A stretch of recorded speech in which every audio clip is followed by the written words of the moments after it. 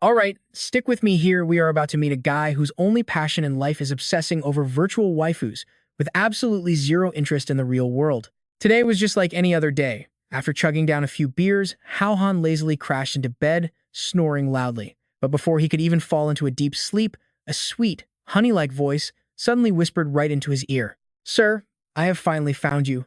I will leave everything in your hands now." Hao Han opened his groggy eyes, only to see a stunningly beautiful girl right in front of him.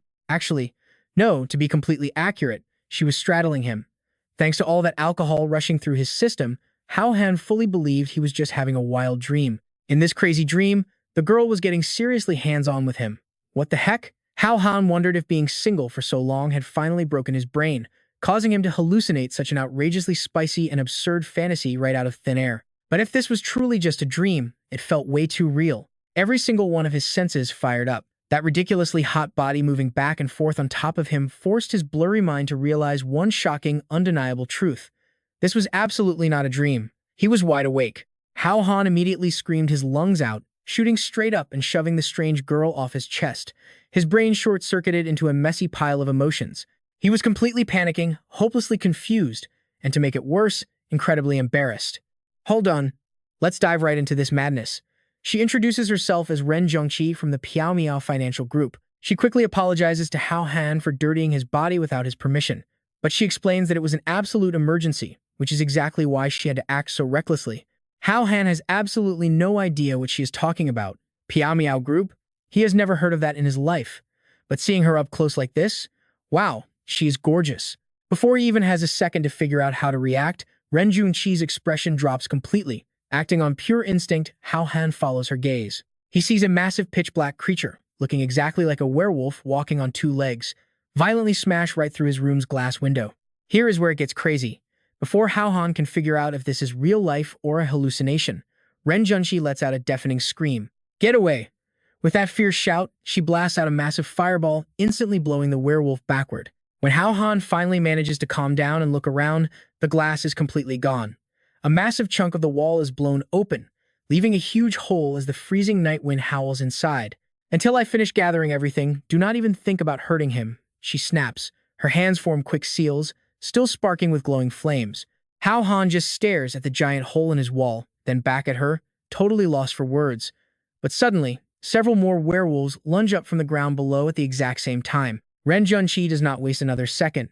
She leaps straight out the window like a blur, but before jumping, she tosses Hao Han a quick promise. "Please wait for Ren Zhengqi for just a moment. Once I finish off these beasts, I will come right back so we can have some fun together." You and I are probably thinking the same thing, total fantasy plot, right? Hao Han watches her fighting, feeling like he is stuck in an online game novel. This entire situation is completely beyond his imagination. He just grabs his head and screams out loud. What the heck is happening right now? Suddenly, a creepy giggling laugh echoes through his bedroom. I never expected the game I invented to be this aggressive, breaking right through the dimensional wall. What comes next is even scarier. "Kid, are you ready?" Hao Han snaps his head around and realizes the voice is coming from his computer screen. Absolute madness. Did someone spike his beers tonight? His immediate reflex is to grab a heavy chair and smash the computer monitor into pieces. "What the heck are you?" Hao Han yells out. The weird entity in the computer gets a little spooked but still talks back. "Humph, I am not just some random thing. I am the developer of the Doomsday game, and the one about to become the supreme ruler of the real world." Hao Han completely freezes in his tracks. "Doomsday Game? You are the mysterious game developer that absolutely everyone is obsessed with right now?" The computer screen just scoffs. It hates the boring title of developer and demands Hao Han call it Wanxiang. It arrogantly brags that it is the most powerful AI system to ever exist in the past, present, and future. And that game? Just a practice project. Trust me, you will want to see what happens next. Let's dive right into this wild story. Using less than 1% of its power, it got all of humanity hopelessly addicted. Hao Han asks what is happening out there, and if this is all it's doing. Wanxiang replies that playing games on a phone is way too boring, and hardly shows off its brilliance. After upgrading exactly 10.86 times, it successfully broke right through the dimensional wall. Right now, the game and the real world are completely linked together. It adds that Ren Zhengqi and those sneaky werewolves who attacked him are actually in-game characters. They traveled through the wormhole specifically to find him. Hao Han is absolutely clueless. Why the heck would they look for him? He has never even played an apocalyptic survival game before. Wanxiang just laughs. It explains that when creating the game world, it needed a supreme lord of all creation, kind of like a legendary god, who forged the heavens and humanity. So it randomly searched the internet for a picture and happened to pick Hao Han's selfie. Because of that, every single NPC now believes he is their almighty savior, seeking him out to beg for help. Right now, only game characters can enter the real world. Real humans cannot cross over into the game at all. That is exactly why Ren Junqi used those steamy physical methods from earlier. She was literally trying to steal his pure vital essence right out of him. By doing that, she could carry his seed back to her world, giving birth to a second-generation savior who could completely turn the tides in the game world. The more Wanxiang talks, the more his ears ring.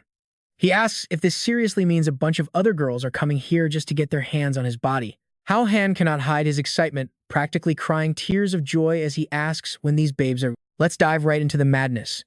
The second those words drop, Hao Han takes a fighting stance. He says he is just warming up for an epic battle with some absolute beauties. Wanxiang Thua reads his mind and instantly shatters that fantasy. He tells him to wake up, they only want to drain his pure essence. Listen up, you and I are diving into absolute madness here.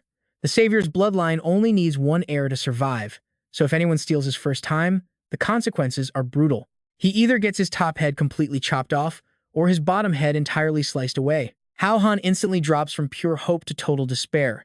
He immediately turns around and packs his stuff. He wants to run away right now. There is absolutely no way he is giving up his first time just to drop dead or become a eunuch immediately after. But Wanxiang just giggles at him and says, "It is way too late for you to try and run away now." Outside, massive purple rings of light suddenly appear across the pitch-black sky. This terrifying sight signals that the apocalypse game has officially descended upon their world. It is not just Hao Han.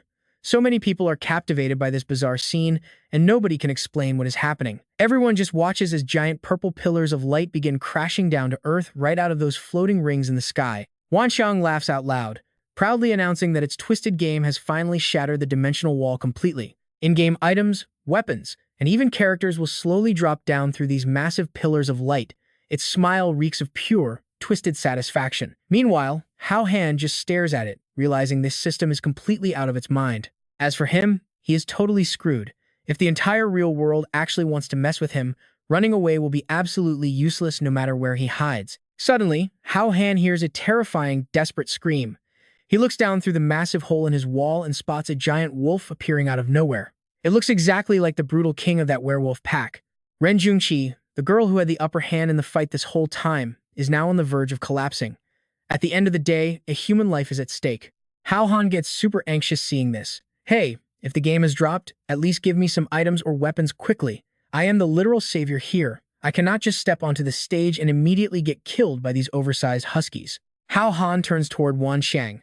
The system replies, I am here to give you the most powerful golden cheat code, obviously. The rules are incredibly simple. You just have to entertain me, and you will receive matching points for it. Wanxiang answers happily, before quickly adding another detail about the points he can earn. Hao Han can exchange those points for card draws. He could pull rare treasures, epic items, overpowered skills, or even legendary spirit beasts. Now pay attention, because you and I both know this is where it gets crazy. The system clearly expects Hao Han to beg. His face darkens instantly. Make you happy by performing like a clown? He suddenly gets a deeply unsettling feeling about this. That scene earlier where Ren Junqi was riding on top of you was super entertaining. Tell you what, I will give you 30 points as a reward. Sure enough, this Wanxiang system is absolutely not a good guy. Other main characters crossing into another world get a system that helps them from start to finish. But Hao Han, he is literally being turned into a total joke by his own system. But he can complain about that later. Right now, Hao Han just received his first 30 points. Wanxiang allows him to use those exact 30 points to draw a single card. Red cards represent skills, blue cards represent gear, and yellow cards represent potions. Hao Han does not even need to think about it. He instantly chooses to pull the red card. The 30 points are quickly deducted from his balance. In return, Hao Han receives a rank C fire attribute skill called the Blazing Explosion Punch. Its base attack power is 300. Hitting a wood attribute target adds 100 points, but hitting an earth attribute target subtracts 50 points. The time limit for this skill is exactly 5 minutes. After that, Wanxiang equips Hao Han with a special bracelet. All he has to do is place his newly drawn card right onto it, and the skill will be instantly activated. This feels exactly like a magical card captor anime. Hao Han is a bit annoyed. The Wolf King is a level 3 earth monster, and he drew a fire skill, meaning his damage gets reduced. Is this a sign of terrible things to come? The blazing explosion punch skill quickly activates. Down below, the massive Wolf King is launching an absolutely frantic and deadly assault. Ren Junqi has zero combat ability left. The beast just sent her flying with a single hit. Her clothes are completely torn up, making the scene both tragic and incredibly visually striking. She lies on the ground, silently feeling guilty toward her father. She failed her mission to bring the young master's bloodline back, completely unable to repay her family for raising her. On the other side, the terrifying Wolf King prepares to launch another massive attack, and this will likely be the final killing blow. Ren Junqi squeezes her eyes shut, silently waiting for the Grim Reaper to take her. You and I know he won't let that happen. Hao Han unleashes his blazing explosion punch, screaming at the beast, "Get your ugly paws off her right now." Maybe it is because he just learned his first skill, but he is weirdly aggressive right now. Even though he is way smaller than the Wolf King, Hao Han's attack style is insanely bloodthirsty. The giant wolf takes Hao Han's fiery punch directly to the face. It instantly gets blasted backward, smashing its heavy head straight into the dirt. Hao Han lands casually. He looks a bit messy, but his actions are so incredibly cool that Ren Junqi's heart starts racing like crazy. Seeing their king get completely destroyed, the pack of werewolves behind them goes absolutely insane. They all group up and charge forward, wanting to crush him with pure numbers. Ren Junqi sees the incoming swarm and loudly shouts a warning. But honestly, Hao Han already noticed the massive threat rushing toward him. Taking advantage of his blazing explosion punch still being active, Hao Han moves at lightning speed.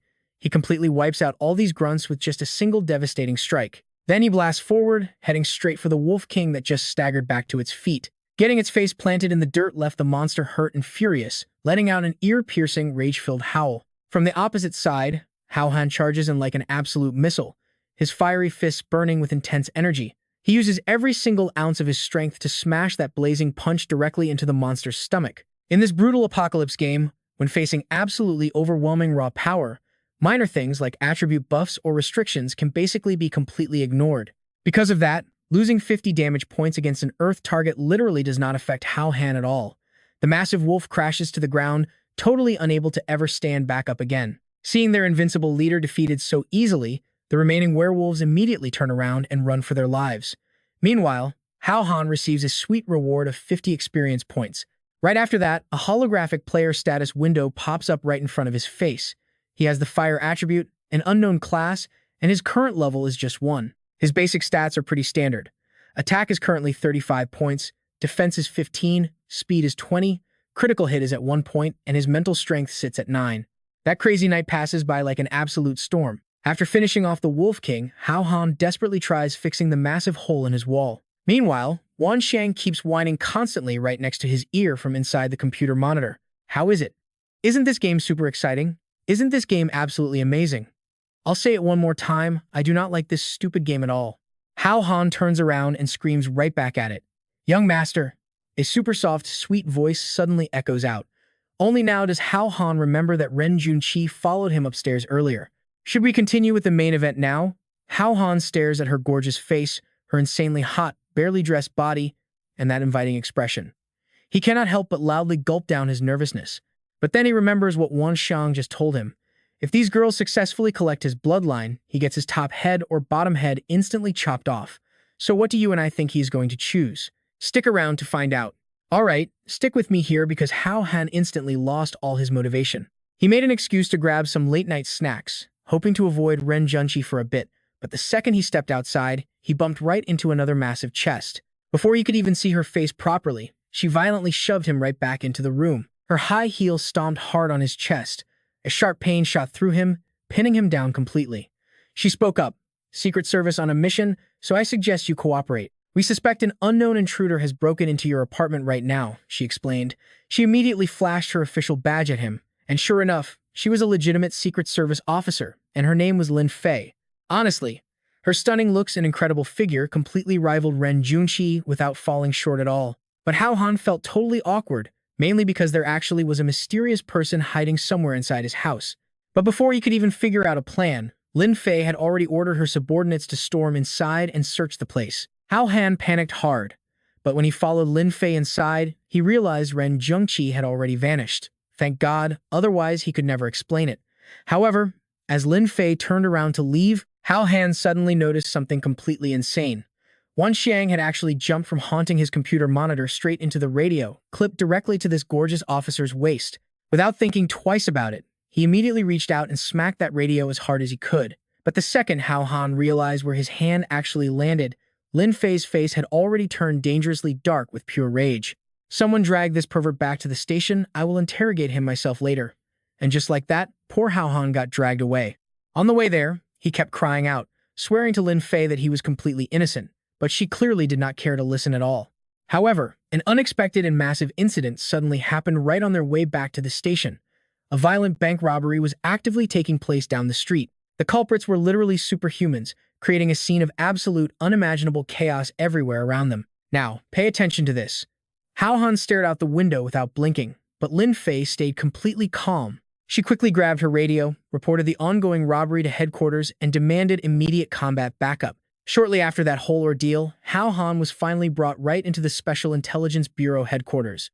They forced him into a chair to wait for Lin Fei's personal interrogation. Having no clue how long he would be stuck there, Hao Han could only mutter curses at the garbage system that ruined his life. Just then, he suddenly heard Wan Xiang giggling out loud. He snapped his head around, only to realize the parasite had already possessed the security camera in the corner. You absolute idiot. You clearly have the raw power to crush that entire squad. Yet you still got yourself arrested? How incredibly disappointing. Hao Han absolutely lost his mind, pointing straight at the camera and screaming curses. This is all your fault.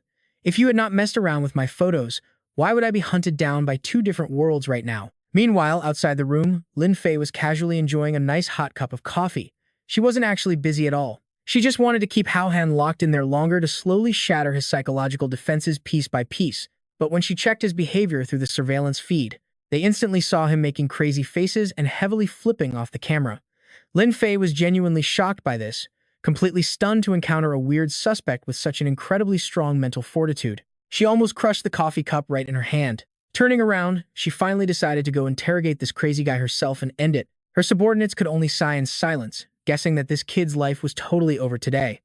Lin Fei walked furiously down the hall, but suddenly ran into a sleazy colleague. "Hey, gorgeous, who made you so mad?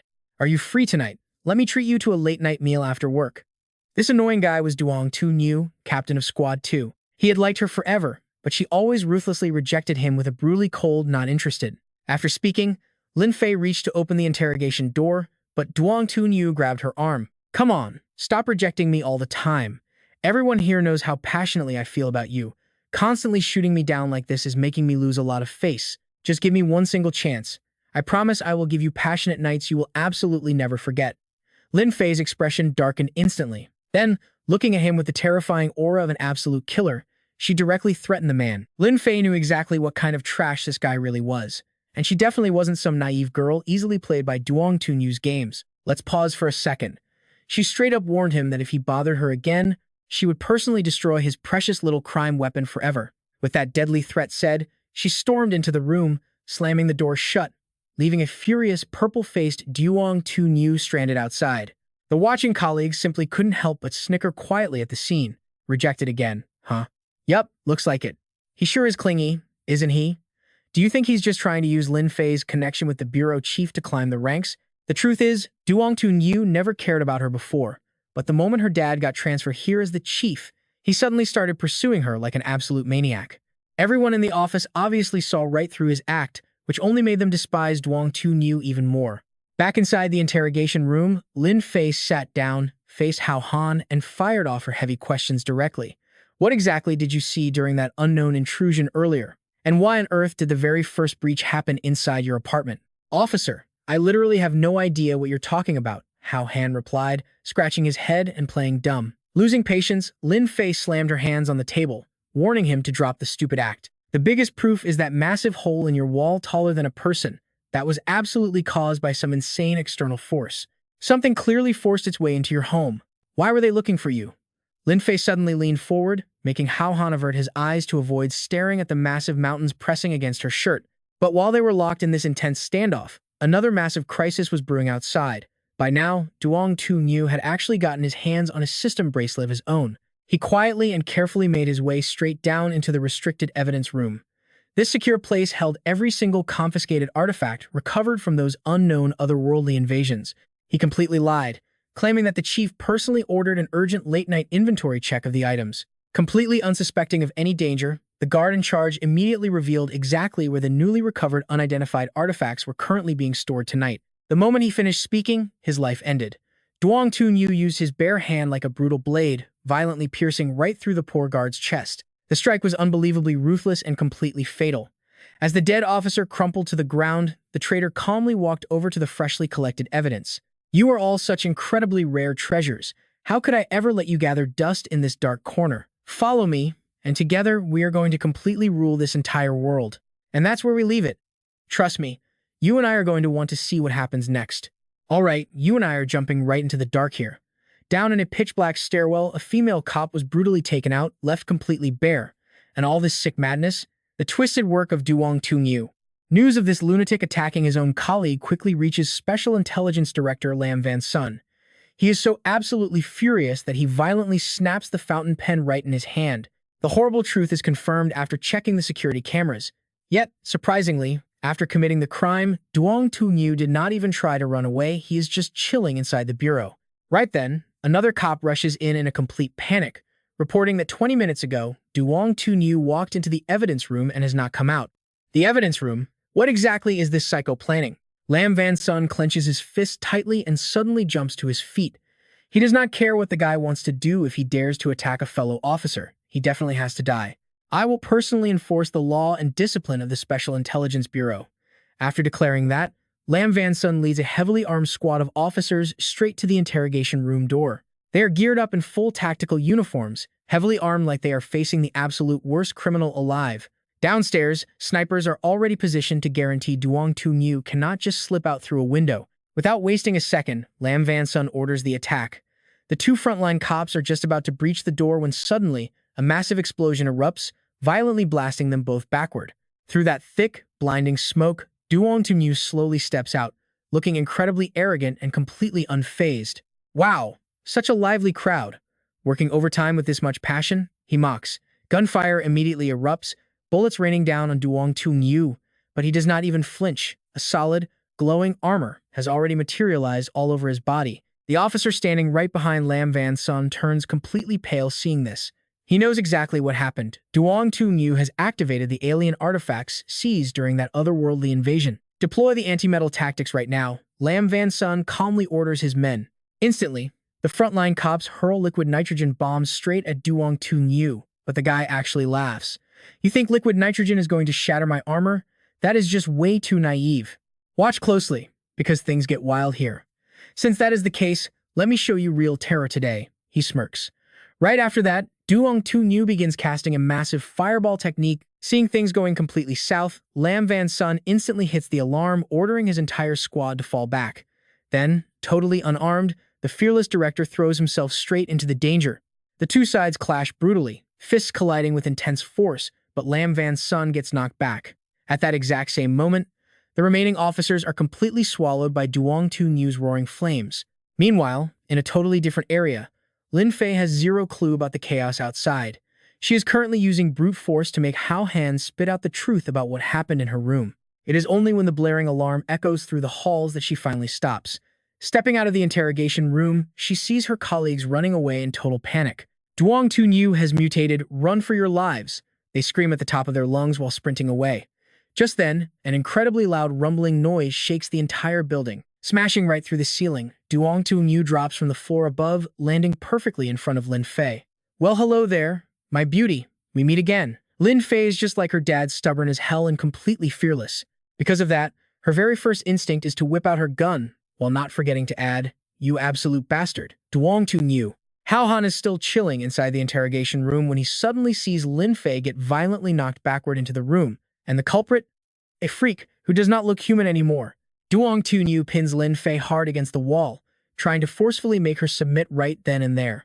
In that desperate situation, Lin Fei has no other choice but to shoot a desperate plea for help toward Hao Han. The guy is currently trying to tiptoe away. Caught red-handed, Hao Han awkwardly scratches his head. "I was just casually passing through this room, definitely do not want to interrupt you too." Completely killing his mood, Duong Tun-yu aggressively roars, "Get the hell out." "Rolling out right now?" "Absolutely." Hao Han nods frantically and bolts for the door. But just as he passes the exit, the Wanxiang system inside that camera screams out on his behalf. You piece of trash, bullying a woman does not make you a hero. If you are so tough, come get me. Hao Han jumps out of his skin. This damn dog system literally wants him dead. You and I both know this poor guy is doomed. Getting cursed out makes Duong Tung Yu absolutely furious. He glares at Hao Han with dagger-like eyes, making the kid feel his head is already gone. Damn it, you really have a death wish, do you not? Duong Tung Yu screams like a maniac. Meanwhile, Hao Han has absolutely no way to explain that those bold words were not his. Luckily for him, this absolute bastard is still mostly focused on Lin Fei. So, he generously gives Hao Han one final, terrifying chance to get the hell out of there. Hao Han actually values his own life very much, so he has zero intention of sticking around. However, the Wanxiang system completely ruins his escape plan, because right at that moment, it speaks up again. You useless piece of garbage, you weak, incompetent, powerless loser. You want to take my life? Let us see if you even have the skills for that. This time, Duong Tung Yu's rage truly hits the absolute breaking point. Hao Han desperately wants to explain that he did not actually say any of those insults, but the enemy is done listening. Seeing Duong Tung Yu charging right at him, Hao Han has no choice but to spend his points on a card draw. He does not even have time to look, just praying to the heavens he does not pull a useless skill. Right after that, the system announces Hao Han has drawn a C-tier fire attribute skill named the Blood Dragon Pillar. It packs a base attack power of 250 points against any target, plus its effect lasts for exactly 10 uses. The second it activates, Hao Han instantly launches an attack, blasting Duong Tung Yu so hard he sees stars, temporarily knocking him back. Seizing that golden opening, the kid smashes through the wall and escapes with Lin Fei. Duong Tung Yu just stands there, absolutely losing his mind because his prey escaped right from his grasp. But on second thought, he smirks this will only add way more fun to the twisted game. Because of that, Duong Tung Yu immediately calms down and uses his abilities to hunt the two of them. Meanwhile, Hao Han has successfully dragged Lin Fei outside, panting so hard he can barely breathe. Before he can even catch his breath, the Wanxiang system pops up again. You are the savior I chose, yet you choose to run instead of fighting? Why are you such a total coward? This time, Lin Fei actually sees it too. What is that thing? Hao Han does not have time to explain, mostly because he desperately wants to murder the system. Duong Tung Yu has an entire arsenal of broken skills on his bracelet, anyone could see that. Hao Han obviously knew he could not win, which is exactly why he ran away. But you are the heaven's chosen one. What the hell are you afraid of? It is just gear, right? Come on, please me, and I will give you as much as you want. Wanxiang says all this with a voice and tone that sound incredibly, ridiculously suggestive. Standing off to the side, Lin Fei watches this entire bizarre conversation unfold, making a face that totally defies any logical description. Doing dirty things with this virus, Lin Fei stammers. That is where we pause. Trust me, you and I need to see what happens next. She actually thought Hao Han had some weird twisted fetish, doing things with a literal computer. We are completely innocent. Hao Han screamed in panic. This was all the system's fault. It started absolutely everything. So Hao Han spilled absolutely everything to Lin Fei. He explained how Wanxiang created the game, shattered the dimensional wall, and dragged the game world right into Earth. Not to mention, he was now actively being hunted down by insane in-game characters. Let's dive in, because this story sounds completely insane. But after yesterday's freak event, plus seeing Duong Tung Yu get so crazy strong out of nowhere, Lin Fei had no choice but to believe every word. She was smart. She quickly figured out that Bastard had hijacked all the evidence the Special Intelligence Bureau gathered during the anomaly. Without missing a beat, Lin Fei spun around and stormed off, saying she desperately needed to go find her dad. Her dad was the bureau chief. In her mind, he was the absolute only person strong enough to crush Duong Tung Yu. But then Wanxiang randomly asked, "Is your dad that guy who got half burned?" The system pulled up the security footage outside the evidence room. Right there on the screen, Lam Van Sun was critically injured and bleeding out. He had fought Duong Tung Yu head-on and lost badly. Now, he was barely clinging to life by a single thread. Lin Fei completely lost her mind and panicked. Hao Han had to physically hold her back with everything he had. Running out there now was pure suicide. Plus, that crazy bastard was already closing in on them fast. Sobbing, Lin Fei begged Hao Han to save her dad. He was the only one with supernatural powers like Duong Tung Yu. She was completely desperate. "Please, I am begging you, save my dad.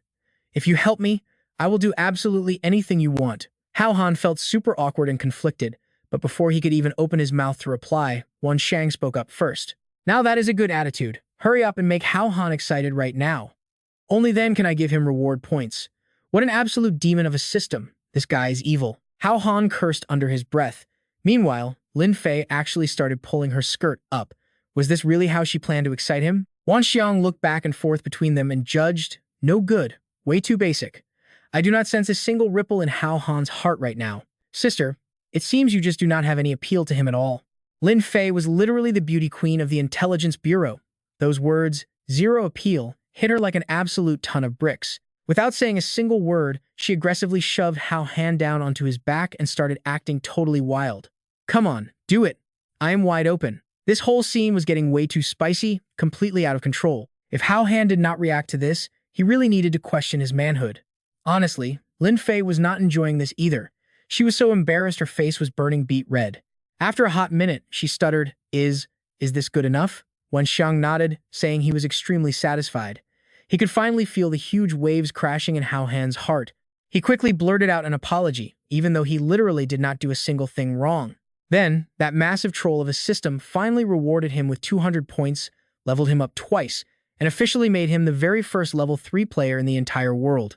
Right now, Hao Han's stats were looking solid: attack power at 75, defense 35, speed 30, critical hit 3, and spirit power 15. Plus, as a level 3 player, his chances of pulling high-tier items just went through the roof. Now, pay attention here. Just as Hao Han got ready to draw his cards, a massive boom shook the door. Lin Fei turned pale. Duong Tunyu had finally found them. In this life-or-death situation, Hao Han did not have time to think. Did he not just get 200 points? Screw choosing. He bought all 3 of those cards right on the spot. And honestly, Wan Xiang was pretty generous this time. All 3 cards gave him absolute top-tier loot. First up was an S-rank piece of gear, the Azure Dragon Battle Armor. It had 0 base stats right now, but if he equipped magic badges, he could stack them. The buff lasted forever, letting him boost his attack power by a massive 1100 points. Next was a B-rank pill, the Ice Heart Elixir. Chugging this bad boy would completely alter his player attributes for a solid 30 minutes straight. Finally, a C-rank Earth Element skill called Earth Prison, giving him exactly 10 uses. The very second Hao Han finished equipping his new gear, the metal door exploded right off its hinges. A massive 3-headed wolf lunged straight at Lin Fei. It was one of Duong Tunyu's deadly minions, but obviously, Hao Han was not going to let her get hurt. With the Azure Dragon Battle Armor equipped, his strength got a massive insane boost. With just one single, devastating strike, Hao Han completely flattened that 3-headed beast. His punch was so ridiculously overpowered, the entire Intelligence Bureau building shook like a literal earthquake. The mutant wolf was instantly killed on the spot. Duong Tunyu looked totally shocked, before breaking out into a terrifyingly excited, twisted grin. If Hao Han could one-shot a 3-headed wolf, he clearly had a hidden trump card, and this villain obviously was not going to miss a chance to steal that kind of power. You and I both know getting overpowered gear feels amazing, right? Well, Hao Han and Lin Fei were absolutely stunned by the raw power of the Azure Dragon armor. Hao Han threw the punch himself, but even he honestly could not believe he had just done that much damage. Wan Xiang popped up, explaining that the Azure Dragon combo was actually one of the 4 legendary SX rank sets. It had 5 total pieces. Those epic gloves Hao Han just scored were only the very first part of it. Once he gathered all 5 pieces, he could casually go toe-to-toe with SSS-Rank gear without breaking a sweat. That is epic. Hao Han yelled, instantly kissing up to Wan Xiang. Truly the smartest, most brilliant AI god in the world. From now on, your little bro will take perfect care of you, boss. Please let me see the full glory of the Azure Dragon set real soon. The system happily replied, Now, that is what I like to hear. Since you are behaving, I will tweak the parameters for you. Your chances of pulling more Azure Dragon pieces just went way up. Hao Han grinned. Bootlicking the system actually worked like a total charm. He finally had this AI perfectly figured out. He quickly grabbed Lin Fei's hand, rushing off to save her dying dad, but they barely took 3 steps before getting brutally ambushed out of absolutely nowhere. Hao Han instantly broke character, cursing Wan Xiang out and calling it a trash dog system again. The enemy was literally standing right there, and the system did not even give a single warning. Wan Xiang fired back angrily. Well, maybe if you were not busy talking my ear off. Of course, the attacker was none other than Duong Tunyu. Seeing Hao Han's god-tier gear, absolute greed flashed in the villain's eyes. He wanted to steal it all, but played it cool, trying to sweet-talk our hero instead. I am giving you a chance to team up with me. Together, the 2 of us can rule this entire world. This guy was lying through his teeth without an ounce of shame. Hao Han had 0 interest in teaming up. He knew the second he agreed, this snake would just slice him in half anyway, so he shut him down immediately. Sorry, not interested at all. Right now, I just want to go home and take a nice long nap. Now move out of my way. So what do you and I make of this? Duong Toon Yu instantly snapped. Since Hao Han rejected his alliance, it was time to kill him. Hao Han braced himself, knowing this villain was an absolute monster. All right, stick with me here. Knowing he couldn't one-shot this guy, Hao Han tells Lin Fei to go save the hostages while he stays behind to stall Duong Toon Yu. His Azure Dragon gauntlets let him completely shatter his opponent's very first strike. But right after pulling that off, Hao Han realizes Duong Toon Yu has already closed the gap. Sure, our boy has better gear, but against an experienced cop, his combat skills are totally outmatched. Seeing that devastating fist flying right at his face again, Hao Han desperately crosses his armored gauntlets together, throwing up a makeshift shield. The punch actually gets blocked. Then, boom! A massive force suddenly blasts Duong Toon Yu straight out of the building, blowing a huge hole right through the wall. Hao Han stands there, eyes totally wide in shock. Don't just space out. That is an S-Rank Azure Dragon armor, capable of blasting 10 times the recoil force. Wanshang chimes in to explain. See, I gave you top-tier gear, so how could you ever get bullied by a total noob like him? Just a minute ago, he was calling it a trash system. Now, Hao Han shamelessly calls Wanshang his mighty boss, the absolute strongest in the world. He even goes as far as bowing down to praise it. But right then, someone tightly grabs his shoulder. He turns around. It is an older guy, totally covered in brutal injuries. You bastard! The man grinds his teeth and throws a punch. Meanwhile, Lin Fei is quickly rushed over to the evidence room to find her dad. Down there, the medical team is desperately cleaning up the mess that bastard Duong Toon Yu left behind. They tell her Director Lam woke up and immediately went hunting for Duong Toon Yu himself, but right now, Hao Han is the one actually facing him down. Looks like he totally mistook him for the villain. Hao Han barely dodges that sneak attack, but man, the power behind that punch is definitely not from a normal human. Now watch closely here. Just one look at Lam Van Sun's furious face, and you know he wants blood. Die! Duong Toon Yu! The guy screams, throwing another brutal punch. Hao Han finally realizes the mix-up, so he is not stupid enough to block or fight back against his friend's dad. Instead, Hao Han just runs for his absolute life, both to save his own skin and to avoid accidentally hurting Lin Fei's dad in the process. Meanwhile, Lam Van Sun is right on his heels. Uncle, open your eyes and look. You got the wrong guy. Hao Han yells as he sprints. Stop right there. Lam Van Sun just keeps chasing and swinging. Finally, Lin Fei arrives, totally out of breath, screaming at the top of her lungs. Dad, stop. He is not Duong Toon Yu.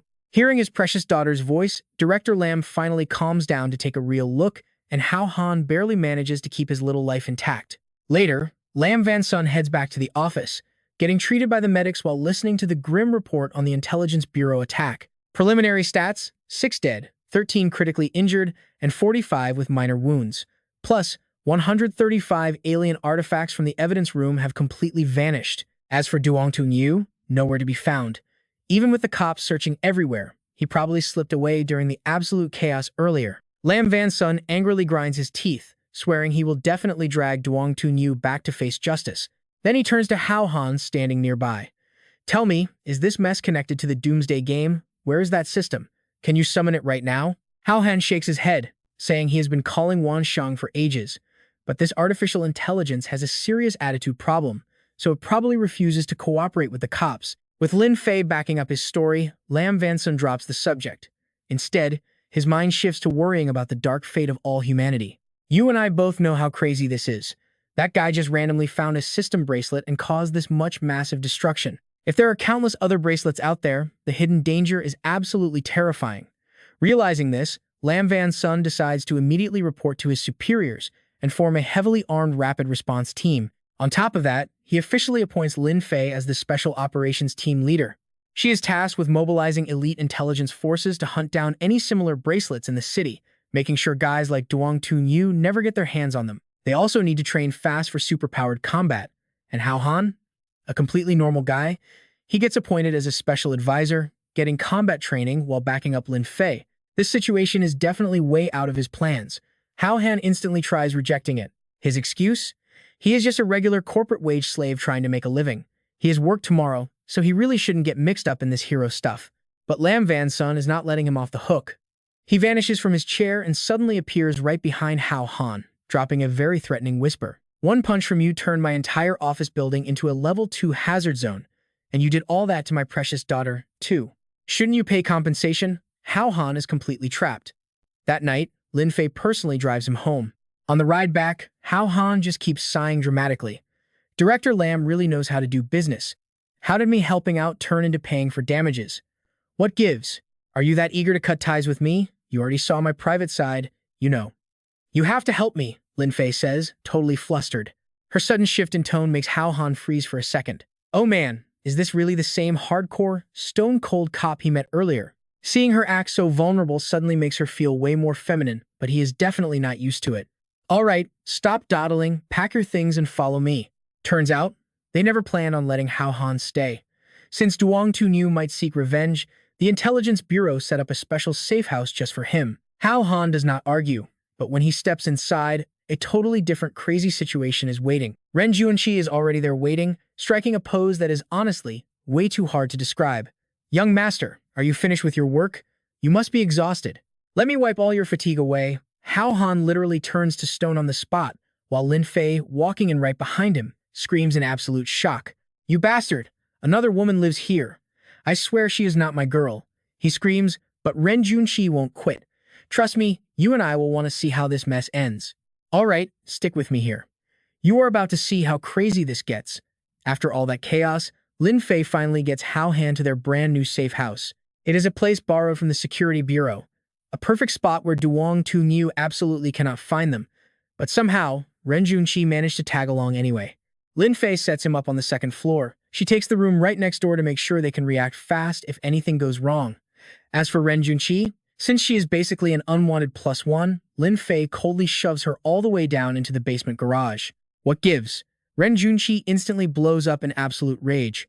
Seeing this, Hao Han can only quietly whisper to Lin Fei, begging her not to make the girl even madder. His house was literally blown to pieces just a moment ago. Plus, according to Hao Han himself, Ren Junqi is actually a total powerhouse in a fight. Having her around is a huge help for them. An extra heavy hitter on the team is definitely a good thing. Lin Fei hears this and knows he is right, but she is still super annoyed and just storms off ahead. Whatever you guys want, I am going to rest. Hearing that, Ren Junqi lights up like she just hit the jackpot. She immediately grabs Hao Han, wanting to drag him back to his room for some rest. But Hao Han knows exactly what her version of resting actually means, so he very carefully tries to turn her down. We should just stick to our own separate rooms. I am seriously exhausted today, with zero energy left for anything else at all. Seeing his rejection, Ren Junqi instantly puts on a super dramatic, ready-to-cry face. Are you rejecting me? Hao Han completely panics. Those fake tears actually scare him so much that he completely loses his cool.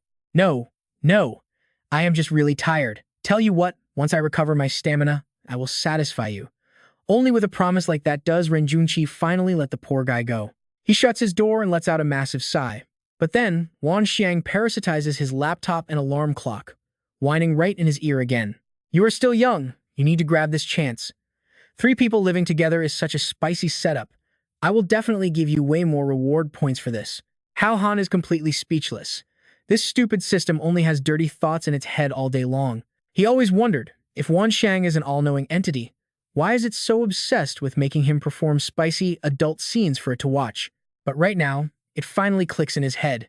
You are basically totally incapable when it comes to that kind of stuff, right? Hao Han asks coldly. He is pretty sure he just completely exposed the system's absolute biggest, most embarrassing weakness. Now, pay attention, because here is where it gets completely wild.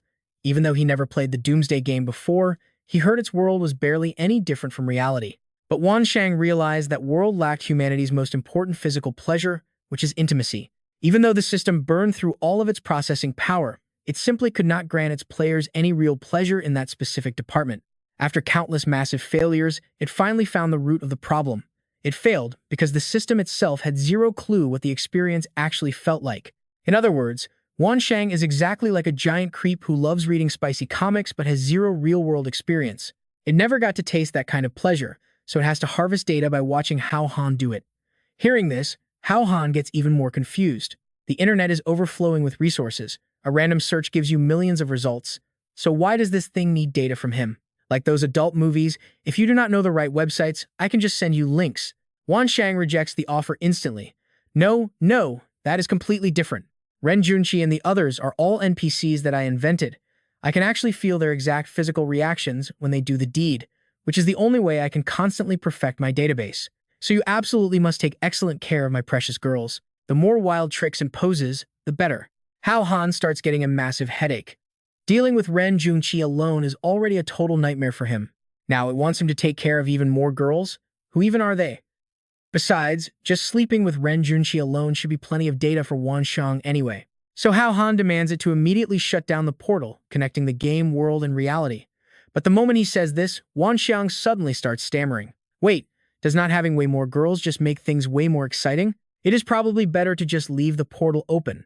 This sounds exactly like something a massive creep would say, but Hao Han can feel something really off in its tone. Hey, do not tell me you actually lost the power to close it. Facing Hao Han's sharp questioning, Wan Xiang suddenly bursts into a loud, super fake laughter, but its tone sounds even more suspicious than before. How is that possible? I am literally an AI god. There is absolutely nothing I cannot do. Hao Han is about 90% sure that Wan Xiang has completely lost control of the entire situation. He threatens to completely cut the room's power so the system cannot bother him anymore today. Seeing his threat, Wan Xiang finally starts to confess. You and I both know this is bad, right? Well, it gets worse. While trying to research adult mysteries, it messed up the game's base code, accidentally tearing the dimensional wall and linking both worlds together. Wan Xiang has absolutely zero way to stop the game characters from invading, and no clue when the next drop happens. Hao Han is utterly furious, wanting to snap his laptop in half right this second. Are you trying to get both of our worlds completely destroyed together? Wan Xiang quickly denies it in a massive panic. As long as I get enough data and fix the final game code, I can patch the crack. Hao Han is totally speechless and just flops onto his bed. Looks like he has no choice but to cooperate with Wan Xiang for now. Tossing and turning, he finally falls asleep. Who knows how much time passes, but when the sun is high in the sky, Hao Han wakes up and realizes he is completely naked. Where are my clothes? He screams in sheer panic. Sir, are you finally awake? That familiar honey-sweet voice echoes right next to him. That is when Hao Han notices Ren Junqi lying right beside him. The craziest part? She is completely naked too. Pure instinct kicks in, and he instantly rips the blanket over himself to hide. How on earth did this girl even get in here? He definitely locked his door last night. I just gave it a little push and walked right in, she says. Ren Junqi puts on the most innocent face ever. Hao Han turns his head, staring at his poor, pathetic bedroom door completely smashed into 100 pieces. Yeah, just a little push, right. But that is not even the important part. The real question is, did Ren Junqi take advantage of him sleeping to finish the deed last night? Seeing Hao Han's face turn completely pale with panic, let's be real. You and I both know he hasn't rested nearly enough. How on earth can he guarantee top-tier quality to help her conceive the next generation's savior? Hao Han finally breathes out. Ren Junqi gets up first, offering to cook him some breakfast. Now watch closely. Only after her gorgeous figure disappears does he completely drop his guard. Wild, right? All right, you and I are about to see a seriously stressful morning. Clearly, our guy needs to upgrade his bedroom security from now on. So Hao Han immediately calls his security company, demanding they ship over 10 of their absolute best locks. The kind that can survive a nuclear blast would be perfect. He walks downstairs while talking on the phone, only to find Ren Junqi holding 2 knives. Next to her is a massive tiger strung up in the air, looking completely pathetic. Wait a second, young master. I will prepare this tiger to boost your stamina right now. Meanwhile, the television is broadcasting news that a fully grown Siberian tiger mysteriously vanished from the city zoo last night. The police are investigating and warning people not to panic. Hao Han completely loses his mind, instantly ordering Ren Junqi to return the tiger right now, or else he will kick her out for good. Ren Junqi is definitely not happy about this, but in the end, she has no choice but to obey. After she heads out, Hao Han tries to close the door, but someone blocks his way. He stares at a stunning, ice-cold beauty who is casually carrying 2 purple swords strapped right across her back. He asks who she is. She introduces herself as Lu Ju, the princess of the Northwind Empire, and as she speaks, she slowly draws out one of her massive blades. Hao Han starts praying internally, realizing another massive headache just walked into his life. In the massive game world created by Wan Xiang, the Northwind Empire is supposed to be the absolute strongest nation on the continent. With endless territory and an unstoppable military force, they practically ruled over absolutely everyone in the entire world. But 6 months ago, a brutal demon launched a sneak attack on the Northwind Empire, completely destroying its prosperity. The kingdom's elite military forces were entirely wiped off the map. A once glorious nation was drowned in an ocean of blood. As the princess, Lu Ju carries this deep vengeance on her shoulders, constantly searching for a way to defeat that horrific demon. and her only hope is finding the legendary figure who originally laid the foundation for the Northwind Empire to dominate the world, the mighty dragon general of the nation. Coincidentally, this dragon general was programmed into the game lore as Hao Han's great-grandfather, and that is exactly why Lu Ju is standing in his house right now. She wants to obtain the Hao Han family bloodline from his body to properly restore her fallen country, and getting his bloodline literally means they are going to have to do the deed together. Now pay attention here, things get crazy. Unlike the sweet girls before, Lu Ju instantly ties Hao Han tightly to a chair. The way she looks right now is actually terrifying. Forced into a passive position, Hao Han tries to negotiate his way out. I can give you what you want, but can you just take it and quietly go back home? Lu Ju does not hide her ruthless plan at all, not even a little bit. She reveals the demon is also hunting down Hao Han, because his body holds the secret to breaking its final seal. So to ruin the demon's ultimate plan, Lu Ju straight up tells him that once they finish the deed, she will personally end his life. How can you be so unreasonable? Hao Han screams, "Stop talking so much. Let us begin right now." Without hesitation, Lu Ju grabs both swords from her back, swinging them with expert precision to slice off almost all of Hao Han's clothes in seconds. Tied tightly to the chair, he is completely defenseless, his physical body fully exposed right in front of her. Lu Ju freezes in shock for a few seconds before muttering, "With this massive size, you truly are the worthy descendant of the Dragon General." After saying that, she completely throws away her pride, lunging straight at Hao Han. She then strips off her own clothes and forcefully mounts him. Hao Han is a proud and manly guy, yet he is actually being ruthlessly forced into this situation against his will. This is just way too humiliating for him. Luckily, Lin Fei kicks the door open right on time. She points her gun directly at Lu Ju's head and demands she get off. "What the hell are you doing in broad daylight? Is this your woman too? What a pity. You arrived too late. I have already succeeded." Lu Ju replies with heavy provocation. "It is way too early to say that. Who are you looking down on?" Hao Han hisses in absolute anger. Lin Fei is completely furious at this eye-bleeding scene. "I know exactly what you are thinking. The whole world is falling into chaos outside, yet Hao Han is doing dirty things inside, and not even with yesterday's girl." Suddenly, he realizes a huge problem. Lu Ju appearing here means the second otherworldly descent has already officially begun. Hao Han instantly tenses up in a panic, completely ignoring the crazy princess who is still clinging tightly onto his body. "How is the situation right now? Can we control it?" Lin Fei turns her head away, refusing to look at this spicy scene, but she still gives him the emergency briefing. Since they have actual experience this time, the defensive formations were set up in advance. Right now, the task forces have already started retrieving the weapons and items dropping from those mysterious spatial gates. However, one specific squad ran into serious trouble, so the chief desperately wants Lin Fei to bring Hao Han over there for backup. "All right, I will go right now," he replies. But at this exact moment, Lu Ju is still sitting on him and refusing to behave. "Absolutely not. Today, you must hand over exactly what I need." However, Hao Han does not show a single physical reaction to her body. Even though the woman in front of him is a literal 10 out of 10 with crazy curves, he hates women who use dirty tricks to get their way. And he especially hates being forced. "If I am willing, I can give you what you want any time. But if I refuse, you can waste your energy on me all day and night and still get nothing." "Try me if you want," Hao Han says with an icy tone. "How is this possible? Did the romance books not say that men would surrender in less than half an incense stick of time?" Lu Ju mutters in confusion, but staring at Hao Han's stone-cold expression, she suddenly realizes that real-world combat and theoretical knowledge are actually completely different things. Lu Ju completely stops moving and slowly climbs off him. She is highly frustrated but forced to wait until Hao Han is fully willing. Taking advantage of this pause, he quickly recruits another super strong girl to stay and help his crew. "I can give you a chance, but you have to stay here and help me first." Lu Ju's eyes instantly light up, and she happily agrees to stay behind. From now on, whoever Hao Han wants sliced, she will chop them down. Rewinding 20 minutes ago to Squad D, the situation is absolutely dire. Almost none of the brave squad members are left alive. Dropped on the bloody ground, a radio keeps blaring out frantic calls from the command center on the other end. "Squad D, respond if you receive this signal. Respond immediately right now." Unfortunately, the walkie-talkie has already fallen straight into the bloody hands of that total bastard, Duong Yu. "Signal received. We are currently near the parking lot on Fong Duong Street," he answers with an evil smirk. Back at Hao Han's place, Lin Fei quickly drags the MC straight toward the dangerous crime scene. Hao Han never expected this cop to drive like an absolute maniac. Riding shotgun, he genuinely feels like this is his final day alive. "Trust me, you and I are definitely going to want to see what happens next." With just 500 meters left until they reach Squad D, Lin Fei quickly radios her special backup unit. She makes it clear rescue is the priority, no fighting. Cars 1, 2, and 3 follow her inside. The rest stay mobile outside, ready for immediate backup. But riding shotgun, Hao Han senses something is totally off. He suddenly grabs the wheel, violently swerving the car just in time to dodge a massive barrage of bullets. The rest of the backup squad takes a direct hit. One of their cars instantly explodes into a massive fireball. Lin Fei completely panics. What on earth is happening? Now pay attention here. Up on the second floor, eagle-eyed Hao Han spots the deadly problem. A squad of snipers is locked right onto them. They are packing Class C Wolf guns, and they are aiming straight for the kill.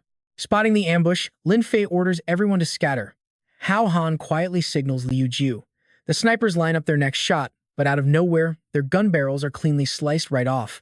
Before these guys can even process what went wrong, a razor-sharp blade cleanly slices right through their bald heads. Through their fading vision, they just see a smoking hot figure landing gracefully from above. Liu Jiu just wiped out the entire sniper squad in seconds. The shooters are down. Keep moving, but stay on high alert. Lin Fei shouts her new orders to the squad. Meanwhile, Hao Han suddenly gets plus 40 experience points. He is totally confused until Wan Xiang pops up on the car screen with the answer. Since Liu Jiu is officially registered as his follower, half of the experience points from every single kill she makes goes straight to him. Hao Han gasps in pure shock. That is totally overpowered. Does this mean he can literally level up by doing absolutely nothing? Just let the gorgeous girls fight while he lives the ultimate lazy life. But hold on, you and I both know that is too easy. A massive rumble suddenly hits. He and Lin Fei snap their heads back, only to watch a colossal monster violently erupt from the ground, effortlessly launching a backup car into the sky. It is a heavenly machine snake, a literal Tier 4 beast. Lin Fei and Hao Han stare at it in absolute disbelief. He screams at her to run, but Lin Fei is already slamming the gas pedal. That massive jaw is wide open. Only a total fool would wait around to become snake food. While Lin Fei desperately steers, Hao Han leans halfway out the window and unleashes his first ability, the earth-binding cage. The flat ground violently bursts open. Thick solid vines shoot up into the air, instantly wrapping tightly around the massive mechanical snake. Too bad it does not hold the beast for long before the vines shatter. So what do you and I make of this? Hao Han is going to have to fight this himself. Stick with me here, because things get wild. He senses a massive trap, warning Lin Fei to stay on high alert. He tells her to run the second she gets a chance, but our girl Lin Fei, absolutely not. She refuses to ditch Hao Han, ready to fight by his side. That's what a real captain does. Just then, boom! Liu Jiu literally drops from the sky, smashing right onto the hood of their car. Hao Han is completely stunned. She warns him straight up he is no match for Thien Kosa.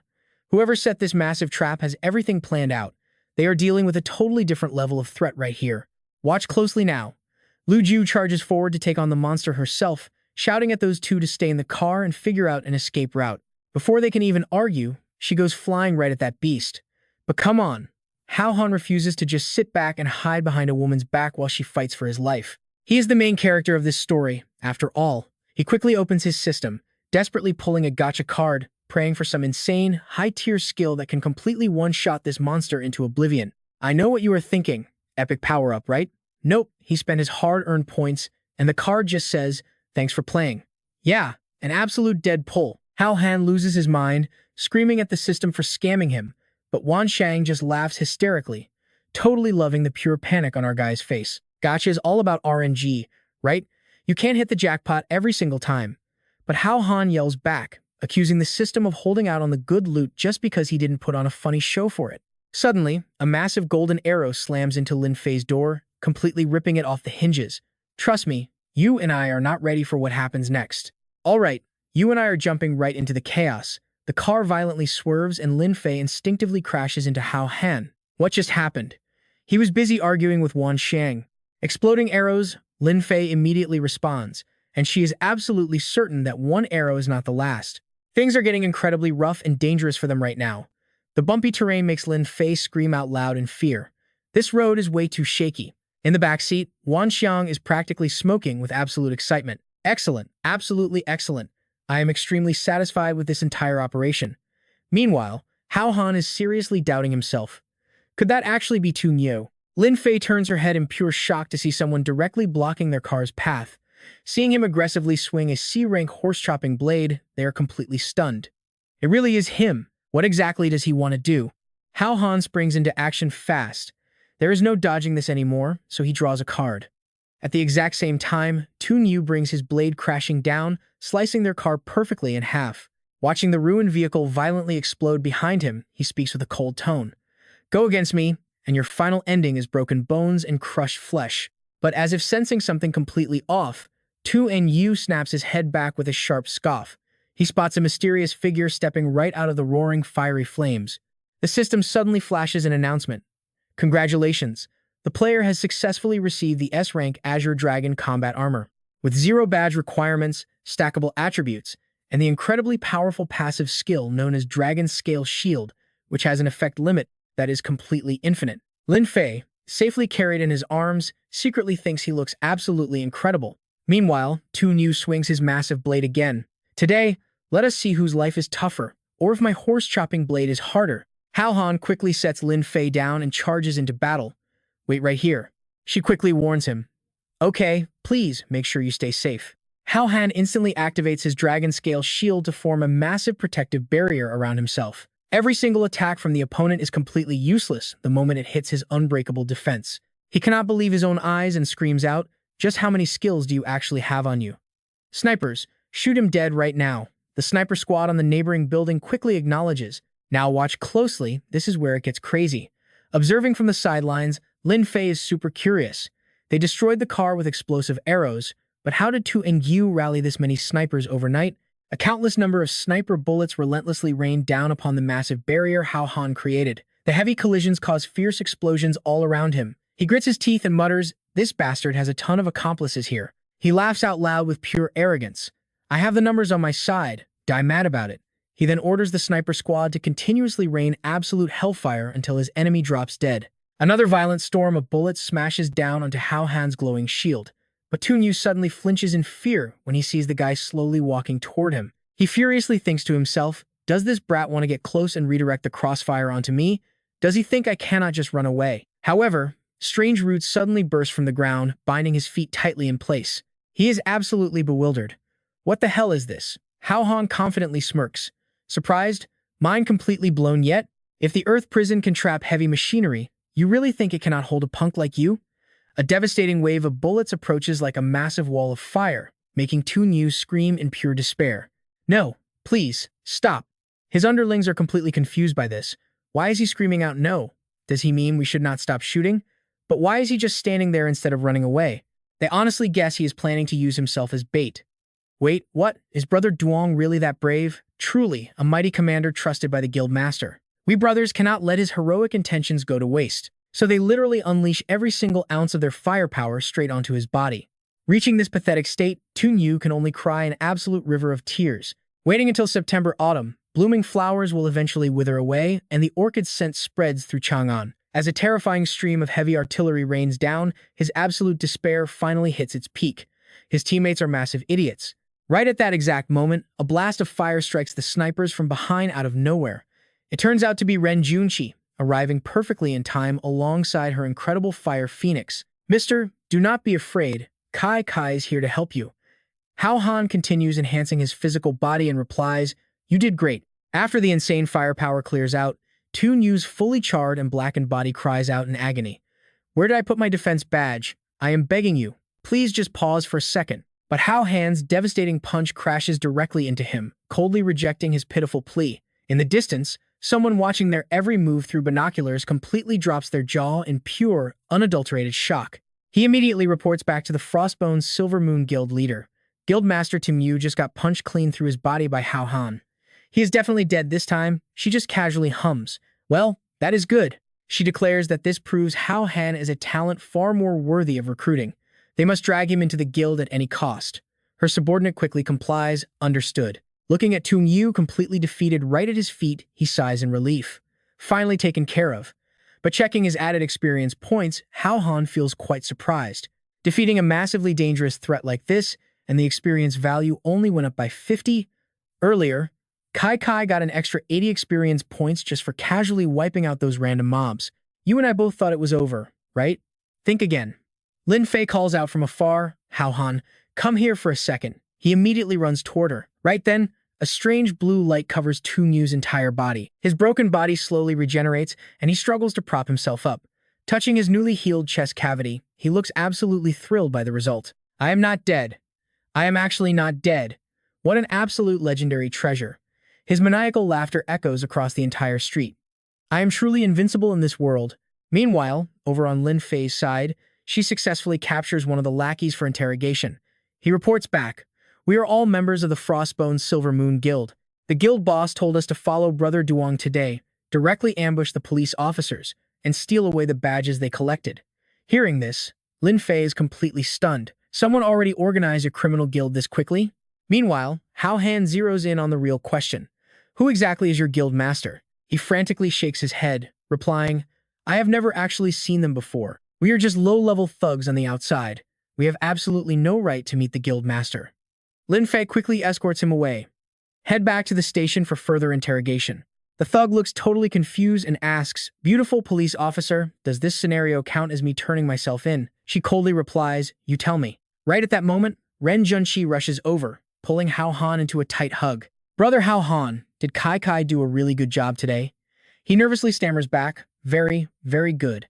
Ren Junshi then playfully asks him, So how exactly are you going to reward me?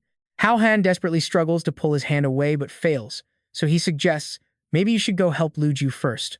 Lu Ju, having just slain a monster, immediately replies, No need. She cleanly sheathes her sword, then casually reports, It took a little effort, but is completely handled now. Meanwhile, Hao Han looks at her experience points and is absolutely shell-shocked. So what do you and I take from this? One single shot added 100 experience points. The system displays User Hao Han, Fire Attribute, Undetermined Class, Level 3, Attack 75, Defense 35, Speed 30, Critical Hit 3, Mental Power 15. Absolutely insane. Reading the detailed stat board, let us jump back in. He realizes the gacha system is a total scam. He got some decent loot, but pulling twice drained 100 EXP. After grinding half the day, he is still stuck at level 3. Time to start saving those points. The absolute last thing he wants is another useless thank you for playing message. Completely exhausted, he heads home and flops face first onto the sofa. Staring at his phone, he groans out loud. Why in the world is takeout food so ridiculously expensive nowadays? Even a simple bowl of soup costs a fortune. But suddenly, a steaming hot bowl of noodles appears. Quan Chi smiles sweetly. Are you starving, brother? Eat up. She shyly wonders if her cooking actually suits his taste. Wasting no time, he grabs the bowl, slurps it down, and praises her amazing skills. Hearing that, her face completely lights up with pure joy. Really? She is absolutely thrilled. Then she drops a wild hint about him eating something else of hers. Lu Ju walks in right at that moment, completely disgusted by what she hears. She tells her to just eat normally and stop with the fake, vulgar teasing. Hao Han awkwardly agrees with her. Yeah, exactly. When we sit down to eat, I know what you were thinking. The classic harem rivalry is heating up. He freezes as Lu Ju drops down her own plate of grilled oysters, hinting at an even wilder night. Quan Chi absolutely loses her mind, screaming that her move is way more shameless. They glare at each other like mortal enemies. Lu Ju coldly lectures her that men only want fresh things, calling her an old woman. Quan Chi just smirks back. Oh, how interesting. Have you never heard the rule of first come, first served? The two of them clash head-on. Who are you calling old? Just wait. I will burn you down to ashes until there is not a single hair left. Oh, someone is getting nervous now. Bring it on. Let us see who is actually scared. Watching this utter chaos, he just sighs. I literally just wanted to eat dinner. Why is this so difficult? Quan Chi raises her voice, declaring she will never let her succeed. Lu Ju fiercely snaps back, saying she will just kill her right now and end this entirely. Ding dong! The doorbell echoes and he feels like the heavens have actually saved him. Finally, the takeout is here, but when he opens the door, he just stares in total shock. Chao Na stands outside, politely greeting him. You are Hao Han, right? It is a pleasure to meet you. He shakes her hand, totally confused. Hi. Who are you exactly? She introduces herself as Ji Bao's private secretary. She is here to invite him to tonight's exclusive banquet, with a suit already prepared. Trust me, you are going to want to see this party. Let's dive right into this wild story. Hao Han is completely clueless. Boss Bao? Which Boss Bao? Qna asks him softly, Is there any other Boss Bao in this entire city? It finally hits him like a truck. Could it really be the IT Queen? The brand new CEO of Quang Thin Group who just inherited billions in pure assets. Wait, you mean Fan Co? The secretary nods calmly. Exactly. Someone will pick you up tonight. We will not disturb you any further. Watching the car drive off, he is still in pure shock. He applied to Kwang Thin before and could not even get a single interview. Why on earth is the top CEO suddenly inviting him to an exclusive evening banquet tonight? Opening the gift box makes his jaw drop. Something feels way off here. Going might be a terrible idea. Why send so many fancy suits? But wait, it is not clothes at all. The entire box is stuffed to the brim with cold, hard cash. The glowing aura of pure wealth instantly changes his mind. Well, that is incredibly sincere. Meanwhile, Lin Fei answers a call and screams into the phone. Wait, what did you just say? Hao Han is going to a banquet alone? Why would he suddenly join this kind of high-class event? Did anybody else make contact with him today? The guy on the line reports back. This afternoon, a Kwang Thin Group car met him and dropped off 3 boxes. Since they are a massive corporate giant in this city, our team did not step in to stop them. Lin Fei absolutely loses it, screaming, "You are all fired." Cut to the Kwang Thin Group headquarters, where an incredibly lavish, over-the-top banquet is already in full swing. The entire crowd gasps, staring at the grand entrance. CEO Bao is here. Wow. Absolutely stunning. Whispers spread like wildfire the second she steps inside. Calling her beauty out of this world would not even be an exaggeration. She snagged her PhD at just 19 years old, cracked major world problems in quantum physics at 21, and inherited tens of billions in pure corporate assets by 23. Market value doubled in a single year. A literal genius. She has the brains, the insane wealth, a gorgeous face, and a flawless figure. Honestly, heaven is just playing favorites at this point. One executive quickly grabs the chance to clink glasses with Fan Ko. CEO, Bao, you absolutely must prioritize our Hoa Corporation for your big new product launch next year. She replies with polite charm. You flatter me. I will surely satisfy Uncle Ngiam. Suddenly, an announcement echoes through the hall. Young Master Tai Ditch has officially arrived. Now watch this next part carefully. Staring at the red carpet, someone scoffs. That clown is back. What dumb stunt is he pulling now? Spotlights hit the floor. Tai Ditch and his bodyguards make an entrance looking exactly like a boy band. Even the executives are stunned. Tai Ditch strikes a cool pose and kicks off with a song. Good evening, baby. You are truly unmatched in every single way. I miss you so much it makes me dizzy. I want us to be one. Can you just give me a chance to know you? Hearing this pure cringe, the entire room breaks into wild, awkward whispers. So trashy, someone mutters. Keep your voice down. That little brat's father is the chairman of Quang Thuan Province. We definitely cannot afford to mess with him here. Tai Ditch slides across the floor with a fresh bouquet, shouting, Little Sister Bao. But Fan Ko just gives him the cold shoulder and walks away. This completely throws his rollerblades off balance. Watching her walk away, Tai Ditch can only scream out, You cannot hide from me forever. He tries to change direction. Come on, feel the absolute passion of my signature move. He grabs his foot in pain. However, Fan Ko ignores his entire existence. Instead, she calls out to the guy busy stuffing his face in the corner. Hey, Hao Han. He turns around, confused about who called him. Are you just then? Tai Ditch completely loses momentum and crashes right into Hao Han. He coldly glares down at the rich kid. Are you trying to run a scam here? I have 0 money to pay you.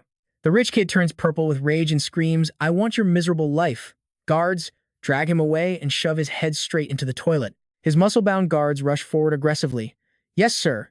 But Fan Ko immediately steps in to protect Hao Han. Young Master Tao, so imposing. Trying to lay hands on my VIP guest at my own banquet? Tai Ditch repeats it darkly. VIP guest? The crowd behind them is completely stunned. Did I hear that right? There is actually someone CEO Bao treats as a true VIP guest. Which noble family does this kid belong to? I have never seen him. Hearing these whispers makes Tai Ditch even more furious. Why do I not know this guy in our high society circle? I know what you are thinking, huge showdown, right, kid? State your background right now. Hao Han looks confused. Me? But Fan Ko just hooks his arm smoothly. Come, let me show you my private room. Watching Fan Ko cling so closely to Hao Han, Tai Ditch is so furious he can barely form a sentence. You bastard. Let go of her right this second. His frantic bodyguards have to rush in and hold him back. Young master, please calm down. You absolutely cannot afford to offend CEO Bao. Fan Ko brings Hao Han straight into her private room. Taking a seat, she tells him, That earlier stunt was just me playing along. Do not take it seriously. Do you know why I really brought you here? He quickly answers, You want to invite me into your guild, right? Inside, he is sweating nervously. She took her socks off the second she walked in. Is it really that hot in here? Tossing her black stockings aside, she continues, How did you figure out my real identity? Hao Han replies smoothly, To defeat a reckless group like that so fast, You definitely need serious money behind you. I just defeated Tuing you, and then you immediately reached out to me. Connecting those two dots? Pretty simple. Fanco drops the games entirely. I really do love talking to smart people. You are absolutely right. I am the guild master of the Silver Moon Frost Guild, and I am officially inviting you to join us right now. Name your price. Hao Han casually responds, that 5 million appearance fee from today was plenty. I already used it. I do not need money. Stepping closer to her, he lays down his terms. To recruit me, you must offer something I actually care about. Fanco finds this incredibly amusing. Oh, you still have the guts to negotiate terms with me after all this? No wonder you are the man who crushed Toon Yu. You really are on a completely different level. Hao Han smirks at that. Him? Does that guy even deserve to be compared to me? Fanco asks him straight up, how much do you actually know about this apocalypse game? He shrugs. No, not that much honestly. What are you getting at? She leans in to explain. I have been obsessed with it since launch day. The developer behind this game is an absolute genius. I have tried to hack into the backend and steal their data countless times, but I never even got close to doing it. More than that, I firmly believe this game is absolutely not simple at all. Seeing Wan Shang floating there with a creepy ghost face, he thinks to himself, stop trying to scare me like that. Get out. Fanco notices his weird reaction and gets curious. What exactly are you staring at? He forces an awkward laugh and replies, oh, nothing at all. Just keep talking. So, she jumps right back into her intense explanation. So what do you and I make of this huge twist? Let that sink in. Since the very first ascent, I started tracking the item data. And guess what? Every single supernatural item comes directly from the Apocalypse game. Turning to Hao Han, she realizes something weird. He does not look shocked at all. Wait, did you already know about this entire thing? He panics a little and blurts out, I had no idea. So that is how it works. No wonder you figured it out. Inside his head, he takes a deep breath. He almost forgot that breaking the absolute wall between the game and reality must remain his top secret. Let's dive into this wild mystery together. Fanco continues. I know this isn't super shocking, but studying the game really paid off. I actually know exactly when and where the next descent happens. Figuring out the time makes sense, but the location? How is that possible? Shouldn't these game drops be happening simultaneously across the entire world all at once? Fanco reveals that while the drop is global, the truly high-level items will only spawn in one specific, limited zone. She calls this sacred place the Land of Divine Grace. Based on the last two events, this divine location is never fixed and looks totally random. But there is a hidden pattern to it, and she finally figured out the exact rule. If you completely submit to me, I will help you reach the absolute peak of life. As she slowly presses her body against Hao Han, Lin Fei quietly appears right outside the window. She whispers into her comms, all departments, listen up, wait for my command and get ready to strike. Her team confirms immediately. Lin Fei is panicking inside. She never expected Fanco to be the real mastermind running the secret society. If Hao Han joins her, the police lose total control. If that happens, their only choice is to strike first and ask questions later. She prays, Hao Han, please don't agree to this. Right then, Hao Han gives his final answer. Sorry, but I already made a promise to someone else, and I never break my word. Fanco freezes in total shock. Wait, what? Outside. Lin Fei instantly blushes red. Is the someone else he mentioned her? How frustrating. Why is her heart suddenly beating so fast? Inside, Hao Han drops one last warning and walks away. I highly advise you to disband your society immediately. If you don't, the police will catch you sooner or later. Take care of yourself. Farewell. Kuno steps up and whispers to Fanco, should I send someone to eliminate him? Fanco smirks. No need. An interesting man like him must be kept alive for my entertainment. Sooner or later, he is going to be mine. Meanwhile, right outside the building, a tense countdown echoes inside a parked car. 9 minutes 45 seconds. 9 minutes 46 seconds. Tai Ditch grows furious with every ticking second. 9 minutes 47 seconds. Seeing Hao Han step out, the bodyguard quickly announces, Young master, that annoying kid is finally out. Tai Ditch smirks, his eyes full of pure arrogance. Ha! He came out that fast? I guess that little punk is a fast shooter in more ways than one. Or maybe absolutely nothing happened. Watching Hao Han staring at his phone, they naturally wonder, is he waiting for his own subordinates to drive over? Perfect timing. Let's see what rich family he belongs to. Wait, he is just scanning a code to rent a public bicycle. The two villains just stare, totally speechless. Renting a bike? Snapping out of his shock, Tai Ditch screams in rage. You poor piece of trash. How dare a broke loser like you taint my goddess? I'm going to shoot him dead right now. All right, boss. The bodyguard agrees, but chaos suddenly erupts in the car. Did you step on the gas? I am pressing it to the floor. Why aren't we moving? Finally, something in the rearview mirror catches the bodyguard's terrified attention. Young master, look behind us. How long has Toon Yu been standing right behind their car, holding it back? Toon Yu speaks with icy intent. Young Master Cao, we need to chat. Meanwhile, Hao Han finally arrives home, groaning tiredly. Renting that bike cost 4 yuan. What a ripoff. Lin Fei greets him sweetly. You are back? Are you tired from the trip? Here, have some water. Taking the glass from her hands, he stammers shyly. Thank you so much. She reminds him, the weather is getting hotter, so make sure to drink plenty of water. Sweating, she lifts her shirt. This air conditioning isn't cooling the room at all. It is so annoying. I really wish it was just a little bit cooler in here. Seeing Hao Han turning bright red, she leans in close. What is wrong with you? Are you feeling uncomfortable somewhere? Hao Han gets incredibly suspicious, stepping back. What is actually wrong with you? Where are Officer Lam, Ren Junqi, and Lu Ju right now? Hearing this question, Lin Fei brutally punches the wall right behind his head. She smirks. I sent those two away to get new identification cards. Right now, it is just us. I highly advise you to behave, otherwise do not blame me when I force you to drink the penalty wine. Trapped, Hao Han can only obey her dominant commands. Watch closely. The tension here is insane. She lifts her shirt higher. For your flawless performance tonight, I'm rewarding you. You can do whatever you want to me. Take this perfect chance.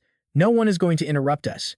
But at that exact moment, the automated short-range cannon on Hao Han's roof senses incoming danger. Massive firepower violently blasts the sudden airborne threat. Hao Han instantly tackles Lin Fei to the floor, protecting her from the rain of shattered glass. They are completely stunned. What just happened? The close-in weapon system was just triggered. Hearing this, Hao Han's jaw drops to the floor. A literal anti-aircraft cannon? Did it just fire? Lin Fei immediately grabs her radio. Security team, what is happening outside? The security squad reports back. Short-range artillery attack detected. The radar identified the threat and initiated automatic interception protocols immediately. The safe house is secure, just a few broken windows. We are locking onto the enemy artillery coordinates now. Seeing his master plan fail, Tidich angrily stomps the ground. What kind of normal person installs a military-grade cannon inside their own house? We're all thinking the exact same thing. Who is this guy? Tidich panics. He failed the assassination and totally ruined the entire mission. Toon Yu remains totally calm. Do not panic. That was just target practice to test his defenses. Now comes the real attack. A terrifying mutant energy violently erupts from his palms. Staring at the glowing energy, Tidich is absolutely shocked. Is this really happening? Toon Yu nods coldly. Hideous monsters materialize from thin air. They are level 2 exploding mutant cicadas. Deadly rockets fire straight from their wings, locking onto the target. Lin Fei screams an order, deploy the anti-riot squad right now. If they are bold enough to use artillery, they definitely have worse weapons. The security guards outside stare in pure horror at the terrifying sight above. They just gasp, oh my god. A massive barrage of rockets streaks across the dark sky like deadly shooting stars. Then boom. Epic explosions violently turn the night into blinding day. Watching the fiery destruction from afar, Tidich laughs like a maniac. That feels so amazing. Let's go. That is the pathetic ending for anyone who dares to steal my woman. In complete contrast to his crazy laughter, Toon Yu calmly says, let's move. We are heading to the next game location to continue playing with him. Tidich is completely stunned. Wait, didn't that huge explosion just blow him to pieces? Toon Yu smirks. Relax. His life force is extremely tough. Besides, dying that quickly would be way too easy of an escape for him. Back at the scene, Hao Han's house is reduced to a pile of smoking rubble. But right in the center, he activated a glowing energy shield, protecting them both. That was way too close. A second slower and we would be blown to dust. Lin Fei stands up, her eyes burning with rage. Damn it. They are completely out of control. She immediately leads her squad to violently kick down the doors of the Ice Moon Guild. The group inside is caught totally off guard. Fanko steps forward, faking innocence. Officer, is there a problem here? That's where we're leaving this insane cliffhanger. Lin Fei flashes her arrest warrant. You are the prime suspect in a massive terrorist attack. You are coming with us right now. Let's dive right back into the chaos. Everyone inside was in absolute shock. Are you kidding me? Do you know who our boss is? Fanko stepped up. Officer, you think you can touch me with just this squad? You're way out of your league. Just then, Hao Han rushed in a panic. Wait, stay calm, he yelled. Don't do anything rash, or we'll fall right into the real killer's trap. Lin Fei frowned at him. Why are you here? Fanko looked over. You? Do you actually believe I'm innocent? I do, he replied. If you wanted me dead, you would have made your move at the party. Hearing this, Fan Ko finally agreed to the summons. All right, hearing that puts my mind at ease. I'll go with her, just out of respect for you. Her staff gasped in pure disbelief. Boss, Hao Han was just as surprised, letting out a confused, huh? Meanwhile, Lin Fei was furious. A literal arrest warrant worked less than this guy? Outside, swarms of reporters were waiting. A journalist broadcasted the breaking news. The city's most famous beauty has suddenly been detained by police, sending absolute shockwaves everywhere. The authorities haven't released any official explanation yet, so stay tuned as we follow this closely. At the exact same time, inside the interrogation room, after hearing the whole story, Fan Ko completely denied it. A guild? I have absolutely zero idea what you're talking about, officer. Lin Fei slammed him with a question. Then why did you invite Hao Han to that party? She replied calmly. I think highly of him and wanted to get to know him better. Is that a crime? This answer left Lin Fei totally speechless. Outside, Van Sun asked suspiciously, Hao Han, do you seriously think she's innocent? He nodded firmly. Yeah, she wants me to join her guild, so she wouldn't rush to silence me like that. Van Sun just couldn't figure it out. Then who else do you think would target you? Hao Han hesitated for a second. What worries me isn't who this enemy is, but what their actual goal is. Meanwhile, the moment Q-Na just got back, a terrifyingly deadly aura struck from behind. Toon Yu grabbed her, completely restricting her movements, and coldly demanded, the system that can predict the landing is in this room, right? Now pay attention here, because things are escalating. Hao Han told Van Sun, I keep feeling like I've walked straight into their trap. Van Sun replied, so what's our next move? He made the call. I'm heading to Fan Ko's company to keep a close eye on her subordinates. Right at that exact second, an officer rushed in frantically. Bad news, Chief. The prison is under attack by an Esper. Their target is the high-risk inmates. The guards are begging for immediate backup. Van Sun was absolutely furious. They actually dare to raid a prison? These guys have zero fear. Hao Han made a quick guess. It might be my attacker. I'm heading there right now. The chief called him back.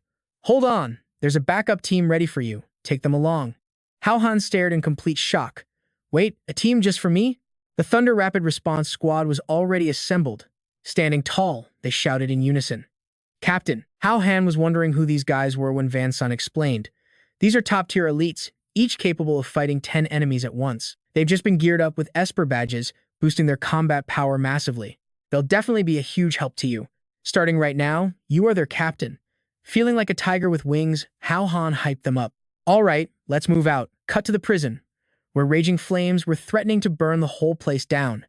Inmates were using the pure chaos to escape, screaming out loud. Run! Get to the vehicles. But one scumbag decided to target a female guard. She weakly begged him to let her go. Right at that critical second, a blast of firepower slammed directly into his head. The other inmates instantly went on high alert. Who did that? Hao Han stepped out of the smoke, ordering his squad. Arrest every single one of them. Anyone who resists gets dealt with right here. Understood. The whole team roared. Hunted down by the elite squad, the panicked prisoners screamed. They're going this far? That's just ruthless. Soon, the runaway convicts were recaptured. A squad member reported in, Captain, the situation is fully under control. We're still tallying up the exact number of escaped inmates. Hao Han cut straight to the point. What about the Esper who broke in? The answer wasn't great. Zero trace of him. It looks like he bailed before we arrived. Hao Han suddenly realized something terrible and yelled out, Crap! This was a decoy by the Silver Moon Frost Guild to lure us away. Back in the room, Q-Na was tied up tight, and Toon Yu just got the update. Hao Han is heading this way. Perfect. I'll be waiting right here for him. Tai Ditch, standing nearby, was terrified. If we get caught, it's game over. We need to leave now. But the guy stayed perfectly calm. Relax. This time, I'm going to make sure he's buried right here. Meanwhile, Hao Han was rushing back, riding on Ren Zhongqi's Phoenix Fire. He was super grateful. Great job. Kai, you really saved the day. Ren Zhongqi insisted on joining him. Let me go up there with you. You and I both know this is a trap, right? Seeing the dead guards, he knew things were bad. Toon Yu stepped out of the shadows. Hao Han, I've been waiting for you. His face radiated pure danger, like he already sealed Hao Han's fate. But our MC was just totally stunned. Wait, aren't you dead? I literally killed you myself. Toon Yu laughed maniacally, cutting him off. Didn't expect that, did you? I died, but came right back. Let me tell you a secret, my current body is immortal. You can't kill me. Without missing a beat, Hao Han and Ren Zhongqi charged right at him. Then we won't kill you. We'll just lock your ass up. Esper energy suddenly erupted from Toon Yu's palms. He smirked confidently. You think you can imprison me? See if you can even step out of this circle first. Massive pillars radiating a toxic green light slammed into the ground, forming an invisible, inescapable barrier all around them. Ren Junqi froze in panic. What is this? But Hao Han didn't waste a second. He yelled and dashed forward. Seeing Tu Yu's silhouette right in front of him, he unleashed a fierce kick, but his leg just smashed into the invisible shield. Instantly, he was teleported to a completely different dimension. Staring at the endless rolling hills and grassy plains around him, Hao Han was beyond confused. How did I suddenly end up here? He immediately pulled up the Wanxiang interface. System, what the hell is going on? It replied calmly. This is an S-rank item, the illusionary array. Anyone trapped inside falls into an illusion. Unless the formation is broken from the outside, you'll be stuck in here until you die. Hearing this absolute nightmare of an answer, Hao Han was not thrilled. So you're telling me there's zero way out? Wen Xiang explained. For anyone else, yes, it's impossible. But for you, there is exactly one chance at survival. Now is the perfect time to break Ren Junqi's first seal. Hearing this, she let out a totally stunned gasp. Hao Han was curious too. Wait, break her seal? How exactly do we do that? Wan Xiang instantly projected a highly visual, incredibly suggestive image that would make anyone blush. Like this, obviously. Hao Han's face turned completely dark. Do it once for a happy life, shoot my shot for a bright future. The system literally displayed over 7,000 poses and urged him on. Come on, just hurry up and pick a random pose from these. Furious, he slammed his phone straight into the dirt. Are you just trying to harvest my seeds? And that's where we leave it. Trust me, you're going to want to see how he escapes this one. Let's jump right back into the madness. So you're rushing to have her kill me? Wan Xiang explains that game characters actually have a safe phase. Hao Han is completely stunned. A safe phase? He slowly picks up his phone. What exactly do you mean by that? Blushing, he asked the system. So right now, I can freely unleash myself without worrying about being harvested? The system quickly promises him. Relax, I created these characters myself. It's absolutely safe. Plus, they have a hidden trait. Every time you merge together, her power jumps up a whole tier, easily shattering any illusions. And get this right, after bonding, she instantly soul binds with you. Your overall combat power, straight up, doubled. Fully understanding the situation, Hao Han turns to look at Ren Junqi. He stares at her seriously. Kai, it's an emergency. I'm sorry to put you through this. Ren Junqi shakes her head. No, I don't mind. Wait, she's willing? Hao Han is losing his mind with joy. He can finally let loose and do exactly what he wants. It's a truly dark, desolate place. But today, this wasteland finally welcomes the exact dream she had been endlessly searching for. Rough, relentless, heavy breathing in the gloomy night, an intensely euphoric experience. But amidst the action, Hao Han reminds himself, I need to hurry and get out of here. No delays. The switch flips, water rushing down. Once finished, Hao Han asks Wan Xiang, Hey, is the seal broken? The system confirms, spot on. Character second form unlocked. Ren Junqi's ultimate spirit form is completely activated. Her entire body is now wrapped in a blinding, brilliant blue energy aura. She fires a massive blast of raw power straight into the dark sky, violently piercing the barrier above them. Hao Han's jaw simply drops watching that insane strength. Back outside, Tu Yu picks up an item from the ground, juggling the 3 artifacts in his hand. I really want to see every second of your absolute despair. But pay attention here. The invisible barrier linking those 4 items suddenly starts glitching out. Boom!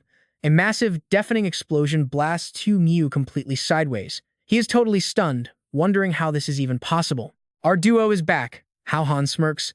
Looks like you aren't the only immortal one here. My life is pretty tough to take too.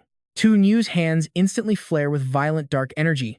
Then I'll just personally send you straight to hell. He summons his A-rank gear, the deadly twin wind blades, and slashes violently right through Hao Han's armor. Hao Han stares in absolute disbelief at the deep gash on his Azure Dragon armor. Wan Xiang quickly warns him. Those blades can pierce any defense. You have to go on the offensive. Her spirit form can transform into absolutely any weapon. He decides to use Ren Junqi directly. Alright then, let's test out the real effect of this soul binding right now. Kai, let's go.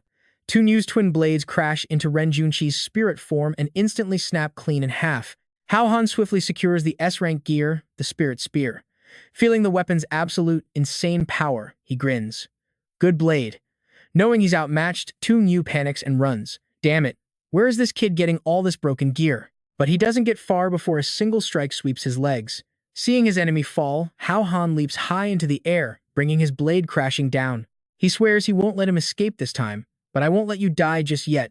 Be a good boy and tell me how exactly did you revive after dying last time. A blinding fireball suddenly erupts from the villain's palm. The answer? You can ask me that in your next life. But the exact moment he says that, he stops, sensing something feels very wrong. The entire building suddenly explodes. Lin Fei and her security team arrive just in time. She screams out in pure panic, "Hao Han, Hao Han." A trembling hand weakly raises from the dark corner. "I'm right here. Please get Kai Kai to a hospital, right now." Lin Fei quickly helps Hao Han stand up and asks him, "A destructive blast that massive, and you're actually perfectly okay," he quickly explains, "Thank God for Kai Kai. She saved my life at the absolute last second." Right as the explosion hit, the sword in his hand violently reacted. It instantly generated an epic shield, completely blocking all the incoming firepower from the front. The explosion was so violently strong that his barrier almost entirely shattered before the deadly flames finally died down. I know what you're thinking, who took the hit? When the smoke clears, he stares forward, terrified. Kai didn't even care about her own deadly injuries. Her whole heart was only worried about him. "Master, thank goodness, you're okay." Right after saying that, she completely passes out. Hao Han screams out in absolute panic. Kai! Lin Fei stares at the massive crater and the totally ruined surroundings, absolutely shocked. An explosion this scale? Those guys are completely out of their minds. Hao Han instantly drops the truth, it was too new, and he's not dead. Hearing this, Lin Fei freezes. "Wait, he's still alive? I wanted to capture him alive," he says, but he faked his own death and slipped away. What's worse, he likely stole Fanco's top-secret program during the chaos. Without wasting a single second, Hao Han sprints up the stairs. "Hurry, let's check it." The secure room's door is blown wide open. They completely freeze. Q-Na is tied up on the ground. Furious, she spits out, "It was that absolute bastard Tai Dick. He stole the boss's top program." Hao Han is visibly stunned. "Wait, Tai Dick?" Lin Fei asks in total confusion. "Where are the guild guards? How could they let the enemy breach so easily?" Q-Na bitterly explains, "Those greedy animals only care about money. Tai Dick bought them off, so they completely betrayed us." Meanwhile, in a dead silent alley elsewhere, a terrifying scream echoes from a hidden room. Tung Yu collapses to the floor, gasping in absolute agony. He grits his teeth hard, pushing through the intense pain. "Hurts like absolute hell, but I won't fail again." Suddenly, his phone rings. The caller immediately demands to know his exact location. Getting the address, Tai Ditch arrives at the hideout and instantly starts cursing him out. "You absolute piece of trash. Are you trying to get me killed? You said you'd help me sleep with Fan Ko. Instead, you blow up the whole damn building. Trying to frame me?" Tung Yu coldly interrupts his rant. "Shut your mouth. Where is the USB I told you to bring?" Tai Ditch's eyes flash with murderous intent. He can't let this psycho cause more trouble. "Those extra guys you told me to bring here, they're actually perfect for finishing you off." A gang of armed thugs grins, staring at Tung Yu like he is fresh prey. Tung Yu just gives them a freezing, arrogant glare. "You really think this absolute trash can handle me?" Tai Ditch barks the order, "Attack everyone. Whoever kills him gets 3 million, right now." Completely blinded by greedy wealth, the violent mob charges in to kill. Tung Yu instantly activates his A-rank gear, Night Phantom. "Just a bunch of pathetic bugs," he mutters, stomping his foot hard to launch himself. As his dark shadow flashes past, a clean slice appears across every thug's neck. Game over. At the exact same time, Fanco gets the terrible news. She furiously slams her desk and screams, "What, my entire program was actually stolen?" Hao Han replies, "Exactly. If they predict the next landing time in the rich resource zone, the entire world is going to be in extreme danger. Can it be shut down remotely?" Fanco snaps, "It's an isolated network. Impossible. That's where we stop. You definitely won't want to miss what happens next." Let's dive right back into the madness. Lin Fei pitches an idea, why not build a backup program? That way, they could track the exact drop times and locations, maybe even ambush the whole squad in one brutal strike. Fanco thinks it over. She could definitely rebuild it if she had the source data, but there is a massive problem. The enemy's already completely destroyed her entire database. Gathering it from scratch would take months, but Hao Han just smirks and holds up one shang. He promises she will not need to collect a single thing. Whatever data she needs, she can just ask this little guy directly. Fanco stares at it, totally confused. What even is this thing? Hao Han explains that it is super complicated, but basically, it is an AI that evolved from him. Oh, and it is also the game publisher. Wan Xiang immediately chimes in, completely full of itself. That is right, I am the absolute genius he is talking about. Fanco is stunned. The game publisher is actually an artificial intelligence? Hao Han cuts right to the chase and asks it directly. Can you actually provide all the data she needs right now? Wan Xiang confirms it instantly. Hao Han breathes a sigh of relief, thinking they finally have a chance to save this whole situation. But his face goes completely dark when the system drops its condition. It demands just one thing, a threesome with both girls. Meanwhile, over with Tai Dick, he is staring in absolute disbelief at the bloodbath in front of him. Tu Yu glares at the terrified crowd. What is wrong? Why is nobody stepping up to fight me anymore? Keep coming. Tu Yu is thrilled. Turns out, just slaughtering these weak cannon fodder enemies is enough to level him up. He slams his massive blade into the ground, sending pure terror through the remaining thugs.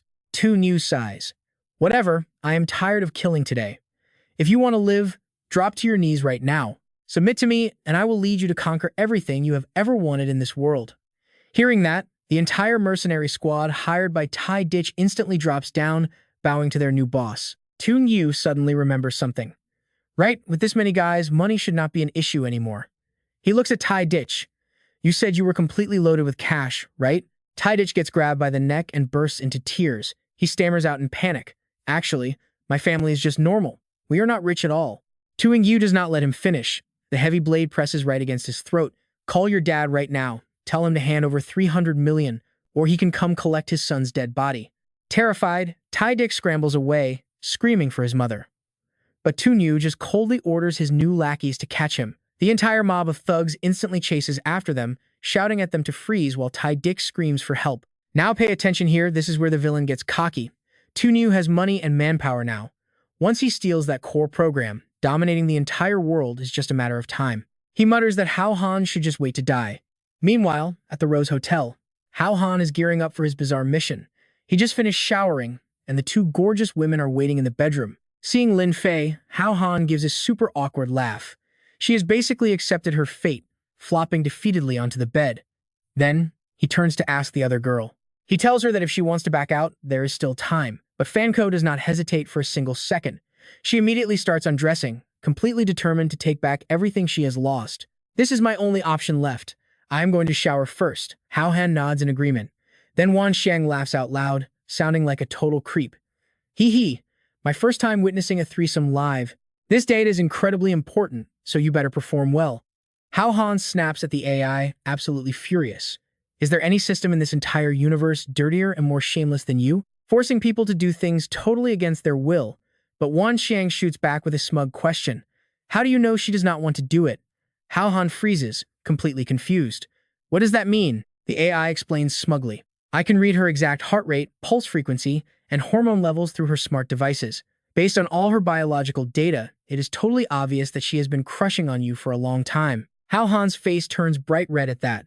What an absolute boss. Thanks a lot for the tip.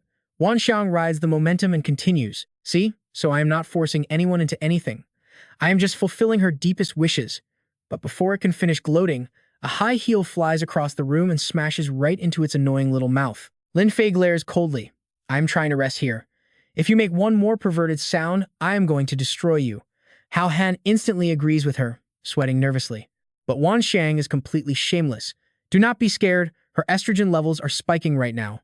She is just acting tough. Right at that moment, Fan Ko steps out and suddenly wraps her arms around Hao Han from behind. Let that sink in. She whispers, do you know why I am willing to accept you? It is not just about everything you have been through. More importantly, when we first met, you were so incredibly calm and confident. Usually, every single guy acts super polite and respectful around me, but their eyes are always just filled with completely hidden lust. You were the only one who completely ignored my looks, standing there totally unbothered. Hao Han chuckles awkwardly. Well, I wasn't ignoring you. My reaction time is just slightly. Before he can even finish his sentence, Fan Ko cuts him off with a deep kiss. Hao Han is completely speechless. Meanwhile, Lin Fei hears the steamy noises from behind her and feels extremely annoyed. Seeing Fan Ko take the absolute lead, Hao Han gasps in shock. Wait, you want me to lie down? She just smirks. Isn't this exactly the kind of stuff the system wants to watch? Then let it watch as much as it wants. Now, back at the police academy, Lin Fei had always been the center of everyone's absolute attention. Tons of guys chased her constantly, but how could any weak, ordinary man ever hope to conquer someone as fierce as her? Later, she joined the elite intelligence squad.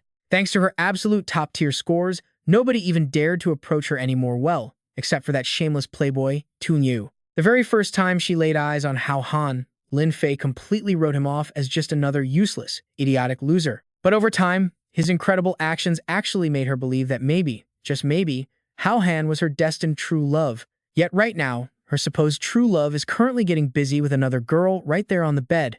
This entire situation is just way too weird. After a wild session, Fanko starts begging. I cannot take this anymore. How much longer are you going to last? Hao Han chuckles. It is still way too early. So Fanko turns and begs Lin Fei, Sister, please come help me out. Lin Fei furiously snaps back at them. Have you two no shame at all? Do not think I will just, but before she can finish, she freezes completely. Fanko complains loudly. How could one person possibly monopolize a crazy man like this? Just accept it, accept reality, and come help me out. I seriously cannot handle him anymore. Lin Fei helplessly cuts her off. Enough. Stop acting so incredibly suggestive right now. Actually, I want to test him out myself. Move aside, let me do this. Fanko sighs in massive relief, finally getting a break. Hao Han stares intensely at Lin Fei. All right, here I come. She stubbornly challenges him to bring it on, wanting to see what he is really made of. She still cannot believe it. Is she seriously accepting something this bizarre, yet somehow magical? Sometime later, Hao Han exhaustedly yells out, System, are you finally satisfied now? But looking at the glitched out, chaotic data flashing all over the screen, he is completely stunned. What the heck is this situation? Do not tell me you could not even record it. Bro, please do not scare me like this. Lin Fei also looks totally worried. No way, really. And that's where we leave it. Wan Xiang finally speaks up. No, I am fine. Your data was just way too overwhelming. I mean, it was so incredibly rich that Let's jump right into this wild manhwa. A blue-haired girl pops up on the screen, declaring the evolution complete. Hao Han is completely stunned. A girl? You're actually a girl? She immediately cuts him off, telling him to stop wasting time. I already sent you the data, so you can build the program zone now, she says. Fanko immediately pulls out her computer to check it. Got it. Lin Fei leans in, totally curious. Well, can you estimate when the next invasion will happen? She shakes her head. I still need more time. But suddenly, Hao Han speaks up. No need to estimate the invasion time anymore. He rips the curtains open. Outside, the sky is already filled with bizarre purple pillars of light. Because it has already begun, he finishes. He tells them to pinpoint the resource-rich zones immediately so they can hunt Tu Mu. Lin Fei looks seriously worried. The invasion already started? Are we even going to make it in time? Fanko reports back. Done. The closest high-resource zone is right here. Lin Fei guesses Tu Mu definitely hasn't left the city yet, meaning there is absolutely no way he passes up on a massive resource drop like this. But we already missed the crucial window, Hao Han points out. By the time we get there, it will be too late. If only we had instant teleportation. Fanko smiles confidently. Well, aren't you lucky? I have exactly that. Cut to the Hao Hotel, where a massive portal suddenly rips open. Hao Han and the crew step right out. Staring back at the portal, he is completely blown away. That is so cool. How do you even have top-tier equipment like this? Fanko just smirks. If I can run a massive guild, obviously I am going to keep a few incredibly useful gadgets around.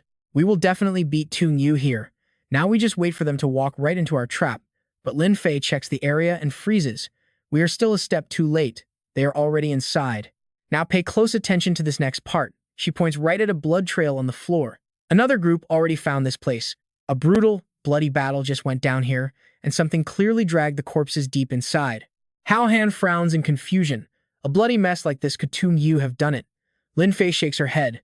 This does not look like human work. It looks like a savage beast. He makes a quick call. Since things have already escalated, they just have to risk it. Let's go check it out. All three of them instantly teleport right inside. Looking at the dead silence around them, Fanko starts getting anxious. Why is this hotel completely empty? And it is pitch black. Lin Fei knows immediately someone definitely sabotaged the place. Should we call for backup right now? No time for that, Hao Han replies. Let's just head up. Suddenly, a dried-up corpse appears on the ground, and Hao Han feels a chilling sense of danger right behind him. Seeing his face drop, Lin Fei quickly asks him what is wrong. Did you find something? Hao Han narrows his eyes. I think I just heard something moving over there. A terrifying scream echoes from above. The trio instantly dashes toward the second-floor stairs. But the second they reach the door, they have to duck for cover as a storm of bullets flies out.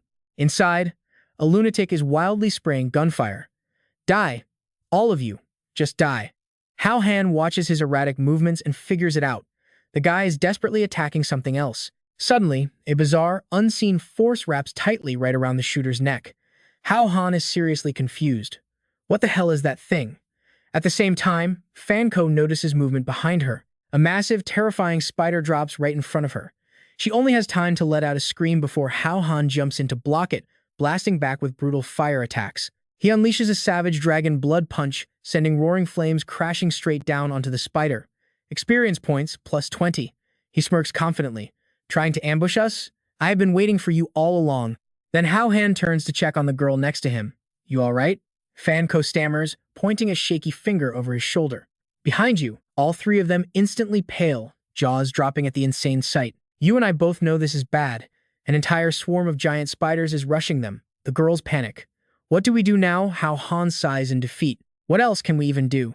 He aggressively signals for both of them to move. Just run. Hide in the room ahead. But they are completely blocked. The door is locked tight and won't budge. Move away. Let me do it. Hao Han orders. He violently kicks the door wide open, sending two guys behind it flying backward. Hao Han stares in shock at the group in front of him. The thugs stare back with wide, terrified eyes. One of them screams furiously. Where did you idiots come from? We barely managed to hide. Now you just led the spider swarm right to us. Hao Han is just as annoyed. Okay, sorry, all right. The two women frantically rush inside the room. They scream to shut the door, but it is too late. Fanko spins around, unleashing her special ability straight at the spider horde.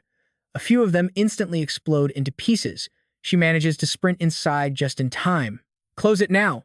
The swarm slams into the door, totally blocked on the outside. Lin Fei lets out a massive sigh of relief. That was way too close. But right then, she finally notices the vicious-looking thugs glaring daggers at them like grim reapers. We might as well have stayed outside, Hao Han mutters helplessly. Lin Fei instantly aims her gun at the gang. Police, put your hands up. Hao Han tries to calm the thugs down. Hey, don't panic. We are just here to help. Are you guys the hotel staff? The thug scoffs. The hotel staff are all dead. Hao Han quickly catches on. Oh, so Tu New is already here? Hearing that name, the thug looks curious. You know my boss? Hao Han celebrates inwardly. Looks like his guess was spot on. These guys really are Tu Ngu's men. That tricky bastard did not want to show his face, so he sent his lackeys here to die instead. Two thugs immediately point their guns at him. Don't move, or I will shoot right now. Hao Han points right at the door, making a threat of his own. Fine, but the second you shoot, we will open that door and let the monster swarm inside. The thug starts sweating bullets and screams in panic. What? Brothers, don't be scared. He is just bluffing. If he lets them in, they will die first anyway. He wouldn't dare try anything crazy. Hao Han's voice goes dark. You want mutual destruction? The three of us have been waiting to be martyrs for a long time. I am counting to 3. If you don't surrender, I open the door. The two sides lock eyes in a tense standoff. Hao Han starts counting. 1. The lead thug stays stubbornly defiant. I don't believe you have the guts. But before hitting 2, Hao Han turns to Lin Fei. Forget wasting time, just open it. The whole gang instantly folds, dropping their weapons and falling to their knees. No, don't. We surrender. He smirks, praising them. Good choice.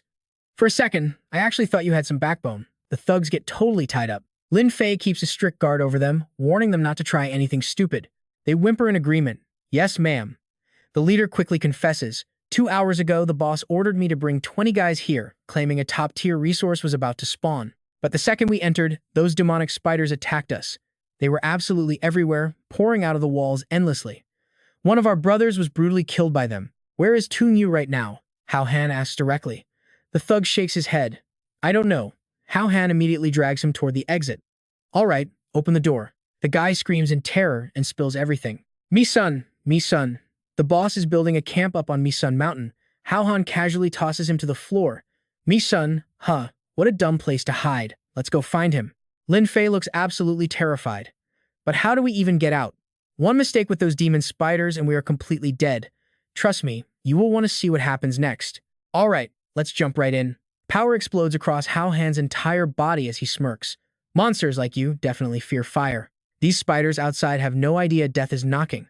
Before a massive blast of fire erupts from the door, looking like an absolute god stepping out of the blazing flames, he commands, You filthy beasts, all of you get back. And surprisingly, the spider horde instantly understands and actually retreats. He arrogantly assumes he has already won this battle. It looks like fire really can suppress them. Even Lin Fei admits this tactic is totally working. Fanko reports that they are all hiding far away now. Instantly, Hao Han summons intense fire across both of his palms. He quickly urges them, Let's go. We need to leave right now while we have the chance. But 1 second of carelessness is all it takes. A deadly threat pierces right through from behind, striking his chest in a brutal ambush. Venom from a spider's tail stabs him, making the two girls scream out his name in pure panic. The toxic venom rapidly spreads through his entire body. He immediately realizes he is poisoned as full paralysis sets in. A cold scoff echoes from behind him. Turning his head, Hao Han sees the Spider Queen smirking darkly. Caught you. Meanwhile, he is left guessing, could this monstrous woman actually be the third sister? Lin Fei instantly aims her gun straight at the monster. Don't be afraid. I'm coming to save you. The queen simply pushes her venomous stinger even deeper into him and sneers. Don't be so tense. I really don't want to take his life. If you just do one little favor for me, I will let him go. Bring me 100. Oh, actually, make it 500 people. Just let me eat my fill, and you can leave. Hao Han stammers, why don't you find them yourself? She aggressively screams right in his face. Is it your turn to speak? Shut your mouth. Left with absolutely no other choice, Lin Fei agrees. Fine, we agree to your terms. Just put him down first. Fan Ko frantically nods along. Exactly. Drop the hostage so we can talk. Now pay attention here, because things get wild. She refuses to let him go. You better hurry up. If I don't get the bodies I need in 1 hour, he loses his abilities. And in 3 hours, he goes straight to hell. The two girls instantly turn pale. Lose his abilities? They thought she just wanted food, not to completely destroy his manhood. Watching the spider horde part to both sides, Lin Fei gasps in shock. Are they actually making a path for us? Fan Ko replies, they must be letting us out. The two of them desperately sprint for the exit. Fan Ko tells her, let's just get out first and figure this out. Lin Fei replies, I will head back to the bureau for backup. You go to the hospital and find Lu Jiu. She is looking after Kai Kai. She instantly agrees. Got it. Meanwhile, the thugs hiding inside peek their heads out, wondering, can we just run out right behind them? But the moment those words leave their mouths, the spiders crawl directly toward them. A horrifying scene of pure death unfolds, accompanied by screams of absolute despair. A long time passes before Hao Han finally feels the paralyzing control over his body start to fade, but suddenly, he realizes something is terribly wrong. Hao Han is left hanging high up in the air, dangling right above a massive pile of dry human bones.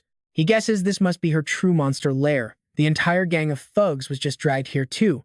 Hao Han thinks to himself, wait, 2 New's henchmen actually got captured as well?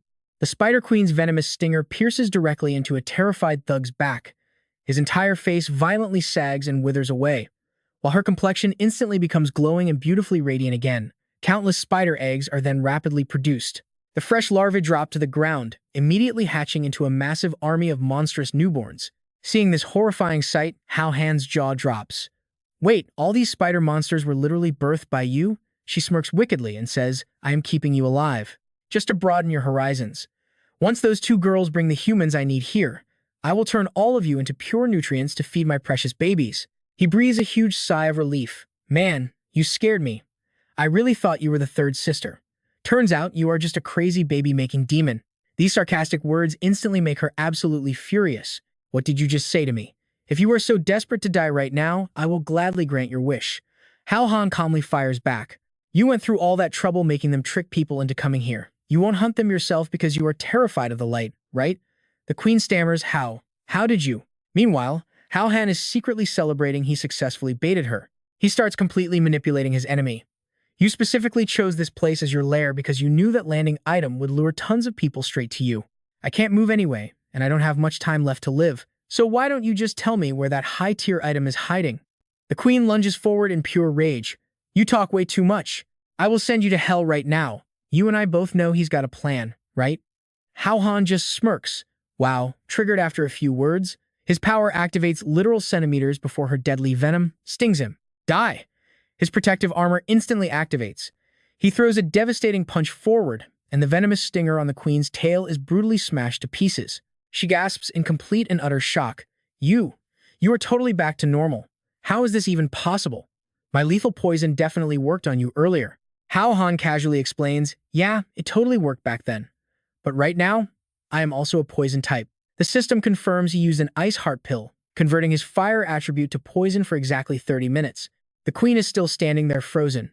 She never expected this brat to be hiding a trump card. So what if my poison can't infect you? I can still easily slaughter you right here. My babies, crush him to pieces. Watching the massive spider horde rush in, Hao Han realizes that despite curing the poison, he lacks good poison-type attacks. He immediately resorts to drawing a card from the system. System, I let you watch a great show earlier, so do not play me dirty this time. Because if I die here, you won't have anything left to watch.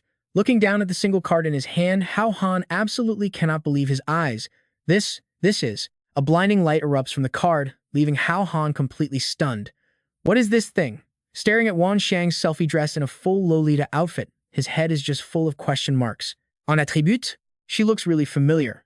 If I can't summon this, maybe I can just draw again? Suddenly, a thick cloud of smoke bursts into the room.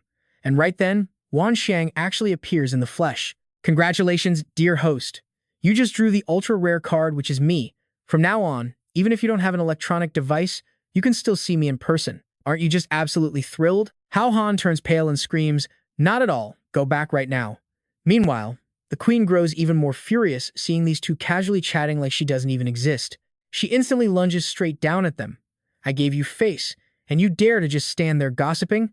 Hao Han swiftly pulls Wan Shan to the side. Dodge, he says with utter helplessness. Whatever, I guess this is still better than nothing. What skills do you actually have? Help me destroy that perverted spider over there. Hearing this, the queen angrily shrieks. Who are you calling a pervert? The system girl thinks for a second and replies, my current level isn't high enough to summon weapons yet, but I can definitely conjure up some ordinary utility items. Hao Han feels instantly relieved. That is great. Ordinary items work just fine. Wan Shang then lists them out. A lute made from golden dragon sinews, a luxury bed carved from cloud-breaking jade, and a flawless cloak crafted from black raven feathers. So, which one do you want? Hao Han's face instantly turns pale all over again. Are you absolutely kidding me right now? Hearing this nonsense, even the Spider Queen bursts out laughing. Are you two trying to kill me with comedy? I've never seen such pathetic partners. Trust me, you and I are thinking the exact same thing. Stick with me here. Hao Han desperately asks his system for combat items, but she is helpless at his current level. She can't make anything to boost his fighting power. Then it hits him. That dimensional item they used before, does she still have it? The little girl immediately starts rummaging through her spatial inventory. Let me check. Are you trying to run? She asks. He yells at her to hurry. The Spider Queen figured out their plan and just activated her surge mode. Trying to escape? Keep dreaming. I'll tear you to shreds. The queen roars. Hao Han warns his system he can't hold out much longer, telling her to find it fast. The queen's arm mutates into a massive, deadly spike. She lunges. Hao Han instantly throws up a shield. He breaks into a sweat, wondering just how many humans she has devoured. Even a simple punch carries absolutely terrifying force. The spike shatters his shield, forcing him to dodge backward. Way too close, but she follows up with a brutal kick. He can't dodge this one. Taking the hit head-on, Hao Han slams into the earth, leaving a massive crater. Just in time, the little girl pulls out a spatial scroll. The queen spots it and instantly spits out thick webs. Hao Han gets tangled, but still catches the scroll. A cocky smirk returns to his face. He tosses the scroll into the air and activates it. Instantly, a massive dimensional door rips open the space. Seeing him completely trapped, the queen laughs smugly. So childish. You're completely out of breath, aren't you? My diamond silk has you imprisoned. You can barely even breathe, and you still think you can escape? Hao Han just smirks. Who said I was running away? Now watch this part closely. He just invites outside help. Blinding sunlight blasts through the dimensional rift, striking the queen. Let's jump right back in. Looking at his opponent's smoking body, Hao Han is totally shocked. Who knew sunlight packed such insane power? The spiderweb melts away, finally setting him free. The queen finally realizes she got played. She stammers, "You could have escaped all along. You just wanted me stuck in one place." "Spot on," he replies. "I just needed to stall for time." Instantly, she flips her attitude, begging the hero to spare her pathetic life. She promises to serve him forever to repay his mercy, but Hao Han shoots out an energy blast, severing her joints. Thanks, but no thanks. With the mess cleaned up, Wan Shang asks out of pure curiosity, "You killed her that fast? Not even gonna ask where those rare items are?" He is not stressed. The items aren't going anywhere. Better to handle the main mission first. Suddenly, a screen pops up. Congratulations, player leveled up twice. Hao Han suddenly pauses. Did you notice that? The little girl blurts out, "Notice what?" Frowning, he reveals his dark suspicion. Now pay close attention here. The system didn't call me the first player to hit level 5. Someone beat me to it. If it is Ziyao, we are in massive trouble. Hao Han immediately dashes outside. Lin Fei's car pulls up right as she calls his name. He urgently reports, the spider monster is totally dealt with. I am hunting Ziyao. Lead your men, lock down the building, find that drop item. Lin Fei anxiously volunteers to join him. Hao Han tosses a scroll into the air, tearing open a spatial rift. No need, he says. Too many people will just alert the snake in the grass. Lin Fei looks at him with pure pride, knowing he wouldn't go down easy. But suddenly, her subordinates spot a figure upstairs. Lin Fei is stunned. What? They instantly open fire on the blurry shadow. Shoot, he is making a run for it. Lin Fei barks out orders. Team 1. Follow me. Do not let him escape. The whole squad yells out in unison. She thinks to herself, is Zi Yao really still inside? Did he already take the items? I know you're wondering where the loot went. Watch this. Out on the Mishan highway, a car is speeding along. Inside, loud, greedy laughter rings out. They struck gold. Two thugs gleefully admire the prize in their hands. The boss was right. There really were items on that bridge. The boss is basically a god. Suddenly, a loud thump on the roof grabs their attention. One guy gets paranoid. What was that sound? The bald thug brushes it off. Just drive. Probably hit a branch. Hurry back. Turns out, it is Hao Han. He literally dropped right onto their roof. Completely clueless, the guys inside keep talking. Do not let the boss think we are hoarding loot, or we are dead meat. The car finally pulls up to a building. We are here. Seriously, why did the boss pick this middle-of-nowhere dump as our home base? Another guy greets them. How did it go, Old Way? Old Way replies, all 18 pieces are right in here. Are we the last team back? The guy shakes his head. One team at the hotel has not checked in. Probably bad signal. Old Way asks, where's the boss? He replies, no idea. Probably resting. We will wait for everyone to call him. Stick around. It gets wild from here. Come along with me on this tense stealth mission. Hao Han hides under a car, thinking to himself, how did this guy gather so many goons in just a few days? Walls have ears, so he needs a solid plan. He quietly watches two thugs ahead complaining about the grass poking their behinds. Shut up, or do your business in your pants. Turns out, the guy whining is actually Tai Ditch. He cries out, man, you guys robbed me blind and you still won't let me go. These guys are ruthless. The guard just snaps back. What are you babbling about? You want to die? Suddenly, Tai Ditch locks eyes with Hao Han. Zero hesitation. Hao Han blitzes in and completely drops the guard. Tai Ditch's jaw hits the floor as he starts to scream, Hao Han! But his mouth gets clamped shut instantly. Hao Han glares with pure menace and whispers, if you make one more sound, I am shoving this straight up your backside. Got it? I know what you were thinking. This guy flips fast. Staring at the tied-up thug, Tai Ditch goes full suck-up mode. Brother Hao Han, you are better than my dad. I can't believe you saved me. Hao Han cuts off the nonsense. Saving you was literally an accident. Now strip. Tai Ditch quickly obeys, getting curious. Okay, my clothes are off. We are leaving now, right? So, where is the car? Hao Han freezes completely. What car? Tai Ditch stares back in pure shock. You didn't drive here? Don't tell me I have to walk down this mountain again. Hao Han slings an arm around his shoulder with a wicked grin. Of course, we have a car, but we need to steal it. So, which room is Tung Yu in? Slipping into the knocked-out guard's uniform, Hao Han escorts a tied-up Tai Ditch straight into the apartment building. The doorman barks, what took you so long? Hao Han plays it cool. This little brat was dragging his feet. Take him upstairs. The guard just grunts in agreement. Tai Ditch subtly points at a door down the hall. Tung Yu is inside. Trust me, you and I are going to want to see this. Let's jump right back into the chaos. Hao Han casually praises him. Good job. Just wait for me here. Meanwhile, Tai Ditch is begging from behind. Bro, can you please hurry this up? There are literally dozens of people in this building. Hao Han doesn't even answer, quietly stepping right into the room. But the silhouette of a girl suddenly makes him stop dead in his tracks. He frowns helplessly as the girl spots him standing there. Surprisingly, Hao Han actually speaks first, acting all generous, which is definitely not his usual style at all. Hearing him, she just bursts out laughing. You're pretty funny, but obviously I can't let you just take it for free. Just like that, her razor-sharp claws are fully prepped and ready for blood.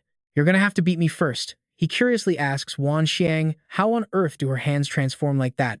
The system girl replies, she's a cyborg in the game with serious mutation powers. Hearing this crazy info, Hao Han starts sweating bullets. He didn't expect this game's overall capacity to be this insanely powerful. I literally always thought it was just a standard cultivation system. Wan Xiang smugly snorts at that. I'm a vast dimensional space, buddy. I can contain absolutely anything. Now watch closely. Things are about to get wild. The cyborg attacks, cutting off the chatter. Hao Han casually dodges her deadly claws. Sister, can we talk business? Where did Tung Hu run off to? Can you just give it to me straight? The cyborg is totally speechless with pure rage. You? She wildly swings her claws at him. You can find out when you're dead. Hao Han just stays super calm, effortlessly dodging every strike. Are all the girls in this game this ridiculously stubborn? Watching closely from the side, Wan Xiang realizes something crazy. He's not using any special gear, zero performance potions, yet he's effortlessly dodging these incredibly vicious, high-powered attacks like it's absolutely nothing at all. Yeah, his character stats have definitely leveled up big time. He even calls her out, speed it up a bit, your rhythm is way too slow.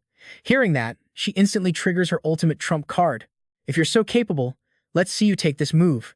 He still keeps that same joking attitude. Oh, you've actually got a new trick. Suddenly, a bizarre, grotesque thing shoots straight out of the cyborg's mouth. Her tongue literally extends out like a massive, spinning drill. Even Hao Han gets creeped out here. Cyborg or not, I can't even look at that. Pure, suffocating, killing intent radiates from her. Kill! Kill! Kill! Hao Han is genuinely baffled now. Your mouth looks like a literal weapon, and you can still talk?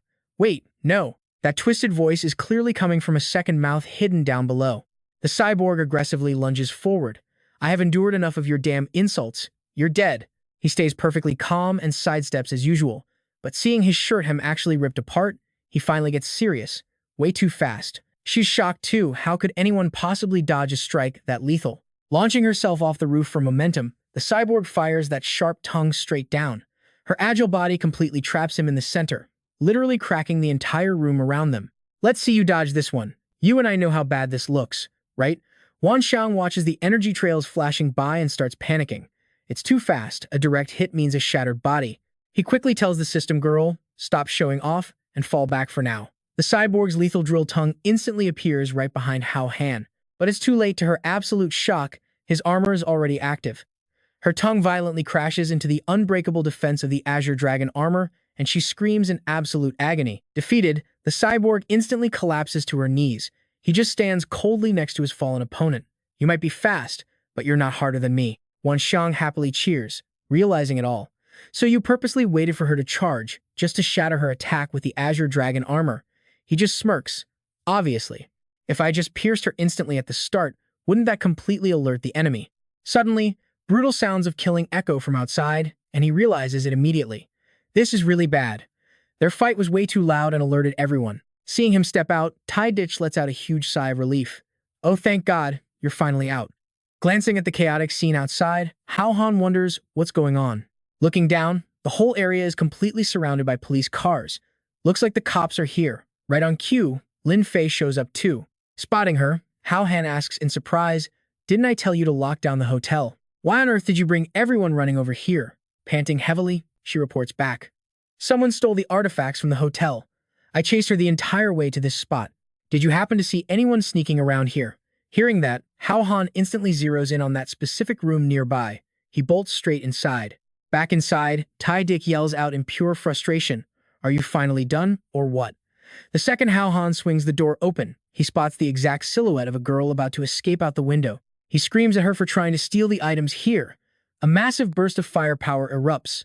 Give it back. The girl's entire body is instantly engulfed, and trust me, you'll want to see what happens next. Direct hit. Hao Han's fist swings right at her. Stick with me, guys. This gets crazy.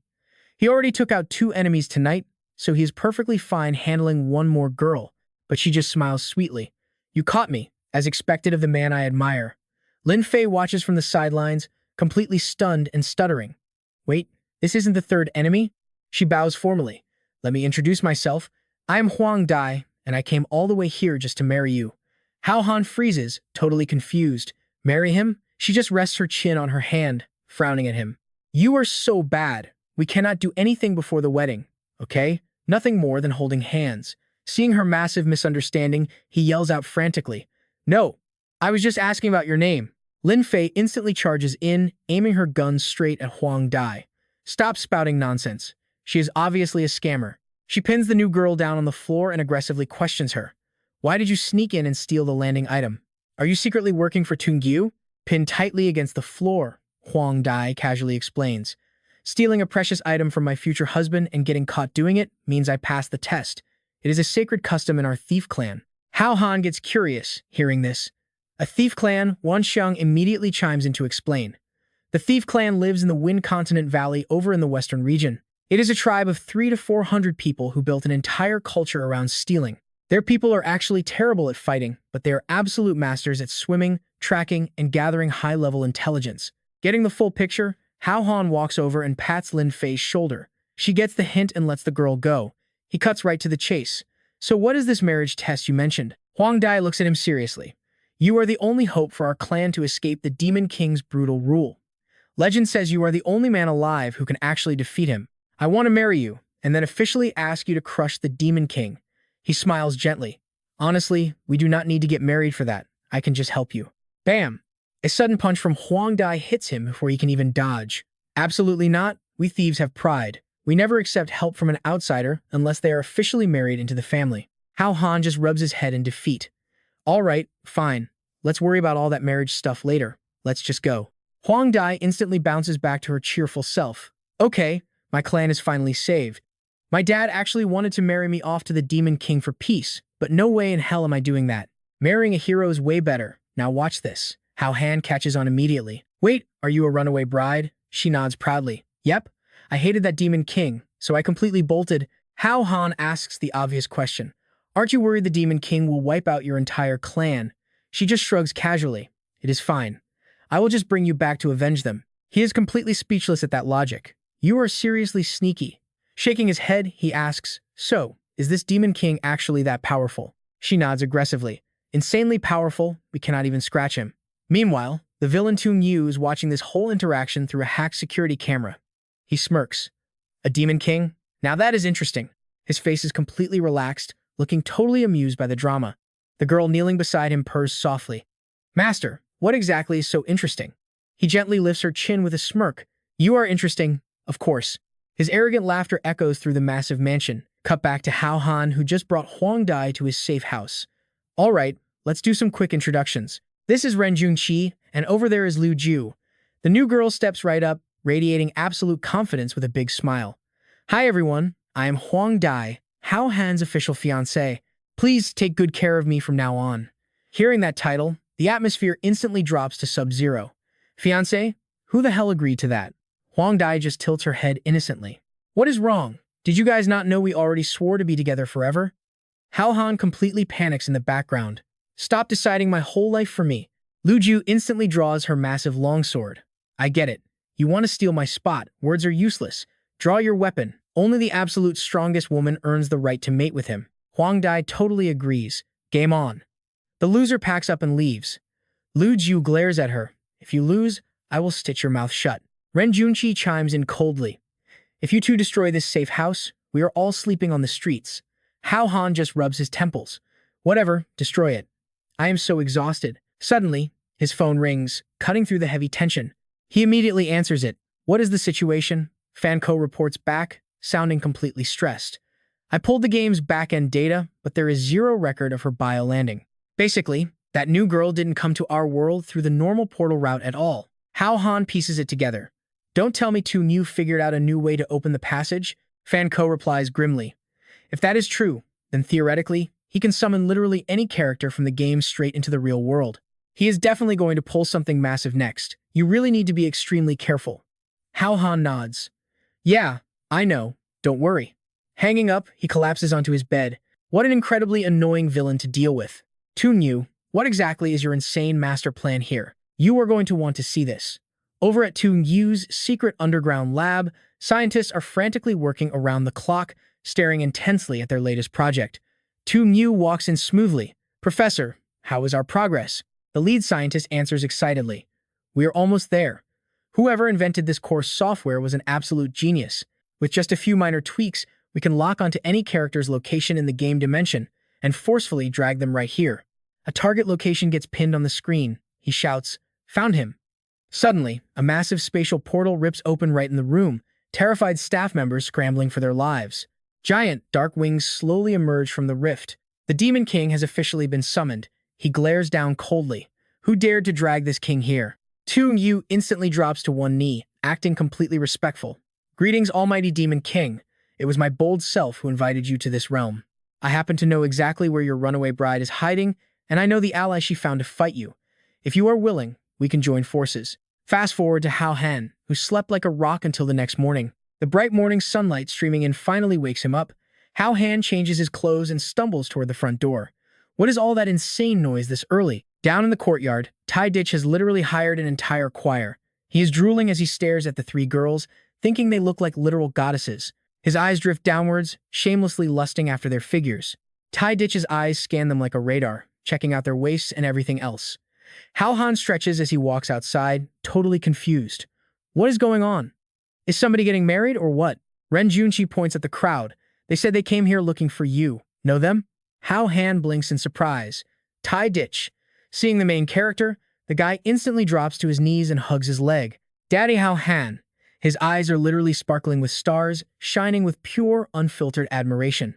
Before, I was just too blind and foolish, so I accidentally offended you, boss. Please do not hold it against me. It is way too early for this headache. Hao Han yells back, who the hell is your dad? I do not have a son like you. Stop calling me that. Tai Ditch quickly scoots back and bows aggressively. Yes, Dad. From now on, your son will obey your every word to repay your life-saving grace. Hao Han just groans and walks back inside. Forget it. Let's just go in. And that's where we leave it, trust me. Things are about to get even crazier. Let's jump right back into the madness. Ren Junqi happily cheered for breakfast, but Hao Han just sighed, completely losing his appetite for food. Tai Ditch stopped them from behind.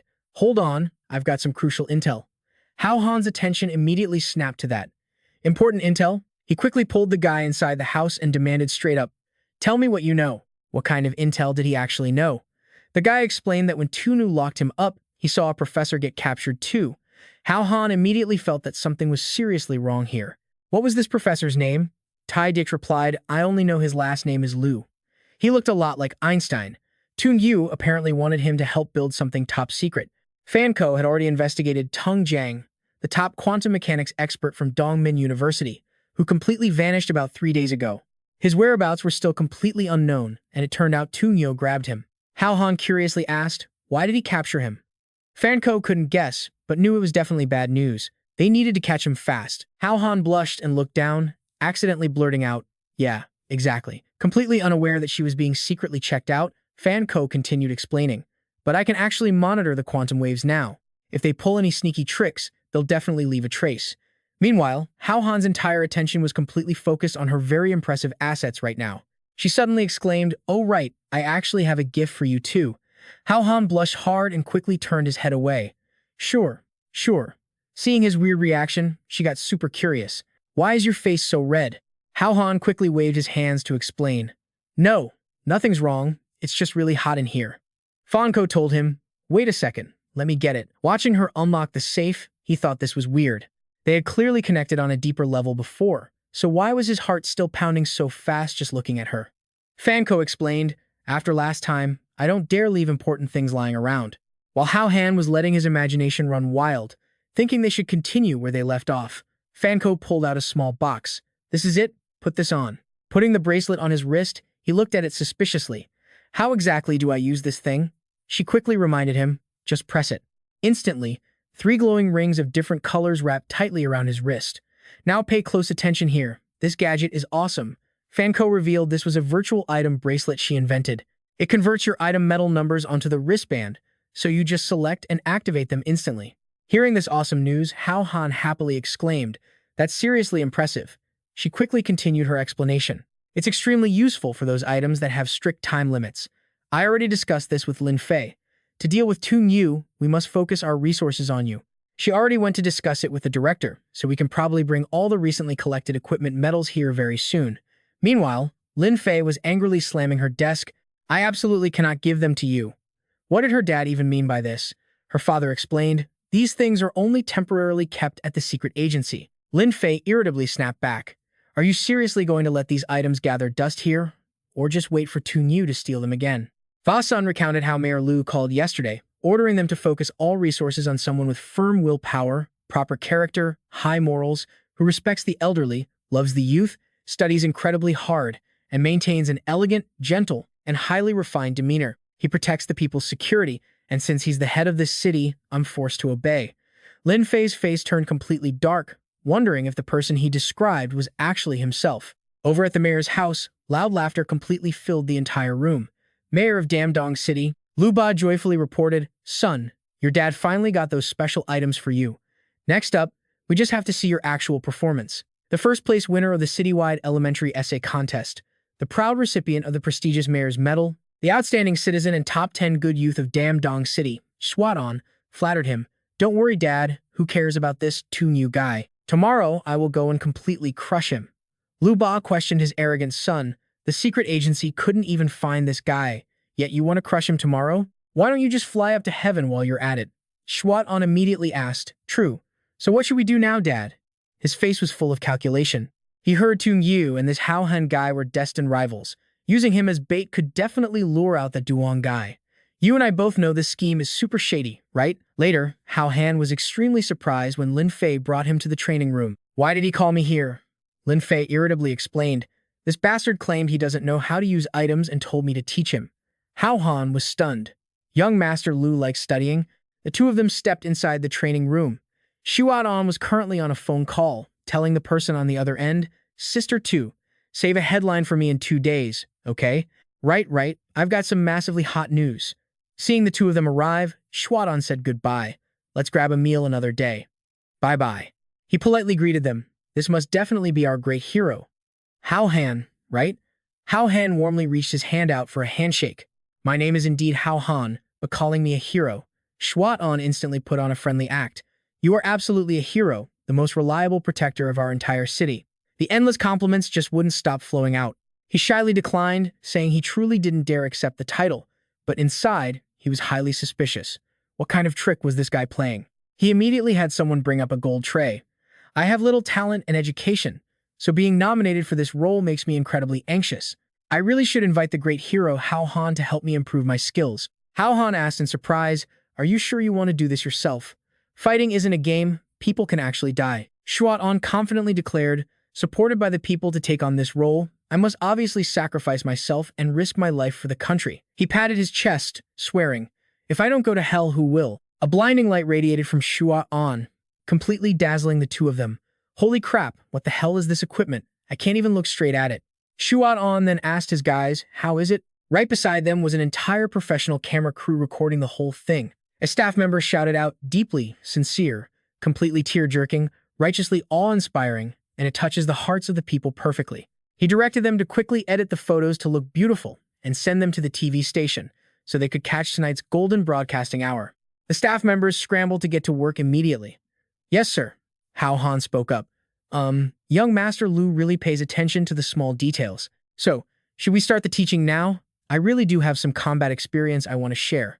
Two bodyguards instantly brought a chair and wine, and Hao sat down, enjoying their attentive service. "Oh man, standing for half a day is exhausting. I honestly don't want to get involved in this kind of troublesome mess at all." Lin Fei couldn't stand the sight of it anymore and snapped, "Stop acting so pathetic after taking all the benefits. If the country wasn't currently selecting superpowered combat elites from all over, greedy opportunists like you guys wouldn't even have a chance to squeeze your way in." Hao Han caught the main point immediately. Superpowered combat elites? She explained that this was highly classified internal news. The top leaders personally decide this. If chosen, you basically bring glory to your ancestors and skyrocket to the top. Hao denied it. "You've got it wrong. Trust me, you're going to want to see how this elite selection plays out next time. Stick with me here. This gets wild." He has absolutely no interest in picking some national team. If his old man wasn't forcing his hand, he wouldn't touch this massive mess even if his life depended on it. "But I do have some skills, like tracking down to Ing Yu's exact location." Hearing this, Hao Han's jaw practically hits the floor. "Wait, seriously?" The guy arrogantly holds up a piece of paper. "I've got connections in both the underworld and the cops. Finding someone is easy." Hao Han grabs the address. "He's hiding right here. Go take care of him." But Hao Han immediately calls out the glaring plot hole. "If you found him, why aren't you catching him yourself?" Hao casually waves it off. "Too risky, totally unnecessary. If someone takes out Tung Yu now, my old man won't blame me anyway. Besides, I'm still just testing out my combat model. I haven't officially taken the reins yet." Lin Fei instantly steps in. "Is this intel actually reliable?" Hao eyes turn ice cold. "If it's a dead end, come find me. I'll pay you back with my own life." Hearing that absolute guarantee, Hao Han doesn't waste a single second. "Let's move." Lin Fei pulls out her phone. "I'll call the station and request full backup." "No," Hao Han snaps. "We go straight there. Backup will just spook them." Watching them leave, Hao Han smirks. The fish took the bait. He instantly orders his guards to make their move. The bodyguard nods. Understood. Soon, Hao Han arrives at the abandoned water plant on the outskirts. They wait quietly inside their parked car. Lin Fei looks over. Hao Han's intel says Toon Gyu is hiding right inside, but Hao Han stays chilling. No rush, let's see what kind of game he's playing first. She's totally confused. What do you mean? Hao Han laughs. That guy is obsessed with his own image and reputation. Why would he ever hand me the glory of taking down Toon Gyu? He just talks so much to ensure I'd walk straight into this place. Lin Fei is stunned.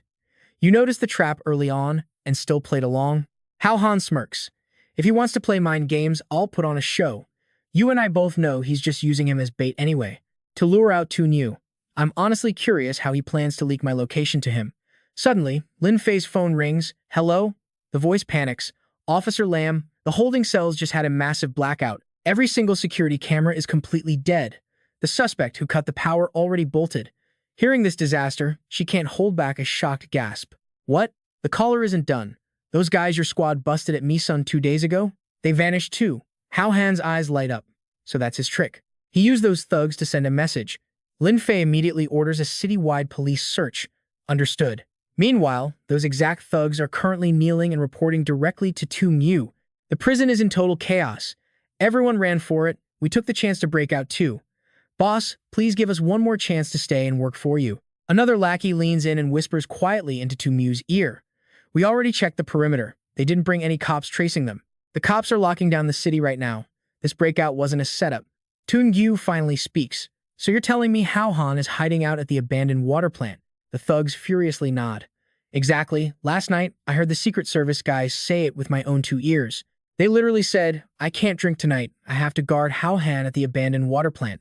He moved there secretly because he's terrified of being assassinated right now. Toon Gyu hears this and bursts out laughing. I get it now. What pathetic acting skills. You really think you can use this obvious trick to trap me? His lackey agrees we should just ignore it, but Toon Gyu smirks. Trap or not, Hao Han is definitely there. That's enough. With that VIP there, all their little tricks are completely useless anyway. Meanwhile, on Hao Han's side, they are already celebrating. His bodyguard starts eagerly hyping him up. Boss, you play them perfectly. You've got them on strings. Now let that sink in for a second. Hao Han brags. Once they destroy each other, I'll drop in like a god, crush everyone, and become an absolute legend. For now, we just sit back and enjoy the show. At the abandoned plant, several cars roll up. Lin Fei checks her binoculars. They're here. Hao Han glances over. Is it Toon Gyu? She nods. Yeah, that's him. Hao Han smiles.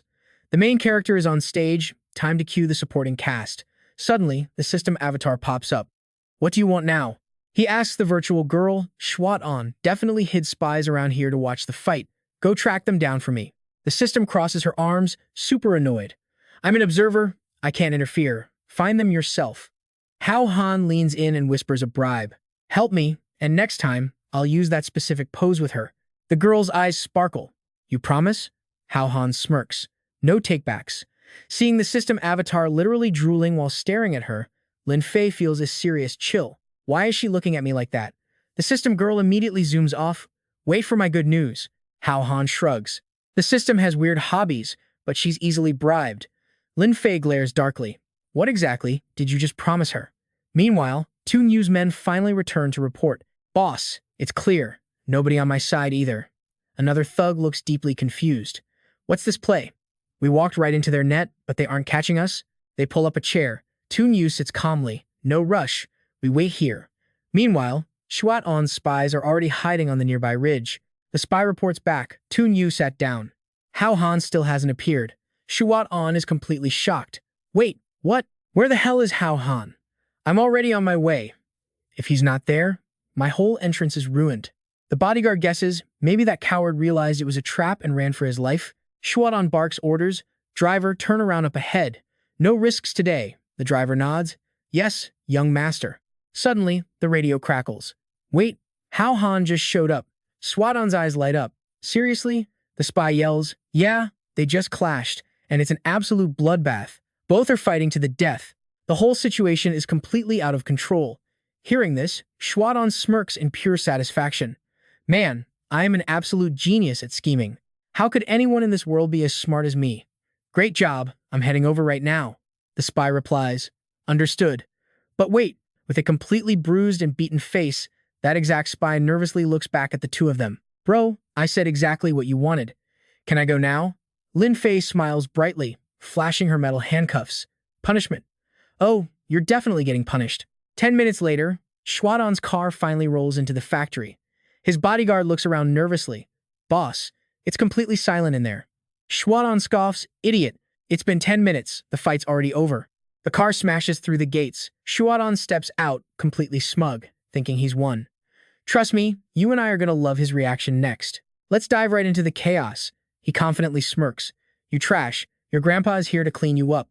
But seeing Toon Yu sitting there completely unharmed, Shuadan panics. Wait, your formation is still intact? Toon Yu shoots him a freezing glare. Where did this idiot even come from? He signals his men. Drag him over here. The thugs aggressively march forward. Shuadan desperately chases after the car as his cowardly bodyguard speeds off without him. Hold on, I'm not in the car yet. Stop right there.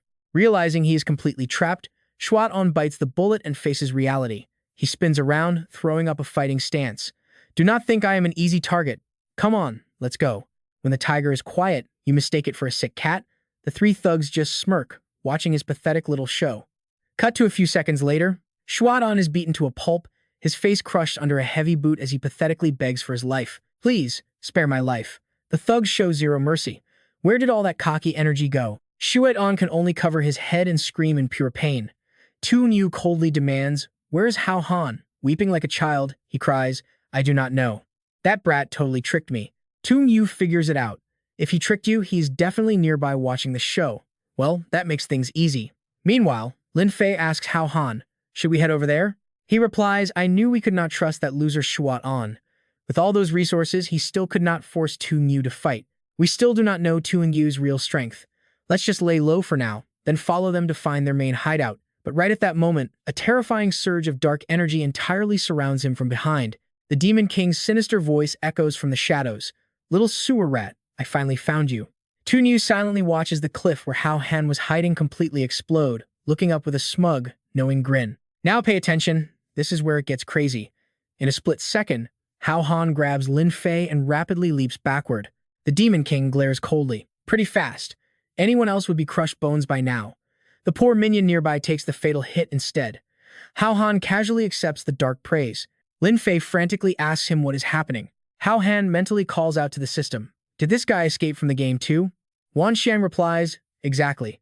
The Demon King's massive stat window instantly pops up on the screen. Hao Han breaks into a cold sweat reading it. His level can absolutely crush me from all sides. Wan Xiang orders him to draw a card. I will max out your luck stat for this exact pull. But Hao Han knows the enemy will not give him the time. Lin Fei grows even more panicked. What are you doing? Hao Han directly questions the monster, Lord of the Abyss. What is your actual goal in this world? If you were just bored, there are plenty of other games to play. Why bother teaming up with a guy like Toon Yu? The Demon King snarls back. So you are the secret lover of that filthy thieving woman? My greatest joy right now is making you disgusting adulterers beg for a death that I will never ever let you have. Hao Han's face instantly darkens. Huang Ru, you really set me up to die here. Murderous intent violently erupts as the Demon King continues.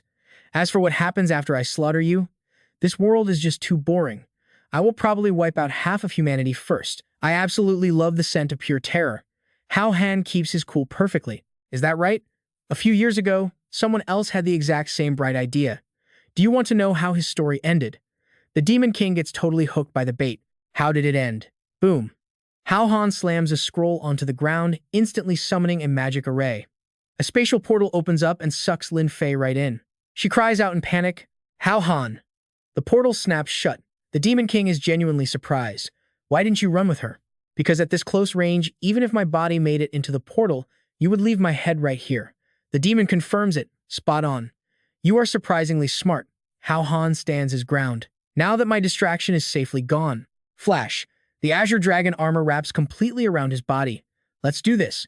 The Demon King instantly flares up his own overwhelming dark aura. Hao Han throws up a massive defensive shield. A horrifying blast of dark energy smashes right into the barrier. The insane impact forces Hao Han to grit his teeth, pushing him to his absolute limit. I know what you are thinking. This is a terrible matchup. The Demon King glares down like he is crushing a bug. Extending 2 fingers, Hao Han curses. Another finger? Instantly, a devastating beam of power slams directly into him. The sheer force of the shockwave even hits the bottom of the mountain. Shuadon stares up in pure shock. What on earth is falling from the sky? Up above, Hao Han is struggling to survive the crushing pressure. Wan Shang hates seeing him getting wrecked like this. Hao Han, stop resisting. Just run away right now. He refuses. No way. If he cannot find me, he will just slaughter everyone else. Hovering in the sky, the Demon King looks down with supreme arrogance, launching another deadly palm strike. It is over. Facing that absolute god-tier attack, Hao Han is completely paralyzed. Even the thugs far below have to brace themselves against the terrifying aura radiating in every direction. A massive explosion erupts, sending towering flames straight into the sky. The Demon King coldly watches the thick dust and smoke completely consume the crater below. Toon Yu quickly runs up to suck up to him. Lord Demon King is truly mighty, wiping out that trash like it was nothing. But the demon narrows his eyes. No, he is still alive. Toon Yu refuses to believe it. Impossible. Everything down there, including all of my own subordinates, was blasted into absolute dust. Even with armor, there is no way he survived that hit. The Demon King brushes it off. Whatever, maybe it was just my imagination. Cut to Hao Han. He is very much alive, groaning in absolute agony. Right now, he is laying in a quiet, open forest. Holding his spinning head, he looks around in utter confusion. Wait, did I actually die? Wan Shang instantly scolds him. In your dreams, if you die, how am I supposed to finish my game? Seeing her floating there, he guesses it. An instance dungeon? She nods. It was an absolute emergency, so I pulled you into this dungeon to hide. I picked an E-rank instance, the lowest difficulty available. It is meant for players level 7 and up, so you should be totally fine here. Time in here flows at 1/10 the speed of the real world. Just grind in here a few times to massively boost your stats before heading back out. Hao Han instantly gets his energy back. I knew it. All right, where is the boss? Wan Shang thinks for a second. I think it is the light bulb bear monster. But the environment looks completely different than I remember. Look around. Meanwhile, deep inside a quiet cave, a massive golden armored earth dragon is sleeping. This is actually a D-rank dungeon made for level 10 players and above. Oops. Back at Hao Han's house, the 3 girls hear a loud commotion and rush to the front door. Hey, what is going on out there? Lin Fei is completely out of breath. Panting heavily, she warns them, Hao Han is in serious trouble. You guys need to come with me right now. Inside the dungeon, Hao Han explores his new surroundings. All right, I am going to draw a few more cards, stack up my gear, and go back out to crush him. Are you sure?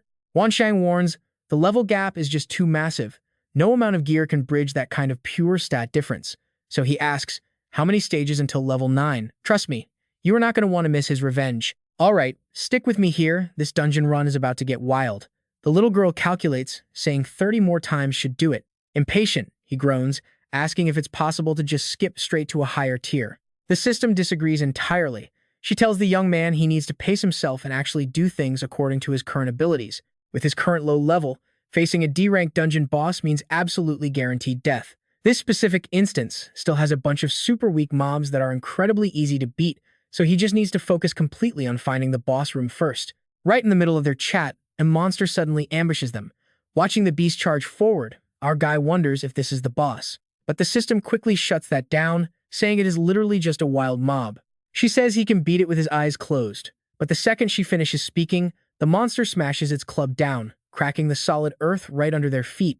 Staring at the destroyed ground, he gasps in total shock. Is this really just a wild mob's power? The monster swings its wooden club and charges again. He immediately activates his Azure Dragon armor, and the club bounces right off the glowing shield. That single strike lets him gauge its real power. He nervously asks if she is absolutely sure she didn't make a mistake. The system suddenly hesitates. Wait, no, something is completely off. Checking the stats panel, its name is Berserk Goblin, a level 6 wood-type enemy. She finally realizes that this thing actually is the boss. He instantly gets serious. Talk about perfect timing. Now he doesn't even have to waste energy searching, since the target delivered itself right to his front door. Being 1 level lower makes it perfect practice. Meanwhile, the system guide is super confused, wondering if she actually designed a dungeon with a Berserk Goblin boss. At the exact same time, our guy is busy drawing cards, pulling an equipment card right out of thin air. The goblin swings its club and charges forward once again, but in that exact split second, a blinding flash of light completely rips through the air, instantly slicing that massive wooden club perfectly in half. The goblin stares in pure confusion at the smoking stump in its hand. You and I both know you're going to want to see this. He praises his new blade as system alerts congratulate him on scoring a legendary SS-Rank lightning weapon, the Thunder Whale. Attack power goes up by 1500, with a chance to trigger devastating lightning critical strikes. The chance drops slightly with each hit, but stored energy can easily restore it. Now completely enraged, the goblin hisses to show off its dominance. But with the Thunder Whale in hand, his confidence is absolutely sky-high. He mocks the beast, asking if losing its weapon made it clumsy. He spots an opening, and a single sword strike flashes through the goblin instantly. Ignoring the dead boss behind him, he just admires the Thunder Whale in his hands. He admits it feels absolutely incredible. Checking the massive amount of points added to his screen, he is ecstatic. 500 experience points now that is making bank with blood. The system chimes right in, reminding him she told him dungeon crawling was the best way to level up. Right on cue, the interface updates his leveling progress completely. His attack, defense, speed, critical rate, and mental strength all get a solid little bump. He asks if he needs to wait for the instance to reset so he can just farm this berserk goblin all over again once it respawns. The system says that actually works. Even though the experience points will be a bit lower next time, the overall grinding efficiency is still super optimistic. Another loud hiss puts them on high alert, but this time, an endless army of goblins comes rushing in. He freezes in total shock. Is it even legal to have this many boss monsters in one place? The system finally realizes the horrible truth: he walked into the completely wrong dungeon. Those berserk goblins? They are literally just the small fry, and the real boss hasn't even shown its face yet. Hearing that makes him sweat bullets. Is this some kind of sick joke? If level 6 monsters are just the trash mobs here, how terrifying is the actual dungeon boss going to be? Even the system doesn't have the exact data yet. She guesses he probably rushed and opened the wrong entrance by mistake. Gripping the Thunder Whale tightly, he totally braces himself for whatever comes next. He challenges them, daring anyone with a death wish to come forward. But the goblin army suddenly hisses as if terrified of something else entirely. A second later, the whole horde turns and runs for their lives. He arrogantly laughs, thinking he finally scared them all off. But a massive shadow is already looming directly behind him. The system stutters out, warning him that the monsters definitely weren't running away from him. A suffocating pressure crashes down, forcing him on edge. Now, here's where you and I need to pay attention. They are staring up at a gigantic beast, feeling the crushing terror of the golden armored earth dragon. The monster's info panel instantly pops up. It is a level 10 golden armored earth dragon, a metal-type beast, and its stats are absolutely, ridiculously terrifying. Terrified, he begs the system for help. He says this massive monster still looks somewhat peaceful, so while it hasn't attacked yet, she needs to get him the hell out of this dungeon right now. The system ruthlessly throws a bucket of cold water on his hopes. She tells him there are only two ways out of this place: either he dies or the giant dragon dies. His blood runs absolutely cold at that. What a fantastic rule. He sarcastically thanks her entire family for this. But the system calmly explains that dying in an instance isn't a big deal. He will respawn safely in the real world, only losing a tiny bit of experience points. He completely refuses. Who in the world has that much extra experience to just throw away? He decides he should go hunt those fleeing goblins for extra points first. Once he farms enough, he can come back and let the dragon kill him. The system happily agrees, praising his incredibly quick thinking. But seeing his prey turn their backs, the dragon opens its jaw and fires a massive energy blast. Terrified, he screams it was just chilling a second ago. Why is it attacking now? The system explains that it simply doesn't want him to leave. Another massive surge of crushing power blasts down, forcefully inviting him to stay right there for the deadly welcome party. That destructive energy beam completely obliterates the ground in its path. The dragon stares into the massive crater, freezing when it realizes its prey is missing. Even the system panics, screaming his name frantically. A trembling hand slowly raises from the dust, followed by a super weak voice. He coughs, saying he's still right here, barely holding on, but definitely not dead and still breathing. Crawling out of the crater, he mutters that he survived only because he activated the Azure Dragon armor in time, otherwise he'd be toast. Then, a system warning pops up: the armor's durability just plummeted by 40%. The damage to his armor is way too huge if they keep fighting. He's a dead man. Glancing back at the distance between them, he feels a sliver of hope, praying it won't catch up from this far away. After all, its massive body makes it look incredibly slow and clunky to move, but the system hesitatingly reveals a terrifying truth to compensate for its horribly slow speed during the design phase. She actually added a special tracking skill. A terrible feeling washes over him. What kind of skill? He gets his horrific answer straight from reality in the very next second. A massive black hole suction force erupts from the dragon's jaws, violently dragging his entire body backward through the air. He curses out loud in pure panic. Stabbing the thunder whale deep into the ground to anchor himself, he screams, demanding to know whose side she is on. The system feels totally guilty, saying she never expected it'd be used on him. She tells him to stop struggling and just let go. But this time, he stubbornly clings to his sword planted in the dirt. He refuses, his armor is broken, and if his level drops now, he'll never be able to beat the Abyssal Lord. He loudly yells at her to find some item to save them. The system quickly digs into her dimensional space, frantically looking for a solution. His sword finally gives out, ripping straight from the dirt. He gets violently yanked backward, completely defenseless, while the system screams in panic. Trust me, you and I are definitely going to want to see how this crazy cliffhanger resolves. Alright, you and I are diving straight into the action. Hao Han moves at lightning speed, blasting out a devastating palm strike. Take this, you absolute menace. His raw power slams directly into the Earth Dragon's massive, rock-hard skull. He immediately maxes out his defenses, activating the Thon Long armor. The Earth Dragon finally snaps its jaws shut. Just like that, the crazy suction force vanishes completely. Total silence. Wenxiang stares in absolute shock. We are totally doomed. It is definitely dropping to level 3 this time. But then, the totally unexpected happens. The Earth Dragon suddenly jolts, throwing its jaws wide open. Wenxiang squints at this bizarre reaction, incredibly suspicious. What on earth is going on? Brilliant golden light violently pierces right through the Earth Dragon's body. Those glowing holes expand until the entire monster explodes into a million tiny fragments. Against all odds, Hao Han actually survived this insane nightmare. His armor is totally shredded into pieces. He lets out a massive breath of relief. The Thon Long armor literally just saved his life. Suddenly, the system panel pops up. Congratulations, player. Clear D, rank dungeon. Slumbering golden armored Earth Dragon defeated. Acquired rare materials. Dragon arm bones increased by 4. Healthy muscle stats boosted by 15. Usable for defensive armor repairs. Obtain a rank magic badge. Dragon Scale X. Can enhance armor defense capability by 30%, while also adding a sweet 10% to injury recovery speed. Acquired the title Dragon Slayer Hero. Equipping this boosts all attributes by 30%. And if the opponent is from the dragon race, that is a massive 100% stat boost. His lightning attribute also instantly jumps to level 8. All his accompanying skills completely skyrocket. Quest progress hits 1970 out of 2000.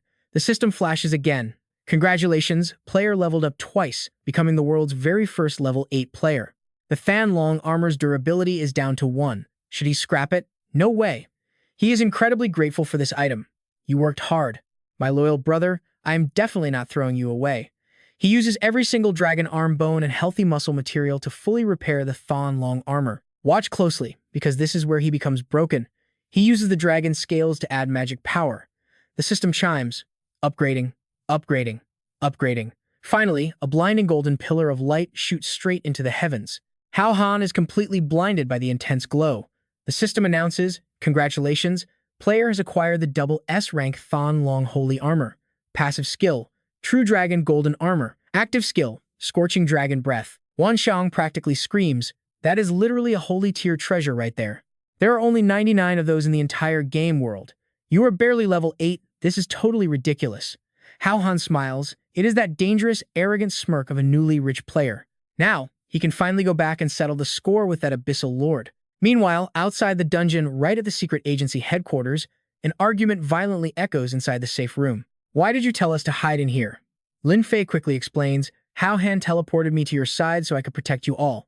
This secret agency headquarters is the only place capable of standing against them. Lu Ju snaps back, who exactly are you looking down on? I could completely level this entire place all by myself. You better tell us Hao Han's location right now so we can go over there and help him. Ren Junshi strongly agrees. Exactly. If he runs into any deadly trouble, how am I supposed to help him continue his family bloodline? Lin Fei replies, with the system there, absolutely nothing will happen to him. The secret agency is totally different now. We have prepared highly targeted weapons. Suddenly, the entire agency is under attack. A massive corner of the building violently explodes. Alarm sirens scream as the enemy ambushes. Heavily armed police officers instantly raise their weapons, aiming directly at the intruders. Tunyu casually strolls out from the dust with his lackeys. Listen to a little piece of advice from me, my brothers. That pathetic little salary is not worth throwing your lives away for. Come work for me instead. I will easily help you reach the absolute peak of life. The police instantly order to open fire. A massive energy shield is thrown up by a lackey, completely blocking every single bullet. Yu coldly orders them dead. His subordinates charge forward. One guy gets impatient and eagerly throws a brutal punch. Suddenly, a crushing sonic wave blasts down from above, violently stopping them right in their tracks. They desperately cover their ears as blood spews from their mouths. The heavy sonic waves blanket the entire area. Fanko is the mastermind behind this trap. She declares, even with superpower props equipped, human beings are still just fragile flesh and blood. When facing the overwhelming attack of sonic weaponry, absolutely any defensive measure becomes completely useless against it. Yu groans in pure annoyance. That cursed woman is actually helping the secret agency fight against me. The girls upstairs cheer at the victory. Awesome. What kind of weapon is that? So powerful, we totally won. However, Lin Fei stays incredibly calm. It cannot be this easy. Where is the Abyssal Lord? Where is that monster hiding? She guesses nervously. Is Yu actually going to give her the answer? You and I both know a trap when we see one. Lin Fei frantically screams into the radio. The sky! In the sky! Watch the sky! Fan Ko and her entire staff look up, completely confused. In the sky, lifting their heads, they realize the terrifying Demon King has been floating there. He sneers, how amusing. But a single finger carrying the power of absolute destruction is plunging down. That is all it takes. Massive explosions violently rip through multiple parts of the secret agency building. Liu Ju bravely charges right in. Her blinding sword strike totally rips through his demonic aura. She coldly commands, give me back my man. Violent streaks of sword aura continuously blast forward as she growls, give him back. Ren Junqi throws up a strong protective shield around Fan Ko, happily cheering out loud. A direct frontal assault. We definitely won this fight. The Demon King glares at Liu Ju with absolute disgust. Foolish woman. She freezes in sheer horror, realizing her powerful sword has been completely reduced to just the hilt. The Demon King remains totally arrogant, too weak. You really cannot withstand a single strike. Suddenly, Huang Ru sneak attacks from behind. Her deadly blade pierces right through him, just as he mutters, but I still want you dead. Instantly, he violently chokes her by the throat. He glares darkly at Huang Ryu. You lowly, pathetic woman. You dare to mock my sheer authority and run away from our marriage? I will end you first, then return to butcher your entire clan's limbs. I want to watch you all grovel and whine in the dirt like disgusting, pathetic maggots. That is my only source of true entertainment. Hearing his sick words, sheer hatred completely boils inside her. You absolute monster, you animal. Despite the pain, she is still waiting. My peerless hero, where are you? Answering her desperate prayer, Hao Han suddenly materializes. A brutal sword strike violently slams directly into the Demon King's back. The raw impact is so insane it triggers a massive, blinding explosion. Yu stares in absolute shock, totally lost for words. You actually came back? Lin Fei lets out a massive sigh of relief. I knew his life was tougher than a cockroach. Wait, why did she say it like that? Liu Ju smiles. This guy definitely knows how to pick his dramatic entrances. The Demon King crashes into the dirt, utterly bewildered. How are you still breathing, you pathetic brat? Hao Han cradles Huang Ru safely in his arms, posing confidently. I am standing right here. How different do I look? He smirks. Hell rejected me, so I came back for revenge. Trust me, you and I are going to love this next fight. Let's jump right into the madness. Yu is absolutely stunned. Since when can this bastard fly? Meanwhile, Wan Shang drops a harsh truth. That flight charm only lasts 1 minute. Stop flexing and get on the ground. Heck, Hao Han panics. Why didn't she warn him sooner? Seeing him totally distracted, the Demon King loses his mind, gathering a massive wave of dark energy. A wave of demonic aura strikes straight at his head. He quickly grabs his companion and dives straight down. But that demonic energy, it morphs into a homing arrow. Fanko screams out a warning. Even Heck Hao Han is completely shocked. That thing can actually track him? Suddenly, thick vines erupt from the dirt. They wrap tight around Heck Hao Han's legs, leaving him stunned. Seriously, what is this now? Yu smirks, praising his henchman. Perfect. Nobody can break my steel vines. He is absolutely dead. From a distance, Fan Ko just watches a massive explosion boom. Long Fai is terrified, secretly blaming him. He already took a massive hit from the Abyssal Lord. He has absolutely zero strength left to resist. Why did this idiot just seek his own death? The Demon King is thrilled, crushed to dust. Letting you die this happily is way too cheap. Yu praises him. Awesome job. Major contribution. He grins. Thanks, boss. But they never expected Heck Hao Han's voice from right behind them. Man, that was way too close. Both villains freeze, eyes popping wide open. How did you run over here? Heck Hao Han shrugs. I just crawled through the tunnels. The lackeys charge in. Damn it, protect the boss. But Huang Dai instantly steps up, delivering brutal kicks. You small fries think you deserve to fight the main character? She effortlessly wipes them out. That is right, back off. Lu Ju coordinates perfectly, swinging her sword with a shout. Anyone blocking the way dies. Seeing his squad get wrecked, Tun Yu panics. He turns to the monster. Demon King, please kill these women first. Watch closely. Things are about to get intense. The demon gathers a terrifying sphere of dark divine fire in his palm. The three girls are completely stunned, totally frozen. But the hero arrives. Hao Han flashes in, his blade shattering the attack. All three girls are now perfectly safe under his protection. The Demon King is stunned. What? My divine fire deflected? Looking at Qin Loi, Hao Han smirks. Could not really test this earlier. Let us try now. As expected, very satisfying. Off to the side, Tun Yu is incredibly jealous. What exactly did this bastard encounter while he was missing? His strength skyrocketed, and even his weapon. Refusing to lose, the Demon King gathers bigger divine fire. This is impossible. Just die. Hao Han calmly swings his blade right back. The demon scoffs, relying on a poor move to threaten me, but he realizes, wait, if hit, I am dead. Careless, the Demon King takes the sword beam head-on, crashing down. Too dangerous. Zero time to breathe. Hao Han instantly lunges down for another brutal sword strike. The monster sneers. Stop bluffing. The thunder power on your sword is completely exhausted. It is just a useless iron bar that cannot hurt me. Hao Han glares coldly and lists. First, a normal sword can still chop you up. Second, who said, my lightning was a one-way trip. Right on cue, a massive lightning pillar strikes from the sky. The Demon King stutters in disbelief. Absorb it back? Hao Han's Qin Loi instantly absorbs the new power, completely reloaded. He arrogantly stares down his opponent. Satisfied now, the demon turns pale, witnessing this strange phenomenon. I roamed worlds for hundreds of years, fought countless fierce enemies, but I have never met a scammer. Boom. The Demon King is instantly blasted by Hao Han's lightning. Hao Han stares at the motionless corpse, but his sharp instincts detect something wrong. Looking at the torn body, he guesses it is a golden cicada shell decoy. The Demon King teleports back next to Tun Yu, cursing. Damn it, forced to use my reincarnation skill. The system chimes and the Abyssal Lord is level 8. Hao Han scoffs.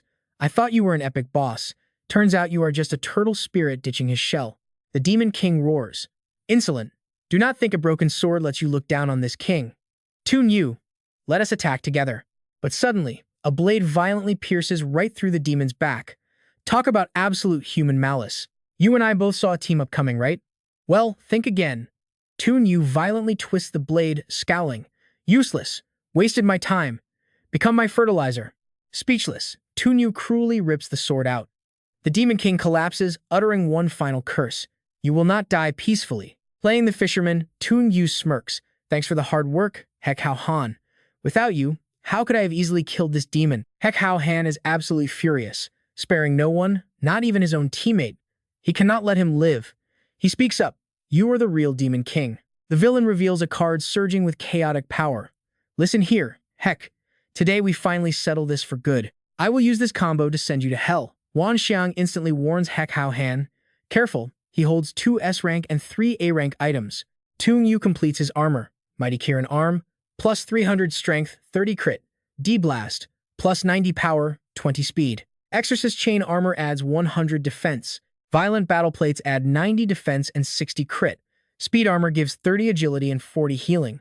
Imperial Helmet boosts mental and healing by 100. Forgiveness, Cloak halves, enemy attack and speed. Plus Legendary Magic Twin Blades, ignoring physical defense. The absolute strongest armor-breaking build in history. Tun Yu proudly flexes his full gear. How do you plan to fight this? A grenade is thrown, freezing him before a terrifying explosion happens. Hao Han claps. Even normal ammo is useless. Bring 2 crates of grenades over here. Buried under the ruins, Tun Yu weakly trembles. How are you so shameless? Hao Han cruelly smirks. Looks like you are crushed by all that heavy gear. You really cannot run. So what do you and I take from this? Don't skip leg day. Sweating bullets, Tun Yu realizes his flaw. He stacked defense, but forgot about the massive weight. Alright, stick with me here, this gets wild. While he's spacing out, Hao Han's lightning strike is right in his face. But the sword tip gets completely blocked by his opponent's Devator mask. Tun Yu laughs like a maniac. Haha, you thought you had me. Even if I couldn't dodge, your boy came fully prepared with top-tier defenses. He's armored up everywhere, so what could possibly go wrong? Well, Hao Han is always one step ahead. He unleashes a brand new trick, turning that metal gear into a giant lightning rod. Raw lightning courses through Toon Yu's entire body, but backed into a corner, he actually counters. A blinding light flashes from his gear, totally dazzling Hao Han. Then, a massive blast of firepower slams directly into our main character, sending him flying backward with a heavy grunt. Stabbing his sword into the ground to stay upright, he mutters, "That was way too close." The spot he just hit actually triggered a hidden passive defense skill. Deep down, he knows the truth. That previous strike against the Abyssal Lord basically drained all the stored energy out of his lightning attack. Otherwise, there is zero chance Toon Yu could have fought back. But Toon Yu is absolutely wrecked too. Ripping his mask off, he pants heavily. Hao Han just stares at him coldly. "Well, finally figured it out? You thought your gear could match mine?" Toon Yu screams out, "Come on then. Let's trade lives right here. The only man worthy to rule this entire world is me." Lin Fei watches from the sidelines, completely helpless. This absolute maniac is truly beyond saving. But then, her eyes widen as a crazy new situation unfolds right in front of them. Up on the roof, there are endless shadowy figures. It is Toon Yu. He is literally multiplying. Yeah, Hao Han is just as shocked as she is. Am I seeing things right now? Now pay attention. This is where it gets insane. How are there so many of him? Wan Xiang speaks up from behind. "I know what this is. He got the SSS-Rank treasure, the Coffin of Rebirth. Once that item binds to a master, it creates unlimited, immortal clones of them." Hao Han frowns hard. "Are you kidding me? A completely broken cheat item like that actually exists?" Across from them, Toon Yu laughs with pure confidence. "Ha ha! Hao Han, today is your death day." He points a finger, ordering his clones to attack. Hao Han tenses up and immediately commands his system. "Draw a card. Give me the most useful thing you have." Wan Xiang's calm voice rings out. "Do not worry." But Toon Yu is already charging forward, screaming, "I won't give you the chance." Lu Ju dashes out, blocking his path with her sword. She echoes his words, "I won't give you the chance either." She desperately buys time for Hao Han to draw. The system suddenly chimes in. "Congratulations, host has received the martial arts manual, Phantom Sword Art." Hao Han breaks into a grin. "Thanks for the cover, Liu Ju." The system starts updating his progress. Comprehension loading, currently at 50%. It jumps to 70, then 95%, right as Toon Yu's clones close in. Comprehension complete, 100% reached. The update finishes at the exact perfect second. He snaps his eyes open, glaring at them coldly. Countless lightning sword strikes sweep through the air. The entire mob of clones drops like dead leaves in autumn. Toon Yu yells at his copies, "Don't panic. There is no way he can pull off an explosion like that twice. Keep your spirits up.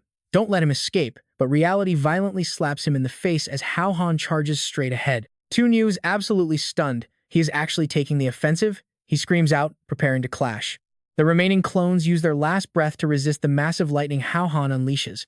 Meanwhile, the real Toon Yu stands safely aside, frantically cursing them. "You useless idiots! Circle around to the back. Sneak attack him from behind." 3 clones in the back take the order and move.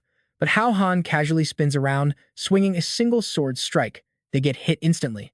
Thanks to that clean sweep, he scores a continuous combo of 150 experience points. He lets out a satisfied sigh. Finally caught him. Unlike Hao Han, Toon Yu is having a complete meltdown. He refuses to accept this reality. "You! How did you?" Hao Han cuts him off. "Even though you have a massive army of helpers, I've already figured out your 3 biggest weaknesses." Hearing this, the villain bursts out laughing. "Weaknesses? Doesn't that just mean you have to kill 3 more of my lives? But doing that will just make them go crazy. Didn't you say he basically became immortal?" Hao Han stays perfectly calm, listing them off one by one. First, the Coffin of Rebirth only copies, it doesn't revive. That is exactly why you're too scared to show your real face. Second, these clone bodies were created before you killed the Abyssal Lord, which means they are all stuck at level 6. Third, they aren't a threat to me at all. They're just free experience points. The more I kill, the stronger I get. Toon Yu's face darkens instantly. Hao Han smirks and continues. "Looking at that ugly expression of yours, I'm guessing I hit the nail right on the head. I know what you're thinking, right?" Lin Fei is amazed too. In just a short fight, he easily caught all that vital info. He's a born warrior. But wait, why is he exposing all his findings out loud? Isn't this just giving Toon Yu time to prepare? But Hao Han's true goal is way darker. Let's just keep going. I really want to hit level 15, so I'll be relying on all of you for that boost. Toon Yu refuses to be a stepping stone for his enemy. His face goes completely black. Staring daggers at him, the villain suddenly turns and slaughters his own clone. While the remaining copies watch in pure horror, Toon Yu justifies it. Keep the wealth in the family. Our shared enemy is Hao Han. By doing that, he instantly scores 350 experience points. So all of you, be good little sacrifices and help me level up. The two remaining copies furiously yell back. Like hell, why should we be your stepping stones? You want our lives, it's not going to be that easy. But a ruthless sword strike from the real Toon Yu flashes by. Save your breath. None of you have a choice here. Hao Han, standing opposite to him, jumps right into the clone massacre too. Oh? Then let's see whose hands are faster. Lin Fei finally pieces it all together. So that was his plan. He purposely told Toon Yu the truth so that, to stop Hao Han from leveling up, Toon Yu would scramble to kill his own clones. If they both start hunting them down, the experience gap won't be that massive. But more importantly, Hao Han's next fight is going to be so much easier. One by one, the furious clones crash to the ground. After completely wiping them out, Toon Yu stands on the other side, laughing like a maniac. Haha. He scoffs with utter disgust. You idiots, without me, you wouldn't even exist. Zero self-awareness from any of you. Right then, Toon Yu's rank hits level 10. He grins. Well, at least my hard work paid off. Finally, pushed myself all the way to level 10. Hao Han casually wipes his sword clean. You know, you actually had another choice here. If you had teamed up with them to attack me, your chances of winning would have been way higher. Realizing he got totally played, Toon Yu's face falls. You bastard, Hao Han. Being that arrogant is going to get you killed. Our MC mercifully gives his opponent one last shot. If you got any more cheap tricks, use them now. Wait too long, and you'll never get the chance. Toon Yu forces himself to stay calm. I have the intelligence advantage. If I can just land this one skill successfully, surpassing his level is completely possible. Playing dirty, he points up at the sky. Hey, what's that? Using the split second, Hao Han looks away. His sword lunges straight for the MC's neck. You're way too naive. But insanely, Hao Han blocks the lethal strike using just 3 fingers. Trust me, you and I will never forget this disrespect. Toon Yu's jaw hits the floor. Level 13 lets him do whatever he wants. Finger blocking a sword, Hao Han throws his words right back. Alright, stick with me here, you are about to see who the real amateur is. Toon Yu launches his second deadly strike, completely unarmed. An aerial palm technique aiming for an absolute kill. But our guy stays totally calm. He tells him, you have lost your mind, which means you have already lost the fight. You are only good for testing my absolute limits. Seeing his opponent casually raise just a single hand, the villain completely freezes. Only one hand? That massive disrespect destroys his ego, making him recklessly charge forward, screaming he will fight to the death. Hao Han arrogantly uses exactly one arm to block all of those furious punches. Then, he finally uses his own fist, slamming it directly into the guy's gut with devastating force. This single massive punch makes Toon Yu cough up blood. He finally realizes the terrifying gap in their power. But in his mind, as long as that rebirth coffin exists, his clone will get revenge. Hao Han has already predicted his opponent's every single move. He casually asks, booting up your rebirth coffin is definitely going to produce an energy wave, right? Toon Yu finally realizes the terrifying truth. Wait, were you just waiting for this exact opportunity all along? Fanco reports from the back. The scan is complete. It is in an L-shaped warehouse in the southeast part of the city. Toon Yu collapses into the dirt. Hao Han says understood, then completely vanishes. He glares furiously at Fanco, calling her a filthy, treacherous woman before completely passing out. Meanwhile, Toon Yu's clone body awakens in the hideout. He tells himself, Hao Han, there is absolutely no way you can defeat me now. But right after saying that, a massive pillar of lightning crashes straight down from the sky. Toon Yu just escaped death, only to immediately face it again, screaming out in utter despair. Hao Han looks down at him coldly from above. Caught you. Toon Yu instantly begs for his life. Boss Hao Han, I was wrong. Can you please just give me one more chance? I will be your loyal lackey. Whoever you hate, I will destroy them. Now watch closely, you and I both know what happens next. Hao Han refuses and cranks the lightning up. He roasts the guy until only a dried husk remains. He says coldly, in your next life, when I get a dog, remember to come find me. The media quickly broadcasts this insane battle. The news reports that the notorious thief terrorizing the city, Toon Yu, has been beaten to death. However, the police refuse to reveal which hero did it. Lin Fei is super worried. Even though Toon Yu is dead, it is incredibly strange that Professor Tung Jiang is still missing. Plus, the device Toon Yu used to break through the dimensional wall is nowhere to be found. He asks, so you suspect Toon Yu still has a gang out there? She confirms she cannot rule out that possibility. Because of that, the police must continue guaranteeing his absolute safety. Besides that, The city has officially nominated you to register for the provincial superhero selection tournament being held next month. It is a massive deal. Make sure you prepare thoroughly. But Hao Han instantly refuses. Forget it, I finally have a moment to breathe. Just let me rest for a while, I am not going. She agrees right away. Fair enough. I will contact the organizers and forfeit your spot. The prize for the winner is 30 million. I am guessing you do not have much interest in that kind of money anyway. Hearing that massive amount of money, Hao Han instantly changes his tune. Hold on, Lin Fei asks. What is wrong? Changed your mind? He shamelessly replies, what is resting anyway? Resting is too boring. I volunteer to step onto a higher stage, to clash, and learn from those truly talented people.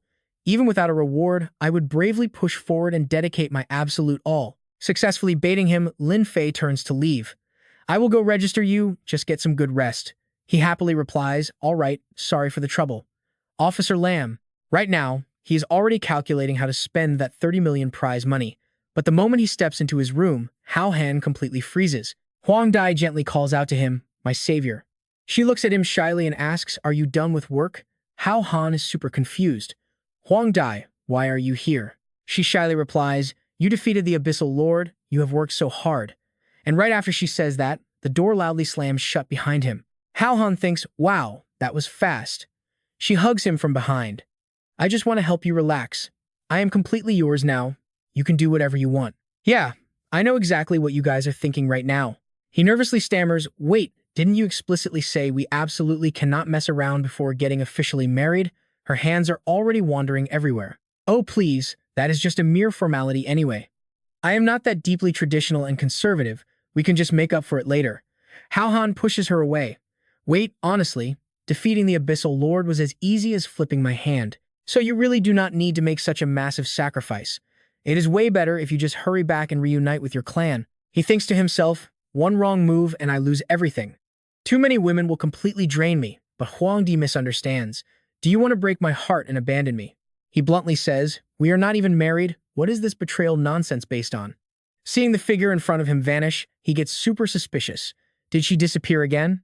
Suddenly, his pants completely vanish into thin air. Where are my pants? Even his shirt magically disappears. He can only stare helplessly as a blurry figure lunges straight at him, making him scream in sheer shock. Huang Dai sits on top of him, stubbornly saying, explaining is useless. No matter what, tonight I am going to make you completely mine. Hao Han frantically tries to reason with her. No, stop. You are not planning to eliminate me after we are done, right?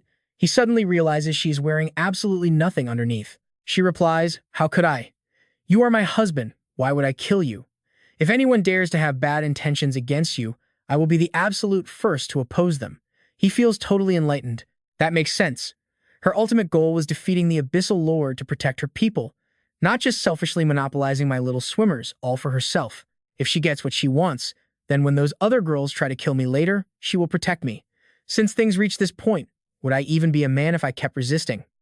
It is not until late at night that Hao Han exhaustedly wakes up after an intense battle. Seeing nobody beside him, he is confused. Where did she go? She left that early? That was incredibly refreshing. That perverted system did not show up to bother me either, but she is definitely hiding in some dark corner, carefully watching my every move. Right at that exact moment, Ren Junqi and Lu Jiu step into his room. Seeing them, he screams, what do you girls want? I am warning you, I am a level 14 boss. Physical force will not work. Neither of them shows an ounce of fear as they step closer. You do not need to stubbornly resist us like this. The sister already agreed with us. As long as it is a safe period, she will temporarily seal away your powers. Right now, besides basic stamina, you have absolutely nothing left. Wan Xiang winks at him. No need to be polite. Hao Han's face darkens. What do you mean? Is this forced? Tu Hao Han, come save me. Ren Junqi is already crawling onto the bed. Guess who told us to come here?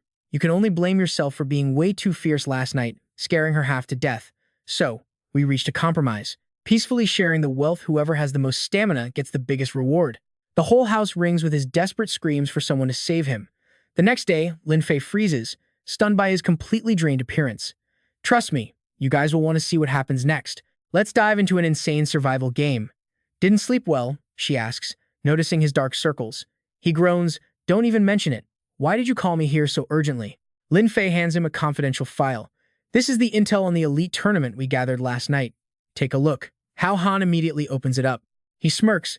With my level, Taking the championship is a total breeze. Why waste time gathering all this intel? She suddenly drops a bombshell. You're way too optimistic. My official recommendation right now?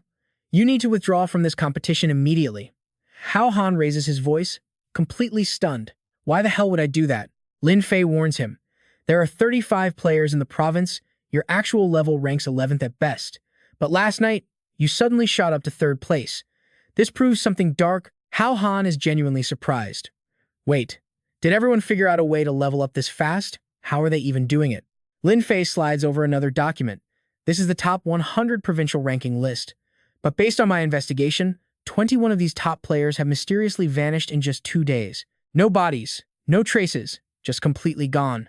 Hearing this, it clicks instantly. Clearly, some very ruthless players discovered a fatal loophole. They are hunting each other down to steal massive experience points. It's supposed to be just a tournament, but this is a total bloodbath. Lin Fei nods. Their obsession with winning has completely exceeded our worst predictions. For your own safety, we need to study this and decide carefully, so I suggest you back out. Surprisingly, he agrees without a single second of hesitation. I'll forfeit. I'm dropping out. Having just survived a literal death match with 2 new, there is absolutely no reason to risk his life again. Lin Fei smiles. Good, I'll report this to the province. Damdong City has been pretty peaceful lately, so you can finally get some well-deserved rest. Hao Han leaves the office. As he walks down the hall, he casually chats with his system AI, Wan Shang. How's your data collection going? Can you finally patch the game's bugs? The AI girl replies, not even close. You need to keep working hard, preferably doing it a few times every single day. Hao Han's face instantly drops. Every single day? That is way too excessive and completely exhausting. But Wan Xiang isn't bothered at all. I'll make you some holy oil. I hear it works wonders. This overwhelming enthusiasm makes Hao Han grit his teeth in pure frustration. Gee, thanks a lot, he mutters. But watch closely, this is where things get wild. A sudden murderous intent strikes from behind. Dodging just in time, he shouts, "Who's there?" The attacker reveals himself. It's Cao Min, a level 16 player currently ranked 9th in Dongmin Province. He smirks, as expected of Damdong City's #1, to dodge a silent sneak attack like that. Hao Han squints, instantly recognizing the guy's face. I think I've seen your picture before. You're one of the elite provincial tournament players. Just to level up, you're actually targeting me as your prey. Cao Min arrogantly laughs in response. All the top experts in this city have already been completely wiped out. If I can eliminate you too, I'll definitely break through to level 18. Hao Han realizes there is no escaping this fight. These people have lost their minds. The tournament hasn't even started, and they are already butchering each other. Looks like hiding is completely off the table. He needs to crush this annoying problem right here and now, then head back to discuss things with Lin Fei. Staring closely at the iron-spiked wooden club in his hand, our MC is genuinely puzzled. Is this really his weapon? It looks like some cheap, handmade garbage. How can a basic wooden stick hold such terrifying destructive power? Cao Min doesn't waste another breath. He instantly swings his heavy club, roaring, "Just be a good boy and die." Hao Han answers by summoning his legendary lightning sword. A single sword strike dead stops the enemy's attack. The raw power of these 2 mighty weapons clashing together sends a massive shockwave of pure energy echoing through the area. After this brutal impact, he realizes something is seriously wrong. A normal wooden club would have shattered instantly. Plus, this guy's physical strength is way higher than it should be. The mutant energy creates a vicious aftershock that shoots straight into the sky. Unable to hold his ground, Cao Min is forced back. A lightning magic sword? I almost fell for that trap. Hao Han pushes his advantage, rushing forward. There are plenty of things you'll never see coming. Cao Min channels massive raw energy directly into his wooden club, screaming, "Speed boost." Hao Han instantly realizes his enemy can completely swap out different buff effects. A split second later, his opponent uses godlike movement speed, creating a glowing mutant energy circle that traps our MC right in the dead center. He sneers with absolute confidence. "Relax, you'll never be able to catch up to my insane speed." His blurring silhouette suddenly splits into 3 identical clones. Simultaneously, 3 wooden clubs are violently thrown out like razor-sharp spinning blades. Just be a good boy and become the perfect stepping stone to my ultimate peak. Facing a storm of incoming weapons, Cao Min roars, "No one survives my massacre, and that includes you." But you and I both know our MC always has a trick ready. He instantly activates his Azure Dragon Holy Armor. A massive glowing shield easily deflects every single bit of incoming damage. Seeing this impossible defense, Cao Min's jaw completely drops. What? Hao Han violently swings his sword. "Found you. Seeing the villain stumble backward, he chases him down relentlessly. Running away, but Cao Min stays arrogant. Just wait until I regroup and adjust my strategy. I'll come back to settle this. No one can keep up with my speed. One day I will, but before he can even finish his trash talk, Hao Han's fist smashes directly into his face. Unable to dodge, he takes the brutal hit head-on. Staring at his own smoking fist, Hao Han says with absolute calm, "You're not the only one who knows how to use enchanting magic." Cao Min crashes hard into the dirt, coughing up a very cryptic warning. "Kill me. You really chose the wrong target." Soon after, ambulances and police cars finally arrive at the scene. Lin Fei quickly stops the paramedics as they lift the stretcher. "Hold on a second. I need to verify the attacker's identity real quick." The medic hesitates, looking extremely awkward. Based on his current condition, well. Looking at Cao Min's brutally swollen face and shattered teeth, the medic sighs. Even his own mother wouldn't be able to recognize who this guy is. Lin Fei completely gives up. "Fine, just take him away. Save him if you can, but don't force it. Even if he lives, he's totally crippled." Her eyes suddenly lock onto Hao Han. He is sitting quietly in the distance, deep in thought. Lin Fei immediately walks over to him. "Cao Min won't be the last one to come after you. For your safety, I'll request top-tier protection from the higher-ups." But he shuts her down. No need. If they don't care about the rules, I'll just step straight into the battlefield myself. Why bother trying to hide from them? I've officially decided I am joining the elite tournament. Lin Fei urgently double-checks. "Are you absolutely sure?" Entering means facing enemies far stronger and deadlier than him. He smirks, completely unfazed. "No need to stress. I'll just wipe them all out. Sign me up, then bring me the tournament rules. I need to make time to study them carefully. Also, interrogate Cao Min. I have a strong feeling he didn't just want to kill me for experience points. He definitely has some other hidden motive." Lin Fei nods. "All right, I'll arrange it." He turns to leave. She offers, "I'll get a police car to drive you." And that's where we leave it, trust me. Things are about to get bloody. But Hao Han turns them down. He says he doesn't need it. Nobody is going to cause trouble for him anytime soon. After all, his drones already caught their faces on camera. Stick with me, because things are about to heat up. Inside a dark room, someone is analyzing him. They think Hao Han is suspicious, looking like a total amateur in both gear and combat skills. They suspect a powerful hidden master is backing him up. A mysterious man completely reads Teng Zhang's mind, asking if he really thinks this arrogant kid is still hiding a bunch of secret trump cards. He replies, "Yes, absolutely." He strongly suggests they shouldn't mess with him right now, or the fallout could be totally deadly. The man pulls out a badge, noting that even Cao Min lost to this guy. He is definitely a rare opponent. The plan is to recruit him first, but if he refuses to cooperate, they will have to use brutal force. After all, the Azure Dragon Holy Blade, a piece of the Azure Dragon armor, emerged from that badge. He coldly declares that he absolutely must get his hands on that holy armor and those gauntlets. Meanwhile, back at Hao Han's house, Lin Fei speaks up. She tells him that the tournament organizers just sent over the official competition rules. He reads through the details. The official matches start in 3 days, giving them plenty of prep time. It seems the organizers are terrified of the competitors causing more absolute chaos. Lin Fei just sighs. Lu Ju chimes in, pointing out that with group stages, semifinals, and finals, they are looking at way more than just a single fight. Ren Junqi adds that there is zero info on the brackets, so they have no clue who they are facing. Huang Dai immediately suggests a crazy fix: just tell her where the organizers are, and she will go steal the roster. Lin Fei looks at the 3 girls and furrows her brow. Why on earth are they acting exactly like a bunch of peacocks in heat? Hao Han feels totally helpless and tells them to focus on business. The notice requires all fighters to register the day after tomorrow, meaning they have to head out early tomorrow morning. Once they reach the arena, nobody will dare mess around. Lin Fei agrees seriously, but points out a huge problem. The venue is in Fuduang City, which means crossing through 4 whole cities to get there. If she were a competitor, she would definitely plan an ambush on the road. Lu Ju steps up for the mission, boldly claiming she will personally escort Hao Han the whole way. Anyone looking for trouble will have to answer to her blade first. Ren Junqi and Huang Dai immediately yell out that they are coming along too. Suddenly, the doorbell rings. Lin Fei and Hao Han instantly look up, fully on guard. Lin Fei grabs her walkie-talkie, calling the security team. Team 1, Team 2, who's at the door? Team 1, Team 2, respond. She asks a second time, but the radio is dead silent. Lin Fei tenses up, nobody is answering. Was the signal jammed? Hao Han speaks up next. Here is where things get really wild. For guys like this, killing is way easier than jamming a signal. He walks to the door, yelling to stop ringing. The moment he opens it, the guest speaks. Good evening, Mr. Hao Han. It is the fighter from Thon Van City the Clown, a level 17 threat, ranked 8th in the entire province, now respectfully bowing right in front of him. He claims he is under orders from his master to pay a special visit. All 4 girls peek out the door, totally curious. Ren Junki speaks up asking if the 8th rank clown is here to assassinate Hao Han too. Lu Ju glares fiercely, telling him to keep dreaming while she is around. The clown smiles and says it is a misunderstanding.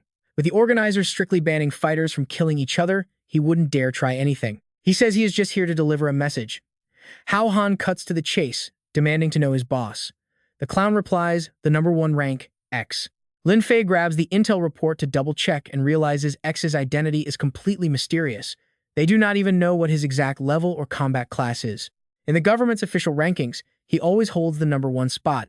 Ren Junshi gasps, amazed he is that mysterious. Hao Han glares at the guy, telling him to stop beating around the bush and spit out the message. The clown replies that Lord X highly values talent. He wants to recruit him as a subordinate so they can achieve massive things together. The master stated that if he simply kneels down before his business card, he might just spare his life. On top of that, he would turn him into his absolute most trusted right-hand man. I know what you are thinking, no way he accepts this. Hao Han goes dead silent at the insane demand, coldly repeating, tell me to kneel. The clown casually confirms it is his only chance, but the door slamming violently right in his face is the only answer he gets. The clown goes absolutely crazy, spamming the doorbell over and over again. He screams at Hao Han to stop hiding and staying quiet. He knows he is in there, yelling that if he has the guts to enter the tournament, he should have the guts to open the door.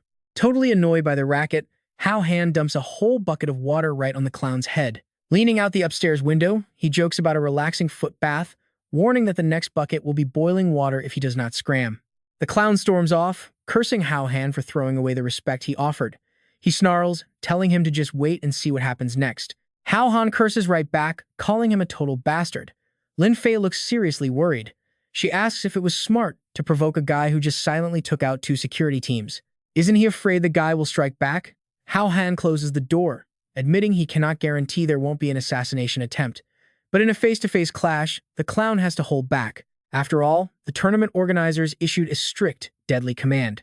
Striking now would only end up getting his own master killed by the rules. Lin Fei is absolutely furious. She never expected this guy X to be so insanely arrogant, sending someone over just to provoke them like this. And knowing even the clown is his lackey, she admits Hao Han was probably right. Cao Min was definitely sent by him too. Hao Han asks for an update on that guy. Speaking of Cao Min, he wants to know exactly what his current medical condition is. She replies that the doctors say he is in extremely critical condition, literally on the verge of death. Really? A calculating look flashes across his face as he asks her to do him a quick favor. The very next morning at X's towering headquarters, the angry clown reports everything through a video screen. He is absolutely furious, screaming that Hao Han is insanely arrogant and completely out of his mind. He begs his boss not to let him off the hook. X warns him not to alert the enemy. He reminds him of the strict ban the supervision team is not someone they can afford to mess with. The clown promises not to leave a single trace. He vows to eliminate Hao Han the moment he hits the road, snatching that prized item back for his master. X orders the clown to return immediately, since the tournament starts soon and they cannot waste time. The clown quickly agrees. Once the screen cuts to black, only Tung Jiang and X remain in the room. Tung Jiang voices his doubts. He asks why he is letting the clown go kill Hao Han. What if the supervision team actually catches him red-handed? X speaks with a dark tone. Professor Liu, when did I ever order him to attack? I merely reminded him not to be late. Tung Jiang instantly catches onto the scheme. So whether he succeeds or fails, X can easily prove the assassination was just the clown acting entirely on his own without orders. X already knows Cao Min lost, and it seems the clown doesn't have a guaranteed win either. Tung Jiang asks, why let him go? Trust me, we are going to find out soon. Alright, stick with me here, we're diving into a ruthless plan that will force Hao Han to miss the whole tournament.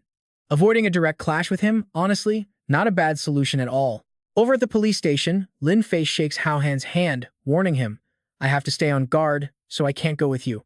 Meanwhile, Pan Ji is busy developing new software, promising to catch up later. Hao Han brushes it off. No problem, I can totally handle this alone. But Lin Fei reveals they approve 3 cars and 5 elite guards, definitely enough manpower to deal with any normal surprises on the road. But what if X's gang plays dirty tricks on the road? Junshi and Xing Yao step up. With us here, just relax. Lin Fei sighs heavily. Having you girls around actually makes me worry more. Ignoring the banter, Hao Han gets into the car, buckles up, and they immediately set off without wasting any time. Watching the armored convoy leave, Lin Fei cheers them on. Good luck out there, and stay safe. X's men are already making their move. Boss, they just left. X orders them to tail the convoy secretly. The driver nods as they turn onto a mountain road. Seeing this route, Hao Han gets instantly suspicious.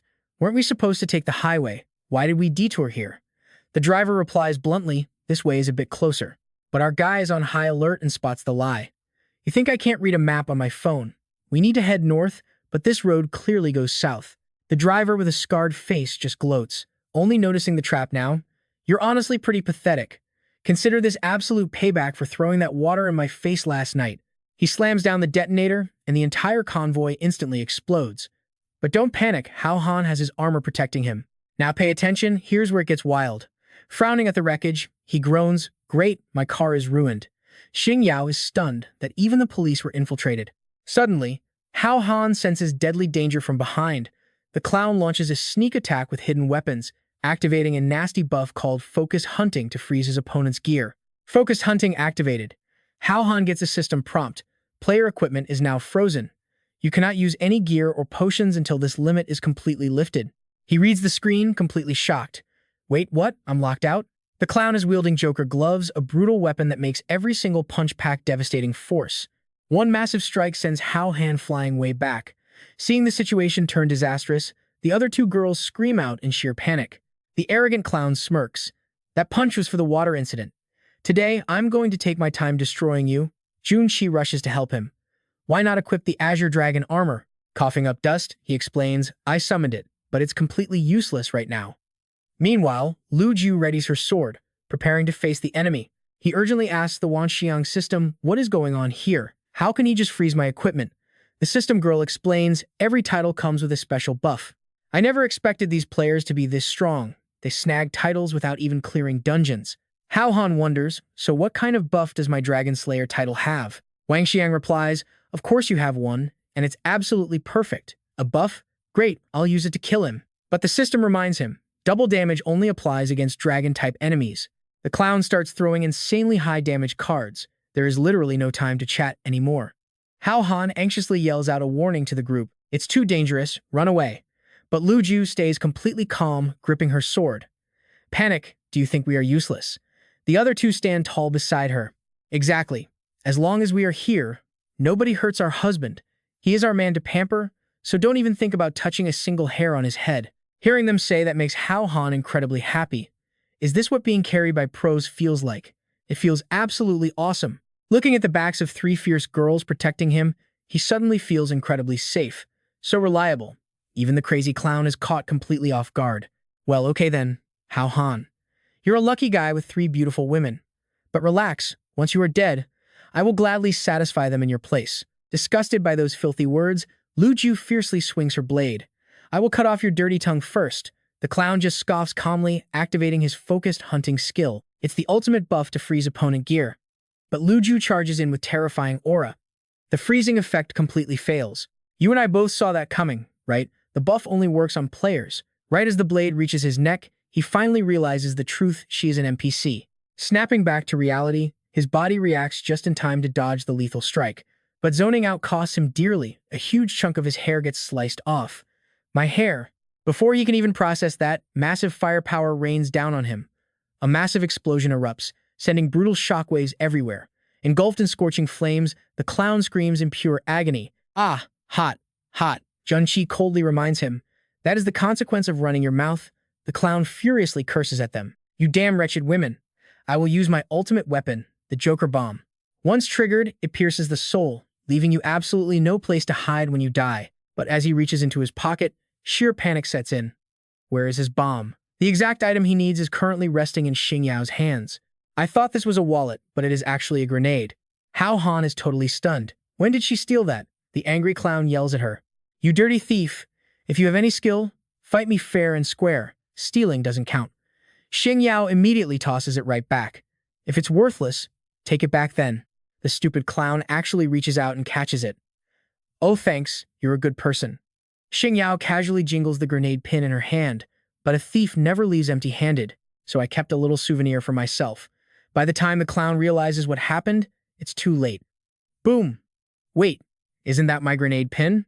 Once again, he suffers the tragic fate of being blown to pieces. Hao Han can't even believe the girl's lightning speed.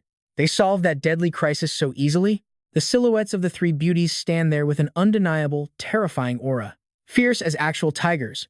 Lu Zhu speaks up, threat neutralized. Let's keep moving forward. Meanwhile, Hao Han is stressing out because walking the rest of the way is impossible. Suddenly, a voice echoes. Boss He. Tidy appears right on time like a total savior. I am here to help you. Hao Han is completely shocked. Tie-dye? The guy jumps out of his car, wielding a gun, and fiercely shouts, "Where's the enemy? Let me shoot." Hao Han replies, "The fight ended ages ago. Why are you even here?" Tidy explains, "You saved my life. Of course, I know how to repay a massive favor. I've been tailing you to clear out any trouble. And that's where we leave it, trust me. You're going to want to see what happens next. Stick with me, guys, because this gets wild." Hao Han grins. "You don't need to fight, but help me fix this huge mess." Tidich blinks. "What mess?" Getting in the car, Hao Han says, "Remind that guy. Making the registration on time is all on you." Tidich instantly salutes. "No problem at all. Leave it to me." The car speeds down the road, completely chaotic inside. "Go, but slow down, I'm hurting," someone yells. Another voice jokes, "Oh, it went in a bit, but clothes blocked it. No big deal." Behind them, a pathetic clown lies completely thrashed on the ground in torn clothes. He definitely needs to report this to his boss. Hao Han's true identity is seriously no joke. They finally arrive at the Dongmin Province Elite Tournament venue. Stepping out, Tai Ditch is totally baffled. "I thought this was downtown? Why did we get dumped in a ravine?" Hao Han calmly explains. "The organizers aren't stupid. Gathering this many unstable lunatics in one place, if they lose control, the whole city is screwed. Come on, let's go register." Approaching the guard, he says, "Hi, Damdong City reps." The guard barely looks up. "Just sign here." Hao Han asks if his crew needs to wait outside. The answer, "Go in if you want. Nobody is stopping you here." Walking inside, he mutters to Tai Ditch, "This tournament seriously feels like a massive joke." Tai Ditch nods. "Yeah, feels like kids playing house." But suddenly, the scene ahead leaves him frozen. A massive crowd of contestants is swarming the place, and these guys do not look like easy targets. Now pay attention. Here is where it gets crazy. The event is finally starting. Who are these guys? Director Tran steps right up to the podium. "Welcome, talented youths, to the elite tournament venue. I am the man in charge of this entire event. You can just call me Director Tran. I am thrilled to see 89 contestants here today. We will definitely select the best talents for Dongmin in the national team." A guy in the crowd groans. "So much useless talking. Hearing officials speak is basically just listening to farts." Director Tran instantly locks eyes with him. "Contestant, what did you just say?" The guy blurts out, "I said you're boom." Before he finishes, he takes a literal bullet. Everyone around gasps, jaws dropping at the absolute ruthlessness. Director Tran coldly repeats, "While I am speaking, everyone will keep quiet. If you all keep being noisy, my colleagues on the supervision board will have to maintain order." Hao Han gets it now. Those guys are the supervisors. They definitely have some serious skills, probably all special ability users. Tran continues, "Our competition has 2 stages. Stage 1 is a survival game. Stage 2 is the PvP battles. I will explain the specific rules right before each stage officially begins. For now, you can all return to your rooms to rest." Hao Han's face darkens. Seriously, all that yapping and zero important information? He basically said absolutely nothing useful. The crowd starts buzzing too. This makes no sense. It isn't serious at all. Coming this early was completely pointless. His assistant asks, "Director, shouldn't we mention the 3 taboos in case they riot tonight?" Tran replies, "There are still too many participants. Let them run wild. Once the number drops to around 50 people, you can step in." The assistant takes the order. Right, his real goal is quality over quantity. Letting them eliminate each other first leaves only the truly useful ones behind. After room assignments, relaxed laughter echoes out. Ren Junqi and Huang Dai flop onto the room's mattress like playful kids. So soft. "This feels amazing." They cheer. Hao Han asks the guy next to him, "Does every room look like this?" "It's too decadent." The guy chuckles awkwardly. "Probably a custom setup since you brought so many girls." Lu Zhu urges him, "Why just stand there? Come up." Huang Di chimes in, "You must be exhausted from the trip, right?" Ren Junqi sweetly tempts Hao Han, "Let us help you relax a little." Seeing this, Hao Han turns pale again. Meanwhile, an entranced Tidich stammers, I'll just watch from here." But the 3 girls instantly shoot him absolute death glares. He quickly begs, "I was wrong." The door slams shut instantly. I'll sleep in the car. Bye. Running away, he mutters. Another night of firecrackers going off. So damn jealous. Tian Feng, watching them from the shadows, chuckles in amusement. Haha, some people actually treat tonight like a pre-game vacation. Another guy silently admires his katana. You saw this coming, right? Mach Van knows exactly what is up. As the sun sets, she knows the real hunting time has officially begun. Deep into the night inside the building, one contestant is completely fast asleep, but he has no idea his room was just breached. When his eyes finally open, it's way too late. A massive force sweeps down, and the neighboring rooms explode into raging flames. Hearing the screams, Hao Han completely stops what he's doing. Below him, Lu Jiu whines, "Don't stop. Keep going." The other two girls are waiting their turn. I'm rested up. Stop slacking. It's my turn next. Hao Han glances out the door on high alert. Things are wrong. Those were definitely death screams. Voices outside start screaming, "Get out of there right now." Contestants are murdering everyone, and they're setting fires. Evacuate with us immediately. Lu Jiu is furious. Damn it, I was almost there. Which bastard did this? Ren Junqi quickly dresses. Then we need to pull back fast. Hao Han shushes the three girls. Outside, someone yells, "Are you guys coming or not? If not, I'm leading the rest away first." Another guy violently cuts in. "Get over here." The massive gun in his hands unleashes pure hellfire, instantly engulfing one of the rooms in a blazing inferno. He arrogantly carries his gun inside. Another one down, but waiting a second, he sees no system notification. Confused, he mutters, "Why isn't my EXP going up?" Realizing something is totally wrong, he grips his gun and scans the area. Are they still alive?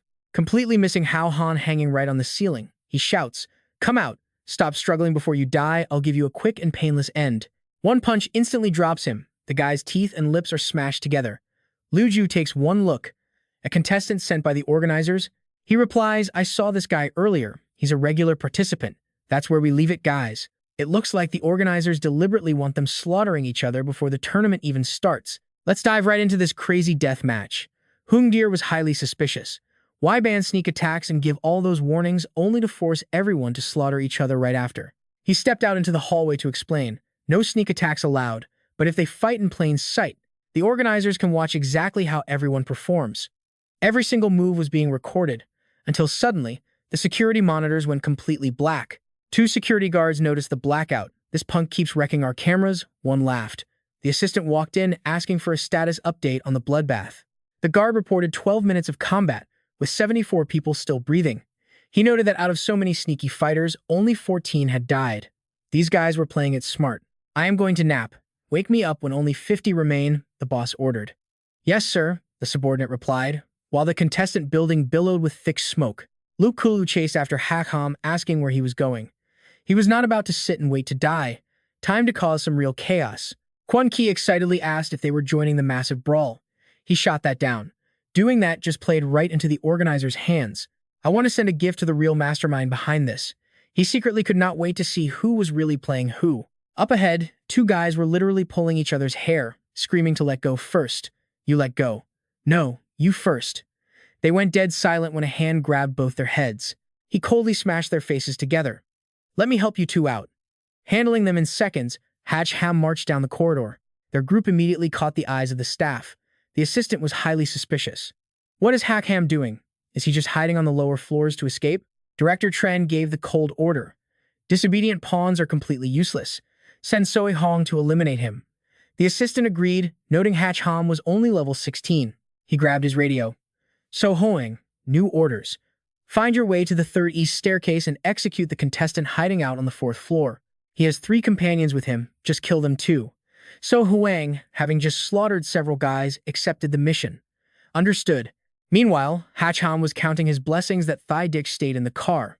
This level of bloodshed would have scared the poor guy witless. Now watch closely, this is where the ambush begins. A lethal spike shot up from the floor. It nailed his crotch, but his armor took the heavy hit. He instantly leaped up as the floor totally shattered beneath him. The 3 girls ran downstairs, only to see their man sprawled flat on the ground. Quan Ki screamed his name in a total panic. He let out a sigh of relief. Thank God the holy armor had auto-defense, or he would be a goner. Quan Ki and Hoondir kept bombarding him with questions. "Are you okay? Is anything broken? Can you still use it?" Lu Qiu stayed highly focused. She drew her sword, scanning the area. "Show yourself." Suddenly, Soe Hoang smashed right through the wall behind her. The other three watched in pure shock as she was violently grabbed. Hao Han was completely stunned. This guy took down Luke Kull in the blink of an eye. He yelled out that she was not even a contestant. If you want to fight, target me. Let her go. So Hao stayed silent, glaring at him with a dark, menacing stare. He coldly rejected the plea, chucking Luke Kull away like a total ragdoll. Before she hit the ground, he swung his massive blade right at her falling body. Gwenki instantly unleashed her fire magic to block him, screaming for him to stop. Hungzio cried out as Hao Han dashed forward with his sword. The two girls caught Luke Kull, panting heavily as they dodged disaster. Hao Han casually smirked, a weapon infused with lightning. How very interesting. Seeing the enemy so completely unfazed made Hao Han sweat. He maxed out his lightning power, and it only pushed this absolute monster back a few steps. This guy's raw strength was utterly terrifying. He was a real threat, and he already spotted Hao Han's weakness. You cannot keep spamming attacks with that massive voltage. Hao Han raised his blade, waiting for the strike. Hao Han charged straight forward. It was all or nothing now. Their immense powers collided head-on. Just one clash chipped Hao Han's sword. Another devastating strike snapped the blade in half. Left holding just the hilt, he was violently slammed into the wall. You probably think it's over for him, right? Just wait. Hung Deer panicked over the broken weapon. So Hong advanced, arrogantly telling him to rest in peace. But this was exactly when Hao Han's holy armor triggered. A blinding flash of light and a massive shockwave wiped that cocky smirk right off Soi Hoang's face. A majestic golden dragon erupted straight through the building's roof. The true golden dragon had descended. Director Tren was jolted completely awake by the massive tremor. He jumped up, screaming about what just happened. The assistant pointed at the dead monitors. Director Tren cursed them all out for standing around like completely clueless rookies. But a colossal dragon roaring in the sky stole their attention. The assistant watched, completely stunned. The dragon's overwhelming power crashed down, shattering Soi Hong's sword into tiny pieces. Left with just a broken hilt, he collapsed helplessly, utterly unable to accept this harsh reality. What kind of insane gear are you wearing? How is it this strong? Hao Han was just as shocked, staring at his glowing energy. So this was a passive skill. Not bad at all. Quan Qi and Hung Deer cheered wildly, yelling to finish off that absolute loser. Meanwhile, someone was secretly watching from above. It was X. He smirked, amazed by his Azure Dragon, Holy Armor's flawless success. Hao Han demanded answers. No contestants used the stairs. So why ambush me here? Soi Hong coughed up the truth. I got direct orders to kill you, but you are way tougher than the dozen guys I already slaughtered. Hao Han raised his voice. A dozen guys? You really murdered over 10 contestants already? Who exactly gave you that order? Was it X? So Hong struggled to stand. I do not know a damn thing. If you want answers, you have to beat me first. As he prepared to attack, the armor flared again. Oh no, not again. The Azure Dragon manifested, viciously slamming into the enemy. Soi Hong was instantly knocked out cold. Hao Han breathed out, calling it a draw. The system pinged he had hit level 16. Hao Han was absolutely thrilled to finally level up. Quan Qi warned him that Luke Q was awake, but still incredibly weak. So, how will he stop this madness? Stick around. He knew he had to stall this chaos first. He could not let this pointless massacre keep tearing everyone apart. But the second he steps out of this building, they'll just keep sending assassins to stop him. What is he supposed to do now? After thinking it over, Hao Han finally hatches a plan. Stick with me here. This gets wild. He tells his group he has a crazy idea. He points them to a hole in the wall. Huang Dai asks, "What are you doing?" Ending this chaos, he answers. Meanwhile, in Director Tran's office, someone serves him some tea. Please enjoy. The director asks straight up, is the wild wolf dead? His assistant replies, yes sir.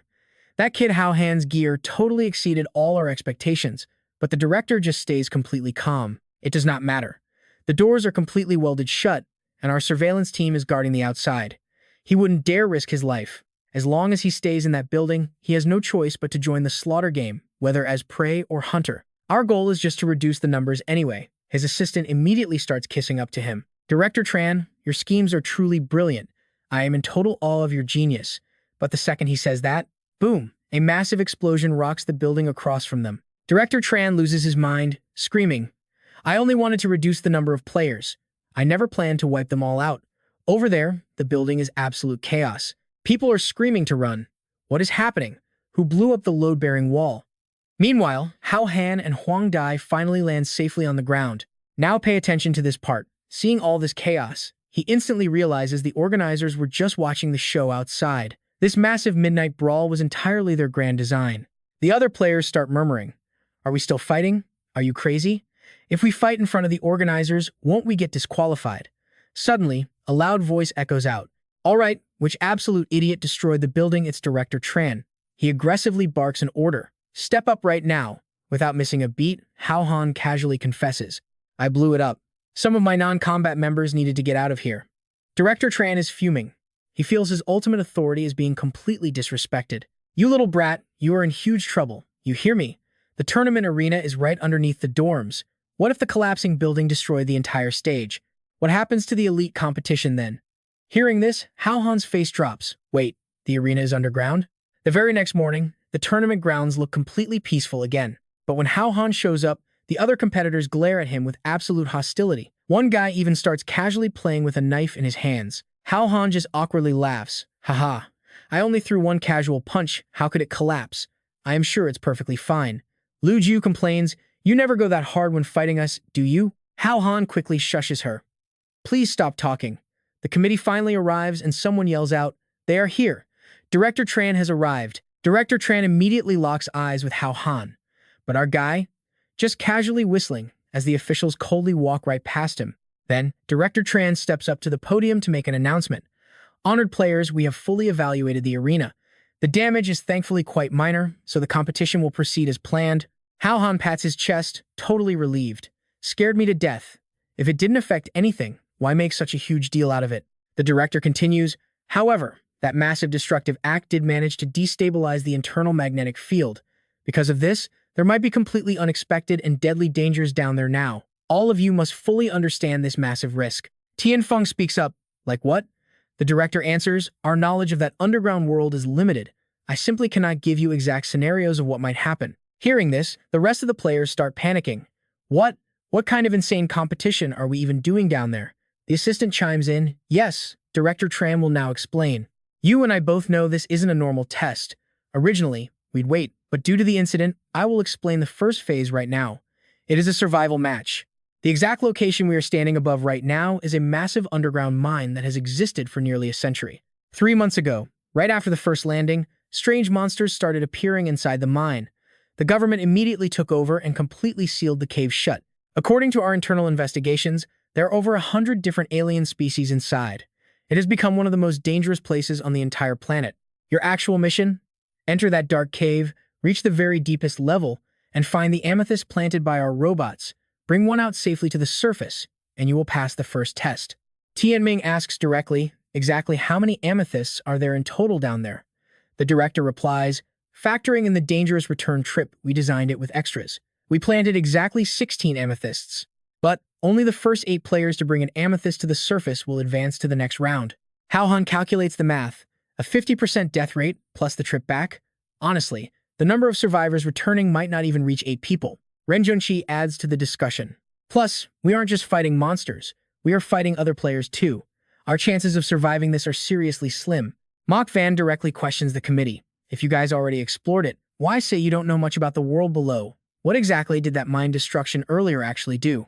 Director Tran reveals the dark truth. The mine's original structure is completely normal. But I must tell you, those monsters did not break in from the outside world, they crawled out from deep within. Hao Han is caught totally off guard. What? Is there another hidden passage inside that cave? He calls out, System, what the hell is going on? Wan Xiang replies, I actually just found out myself. Is there a dimensional rift down there? He stares silently at Wan Xiang. Looks like she is in deep trouble. The girl forces an awkward smile. I'm fixing it.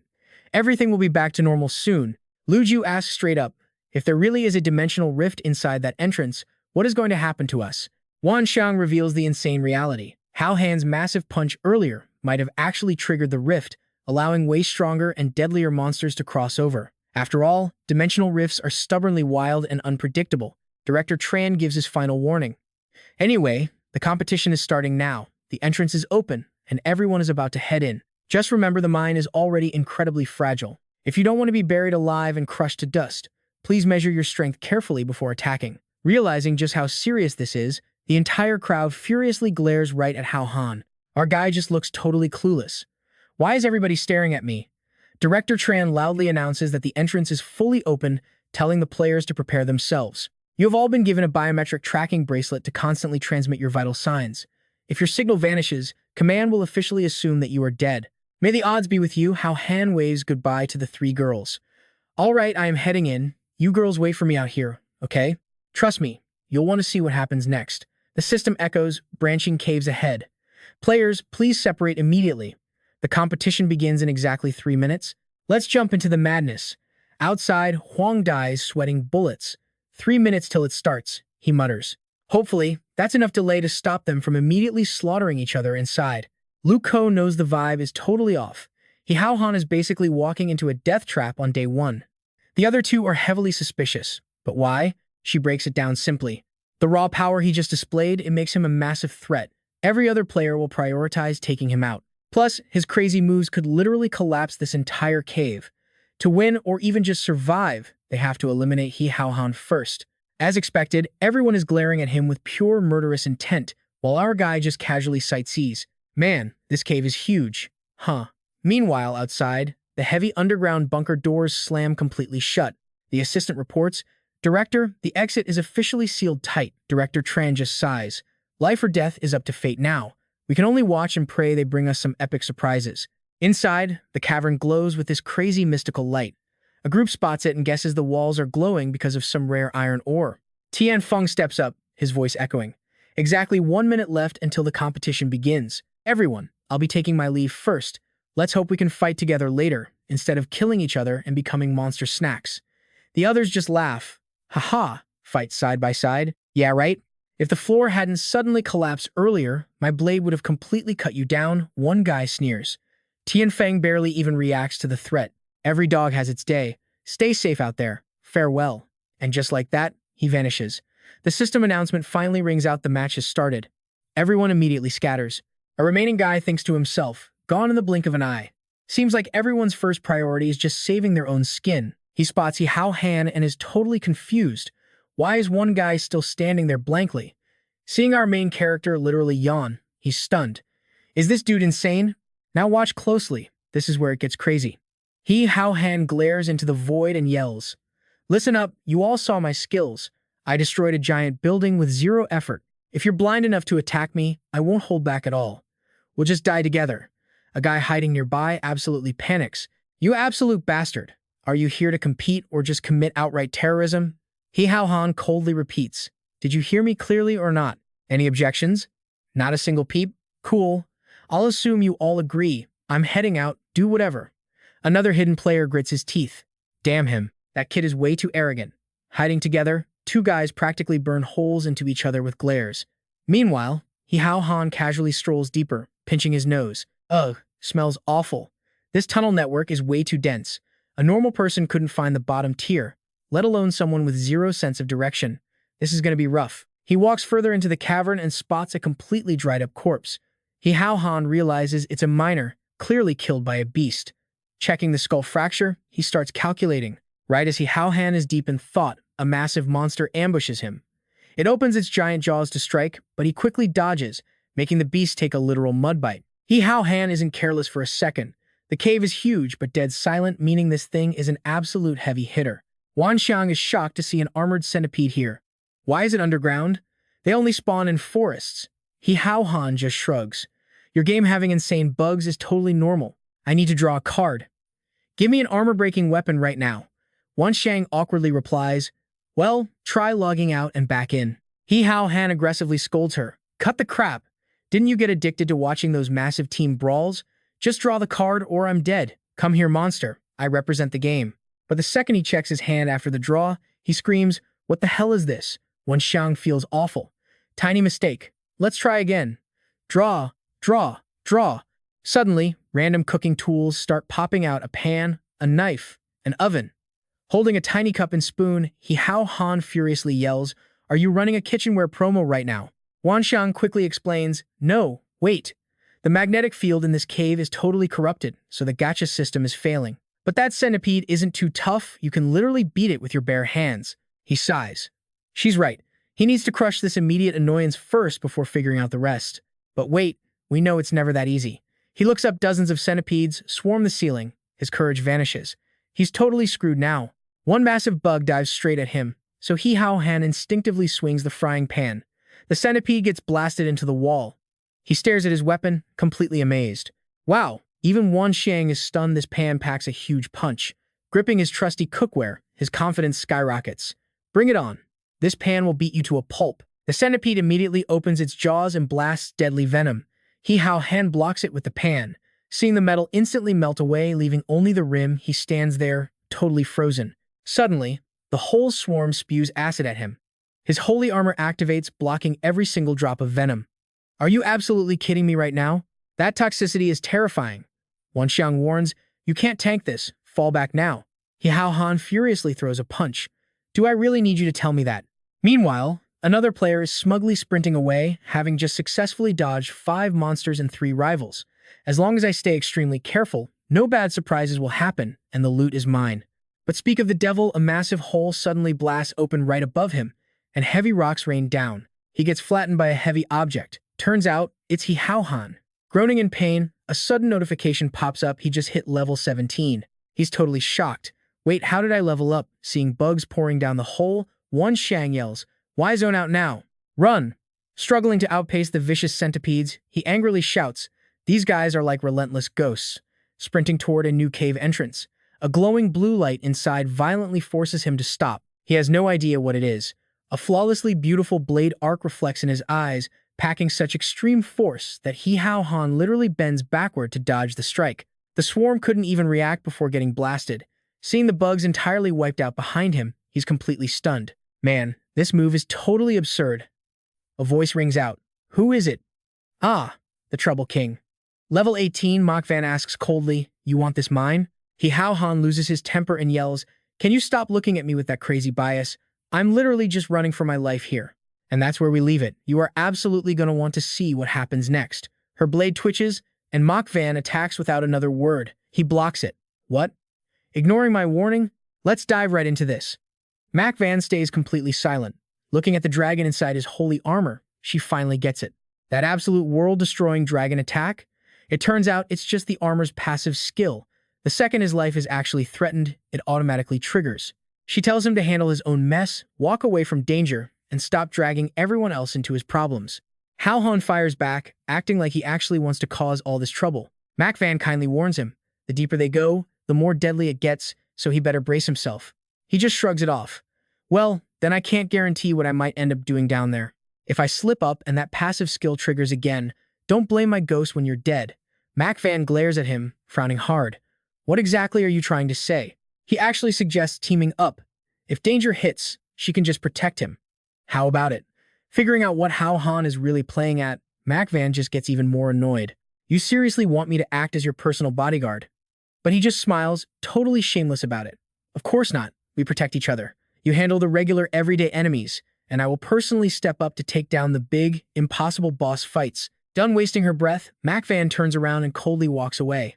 Yeah, right, like I would ever bother with someone like you. Suddenly, a blood-curdling scream echoes out, stopping her dead in her tracks.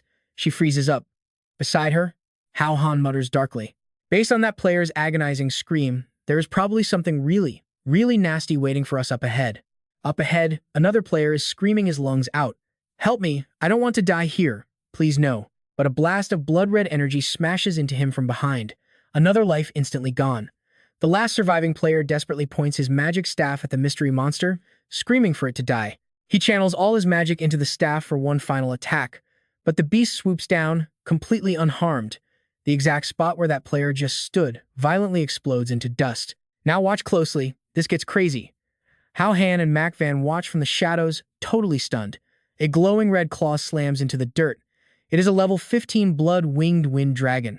It unleashes a massive roar, crushing the entire cave with its aura. Both of them desperately cover their ears. Mach Van gasps at its raw power. He whispers back, this thing is way out of our league. Let's go, we need to find another route. But her eyes lock onto the wind dragon. No, I want to test my limits. Hao Han instantly panics. Are you serious right now? Have you completely lost your mind? Did you not just see it slaughter those guys? But Mach Van ignores him, telling him to just run away. Hao Han desperately calls out to her. Mach Van instantly activates her title buff, Silent Night Reaper, boosting her attack speed by 50%. Hao Han watches in pure shock. Wait, she actually has a special title too? Wan Xiang states calmly. For participants at this specific rank, having a special title is pretty much expected. Up ahead, the Wind Dragon is busy enjoying its brand new prey. Mac Van seizes the perfect opening to backstab it, but Hao Han realizes the truth immediately. No, this is going to end terribly for her. Wen Xiang is just confused. Mac Van's blade slashes down hard, but it doesn't leave a single scratch. She is absolutely floored. Are you kidding me? It is a speed-based monster. So why is its armor so insanely tough? The Wind Dragon instantly zeroes in on her, letting out a furious, blood-chilling roar. Sneak attack failed, so Mac Van decides on a brutal head-on clash. She triggers her Sixth Sense Queen buff, allowing her to predict the enemy's exact attack a full second in advance. She knows that with this 1-second warning, she can dodge its deadly strike, survive the hit, and wait for the perfect moment to counterattack. But her entire plan falls apart as the Wind Dragon launches right at her, leaving her totally terrified. This is bad. The sheer speed and explosive power radiating from the Wind Dragon is insane. Watching closely, Wan Shang gets super anxious. Can she actually keep up with that monster's speed? He shakes his head. No, she's still too slow. This is a massive problem. Mac Van suddenly realizes her fatal flaw. She missed one crucial detail. Even if she perfectly predicts its next move, her raw speed is nowhere near enough to escape. Even knowing exactly where the attack will land, she physically cannot dodge it. Hearing the Wind Dragon roar, she realizes it is over. Zero chance of survival. It turns its head, locking onto Mac Van as its next meal. Total despair washes over her. She never thought she would actually die right here. You and I both knew this was coming, right? In her most desperate second, Hao Han steps up to block the Wind Dragon. Feeling the deadly pressure fade, she opens her eyes in pure shock. Him! His broad back stands tall, completely stopping the monster cold. He looks back and reminds her. I told you before, you handle the completely normal trash mobs, and I step in to crush the impossible enemies. Just leave this oversized lizard to me. Mac Van anxiously yells at him. You absolute idiot. What are you trying to prove? Your level is even lower than mine. Stop throwing your life away and just run. But Hao Han stands there, overflowing with confidence. Both of his fists charge up with pure power. He finally smirks. Well, I wouldn't be so sure about that. He throws a brutal punch straight at the beast. Unable to block the sheer force, the dragon gets knocked flat on its back. Hao Han speaks with total swagger. Against this specific thing, my rank is actually level 34. Right now, I'm completely overpowered. He activates his Dragon Slayer title buff, dealing double damage against any dragon-type opponent. Mac Van is left completely speechless. What? This guy was actually hiding this kind of insane power all along.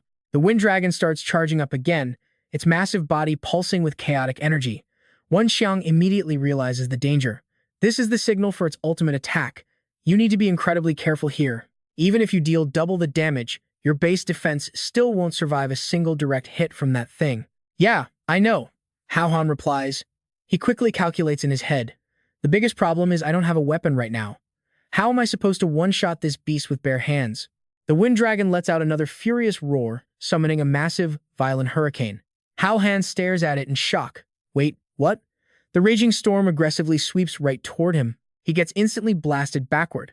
His hands desperately dig into the cave walls, barely keeping his body from being blown away completely. Hao Han coughs out violently. Damn, this wind pressure is insane. Right in front of him, the Wind Dragon moves again. It aggressively lunges his way, dragging an even more terrifying, destructive tornado right behind it. Seeing this, Hao Han has to admit this beast is incredibly smart. Too scared to clash head-on, it uses this exact trick to completely blind his vision. It wildly circles around Hao Han, trapping him in the dead center. Wan Shang tells him to use the same trick from the earlier rift. Wait for its strike, then trigger the Azure Dragon Holy Armor. He flat out refuses. Absolutely not. Against a boss of this specific level, even the Azure Dragon Holy Armor might not survive a direct hit. Plus, if that devastating passive skill accidentally triggers and ends up burying everyone alive inside this mine, my chances of survival are pretty much zero. Watching him, Mac Van desperately wonders how exactly is this crazy guy going to get out of this. He knows there is only one play left. Hao Han aggressively stomps the ground, using the momentum to launch himself straight up into the air. So what do you and I think? Is he crazy or a genius? He recklessly dives straight into the tornado, throwing a massive punch. Mac Van screams out in confusion. Are you just swinging blindly? But Hao Han just keeps fiercely punching forward. Let's jump into this crazy fight. Take this. But the Wind Dragon dodges, leaving Hao Han punching nothing but empty air. Wan Shang yells out, this is useless. You can't catch the Wind Dragon, just save your stamina. But Hao Han ignores him, pushing his limits and throwing punch after massive punch straight ahead. The Wind Dragon suddenly accelerates, whipping its massive tail right into our main character. Hao Han crashes heavily into the dirt. Wan Shang completely panics, shouting, "Hey, are you okay?" He coughs hard before finally speaking. That power is absolutely insane. I tried my best to dodge, but it still grazed me. Taking hits like this, I don't have the strength to evade anymore. All right, time to end this. He stands completely alone, towering amidst the thick, blinding dust inside the cave. The wind dragon opens its jaws, blasting fire straight at him. Right at this split second, Hao Han charges his fist. It's game over.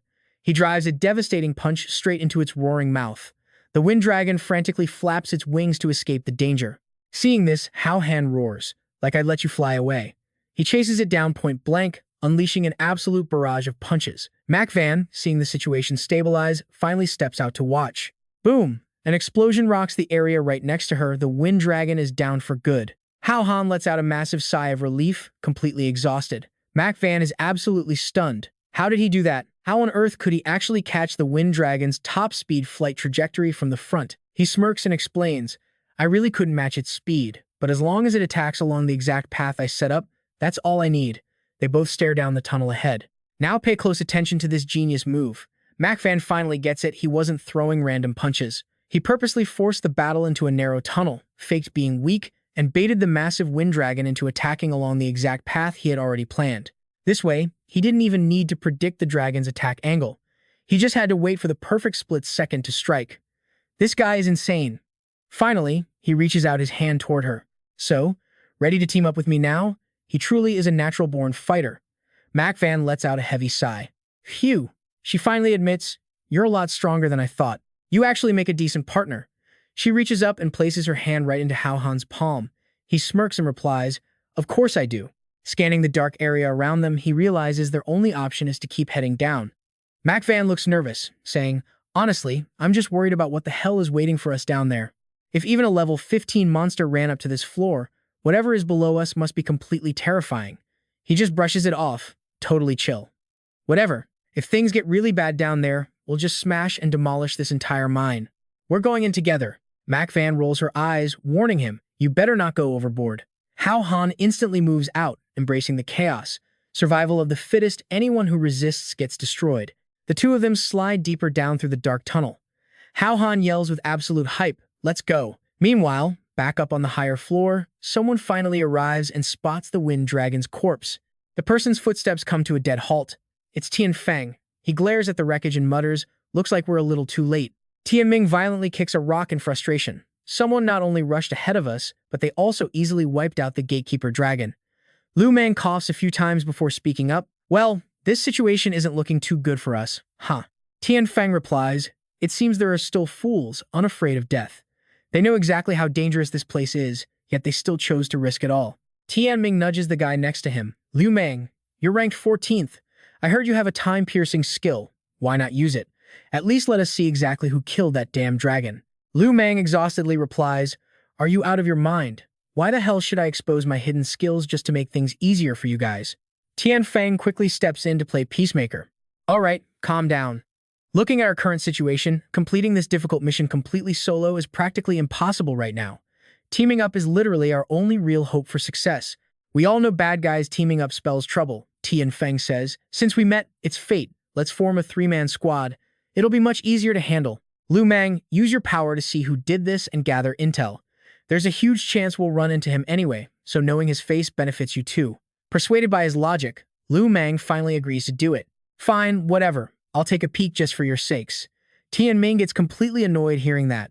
"What do you mean for our sakes?" Tian Feng quickly has to remind him to behave. "Just drop it. Don't bother him." Liu Mang activates his unique skill, his eyes glowing. After checking, he reports back. The guy who crushed the wind dragon is Hao Han. He lured the wind dragon into a narrow path as a trap, then killed it with one single strike. Tian Ming's jaw completely drops in shock. "Him again! That little brat is getting way too famous." Tian Feng adds grimly, "It seems he's already a massive threat. If we don't eliminate him right now in round 1, we'll have absolutely zero hope in round 2. Liu Mang points toward the edge. He formed a party with another contestant and jumped down the cave right ahead. If we move right now, we can still catch up. Tian Feng immediately extends his hand, officially offering an alliance. If that's the case, this is an incredibly rare opportunity. Let's form an alliance and take him out together. Tianming then shares his specialty. I excel at assassinations. I'm confident I can finish him before he destroys the mine. Lu Mang sighs deeply. All right then. The three of them put their hands together in a circle, cheering each other on for the kill. Meanwhile, back with Hao Han, he's loudly complaining, I'm so starving. I really should have grabbed a late-night snack before coming down. Mac Van cuts in, You've been whining this entire trip, aren't you tired? He plops down to rest on the side. I'm not tired, just hungry. But suddenly, there's a weird rustling noise coming from the cave ahead. Hao Han quickly asks his teammate, Did you see that? Mac Van nods to confirm. Yeah, it's just two little goblin-level monsters. Let me go handle them. However, he stays incredibly cautious. No, something feels off. I think we should hide first, assess the situation, and then decide. They quickly hide themselves just as two monsters holding clubs step out, suspiciously glancing around the area. The two of them stay perfectly quiet, hiding deep in a corner. Mac Van glares at him. You better give me a good explanation. Why exactly are we hiding from weaklings? He whispers back, Didn't you notice something weird? She furrows her brows, whispering back, They're just two wild monsters that haven't even passed level 3. What could possibly be weird? Hao Han replies, Seriously, have you ever seen a level 3 wild beast searching in an organized patrol formation? Hearing this, it finally dawns on her. He means these things are part of an organized army. They immediately step out of hiding once the two wild beasts wander away. Mac Van asks him, Do you want to head over and check it out? Hao Han replies, No, let's move fast. It's best if we just leave. Wait, why did your clothes revert back? She looks down and explains it's the effect of my item, though it did get a little bit damaged during that last fight. Right at that moment, something utterly bizarre flashes by. His holy armor automatically activates, glowing brightly. Mac Van is startled. Are you crazy? Why did you suddenly equip your battle gear? He stares intensely into the darkness, sweating. I didn't equip it. The Azure Dragon holy armor activated entirely on its own. It's sensing a massive threat rapidly approaching us. Mac Van is completely frozen. What? The cave ahead remains deadly silent. She nervously asks, Are we done? Why are you going in? Hao Han desperately signals her to stay quiet. That's where we leave it, trust me. You'll want to see what's lurking inside. Let's jump right into the action. Shh. Heavy footsteps echo through the dead silence. Both of them freeze, eyes locked ahead. A massive, heavily armored monster stomps right past their hiding spot. They slowly peek out from the shadows, watching the beast fade into the distance. Hao Han smirks, completely surprised that she actually has a warning ability. How thoughtful of you. Meanwhile, Mac Van is practically shivering. That aura is terrifying. What level is that thing? But Hao Han just stays perfectly calm. I'm gonna go check it out. Mac Van completely panics. What? Are you insane? Going after a monster at that tier? That's basically just begging for a death wish. He casually explains his logic. The high-tier bosses already moved to the upper floors, meaning the enemies lurking below are way worse. Better to kill this one now, grab the massive EXP, and level up to survive what's coming next. Hearing his crazy logic, Mac Van actually starts to hesitate, so he keeps pushing the idea. Look, it completely missed us earlier, right? That means its perception skills are absolute garbage. We just need to trail behind it and scope things out. If things go south, we can just run away. No harm done. Seeing him casually stroll deeper into the darkness, she finally caves and calls after him. The two of them step right into the ominous cave. Hey, wait for me. Meanwhile, Tian Feng's three-man vanguard squad finally arrives at the scene. Lu Mang immediately warns them, Guys, something feels seriously off here. Tian Feng narrows his eyes. What do you mean? Lu Mang shares his theory. Hao Han should be right in front of us, right? So why the hell did he let those two low-level grunts slip past him earlier? Tian Ming shrugs. Maybe there was a fork in the road and they just missed it completely? Lu Mang instantly shuts that down. Impossible. We walked this entire path, there were 0 side routes. Tian Feng gets it, he thinks the MC intentionally let enemies pass to ambush them. But right as he says that, bam! Something violently smashes directly into his face. Now watch closely, because things get wild here. Seeing their leader hit the dirt with a charred face, the other two finally panic. What? It's an ambush. Tian Ming wildly points ahead. Emerging from the shadows is the exact same hulking monster the MC spotted earlier. Lu Mang is totally confused. That's not Hao Han. Is that a tier 1 beast? Tian Ming doesn't even hesitate and charges right in. No time to overthink this. He immediately moves in a blur, trapping the giant beast in a high-speed perimeter while launching a brutal assault. The guy is super confident. With his maxed-out speed stats, fighting above his weight class should be a total breeze. But then, the monster casually raises a single hand. Tian Ming's face instantly drops. What? A massive shockwave blasts forward like a gigantic arrow, locking right onto him. Even as the devastating strike makes direct contact, Tianming still can't believe his eyes. Impossible. His entire body gets crushed under the sheer weight of that power. Seeing this, Lu Meng snaps into action. Skill activated. Countless streams of raw energy erupt from his fingertips, completely flooding the battlefield. The blinding energy completely illuminates the dark cave. Thanks to that desperate distraction, Tianming finally gets dropped onto the solid ground. He is completely flattened, his entire body screaming in agonizing pain. He can't even twitch. Lu Meng breaks a cold sweat as the unstoppable monster calmly stomps right toward them. Hiding in the corner, Mac Van whispers in pure shock. It's way too strong. They don't even have a chance to strike back. But Hao Han rubs his chin, suddenly curious. Weird. It has an insane aura, but the actual damage is pretty average. Look at them. It launched a terrifying ultimate attack, yet that guy is somehow still breathing. Mac Van instantly catches on. Wait, you mean, this boss is just all bark and no bite? Now, I know what you're thinking. Popcorn? Yes. Hao Han literally pulls out popcorn. No. I mean the real threat is hiding behind it. There's zero chance its true power stops at this level. He's in full spectator mode now, ready for a good show. She just stares at him, absolutely dumbfounded. Where the hell did you even get popcorn? Down below, Tianming desperately drags himself up. Hey man, what's our next move? Lu Meng grits his teeth. If we try fighting this thing at mid to long range, we are completely dead. So here's the plan. I'll provide cover fire for you, and you need to get in close for the kill. With the order given, Tianming instantly dashes forward. I'm counting on you. But the monster just casually unleashes a massive sonic wave to block them. Lu Meng pushes his focus to the absolute limit, gathering intense energy to shield his teammate. Boom! Every single shockwave the monster throws out gets perfectly countered by Lu Meng's heavy defensive skills. Watching from the cheap seats, our duo evaluates the fight. Not bad. That team combo is actually super effective.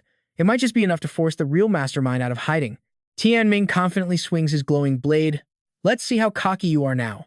But facing the strike, the monster's eyes suddenly flash with pure demonic cruelty. Explosive energy completely engulfs its giant body. And trust me, you're going to want to see what happens next. Alright, stick with me, we are jumping right into the chaos.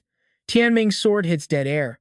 Suddenly, a massive rock spike erupts from the ground, impaling him on the spot. Game over. Lu Meng finally realizes what they are dealing with, an earth attribute. Mac Van is totally stunned.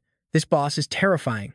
Waiting until the final stage to reveal its hidden earth attacks, that is just brutal. Hao Han knows they are in serious trouble. He instantly calls out his system. Get out here right now. Wan Xiang pops up, asking what is wrong. He points straight at the monster. That thing down there is absolutely broken, and my card draws are locked. How am I supposed to fight this? Check the inventory right now and find me something useful. Wan Xiang pulls out a bizarre item. She says she searched everything, but there are 0 weapons left. The only thing they can barely use is this strange 3P furnace. It can forge any combination of weapons into a single, supreme blade. The more materials you feed it, the stronger the final weapon becomes. Hearing this, Hao Han's face instantly darkens. 3P? Why does that sound so suspicious? Plus, he does not even have anything strong to put inside. Wan Xiang nervously reminds him that right now, he has 0 weapon materials anyway. So how is he supposed to use it? Suddenly, Hao Han asks a very dangerous question. Can I use anyone's weapons? She nods. Anyone's. Once it goes in, the new weapon is yours. But whose weapons are you taking? Hao Han's expression turns completely wicked. Do we not have some lovely volunteers right here? Meanwhile, Lu Meng is shaking in pure terror as the monster locks its eyes on him. Damn it. I do not want to die in a place like this. Tianming, barely clinging to life, yells at him to run away. Right at that exact second, Hao Han casually steps up. Oh, hey there. Tianming sees him and gasps in shock. Oh my god, Hao Han. Hearing his own name, our MC looks surprised. Wait, you know me. That saves me the trouble of an introduction. Mac Van is still hiding in the corner, totally confused. Why would that idiot just run out there? Tianming immediately starts begging. Please save me. Get me out, and I can help you kill this thing. He agrees, but tells them not to rush. Let's make a deal. I can save you, and I can destroy this enemy. But my one condition? You have to hand over all your weapons right now. Tianming is completely stunned. My weapons, even if you take them, you cannot use them. Now pay close attention, our guy is ruthless. He casually says, do not worry about that. Just tell me if we have a deal. Pushed to the brink, Tianfeng shouts out, we agree. Tianming hears him and calls out, Tianfeng, you are actually still alive? Lu Meng screams at the top of his lungs. I do not care what you guys are negotiating, just hurry up. Save me. The monster instantly notices all the noise coming from their direction. Tianming angrily curses him out. Why is this idiot yelling? Now our position is completely exposed. Tianfeng acts fast, throwing 3 of his items straight at him. He receives a grade of Bright Moon Crazy Blade, a grade B Demon Slaying Sword, and a grade of Star Chasing Battle Axe. Hao Han looks at the sword with total disgust. Not even a single grade S weapon? With you being this cheap, it makes my job really hard. Tianfeng grits his teeth and tosses his next item. This is literally the very last treasure at the bottom of my box. Holding the grade S blood-drinking dark blade, our MC finally smiles. Now that is a good weapon. Tianming starts frantically digging through his gear. Lu Mang, just hold on a little longer while I get my weapons. But Lu Mang cannot wait. The monster lands a brutal direct hit right to his face. He instantly collapses to the ground. Someone nearby mutters, "Wow, your close combat skills are seriously terrible." While Tianming is still struggling to find his weapons, Hao Han casually warns him, "Hey, the boss is coming right at us." Tianming finally empties out his entire inventory. 2 grade S weapons, 3 grade A weapons. I gave you everything I have. Hao Han happily takes them all and drops them straight into the 3P furnace. Relax. Now it is time to witness a miracle. The monster makes its move. Watching massive rocks rise up to completely block their exit, Tianming screams in pure despair. This time, it wants to seal the entire cave shut. Hao Han instantly swings his blade down, shattering the enemy's blockade into pieces. Seeing this absolute display of power, Tianming looks at him like a total idol. Looking at his newly forged sword, Hao Han feels incredibly satisfied. This feels amazing to use. I really like this one. The system chimes in with an alert. Congratulations, you have successfully obtained the grade SS Divine Ape Ice Sword. Attack power plus 1700. It carries a 30% chance to deal 5% extra ice damage, slowing the enemy for 60 seconds. And yes, the effect stacks. Macfan sees this and is completely confused. That weapon is way too strong. Why did he not just use it from the start? Hao Han is still inspecting the Divine Ape Sword in his hands. He finally has a useful weapon, but this massive level gap is not something he can ignore. He swings the blade, testing the weight. Let's try this out first. The ice power radiating from the sword is so intense that it freezes the monster completely solid. Tianming cheers wildly at the sight. Oh, that is insanely cool. He actually froze that massive beast. The monster's eyes glow a menacing red. Seeing no other reaction from it, Hao Han speaks up. Just as I thought, it is useless. I actually feel like this thing just got harder to deal with. But the moment he says that, intense heat erupts from the monster, shattering the ice into pieces. Its hand reaches out to summon a weapon. A blazing spear made of pure, flowing magma appears. Hao Han instantly breaks a sweat. Are you kidding me? This is a bit too much. The beast gives him zero time to think. It lunges forward, swinging that magma spear down with terrifying force, dragging a massive wave of fire. The ground explodes right in front of Hao Han, heat wave filling the entire cave. Tianfeng's jaw drops. We are dead. But you and I know our MC better than that. Hao Han smirks. Do not give up so early. He raises the Divine Ape Sword high, intense ice energy exploding from the blade. He unleashes the 10,000 miles of ice strike. It slams into the ground, instantly freezing absolutely everything in its path. Ice and fire clash in a devastating explosion. The monster's magma power is frozen solid into volcanic rock before shattering completely right in front of it. Without missing a beat, a massive ice spike shoots forward, piercing straight through the beast's chest. Hao Han shouts in pure excitement. A direct hit, but then the situation suddenly shifts, leaving him completely frozen in shock. Right in front of him, the monster turns eerily dark. The entire cave is swallowed by a gloomy shadow. The beast stands perfectly still without a single scratch on its body. And its eyes? They just turned a glowing purple. He finally realizes the horrible truth. Did it just change attributes again? This time, its entire body has turned into solid steel. System, do you have any intelligence on this thing? Wanshang replies, if I had any, I would have told you already. It seems this anomaly spawned on its own after the game completely lost control. The monster's massive steel fist begins charging up a terrifying new energy. Hao Han instantly takes action, launching a devastating sword strike. This all-out attack is meant to send that beast straight to the afterlife. Watching the monster take a direct hit without a single scratch, Wanshang frantically warns him. Brute force is just not going to work here. You absolutely must find its weak point. I am the one who designed this game's core mechanics, so I know for a fact that every single boss has a hidden weakness. You know this, but the real problem here is how. How am I supposed to know where its weak point is? Trust me, you will want to see what happens next. Meanwhile, Liu Mang finally pulls Tian Ming out of the rocks. He yells out, "Use your strength. Why are you getting weaker by the second?" Liu Mang can barely speak, whispering back, "I honestly have no idea. Stick with me here, this gets crazy." Seeing him collapse, Tian Ming asks, "Boss, why are you on the ground?" Liu Mang just groans, "I am not okay. I feel like my blood is draining constantly. It is so weird." Tian Ming panics, "Me too. Am I about to die right now?" Hearing this, Hao Han figures it out. Continuous blood loss, he summons the Wansheng system. Got any items to stop a blood sacrifice? The system girl brings out 3 vials. Cleansing water. "What are you doing?" he calls Mac Van. She runs over immediately. "I am here. What is it?" He tosses the 3 vials straight to her. Catching them, she is totally confused. "What is this stuff?" He explains fast. "I finally found this guy's weakness. You have exactly 20 seconds to make those 3 fallen guys drink this cleansing water. They are betting it all." Seeing the ice melting off the monster, he yells, "Hurry up." Mac Van feeds it to Tianfeng first. "I know, I am doing it."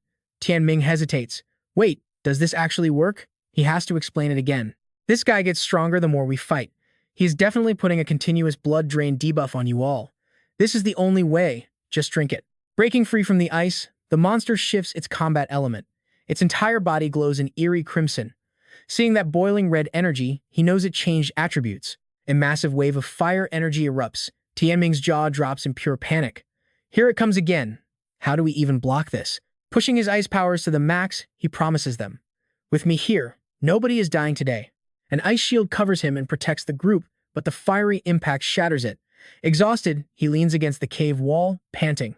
Mac Van shouts, "They drank it. Why isn't it working yet?" He shoots back, "Sister, did you seriously forget about someone?" Tian Ming chimes in, "Exactly." Liu Mang is still way over there, laying right next to the monster. She is totally stuck. "How am I supposed to cross that?" "Having a plan," he says. "Hold on to me tight." "What?" Still confused, she wraps her arms tight around his waist. "What are you planning to do?" Seeing the swirling vortex of fire approaching, she panics even more. "Do not mess this up." The ice shield protects them right inside the fire. "Now, watch closely." Mac Van shuts her eyes in terror, and even the beast is confused by this plan. Why? Because he charges straight in, slashing his sword right at its stomach. Mac Van uses that distraction to reach her target. The monster finally speaks. "You little thief, how dare you damage my body?" It grabs the divine sword and violently throws him away. It does not stop there. The beast stomps heavily toward him. A single punch smashes down, exploding the ground completely. Inside his ice shield, he barely manages to block it. That strike was vicious. One direct hit means certain death. "Hold on, Azure Dragon Holy Armor." Seeing him survive, it sneers. "Defensive armor? I truly underestimated you." Another massive punch rains down. "But you definitely cannot block this one." He just casually laughs out loud, making the monster actually stop its attack. "What are you laughing at?" He smirks. "You could have landed a fatal blow ages ago, but too bad. You are completely out of chances now." Over there, Mac Van finishes feeding Liu Mang the potion. The boss finally realizes it got played. "Damn you, my sacrifices. You ruined them." The divine sword radiates freezing energy. "Take it easy," he taunts. Slashing down a powerful sword strike, he declares, "Your opponent is me." The monster takes the hit. "This is bad. Without my sacrifices, I cannot move." Unable to fight back, it screams out, "Demon God, save me." Just like that, it vanishes without a trace right in front of him. Mac Van sighs, "We finally won. That was brutal." But he stays alert. Why did it scream that name? Is there something even stronger hiding at the bottom of this mine? A demon god? Suddenly, the system announces, "Boss defeated. The Hidden Dungeon Emperor trial is calculating cooperative experience. Please select if the combat participants belong to the exact same party or not. Yes or no." You seeing this? Staring at the screen, he is totally confused. First time ever appearing. The system explains that since they fought together without an official party, it needs confirmation.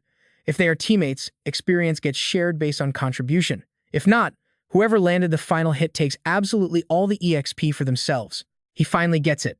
"Oh, so if we form a party now, I can actually share the experience points with those guys too." Tian Feng's group is totally shocked. "Wait, you can share the experience with us? But that was a level 20 monster." He laughs. "The system means we must party up to share it. But I doubt you 3 want to join me." Instantly, they drop to their knees to show absolute loyalty. "Of course we do. You literally just saved our lives. Boss, please accept our deepest respects." Seeing this, he gets awkward. "Hey, you guys are being way too enthusiastic." Mac Van speaks up from the corner. You guys act like long-lost soulmates. They instantly turn to her. Sister-in-law, please accept our bow too. Who is your sister-in-law? She snaps angrily. He just hits the accept button on the screen. Since you are so eager, I will not be stingy. Let's team up then. The group immediately gets an alert. Player Hao Han sent a party invite. Do you accept his request? Accept or decline. The three are thrilled like they struck gold. Definitely accept. Following the boss means we feast every single day. The system confirms. Players Tian Feng, Liu Meng, and Tian Ming accepted the party invite. Progress is 3 out of 4. He is surprised. Is someone still missing? Mac Van is confused. Why did you send me an invite too? Tian Ming smiles widely. You obviously have to join. Sister-in-law. That line makes her explode again. Keep talking nonsense and I will skin you alive. Terrified by her aura, Tian Ming shrinks back, whispering, I am sorry. She asks him directly, do you even know the party rules here? He replies, I never played, so no. Mac Van explains the facts. Forming a party is different from a guild. Guilds are loose, disbanding any time. But a party is a binding alliance. Once you form it, no one can leave for exactly 3 months. You and I know what this means. During that time, teammates cannot attack each other or face severe punishments. Let's jump into this. Hearing that, he completely relaxes. That is perfect. Teammates should always have each other's backs like this. Mac Van continues explaining. Team-up bonuses stack, but there is a catch. If anyone dies and the team size shrinks, every single surviving member loses a massive chunk of their battle power. It is basically the classic idea of one person's success blessing the whole family. He lights up with realization. That is amazing, right? Teaming up actually boosts every single person's raw combat strength. Mac Van gets super annoyed at his upbeat attitude. Did you even understand a word I just said? The rest of us, all 4 of us, are just going to drag you down, just like back there against the underground shelter emperor. Plus, even if we survive this first round, what exactly is your game plan for the solo matches in the second round? The other 3 chime in instantly. If we manage to advance, I will forfeit right away. We absolutely refuse to hold Brother He back at all. Besides, we just do not have the skills for it.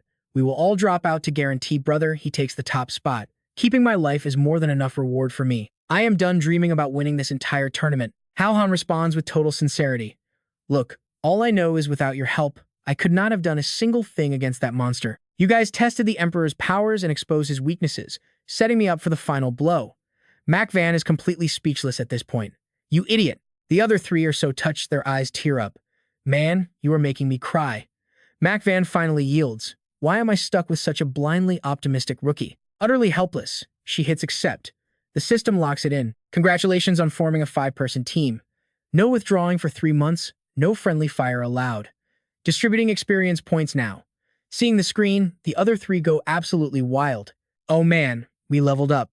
We hit the jackpot this time. Mac Van is stunned. She skipped level 18 entirely and shot straight to level 20. Meanwhile, Hao Han skyrockets from level 18 right up to 22. He is beyond satisfied. This underground shelter emperor gave insane value. Tian Ming and Tian Feng stare at his rank with their jaws on the floor. He jumped 3 whole levels. He is insanely strong. We actually planned to team up and defeat him. We completely overestimated ourselves. Mac Van sighs. What a waste. If you kept the experience, you could have reached level 25. Our odds of winning lower down would be way higher. But he does not care. There are plenty of scarier monsters waiting below anyway. We will just grind them slowly. Let's move. Grabbing the new gemstone quickly is what matters most right now. Tian Ming speaks up. Brother He, since we teamed up, shouldn't we pick a name? He actually stops to think about it.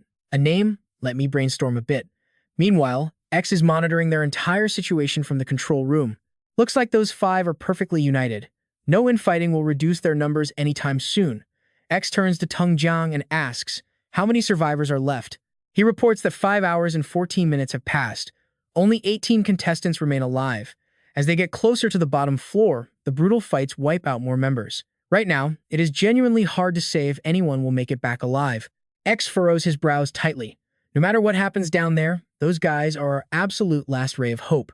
Now pay attention. If even they fail to uncover the bottom floor's secrets, we must use that thing. Suddenly, a monitor agent shouts, what is with this contestant? X demands impatiently, what is it? Checking the map, the agent reports a contestant just instantly spawned on the lowest floor. X screams in pure shock. What? On that final floor, a teleportation gate flashes open. A mysterious figure steps out, laughing wildly. Ha ha ha. Within a 1,000-meter range, my phase walk is unstoppable. Who could possibly outspeed me?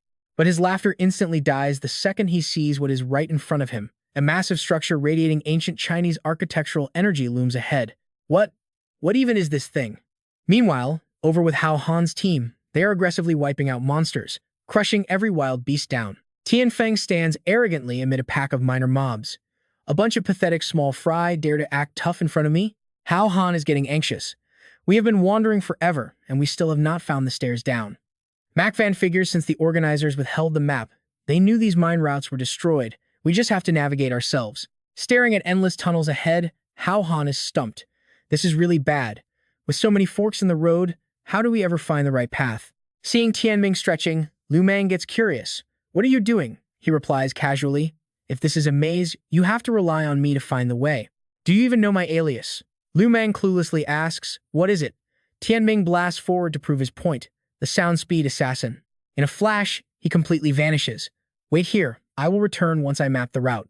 But suddenly, Tianming's terrifying scream echoes out from a nearby entrance. Ah! Hao Han yells in panic. What just happened? You felt that drop too, right? Tianfeng is sweating bullets. I think he just fell down a sinkhole. They rush into the tunnel together. Tianfeng stands at a boarded-up cave entrance, shouting for Tianming. MacVan inspects it and realizes the boards were freshly glued on. Someone clearly faked this dead end to block other contestants. Luckily, Tianming charged in so fast he crashed through the fake wall and opened it up. Hearing this, Lu Mang gets absolutely furious. What kind of scumbag does that? Playing dirty tricks like this. Tianfeng tells the squad, Tianming fell and vanished. We must go after him.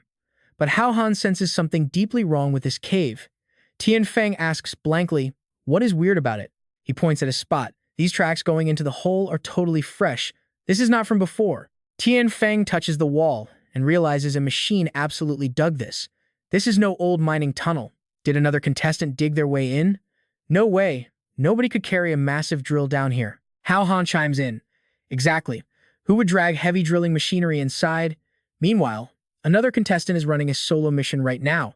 It is the level 16 player, Lu Ba. He closes his eyes, instantly sensing danger right above his head.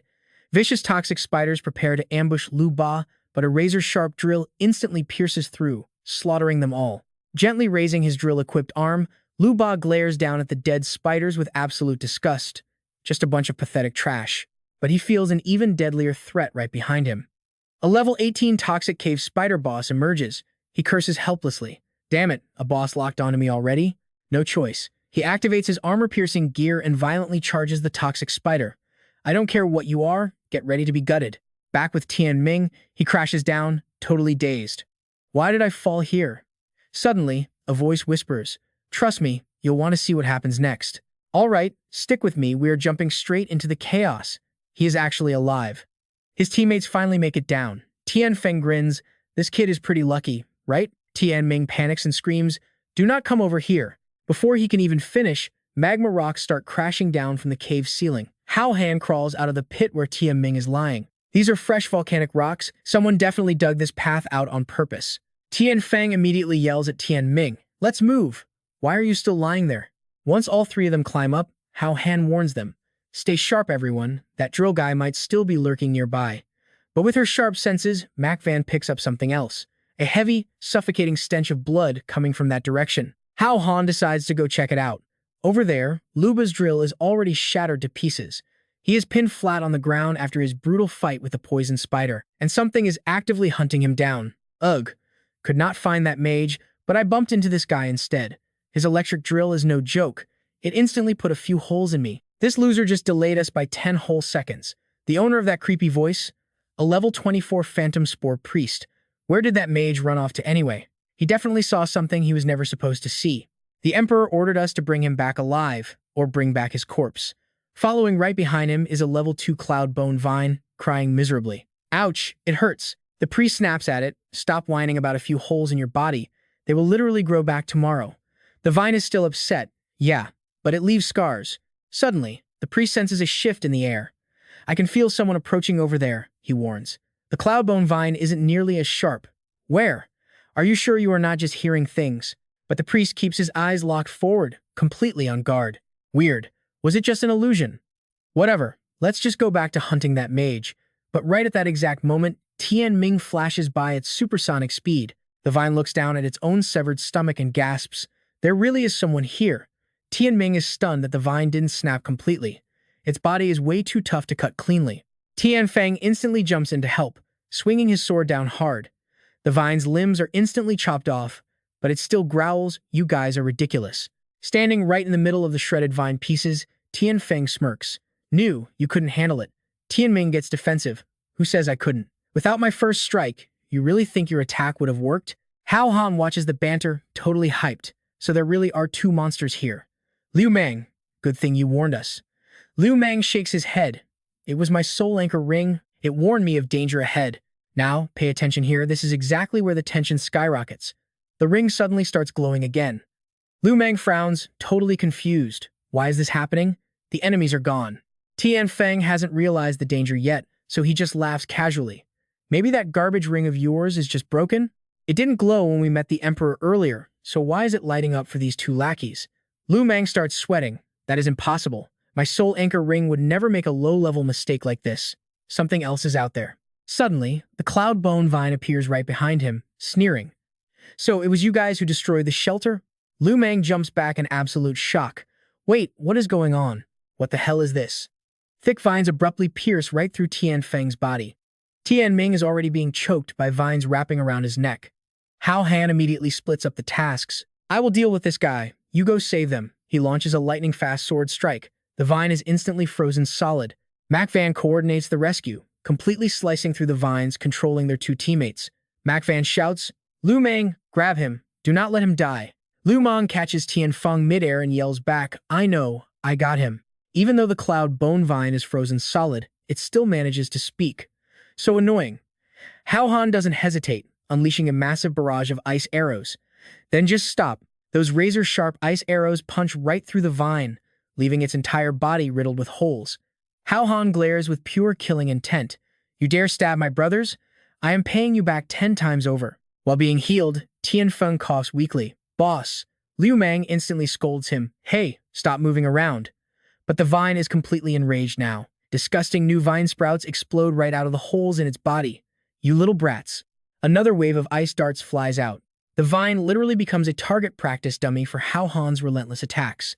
The darts pin it down completely, forcing it to curse out loud. "Damn it!" Hao Han moves in for the final, lethal sword strike. He gets right in its face and snarls, "If you have infinite regeneration, I will just keep stabbing you to death." The cloudbone vine is so furious it can barely speak. Finally, it screams for backup. "You damn mushroom, hurry up and help me out over here. I know what you and I are thinking they won, right?" "Nope." Hao Han freezes, looking where it yelled. The priest calmly steps out of the shadows. "No need to rush. The priest's toxic spores are already spreading everywhere." He chuckles. The real show is just about to begin. Tianming looks around, totally bewildered. What is all this? Meanwhile, Mac Van is stuck on one terrifying detail. How are both of these monsters coming back to life? The mushroom spores completely surround them. Even Tianfeng and Liu Mang can't escape the cloud. The priest smirks darkly. "Perfect. You are all infected." But before he can even finish his villain monologue, he has to stop. Hao Han is already charging at him with insane momentum. Very decisive. "No matter the effect, you want to take me out first," the priest notes. His sword slashes down with terrifying force, sending a wave of freezing cold radiating everywhere around them. The blade connects directly with the enemy, but Hao Han is totally stunned by the result. "What? That heavy strike didn't cause a single scratch." The priest just laughs coldly. "What a pity. You really are way too naive. Did you honestly think my defensive layer wouldn't be able to handle you?" Without warning, a massive burst of dark energy blasts straight toward Hao Han. He instantly throws up a shield to protect himself, but those tiny spores still manage to slip right through. He immediately counters, blasting a wave of energy straight at the main body. The priest claps mockingly. "Fast reflexes, I will give you that, but it is useless. You are already infected. Now, the spores will multiply like crazy inside your body." Hao Han is getting really sick of this guy's arrogance. This guy's powers are way too bizarre. Wan Xiang urgently advises him, "You are a close combat fighter without proper defensive gear. You cannot win against a long-range poison user like this. We need to retreat right now." Tianming weakly chimes in from the side, his voice shaking. "Boss, his arm is completely covered in toxins. I am turning stiff." Right after saying that, Tianming's entire body literally turns to solid stone. When Mac Van reaches out to touch him, Hao Han screams, "Do not touch him, he will shatter." Over where Liu Mang and Tian Feng are standing, disgusting mushrooms have started sprouting straight out of their bodies. The priest smiles grimly. "Once my spores attach, your body goes through a massive mutation. Except for you, the rest will be transformed into premium wood to replace the cloud bone you ruined. As for the other four, their final forms will depend entirely on their own unique traits." Mac Van panics, her voice trembling. "So I don't even get to know how I am going to die?" Hao Han pulls her back sharply. "We will find an antidote. Just run." Watching them flee, the priest scoffs with pure disdain. Such foolish humans. This world is destined to belong to the great demon god anyway. So, what do you and I make of this? They are running for their lives. The vine complains, "Why are you just mumbling?" "They are escaping. Go catch them." The priest smirks. "Why rush? They won't get far." "All right, you and I are jumping right into the madness. If these guys are working with that mage, maybe we can lure him out." Meanwhile, Hao Han completely loses his footing and collapses hard. Mach Van rushes over, asking if he is okay. He forces out that his skin feels like it is tearing apart. Suddenly, thick vines start sprouting right out of Hao Han's back. The vines grow so fast they lock onto the surrounding cliff walls. Hao Han gets dragged right up against the stone, yelling out in pure panic. He is literally mutating into a giant plant. Seeing Mach Van completely fine, he is super confused. Why is she not transforming? Does she have some kind of immunity? But this is perfect timing. He begs her to cut the vines immediately. The system, Wan Xiang, panics, frantically searching her inventory for an antidote. Hao Han just has to wait, yelling at her to hurry up.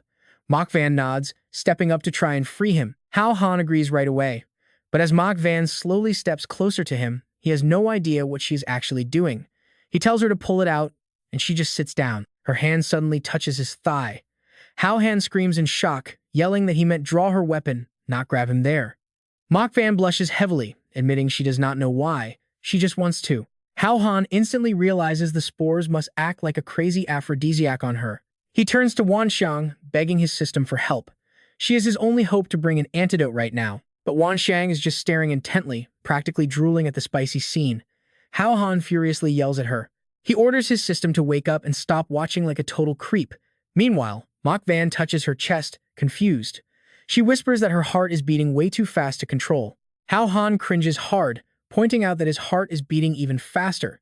He begs her to stay calm because this is definitely not the time or place. When Xiang whispers in his ear, hyping the moment up and telling him he will feel absolutely great, Hao Han scolds the system to shut her evil mouth. But Mach Van just cannot hold back anymore, breathing heavily and saying she desperately needs to try it. His face goes completely pale. This is absolutely forbidden. She is totally out of control, and if they do this, other players or those two monsters will definitely be drawn straight to their location. Now pay attention here, because desperation makes you do crazy things. Hao Han promises the system he will show her everything later if she helps him survive this.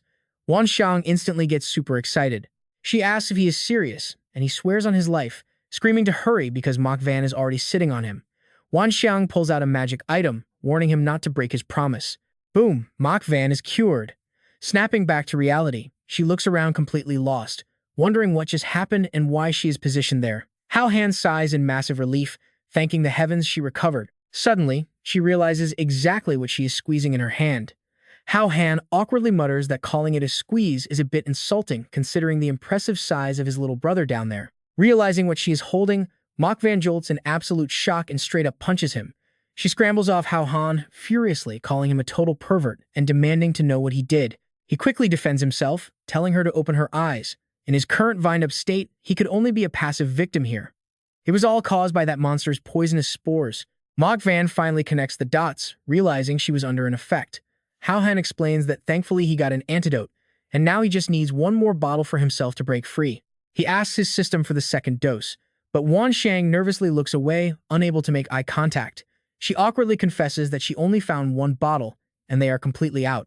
Hearing this, he absolutely loses his mind. He curses her out, asking how he ended up with such a useless and unreliable system. Wan Xiang frantically tries to explain she never expected a situation like this. Seeing Hao Han furiously screaming at thin air, Mach Van mistakenly thinks the poison has finally reached his brain and made him crazy. But right at that moment, T2 arrives on the scene, declaring he has found his prey. The monster is genuinely surprised they managed to run so far while carrying his toxic gas. He admits he definitely underestimated these humans, Mach Van grips her sword, stuttering and warning them to stay back. Hao Han sarcastically calls out from behind, asking if she realizes how totally useless that warning is right now. Swang Mei gasps in surprise. Swang Mei demands to know why the girl is completely fine. Did she not get poisoned?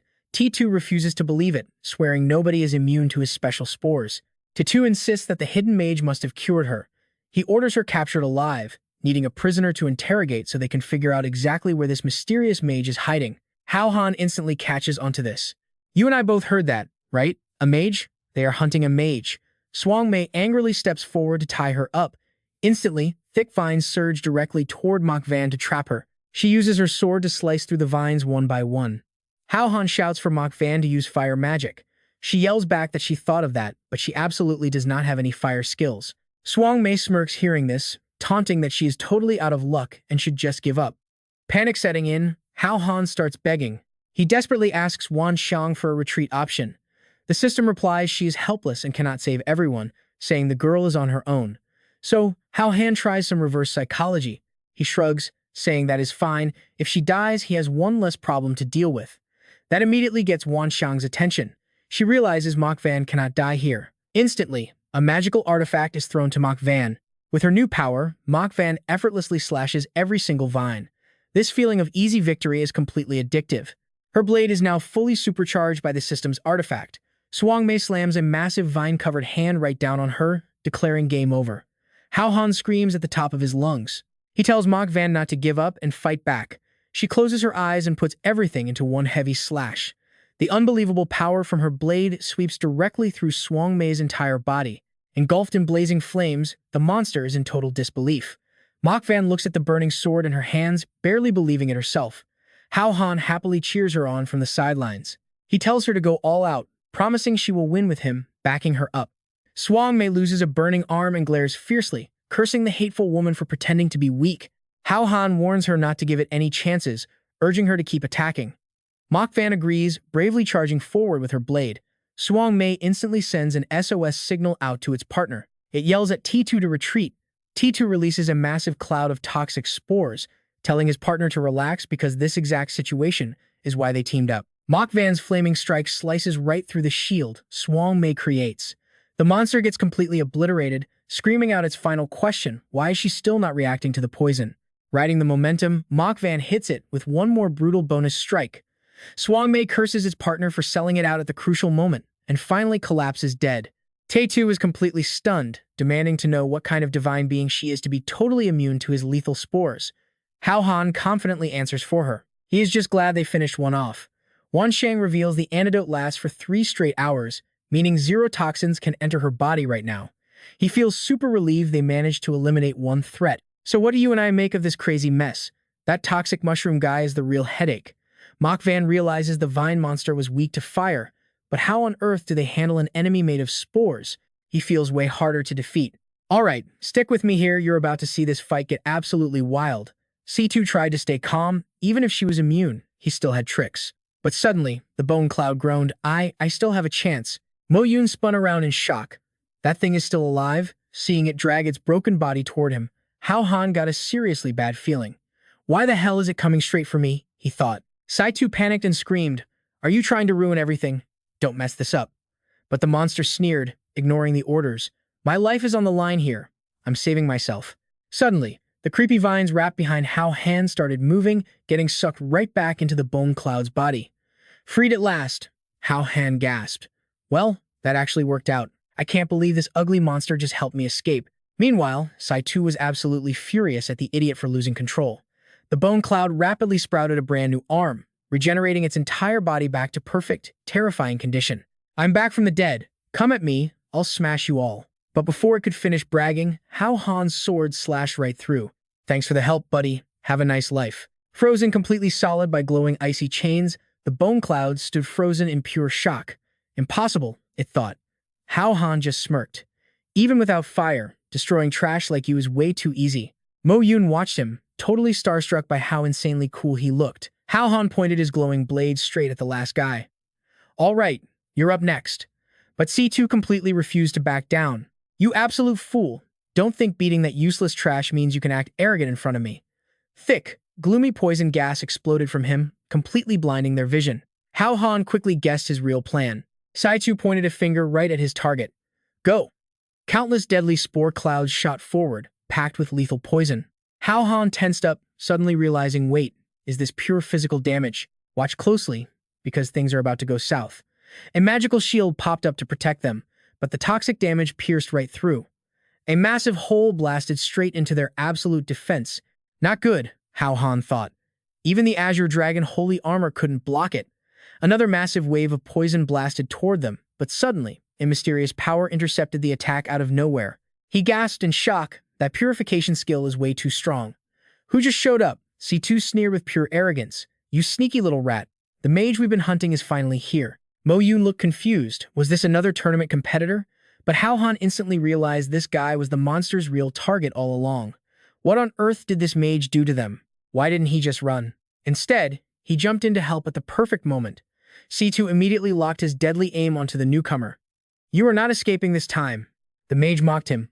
Like a rabid dog, biting everyone you see. He quickly threw up a magical staff shield, but the violent toxic spores slammed into it, immediately forming massive cracks. Hao Han yelled at him to use that epic purification move again. The mage screamed back, if I could spam that skill, I wouldn't be running for my life. Hurry up and retreat. Hao Han gripped his weapon, totally ready for battle. I told you, don't think you can wipe us all out. Saitu launched another explosive wave of toxic spores straight at him. Stay out of my way. But Hao Han refused to back down. Lightning fast, he dodged through the deadly poison and charged forward. Saitu started panicking as the kid closed the gap with an insane speed boost. Leaping high into the air, Hao Han brought his sword crashing down. Eat this. Saitu quickly reinforced his heavy defenses, laughing it off. What an absolute joke of an attack. You can never cut through my ultimate spore shield. But as he looked closer at that glowing, icy blade, pure dread hit him. Wait a minute, what exactly did you just hit me with? Slamming his blade down, Hao Han smirked. Have a taste of my power. Deadly frost instantly invaded C2's entire body. The mage sighed in massive relief. Phew, I'm finally saved. The deadly frost magic invaded C2's body, completely paralyzing his movements. Seizing the absolute perfect opening, Hao Han charged forward for the win. He unleashed a devastating, unstoppable sword combo, slicing the monstrous enemy into absolute pieces. Mo Yun cheered wildly. We won, but Hao Han kept his guard up. Stay sharp. Don't forget, the last guy got chopped in half and still managed to come right back to life. She quickly nodded. Right, got it. Taking absolutely no chances, Hao Han blasted the remains with raging fire, burning it until only ash was left. Mo Yun figured they were finally safe this time, but Hao Han commanded, keep checking. We can't leave a single trace behind. The mysterious mage walked over, smiling warmly. Thanks a lot, man. Hao Han, right? Thank God you two were here. If I fought solo, I was totally dead. Hearing a stranger say his name completely shocked him. Wait, do you actually know me? The guy laughed in a friendly way. You're a legendary big shot. Everyone knows you. I'm Xiao Ming, a level 19 mage in this tournament. If you're cool with it, let's team up. It'll be way easier to survive together. Hao Han looked at him with pure curiosity. Seriously though, what did you do to make two high-level monsters so incredibly desperate to kill you? Xiao Ming sighed. It's a really long story. But before he could finish, Mo Yun screamed in absolute terror. What the hell? Saitu's toxic spores are actually rebuilding a brand new body for him. You and I both thought he was dead, right?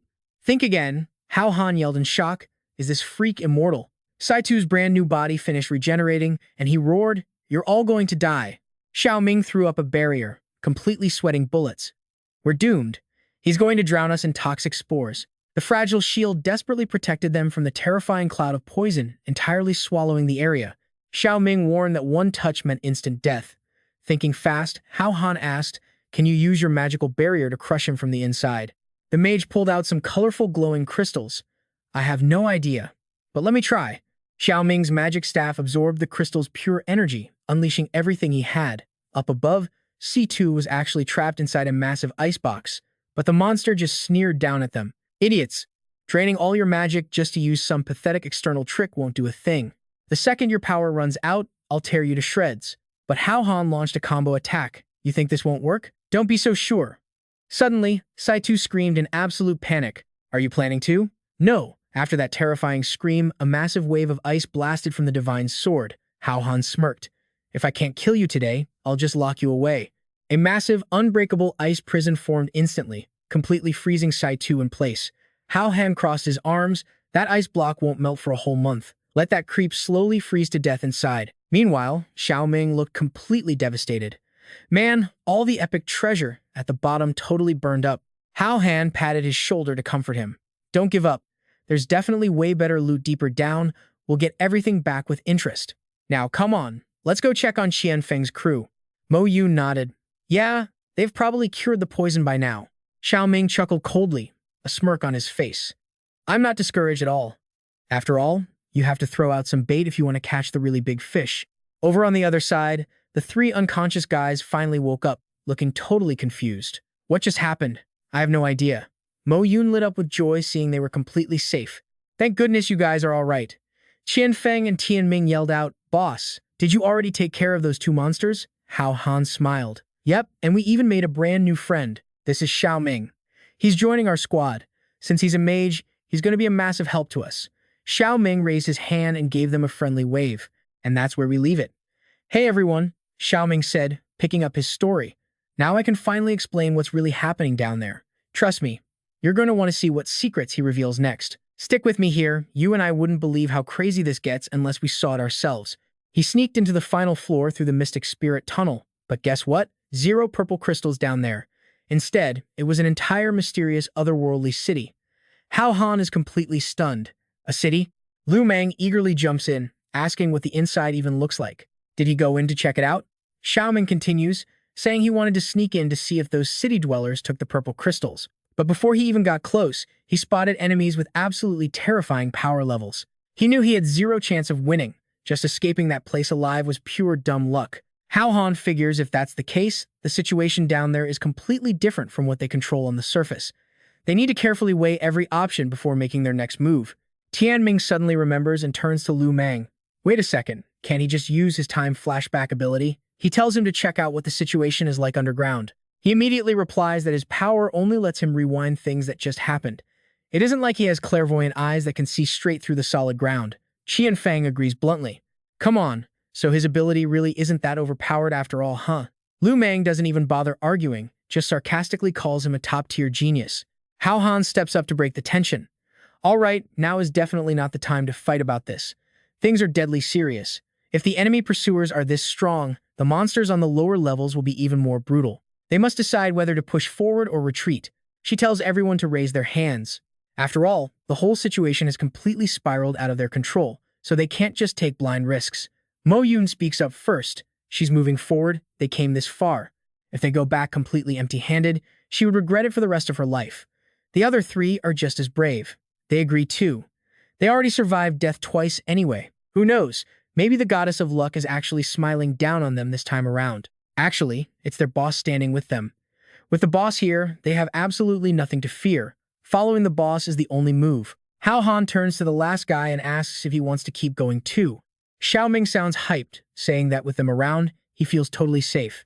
No matter what, his crystal can't go to waste. Watch closely, because this is where it gets interesting. He agrees, and the whole squad gets super hyped to dive into the deep bottom. Qian Feng gives a nod and asks Xiaoming if he wants to officially join their party. Teaming up would definitely make their combat effectiveness shoot straight up. Xiaoming declines the offer. He still wants to operate as a free agent, but he promises not to hold back and swears to do everything he can to help them out. Qian Feng doesn't force it. Fine, no pressure at all. They can figure it out once they actually survive this place. Xiaoming nods, while Hao Han asks him to lead them to that bottom floor again since he's already been there. He reports back that his magic staff is completely trashed, so there's 0 chance of opening the Mystic Spirit Cave again, but he claims he knows a shortcut that leads straight down to it. Hao Han is surprised. A shortcut, he points toward a huge crater in the distance. He watched enemy pursuers climb up from right there, meaning that passage has to go directly to the bottom floor. Hao Han peers over the edge and gasps. It's an incredibly long, bottomless drop, but they also have no idea if the exit is guarded or not. Heading straight down like that could trigger a massive deadly trap. Tian Ming steps up to take the mission. His agility is top tier, so he'll go down and scout. If things go wrong, he can easily escape. Everyone else just needs to wait for his signal. Xiaoming suddenly says he's going down too. He claims he knows exactly where the enemy guards are stationed, making it easier to avoid them. Lu Meng tags along too, providing solid range support to cover their backs. Liu Meng agrees to go down and scout with them. From above, Qian Feng warns them to stay sharp.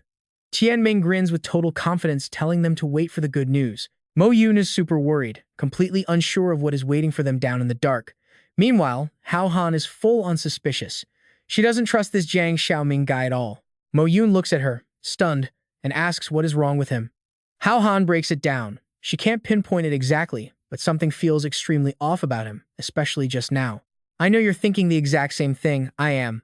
Lu Mang is terrible at ranged attacks. It makes zero sense to specifically request him instead of someone fast who's good at sneak attacks. Deep underground, a monster frog guarding the tunnel entrance stretches wearily. It groans in total frustration, annoyed at having to stand guard here every single day and wondering when this will finally end. But little does it know, a blade is already right behind its head. Slash! Fast as lightning, the frog is taken out. Xiaoming's group crawls out of the hole. Tianming looks confused, pointing out there was only a single guard at the exit. Xiaoming replies that it's good news. They hide the body, and he leads them toward the castle. The squad finally arrives at the mysterious otherworldly city. Tianming's jaw practically hits the floor. How in the world was this massive castle even built? Lu Mang is absolutely amazed too. Just like they heard, there are 0 purple crystals here. They really could get dragged straight into the castle. He suggests falling back, reporting to the boss, and planning a solid long-term strategy. Xiaoming stops them. He tells them not to rush, insisting they need to search for the purple crystals down here first, since they still have 0 solid clues. Xiaoming points to a high rock formation right in front of them. He asks Tianming if he sees it, suggesting he climb up there to get a better view of the castle interior. He argues they need to understand the layout before they can report back to the rest of the team. Tianming takes the order without hesitation. He agrees to go check if there are any enemy guard posts left over there. Xiaoming adds that it was completely safe when he walked through there earlier. Tianming immediately jumps into action. The other 2 stay behind, ready to provide cover fire at any moment. Lu Mang tells him to stay sharp and stay safe.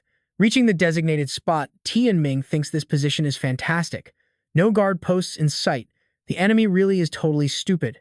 It seems the monsters occupying this place are just a totally disorganized mob. Only Lu Mang stays on high alert. The dark energy here is way too intense, and he just wants to leave immediately. He asks Xiaoming what kind of terrifying monster is actually hiding inside that massive castle. Xiaoming casually replies that he has absolutely no idea, but in his head, he's scheming. He never meant to expose his hand this early, but this kid's time flashback ability is way too dangerous. He definitely can't let him live. If those guys alert the guards up there, he can take the chance to strike, run away, and claim the 2 of them got caught in a deadly ambush. He smirks, thinking he's an absolute genius. Just as his dagger is totally ready for the assassination, Hao Han appears from behind and demands to know what he's doing. Xiaoming panics and yells, asking why they came down here. Lu Mang is totally confused. Boss Qian Feng steps up and interrogates him, asking why Tianming ran off over there. Xiaoming freezes, unable to explain. Just as Tianming climbs the rock, he spots something coming. 2 giant bats spot him and hiss a terrifying warning. Tianming freezes and screams, "What?" But suddenly slash, Mo Yun's sword instantly destroys them. That's where we leave it today. Wild, right? Let's dive into an absolute survival nightmare. She calms her team down, saying it's safe. Tianming breathes a sigh of relief. Way too close, thank God she arrived in time. Tianming reports back. From up top, the castle's interior layout is completely hidden.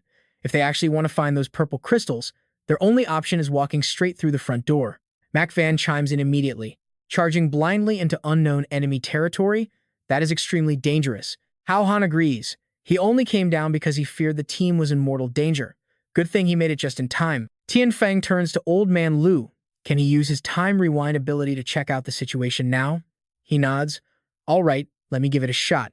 Tu Min panics internally. He absolutely cannot let that rewind happen, or his secret identity is completely blown. Gripping his small knife tight, he realizes it's time to risk everything on one desperate move. But right at that moment, boom, a massive explosion goes off nearby. Hao Han whips his head around. What the hell was that? Tianming is just as clueless about the blast. Tu Min feels incredibly lucky right now. He had secretly planted some explosive trap talismans before leaving, never expecting them to actually save his skin in this exact moment. Movement up ahead. Hao Han urgently barks out an order. We are spotted. Fall back, right now. But suddenly, the ground beneath their feet violently shakes. Mac Van and Tianming's jaws drop. What in the world? Oh my God. Staring at the massive beast towering before them, they can't even process what kind of nightmare this is. They are completely surrounded by giant stone monsters. Tu Min starts sweating bullets. This is way out of hand. He just wanted to create a distraction, not kick a literal hornet's nest. Hao Han yells out, "It's a trap. Retreat." But the stone giants aren't letting anyone leave. A massive fist swings down with crushing force, though Hao Han barely manages to dodge it. But in the chaos, he spots a glowing purple crystal flying out. Now watch closely here, this changes everything. He snatches it mid-air and hypes up the team. He found a purple crystal. These giant rock monsters were literally hiding them in the dirt. Tian Feng and Lu Mang are stunned. Wait, seriously? So, that's how it works. Tu Min slashes the earth but screams in frustration. Damn it, the ground is way too hard to cut. Hao Han quickly takes charge, ordering them to bait the monsters into attacking the dirt. Tian Feng steps up to taunt one. Come on, try and smash me. Bring it on. But he goes way too far. Suddenly, an entire mob of stone giants completely surrounds him. They rain brutal punches down on Tian Feng in the center. Tian Ming furiously screams, "Don't just stand there and take it, you idiot." Moving at lightning speed, Hao Han sweeps his sword through the rock monsters, letting them score yet another purple crystal. Face completely swollen and bruised, a trembling Tian Feng mutters that he found one too. Tian Ming is utterly shocked the guy got beaten so badly, his face is literally deformed. Seeing the stone monsters still attacking despite being frozen solid, he panics hard. Wait, freezing magic does absolutely nothing to these things? Hao Han isn't pushing his luck. Fall back. Forget the purple crystals. Keeping our lives is the priority right now. Follow my lead. That is when Tian Ming suddenly realizes something. Hold on a second. Why isn't Mac Van with us? Hao Han goes on high alert immediately. What? He looks over and sees the stone monsters aggressively pounding a single spot. 2 more purple crystals pop out. Mac Van is out there alone, clutching 3 crystals while dodging the monsters. She thinks that's enough, but there is nowhere to run. A monster lands a crushing blow, sending her crashing down. The whole team panics. Oh no! Seeing Hao Han recklessly charge forward, they scream out in fear. Boss, it's way too dangerous. But he only blames himself. What an idiot she is. A stone monster brings down another massive strike, its back glowing brightly. Mac Van struggles wildly to dodge, desperately scrambling backward to stay alive. Hao Han roars out, "Mac Van, hold on, I am coming." But Mac Van just hurls the 3 crystals right at them. Purely on reflex, Hao Han catches the exact item she risked her life to steal. Completely overwhelmed by the endless swarm of monsters, Mac Van heroically yells at her team, "Go. Leave me behind." The other 2 physically drag Hao Han back. "Boss, we have to run. If we hesitate, we are all dead." Unwilling to accept it, he screams her name in agony. Mac Van, the group barely escapes, making it back to their starting point. Tu Min gasps for air, saying that nearly scared him to death. I know what you're thinking, they have 5 people and exactly 5 purple crystals. They can just go back, right? But Hao Han instantly shuts it down. You guys leave. I am going back to save Mac Van. Tian Ming totally disagrees. Are you absolutely insane? Boss, Mac Van is definitely dead out there. Why would you force yourself to go back down just to die too? But Hao Han explains his theory. If she died, why didn't we get a system notification about our team's combat power dropping? We are tied together. Lu Mang's eyes widen. He is right. We haven't suffered any penalties at all. A spark of hope hits Tian Ming. Could Mac Van actually still be alive? Hao Han stares at his team with absolute resolve. I cannot just abandon her and walk away. But I am not forcing any of you to come. Liu Mang struggles hard with the choice, and Tian Feng looks just as conflicted. Hearing Hao Han give them a way out, they have to decide for themselves. Tian Ming's heart is completely torn. Hao Han waits silently for their answer. Liu Mang is the very first to speak up. I am sorry, boss. I just feel like risking our lives down there is completely unnecessary. Maybe those monsters are just using Mac Van as live bait to lure us back down. The other 2 nod in quick agreement. Exactly. We could not even defeat those giant stone heads surrounding the perimeter. Who knows what kind of absolute nightmare beasts are hiding inside the actual castle. Going back down feels like a terrible idea. Hao Han does not push them. I completely understand your fears. If that's how it is, just head back. If you run into other competitors on the way, warn them to stay away. With that, he instantly turns and leaves, ignoring the 3 guys yelling after him. Boss? Tian Feng throws his hands up in pure frustration. Why is this guy so insanely stubborn? Tian Ming paces anxiously. What should we do now? Meanwhile, Tu Min gets exactly what he wanted. Sure, you're loyal, but I was worried you wouldn't go. Now, Hao Han heads back into the danger zone entirely alone. Wan Sheng asks worriedly, are you seriously doing this alone? He shoots back, what other choice do I have? I acted cool earlier, so if I back out like a coward now, how could I call myself the boss? Wan Sheng delivers some bad news. The closer you get to the castle, the more chaotic the magnetic field gets. I cannot provide card draw backup for you here. From here on out, you are completely on your own. He asks her a quick question. Do you think this place is a dungeon instance? Otherwise, why would a giant castle just randomly appear out of nowhere? She immediately shuts that down. Impossible. Otherworld dungeon instances require very specific entry portals. Besides, the combat mechanics of those guys clearly don't match standard instance models. What do you mean by instance combat mechanics? Wan Xiang breaks it down.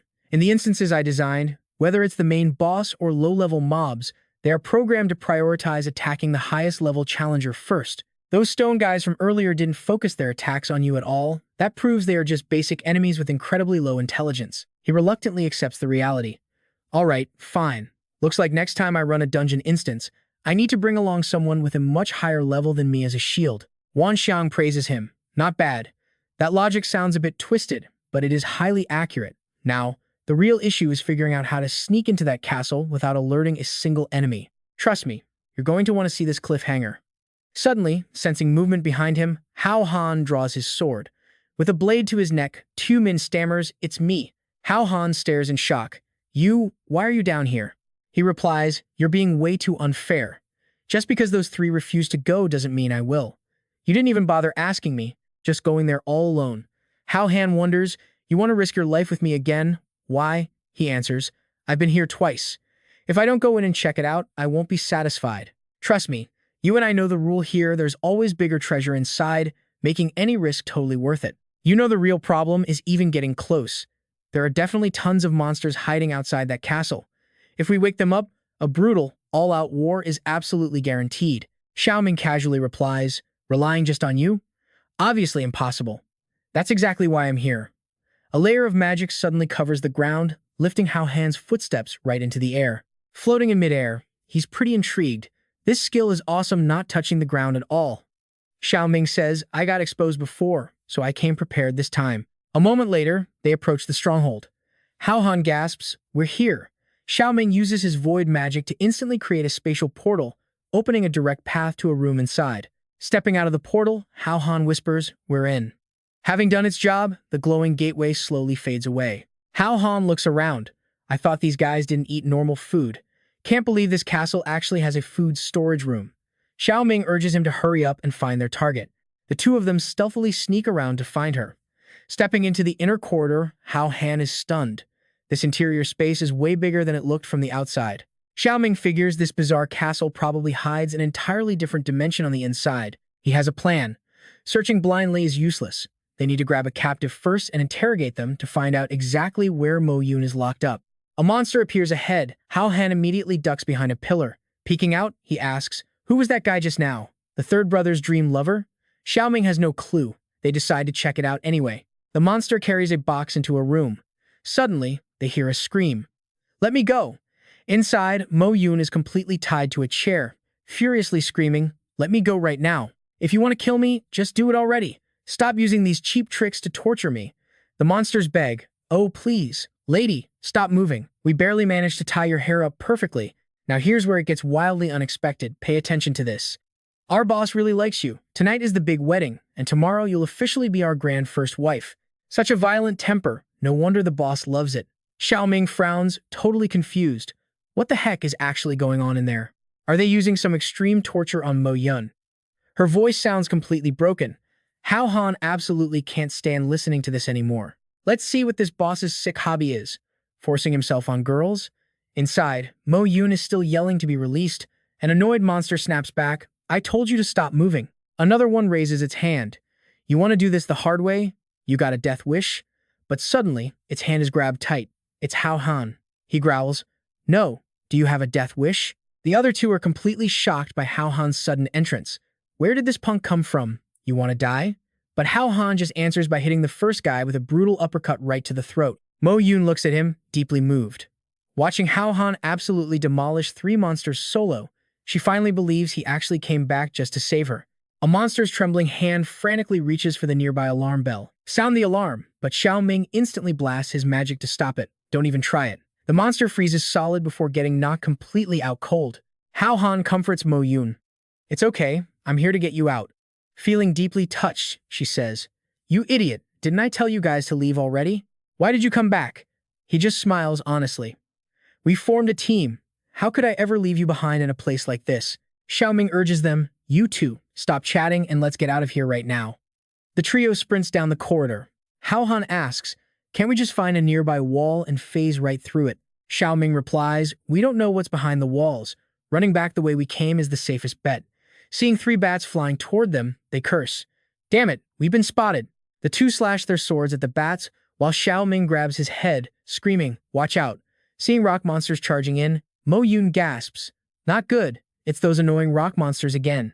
Hao Han is totally ready for this. No more time to mess around. Mo Yun asks curiously, what exactly are you going to do?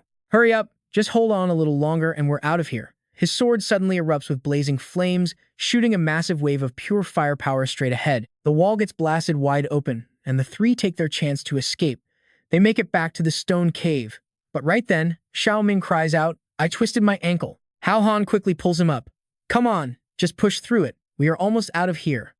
Mo Yun looks back carefully on high alert. A squad of soldiers on the castle wall aim their bows. She screams out, we've got archers. Hao Han immediately activates his Azure Dragon Holy Armor. A powerful shield pops up just in time, blocking every single arrow. Xiaoming smiles happily to himself. Finally, the moment I've been waiting for. His magic staff suddenly strikes an off-guard Mo Yun, launching her completely outside the safety shield. Hao Han can't believe his eyes. What? He is literally left speechless. Next target, Hao Han. Xiaoming lands a brutal strike right into his back. Coughing up blood, Hao Han realizes his suspicions were right. Xiaoming's face twists into pure evil. I know you saw this twist coming. I waited so long, and I finally got my chance. The holy armor peels right off him. Mo Yun watches Hao Han get tortured and boils with rage. You bastard. She swings her blade, screaming, die. But her weapon shatters into pieces the second it hits his brand new armor. She stares in total disbelief. What the? Meanwhile, Xiaoming gloats proudly. The Azure Dragon gear. I finally collected it all. Hao Han gets blasted backward, and a panicked Mo Yun desperately rushes over, screaming his name. Admiring the armor on his body, Xiaoming is extremely satisfied. What a beautiful treasure. Hao Han glares, trying to guess. Who exactly are you? Slowly, the traitor takes off his mask. I invited you before, but sadly, you didn't know your place. So, I had to use some dirty tricks. Hao Han's eyes widen in realization. Your ex? Ex bursts out laughing. At least you're somewhat smart to remember me. But what a shame, it's way too late for you now. Getting completely played makes Hao Han absolutely furious. So your real goal was the Azure Dragon Holy Armor. But even with it, it's totally useless. We are completely surrounded right now. Nobody is escaping this place. X replies with total confidence. I wouldn't be so sure about that. He summons his weapon. The Azure Dragon Blade appears. Hao Han is stunned. The Azure Dragon Blade? Isn't he a mage? X smirks coldly at the monster horde, instantly sweeping a massive blade slash right through them. Mo Yun watches his movement. Could he be a dual-class player? A mage and a warrior? Hao Han groans. We were way too careless. He hid his true intentions all this time. A rock monster tries to punch X, but he instantly slashes its chest wide open. And that's where we leave it, trust me.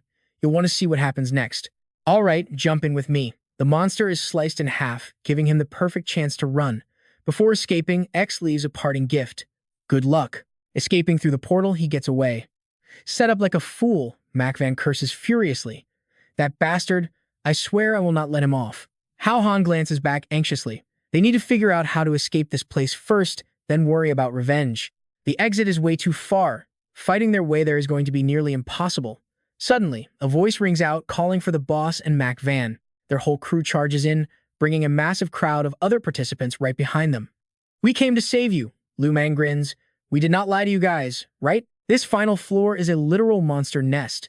Since we have the numbers, let us split up and find the crystals. The crowd eagerly agrees. All right, thank God we banded together, because going solo down here is just asking for death. Mac Van is totally shocked by the huge crowd. Hao Han feels a surge of warmth. His team actually managed to rally all the other players here.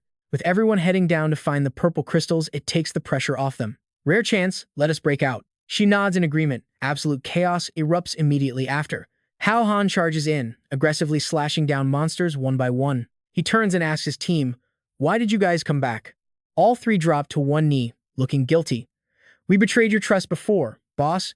We truly deserve 10,000 deaths for that, but please give us a chance to atone. Hao Han helps them up with a smile. You are my good brothers. The fact that you came back proves everything. The remaining monsters are smashed into exploding rubble. Hao Han glances over, on high alert. What just happened? Macvan quickly reports, the monsters.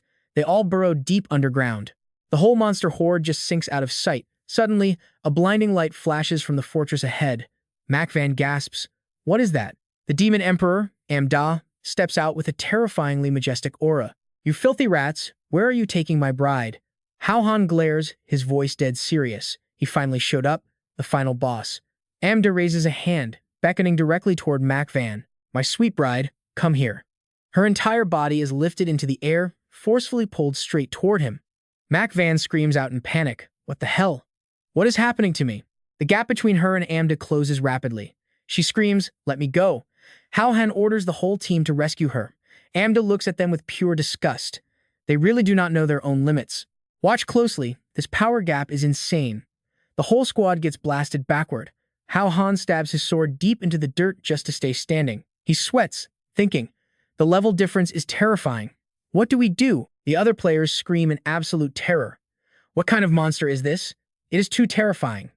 Amdal launches another brutal attack, easily sending a massive group of people flying in every direction. Hao Han shouts, System, do you have any intel on this guy? Wan Shang stammers back, I do not remember creating this thing at all, but a boss of this tier definitely has a weak point. If we can just find his weakness, we do not need to fear him. Hao Han is so pissed he yells out loud. The problem is, how the hell am I supposed to figure out what this big boss's weakness is? Then it hits him. Wait a minute, why did the demon god send his minions to hunt down X? X always wanted to kill Lu Mang. Is it because they are afraid we will discover the demon god's actual secret? Hao Han immediately directs his teammate. Lu Mang, use your flashback ability right now. Hurry. Look back and see what actually happened the first time Tu Min came here. He instantly agrees. Got it. Lu Mang activates his skill, while Hao Han takes on the suicidal task of baiting the demon god. Hey, ugly, come get me. Brothers, no matter what, we have to stall him. Buy some time for Lu Mang. Tian Feng shouts, on it. His divine ape summon unleashes a massive ice tornado, blasting it straight at their terrifying target. Amda sneers in sheer disgust. Pathetic tricks. He rips giant boulders straight from the cave walls to block the attack. But Tian Feng moves with the chaos, weaving through the floating rocks with his blade ready. He roars at the top of his lungs, Sharp Blade, activate Sunburn mode. A ferocious burning slash crashes down with such intense pressure that even Amda looks surprised. He glances down at the fresh wound on his chest. Sacrificing your weapon's lifespan just for one burst of high damage, Tian Feng does not care about the cost at all. He swings his glowing blade down again, screaming, kill, kill, kill. Amda just deadpans. Childish.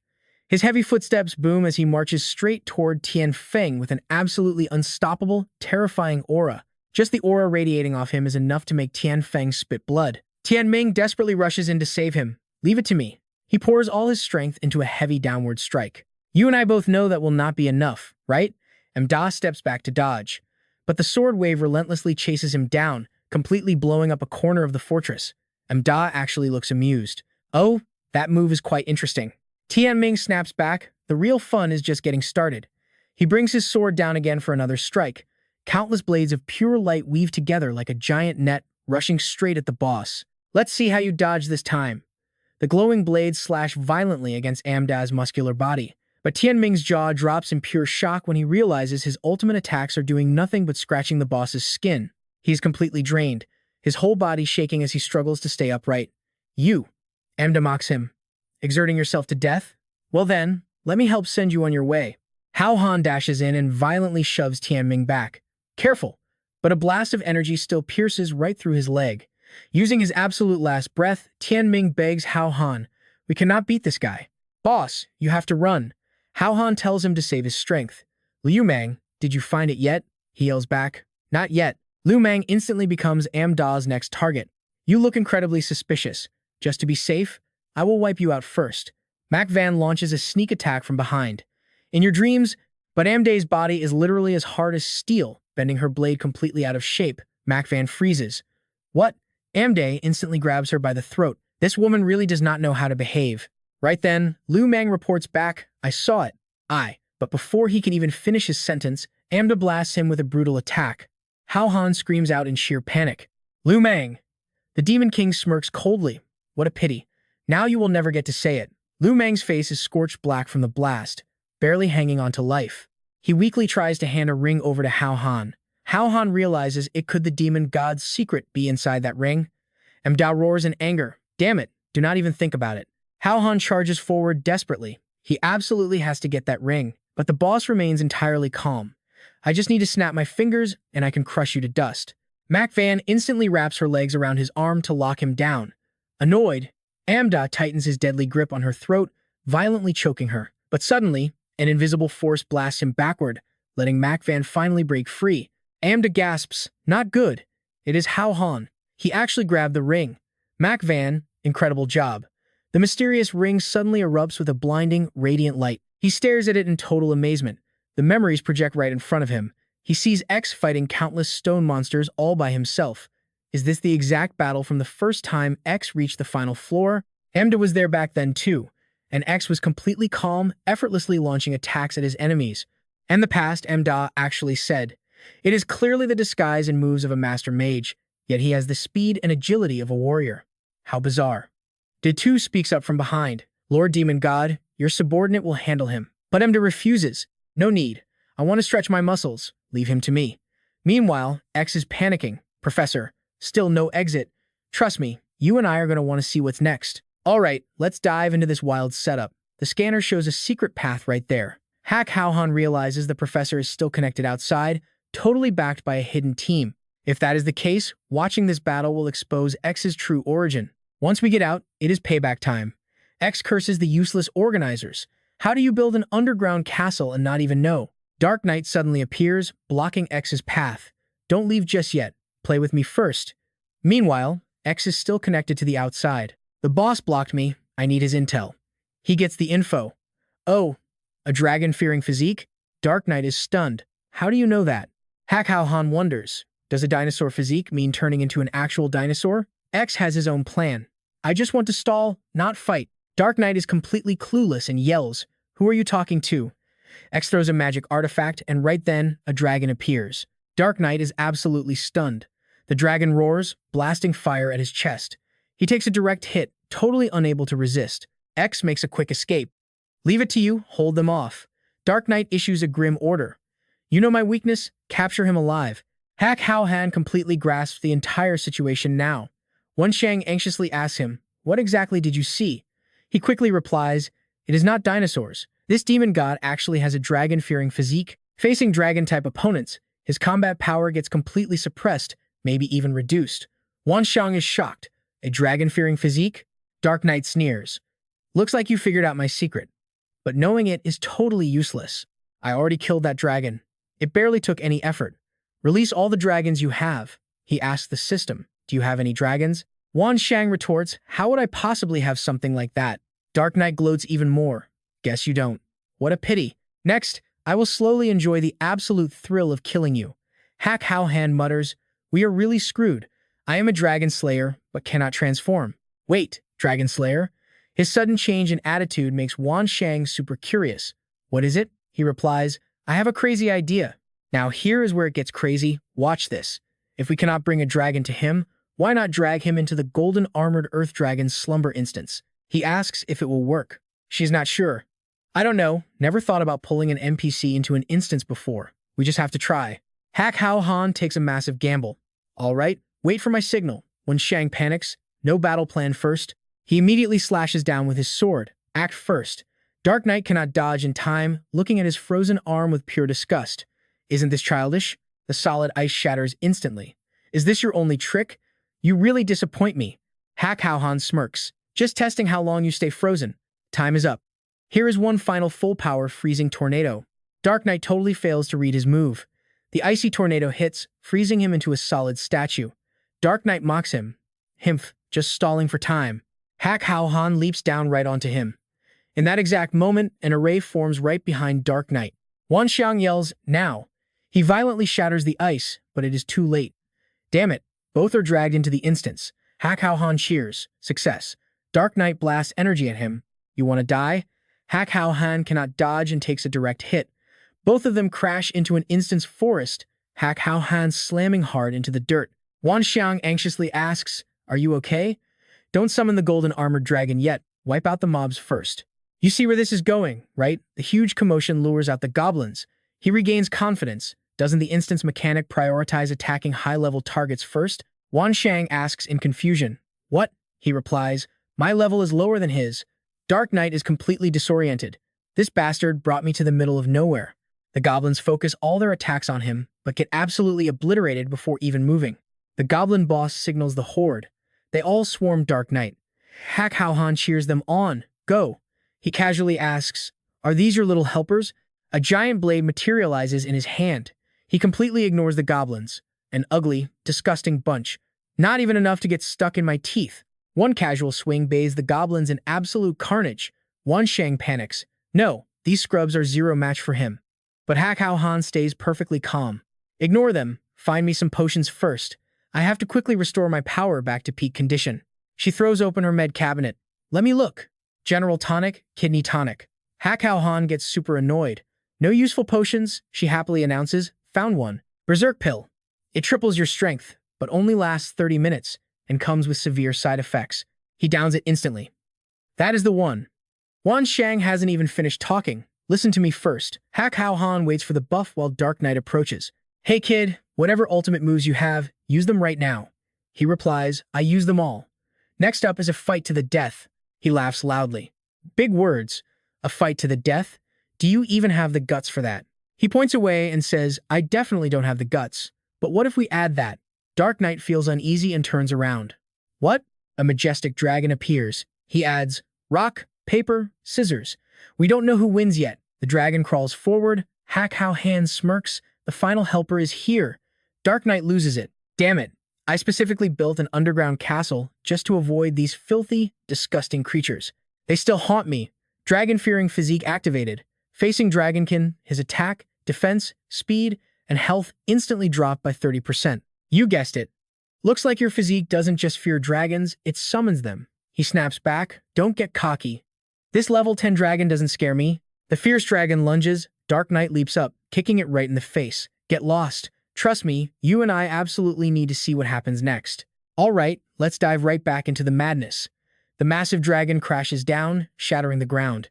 Our main character realizes, even with an attribute advantage, this demon god is insanely tough, though the demon is currently panting hard.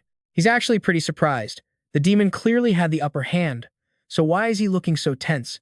Could his fear of the dragon race be more than just a stat disadvantage, but a deep psychological trauma? Meanwhile, the dragon is absolutely furious after that humiliating kick. It glares at the demon god, calculating its next move instead of blindly rushing in. Our hero is curious what's going on inside that massive head. The beast feels way too smart. Mo Yun chimes in from behind, noticing the dragon seems to be hesitating. Suddenly, the giant dragon charges right at him. Ah! So it was just deciding who to kill first. The system instantly chimes in, activating his special Dragon Slayer title to deal double damage to all dragon-type enemies. He stares it down coldly. Who gave you the confidence to think I'm the easier target? The sheer pressure of his aura leaves the terrifying dragon absolutely stunned. Deciding to teach this stupid beast a harsh lesson, he swings his sword straight at its thick neck. You really think I'm that easy to push around? The heavy strike sends the massive dragon rolling backward. Burning with rage, he mutters, it's just a beast, after all. I need to strike fear into it. Wait, it won't get too scared and run away, right? The system replies, not a chance. As a dungeon boss, it's hardwired to fight invaders to the bitter end. The dragon freezes, visibly torn on who to attack, and our hero instantly catches on. Oh look, that little brain is working overtime again. The demon god panics and yells out a threat. You stupid beast, you better not come over here. Our main character mocks him right back. If it can't even figure this simple choice out, there's no reason to spare its little life. Like a light bulb went off, the dragon roars loudly and unleashes a massive, destructive wave of hellfire aimed directly at one specific side. Now watch closely the dynamic flips here. The demon god panics, realizing he's the target, while our guy just smirks. Sure enough, a wild beast will always prey on the one showing fear. That dragon-fearing trait is exactly why it targeted him. As the scorching flames close in, the demon curses out loud. Damn it all. He stumbles backward repeatedly, completely shocked. What? Our hero helpfully chimes in. Why is the great demon god so scared? Why are you running? Block it. The demon is so terrified he can barely form a sentence. The roaring flames crash into him, obliterating an entire section of the forest. The giant dragon looks incredibly satisfied with its handiwork. Having endured enough, The scorched demon speaks with pure malice. You damn animal. Dark demonic energy violently erupts from his fingertips. I am going to slaughter you first. While the dragon sits there stunned, our hero steps in, casually slashing apart the incoming demonic blasts. The massive beast stays completely unharmed under his direct protection. He calls out to the beast. Little dragon, I know you can understand me. Team up with me. Beat this guy and you can level up. The system quickly reminds him, this is a dungeon boss. Its level cap is hard-coded into the system. But our guy casually brushes that off. Then just change its settings. When we get back, you can invent a new system feature. The system excitedly agrees right away. Okay, he turns back to the massive dragon. So, do you want to team up? Getting a clear nod, he grins. Perfect. Now it's time to finally butcher a demon god. With epic energy, he orders his new pet to attack. The demon god spits back, you really think 2 pieces of garbage like you can defeat my true form? Absolute delusion. A massive wave of dark energy surges forward, and things look seriously grim. Crap. But just as he braces for impact, the dragon whips its tail, completely shattering the attack. Safe from harm, he's super impressed. Great job, truly worthy of a golden armored earth dragon. But its massive tail keeps swinging, accidentally swatting him and sending him flying across the battlefield. Wait, it actually pushed him out of the danger zone so it could keep fighting the demon one-on-one. He has to admit that's a top-tier teammate. While the demon struggles to block, our hero drops from above with a heavy sword strike. He actively provokes his enemy. You can barely even block this. The demon grunts back. You think this is it? My true power is only just starting to show itself. Let that sink in for a second. Because the dragon instantly blasts a hole straight through his chest. The demon stares down at his empty torso in pure shock. What the hell? After firing that ultimate blast, the dragon finally collapses from exhaustion. The demon screams in pure fury, but our hero doesn't hesitate, diving in for a massive follow-up strike. The devastating blow forces the demon straight to his knees, the blade buried deep into his shoulder. Yanking the sword free, he asks coldly, "We're at the end. Any last words?" The almighty entity instantly drops his pride and begs, "Please, I beg you. Spare my life, I promise I'll." But a sudden noise from behind grabs our hero's attention. Seizing that tiny distraction, the demon lunges forward to crush his skull. "You little bastard, go to hell." But our hero's reflexes are lightning fast. One flawless, clean slash cuts right through, leaving the demon just enough time to groan out, "I refuse to accept this end." His entire body instantly crumbles into bloody pieces. He exhales deeply. It's finally over. But right at that exact moment, the brutal side effects of his potion kick in. Coughing up a mouthful of blood, he violently collapses onto the hard dirt. The system urgently explains, this is the potion's massive backlash. Right now, every single physical function in your body is totally overloaded. You absolutely cannot fight anymore, or you will literally drop dead. He wipes his bloody mouth, chuckling weakly. So this is the aftermath. Honestly, I thought I was going to explode. Suddenly, a surviving goblin seizes the chance, raising its club for a sneak attack. His heart drops in panic. This is bad, he literally can't move a single muscle. Luckily for him, the sneaky goblin is instantly incinerated by a massive burst of roaring fire. Escaping death by a hair, he realizes his temporary pet dragon just saved his life. Looking at the beast, he gives a sincere, genuine thanks. "I owe you one, brother." The dragon slowly starts fading into glowing light, and his own body begins to glow too. The system chimes in cheerfully. Dungeon quest complete. You are now cleared to exit the instance. Meanwhile, back on the outside, Qian Feng finishes clearing the area and sighs in heavy relief. A heavily bandaged Liu Mang speaks up nervously. But where did the boss go? Do you think he didn't make it? Tian Ming cuts him off immediately. Stop talking nonsense. The boss is ridiculously strong. There's no way he lost. Liu Mang argues back. I know, but he went up against a demon god all by himself. Just shut up. Mo Yun sits completely silently off to the side, way too worried and stressed out to even join the loud argument. Right at that moment, they suddenly hear his familiar voice. Looks like I made it back just in time. Honestly thought you guys left me. The 3 of them rush over, completely overjoyed. Boss, we knew you'd be totally fine. Listening through his earpiece, X hears the whole exchange and lets out an audibly surprised gasp. Our guy actually survived and made it out. No worries, I'll just wait for him right at the cave entrance. I'm sure he misses me too. Outside the gate, the entire inspection committee is standing by. Director Chen nervously taps his foot, anxiously checking the time on his wristwatch. It's been way too long and no one else has come out. They must all be dead. X smoothly cuts in. Don't be so anxious, Director Chen. Prepare yourself for a pretty massive surprise. You have to trust these contestants. His assistant whispers that he was the first to reach the bottom. Director Chen stares in shock. And trust me, you'll want to see what happens next. Alright, let's dive right back into the madness. Even we couldn't figure out the direction to the bottom floor. How did you do it? Do you have some kind of secret weapon? X just smirks. If it's a secret weapon, telling you would ruin the secret, wouldn't it? Director Tran screams at them. Don't think a few cheap tricks give you the right to act arrogant. Since you are here, you will obey the supervisors, or I'll teach you some manners. But suddenly, heavy movement at the cave entrance makes the entire crowd erupt in shock. What on earth is going on? Someone is coming out. The first heavy footstep lands. Hao Han and the surviving participants have finally returned. Tianming blurts out in surprise. Were you guys all waiting here just for us? Director Tran starts clapping, giving them a fake congratulations. Welcome. Welcome back. Our brave explorers, you have worked so hard. Boom! Mac Van answers him with a brutal punch that sends Tran flying backward. The whole group of assistants screams in absolute panic. Oh my god, Director Tran. She curses loudly at the old man. You bastard, what kind of garbage intel did you give us? Were you trying to get us all killed? Director Tran roars his orders. You absolute scum, daring to sneak attack an official during all this chaos? Guards, arrest her right now. His subordinates instantly move to obey. Yes, sir, grabbing her. But Liu Mang steps up, eyes totally cold. I'd like to see you try. The assistants instantly freeze, glaring back nervously. You dare? Tran suddenly realizes something. These people just crawled out of a mountain of corpses. In a direct fight, his guards would get absolutely slaughtered. Plus, making a huge scene would be impossible to explain to upper management. Forced to back down, he awkwardly waves his hands. Misunderstanding? It's all just a big misunderstanding. Quick, get the catering company to make some food. Our elite competitors must be absolutely exhausted and starving, so please go rest up for a bit. Suddenly, a trio of imposing strangers steps up from behind. Who cares about eating? The competition is already completely over. Director Tran stares blankly. What do you mean? It's over? Pointing a shaking finger at them, he yells, Where did you crazy lunatics even come from? Do you have any idea how high level this tournament is? Who the hell are you to make that call? One of the men simply raises a Dragon Organization ID badge. Tran's jaw hits the floor, completely losing his ability to speak. Now pay attention, because the power dynamic is about to shift completely. The Dragon Organization? Even X looks shocked.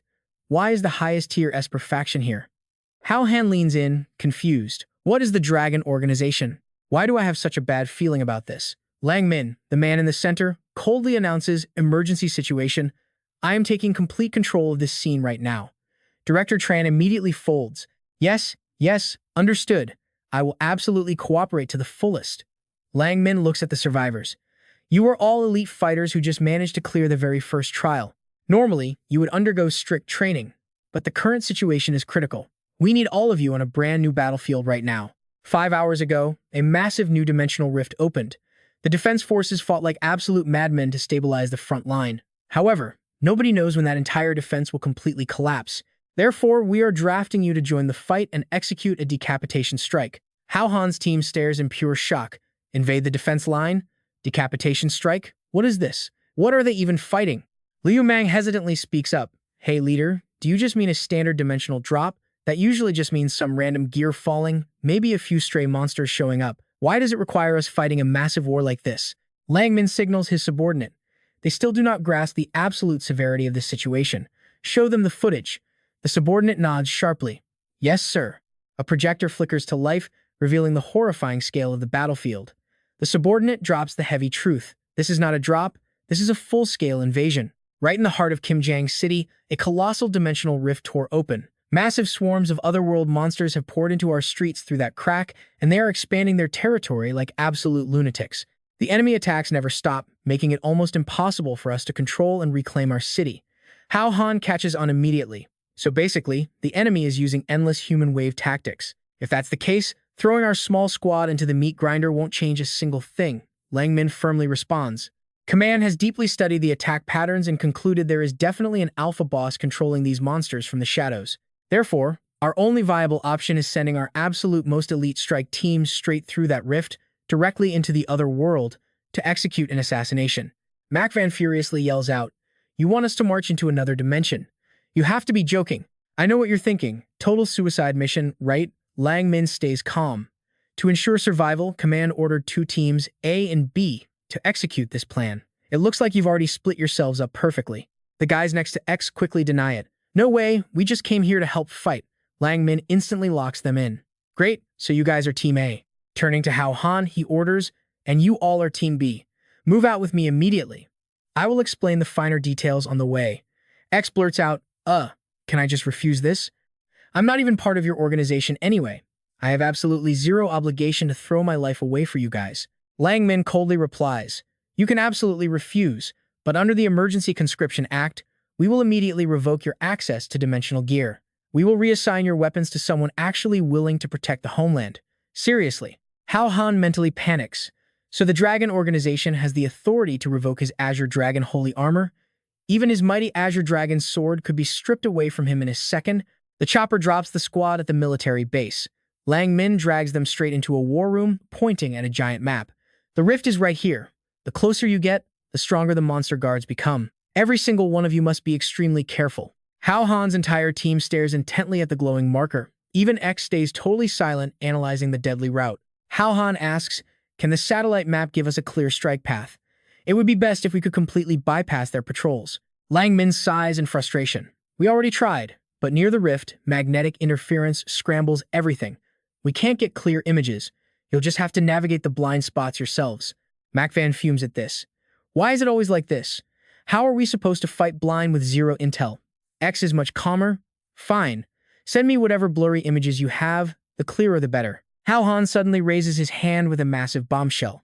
Actually, I already know exactly how we can get a crystal clear image. Lang Min frowns. Even our most advanced military satellites failed. So what magic trick do you have? Hao Han just points straight at X. He has a special method. When we were trapped in the mine, he generated a flawless three-dimensional map of the whole place. Right now, he can definitely scan the exact layout around the rift. X flinches, instantly denying it. I don't have anything like that. Stop talking crazy.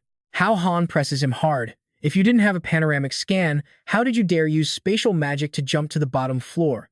Weren't you afraid of teleporting into solid rock? The enemy is quite literally at our doorstep. I highly suggest you spit out your little secret right now. A subordinate quickly whispers to Lang Min, confirming they checked the competition logs. It is true. He bypassed 5 entire floors and jumped straight down to the bottom. He definitely possesses god-tier scanning abilities. Lang Min nods slowly, his eyes locked on X. Understood. What kind of broken skill are you hiding? Share it immediately. Cornered, X still plays dumb. I don't have anything. Lang Min glares. You only have 2 choices here. And trust me, you're going to want to see how this unfolds. Let's dive straight into this absolute madness. Hand it over or take the fall. X starts completely panicking, while his very confused staff desperately scramble to check the area around that massive rift. X yells out, wasting no time. Just check it already. He orders them to aim all the lightning bats right at that spot and get him immediate results. The staff confirms, needing a little time to adjust the feed. Suddenly, the building's image pops up crystal clear. 3 massive bat monsters are guarding the rooftop, absolutely on high alert, watching every single thing around them. The second they detect intruders, a devastating sonic wave erupts from their mouths. This massive sound wave completely covers the entire mountain range, then rapidly spreads right across the whole city. Every single bat near the rift instantly picks up the signal. Thanks to that trail, the security team finally pinpoints the rift's exact location. They snap a clear picture and immediately send the intel straight to his screen. X quickly reports that everyone is here. Lang Min instantly orders them to transfer data to the main command base and find a solid breakthrough point. Hao Han smirks at X. Looks like you unlocked a brand new skill. No wonder you know these mines so well. Your logistics team is seriously stacked. Extremely annoyed, X just snaps right back at him. Wipe that smug look off your face. I am literally wearing your Azure Dragon armor right now. I am going to win no matter what, so just swallow your anger. Hao Han just dramatically sighs at him. Wow, your vision is seriously so narrow. He turns to chat with MacVan, mocking how X still treats that Azure Dragon armor like an ultimate treasure.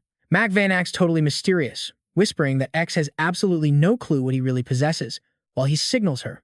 Shh, stay humble. Seeing their secretive little act, X instantly falls for the bait. No way.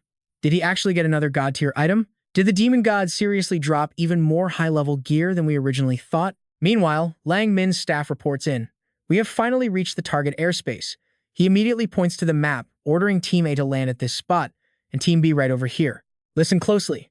You must infiltrate that rift at all costs and execute the mission. Both teams shout their absolute confirmation. The helicopters quickly carry them to their designated drop zones, and they immediately parachute straight down. While suspended mid-air, Hao Han questions Wan Xiang. Can we actually enter this thing? The girl confidently nods. Absolutely. But honestly, nobody has a clue what kind of absolute chaos is happening on the other side. Hao Han presses her. Don't fight me on this. Can we just draw cards normally this time? Wan Xiang confidently guarantees it, tapping the bag strapped tight to her body. Now watch closely, because this is where everything goes wrong. Seeing a teammate brutally pierced right through the chest, the survivor screams. Bad news. They spotted us. Devastating power blasts shoot up from below, causing absolute panic. Run. Get out of here. Turns out, those deadly blasts are special abilities shooting straight from the bat's glowing eyes. The others who couldn't dodge in time are instantly wiped out. X laughs maniacally. This is amazing. Just keep slaughtering them all like that. But he sharply warns him from behind. Boss, you should really notice the massive monster currently crawling around right down below us. Spotting it, X gets absolutely furious. He silently rages. You guys studied that map for half a day. What the hell were you even looking at? Meanwhile, the massive bats keep wildly blasting out their laser abilities, sweeping away the intruders. Using his insane agility, Tianming barely escapes with his life. We literally have 0 long-range weapons right now. What the heck are we supposed to do? What kind of living hell is this? Hao Han desperately checks his phone for the coordinates. He suddenly screams out, the location is right here. Hurry up. Suddenly, a teleportation portal completely materializes right behind the 2 attacking bats. 3 fighters burst out in a flash. Liu Jiu swings his blade, wiping out 3 monsters instantly, while Huang Dai fights back with absolute fiery passion. You dare attack my husband? Do you have a death wish? The beast hisses, blasting out its energy to destroy them. Over in another corner, 3 other bats finally sense that something is horribly wrong. The exact airspace they were flying through is violently blown to pieces. That explosion is entirely Ren Zhongqi's absolute masterpiece. With me around, don't even dream about it. After clearing the entire area, all 3 drop down to check on Hao Han. You alright? Did it actually hurt you? Tian Feng gasps in total surprise. Wow, boss. You were really hiding a secret trump card. Liu Jiu stares straight ahead, questioning if that glowing rift is their actual target. Huang Di quickly urges them forward. Move it. If we wait, way more demonic monsters are going to show up and completely surround us. Hao Han nervously glances over to one particular side. This thing. Honestly, I really don't think we need to worry about it. Gazing at the city skyline exploding in the distance, he continues. Team A is totally drawing all the enemy fire. Over there, the beast is getting hammered by Team A. Meanwhile, X furiously interrogates his own logistics team. What the hell is this thing? How did your scans completely miss it? Tung Jiang quickly explains it was hiding deep underground, making it completely undetectable. X simply does not care. Stop making excuses and give me backup right now. I want the strongest weapon. Tung Jiang rapidly smashes a button on his control console. Understood. Firing the ultimate crystal cannon now. Now you and I know an attack like this means absolute destruction. The energy cannon locks onto its predicted path, hitting impact in 5 seconds. X laughs wildly. You are about to be blasted to dust. Let's see your arrogance now. His subordinate panics from behind. Boss, why is that impact zone so incredibly close to us? X frantically scrambles away. Run for your lives. Move. The massive energy cannon pierces straight through the sky, hitting the beast with absolute dead center accuracy. But the resulting catastrophic explosion violently ripples out, destroying the entire surrounding area. Hao Han complains while sprinting for his life. Is this really how you kill a boss? The monster is completely vaporized into dust, leaving a massive crater, while X uses his holy armor shield to barely keep his team alive.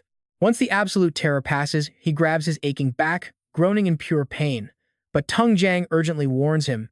A massive swarm of monsters is closing in on your position at unbelievable speeds. Run! X stumbles away in an absolute panic. I'll deal with you later, just draw me an escape route now. Meanwhile, Team B is just casually observing the chaotic scenery. Hao Han spreads his arms, stopping the whole squad. Tianming finally returns from his scouting run. He reports the path ahead is totally clear of ambushes, just some low-level trash mobs. Charging straight in shouldn't cause any major issues at all. Hao Han looks deeply in thought. This is so weird. This is an absolutely critical entrance, yet they left it practically unguarded. Yeah, MacFan replies. Maybe they simply gave up guarding it because that rift literally cannot be closed anyway. Suddenly, Lu Mang looks up. What in the world is flying up there? Are those birds? Tian Feng stares in absolute terror at the massive swarm. With the area totally decimated like this, how could there possibly be birds still flying around here? Hao Han tenses up completely. Those aren't birds. They are definitely not birds. The massive swarm dives aggressively toward them, forcing Team B to sprint like absolute crazy straight for the rift. Hao Han screams out, telling them to run with everything they have and dive into the rift. The frantic monsters furiously chase them down. Lu Meng looks back in pure terror, realizing they are totally catching up. In that critical second, Hao Han unleashes a brutal sword strike, freezing the beast instantly. Lu Meng gasps, "Boss." But he just yells back, "Running like this won't work. You guys cross over first. I will hold them all back right here." The rest of the team freezes in shock, shouting out, "Husband, boss, you can't." But Hao Han fiercely pushes them. "Just go." Lu Jiu stays calm, grabbing Huang Dai and pulling her away. "Let's go. The sooner we cross, the faster he can escape." She looks back, begging, "Husband, please do not make me a widow today." Mac Van warns him, "I will be waiting for you." He confidently grins, "Relax, I can handle this trash easily." And that's where we leave it. Trust me, you'll absolutely want to see what happens next. Stick with me here, because things are about to get absolutely insane. Wan Shang says to relax. He is furious too. Hao Han draws a card, and suddenly, his eyes completely freeze. Meanwhile, an endless swarm of monsters buzzes toward them like angry bees. But boom, the card's explosive power instantly crushes them. Not a single beast escapes alive. Then, the system announces, "Congratulations, player. You have unlocked Rank 5's equipment, the legendary Star Keelan armor. Passive skill acquired. Active skill unlocks Summon Thunder Keelan." Wan Shang proudly asks if this top-tier gear is blowing his mind. Hao Han grips his divine sword, fully ready to face the next massive monster wave. Great job. Every single slash he makes instantly wipes them out. He is completely satisfied, perfectly blending his brutal attacks with an impenetrable defense. They can finally breathe, but wait, the next wave is insanely dense. Hao Han starts sweating buckets at the terrifying sight. Why are there so many bugs? Wan Shang snaps back, "Do not ask me, just find a way to smash through them." He places a hand on his chest and shouts, "Summon Thunder, Keelan." Instantly, pieces of armor detach from his very body, magically fusing together to form an absolutely magnificent, roaring beast. Hao Han hops onto its back and commands the Thunder Keelan to charge forward. The massive insect swarm prepares to clash head-on. They spring into action, violently tearing right through the swarming chaos. Over on Group B's side, a few straggling bugs are still hunting them down. One monster spots them, but Tian Ming and Mac Van instantly team up to destroy it. He orders the crew to stay tight and push forward. They frantically sprint toward the glowing rift. Now watch this closely, because you and I know things are about to get wild. The whole group stops dead. A massive bug wall completely blocks them. Tian Feng realizes an ambush. Lu Meng clenches his teeth. They have no other choice but to risk their lives and charge. Tian Ming is completely exhausted and suddenly gets violently knocked flat by a monstrous bug. Mac Van screams Tian Ming in pure panic. A giant foot stomps right onto his chest. Terrified, she squeezes her eyes shut and desperately calls out just one single name, Hao Han. Bam! He arrives, completely blasting away the horrific bugs surrounding Mac Van. She finally dares to open her eyes, hearing Hao Han casually say that there is no big problem here. "I am here now." Tian Ming cheers loudly. "So cool, boss. I knew you had a secret weapon." But suddenly, a totally different swarm of bizarre monsters violently pours out from the portal. He loudly warns the group, "These fresh monsters are not scared at all. Stick close to me, everyone. I will carve a path right through them." Hao Han orders the majestic Thunder Keelan to charge forward. The terrifying aura actually makes the beastly horde tremble as he violently smashes a clear path for the group. Following close behind, Lu Meng hyped up says, "This new ride is absolute top tier." However, Lu Jiu senses something deeply sinister, rapidly approaching. She screams to speed up, warning that underground monsters are erupting, urging everyone into the rift immediately. Hao Han is stunned. "What? Do not stop moving. Get inside right now." Lu Jiu loudly reports back that they are finally almost out. He fiercely guards the rift, yelling for everyone to go first. Suddenly, a bizarre underground horror violently erupts, totally blocking Duong, Ren Junqi, and Lu Jiu. Hao Han tenses up. This is bad. The two girls fall right toward a monster's razor-sharp mouth. Ren Junqi, terrified, cries out, "We are dead." At the last second, Hao Han desperately grabs their skirts. He violently yanks both away from death's jaws. Ren Junqi yells out, "My skirt." Hao Han strains and fires back. Who cares right now? Surviving is way more important. You two really need to lose weight. Lu Jiu furiously screams, "Who are you calling fat?" Hao Han totally ignores her complaints. "Let's move." Thunder, Keelan. All three desperately dive into the glowing rift just as the monster's massive jaws slam shut with a thunderous bang. The beast's head is completely dizzy from the brutal impact. But hey, fresh meat is right behind it. Group X arrives, excitedly rushing toward the rift right into the slaughter zone. You and I both saw this coming, right? Their joy dies instantly. The hideous monster completely blocks the path, licking its gross lips. Group X hysterically cries out, "What even is this thing?" Meanwhile, Hao Han's crew finally teleports to pure safety. They crash into a dead silent forest, completely exhausted. Hao Han breathes out hard. That was insane. We almost got eaten alive. Lu Ju nervously glances around the strange area. Where is everybody else? And wait, why did the glowing rift completely disappear? Wanshang starts connecting the dots. That teleportation portal only works one way. Monster stepping out cannot ever go back, so jumping in reverse randomly blasts you to completely unknown coordinates. Since we did not jump in at the exact same second, we got scattered everywhere. Hao Han finally gets it. No wonder that colossal beast could not chase them through. The girl sharply replies, but whoever actually opened that rift definitely knows that we forced our way inside against the portal's one-way flow. We need to move immediately. Lu Ju firmly agrees, saying they must escape and try to regroup with Huang Dai's separated squad right away. But Hao Han smirks, looking way too excited. Why run from a golden opportunity? We wanted to find the mastermind behind this whole mess, right? Over on Huang Dai's side, they are lying completely unconscious. A chilling voice counts 1, 2, 3, 4, 5. The monster guards ask their dark commander how to handle them. Their brutal commander orders them dragged back to the royal city for his majesty. Since they are from another world, strict interrogation will definitely extract valuable intel. The monstrous underlings roar in fierce obedience. A grunt confirms the order. Commander Hoyan Lu clearly divides them. Team 1 escorts the prisoners. Team 2 follows her for another crucial mission. A nervous monster hesitates, saying the brutal front line is extremely critical and desperately needs his commanding presence to lead the war. She coldly chuckles. Do not panic, there are still a few pesky rats scurrying around here. Capture every single one. The blinding sun violently scorches the quiet forest. Wanshang sees Hao Han totally chilling and desperately asks, "Are you seriously just going to wait here? Delaying is super dangerous." He calmly smirks. No rush, Group B failed, but we still have Group A. Suddenly, a rustling noise makes him instantly serious.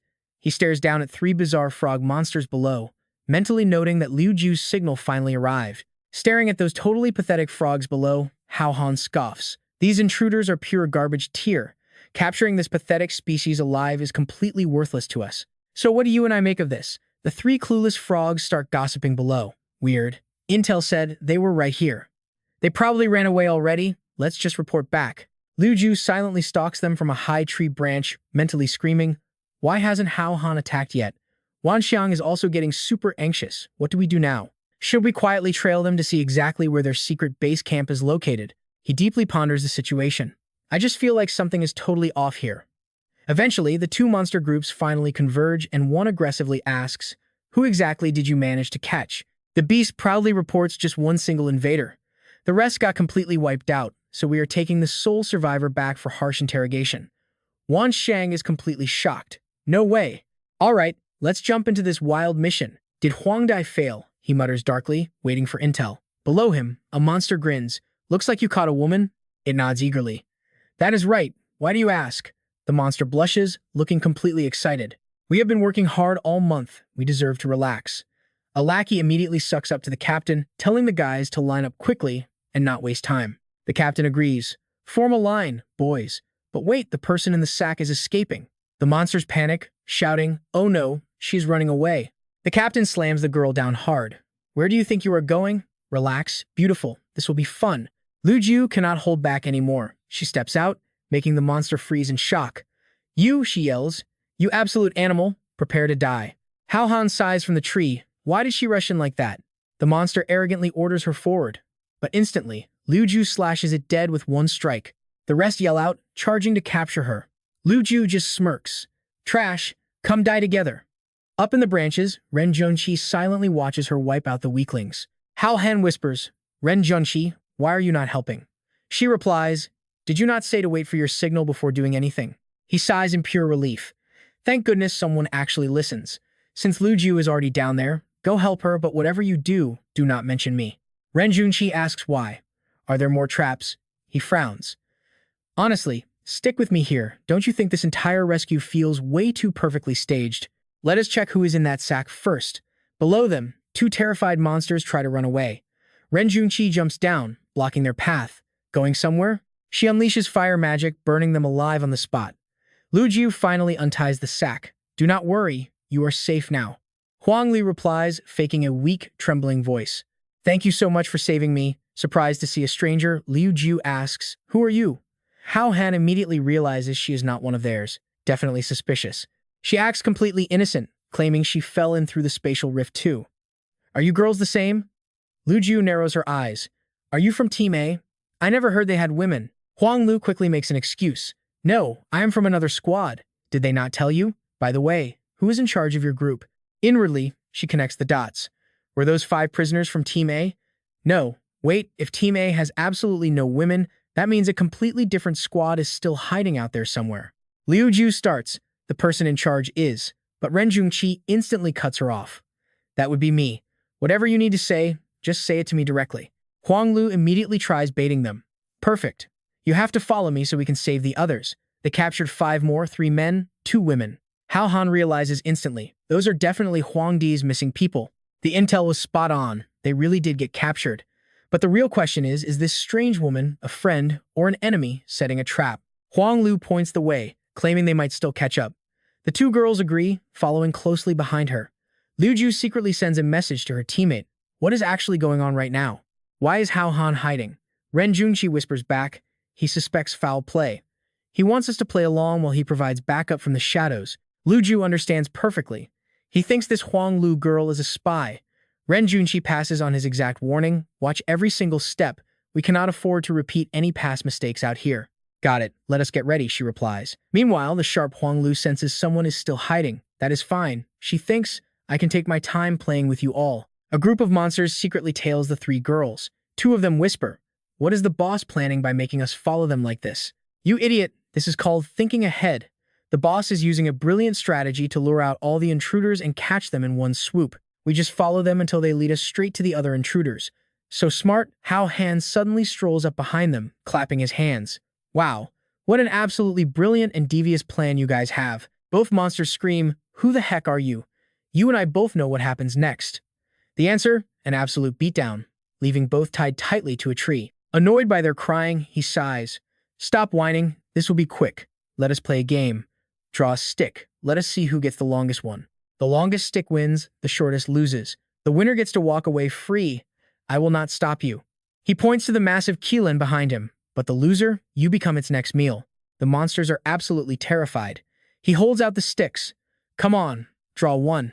He shoves them toward one monster. If not you, then your buddy goes first. If neither of you wants to draw, I will do it for you. Let us pull for the dark one first. He pulls a stick. Oh wow, tough luck. So long. Now it is your turn. He looks at the second stick in his hand and casually laughs. Oh, even longer. The winner is completely decided. Congratulations, green guy. Keelan, time to eat. As the Keelan's giant jaws close in, the terrified monster screams out. Wait, Hao Han chuckles, still completely messing with it. Ah, I almost forgot. Everyone deserves to leave some famous last words before they die, right? Speak up quickly. The monster breaks down crying, begging for mercy. Please, hero, spare my life. I do not want to die. I will give you anything you want. Just spare me. He acts totally conflicted. Well, if I spare you, how do I explain this to the Keelan? Unless you tell me absolutely everything about that woman. The monster tries to play dumb. What woman? His face darkens instantly. You really want to play stupid with me right now? Keelan, go ahead and eat him. The monster instantly panics and spills everything. Her name is Huang Liu.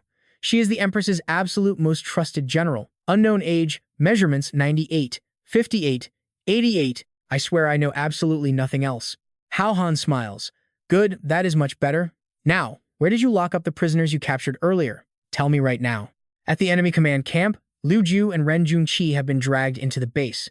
Sitting on the throne, Huang Lu sneers. These 2 did not fall for the trap, making me waste so much time walking in circles. Drag them down and torture them, beat them until they confess where their hiding accomplice is. The subordinates immediately obey the harsh order. Suddenly, an urgent report arrives. General, someone from the capital is here. Huang Liu is totally shocked. Who is it? Why was I not informed? The guard replies, I do not know, but they are acting on the Empress's orders to investigate the slow war progress. Huang Liu panics. Well, do not just stand there. Invite them in immediately. The monster scrambles away. Seeing the figure walk in, she immediately drops to her knees respectfully. General Huang Lu welcomes Her Majesty's special envoy. A masked man in a red cloak steps forward. It is Hao Han, Huang Lu. Are you not ashamed of failing the Empress? She glares suspiciously. Wait, who is this envoy? And that is where we leave it. Trust me, you are going to want to see what happens next. Let's jump straight into this wild bluff. He's never seen this envoy's design before. Hao Han realizes she looks suspicious, but he has the clear upper hand. He definitely won't give her a single chance to spot any flaws. General Huang Lu tests the waters, unsure of who this ambassador really is. He shouts loudly, audacious. Seeing the envoy without preparing a seat, no respect for His Majesty. Are you gathering troops to rebel? Huang Lu respectfully gestures to the main seat. I wouldn't dare. A massive oversight, please forgive my mistake. He warns her with an ice-cold tone. I'm memorizing your every move and word. I will report everything back to His Majesty. Huang Lu bows in guilt. Yes, this general admits her fault. He takes the seat and demands, what is the current war progress? Give me a detailed report. Huang Lu reports, our 1st Division has already locked down 2 cities. Right now, they are actively hunting for our primary target characters. Hao Han asks bluntly, hunting who? Internally, he thinks those 2 frogs had zero clue about the war's purpose. He has to dig the real information out of this woman. Huang Lu tests him. Who is the target? Didn't His Majesty inform the envoy? Furious, Hao Han slams the chair armrest and roars. Audacious, are you the envoy or am I? How could I not know? I'm simply testing if you remember His Majesty's decree. Sweating bullets, Huang Lu quickly confesses, I wouldn't dare. The primary target is an 18-year-old male. His photos were sent to all squads. They are urgently searching without a second of delay. Hao Han echoes, a male? Around my age? Is this the real reason they started a war? She respectfully asks why the envoy rushed to the front line. Did His Majesty issue a new decree? Hao Han replies, His Majesty heard enemies daringly infiltrated us. He wants me to bring those rats back, to interrogate them carefully. Huang Lu notes, I already sent them to the capital. Didn't you cross paths?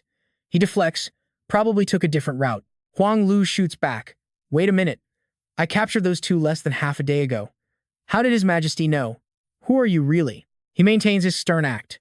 Audacious. His Majesty obviously has private intel networks. Did you think you could do whatever you please? Countless hidden eyes are secretly watching your every move. Huang Lu radiates pure killing intent. I suspect you are actually an enemy spy infiltrated here. Watch closely, his cover almost blows here. Take off your mask to prove your identity, or I won't hold back. Hao Han panics inside. So reckless. Still, he acts calmly. Interesting. A lowly commanding general dares to question my supreme authority? Aren't you afraid of getting beheaded? Huang Lu gasps. Beheaded? Could you be from the dark shadows, the most mysterious secret division? Hao Han answers vaguely, you tell me. He sighs in relief. Just like those frogs said, that name terrifies everyone. Huang Lu is completely fooled. She drops to her knees. Your subordinate was impolite. Please forgive me. He barks an order. Cut the nonsense. Any more prisoners around? I am taking all of them. Huang Lu immediately relies on him. I've heard dark shadows are the ultimate interrogation masters. With enemies infiltrating constantly, there must be a major plot. Please, my lord, help interrogate those 2 lowly scums so we can properly prepare. Before deploying, His Majesty said the front line is priority, but I can mobilize any support forces. You must know this. He nods. Of course, that is no problem at all. Then let's interrogate. Internally, he thinks she's really tough to deal with. She clearly suspects him, testing if he is truly ruthless. He has to play along. Beside the girls, X and the clowns scream out, damn it, let us go. He's totally shocked. X got captured too? Huang Lu points at them. These spies were caught from 2 locations. Interrogate them freely. He rejoices inside but warns, got it. If my methods get too extreme, don't blame me. Huang Lu smiles, of course not. Go wild. We have whips, hot irons, clubs, anything you want. Internally, she sneers. Hasn't even started and he's already showing off. Think I'll be easily fooled? Hao Han commands, those are too mild. Bring the steel whip, add an iron club, and a bucket of chili. It must be the spiciest. We all know he's faking. Huang Lu freezes. She grabs the whip. Kid, daring to mess around in His Majesty's land? X frantically begs, big bro, let's just talk. No need for violence yet. He shows zero mercy, whipping them hard. Are you gonna talk? Talk! X screams in pure agony. Whatever you want me to say, just ask. Oh mom. Huang Lu fully trusts him now, crushing their willpower instantly with a deadly strike. Truly the dark shadows. X gets beaten so terribly, he'll never forget it, screaming his lungs out. He says coldly, tough bones, rather die than speak. He's actually curious, why isn't this kid summoning his blue dragon holy armor? Is it somehow sealed? X begs pathetically. Big bro, grandpa, ask whatever you want. I'll definitely tell you. Stop hitting. He gloats, serves you right. Then he gestures to Huang Liu. Got questions? Ask. Stunned, she nods. Ah, right. Huang Liu demands, tell me, how many of you infiltrated in total? Clown confesses, 2 groups. Our team died, only us 2 left. The other group, I don't know. These girls are from that squad. Ask them. Hao Han follows up, what's the infiltration goal? The clown cries, assassinate your emperor. I didn't want to come here. I was totally forced. She holds up a picture. Recognize the guy in this photo? The target is literally Hao Han. Both of their jaws drop open. Him, the clown yells. He's stunned. Me? Huang Liu presses. Why that reaction? You know him? The clown stammers a guess. Could you be finally? I get it. He's playing tricks. Hao Han violently punches him. She's asking you, what the hell? Totally ignoring how much others are suffering, the clown gets knocked senseless. Hao Han sneers. Out cold already? Ren Junqi whispers nearby. Does his voice sound really familiar to you? Liu Ju says, yeah? Is it Hao Han? Huang Liu notes he's dying. He shrugs. No worries. Don't we still have 2 other prisoners? Hao Han then turns to Liu Ju. Anything to add? They shake their heads, playing completely dumb. That's where we leave it. He orders them loaded up. Ren Junqi feels relieved. Just letting us go? Let's dive right back into the madness. Liu Ju realizes it's really him. Meanwhile, General Huang Liu volunteers to escort the special envoy and the prisoners back to the palace to meet the emperor. Will you allow it? She asks. He agrees, telling her to do whatever she wants. Huang Liu swears she won't fail this mission. But Hao Han doesn't even care, he just turns and walks away. I'm going to rest. Wake me when we leave. The second they're alone, Wan Shang guesses the emperor's true identity. Hao Han just sighs. You set me up again. Looks like he's actually trying to find me. Sending an invasion force this time? He wants the whole world to know he won't rest until I'm torn to absolute pieces. Wan Shang guarantees his safety. Why so scared? Anyone who touches you, I'll flatten them. He glares at her. You literally dug this pit for me. How do you even have the nerve to say that right now? This woman, Huang Liu, is super cautious. Following me means she still suspects something. I need to rescue Liu Ju's group halfway, then head to the capital and convince the emperor to pull his troops back. While Wan Shang is completely distracted with some wildly inappropriate thoughts, Hao Han snaps at her in pure frustration. Hey, pull yourself together, act normal for a second. The only problem is whether those 2 idiots will accidentally blow my cover to Huang Liu.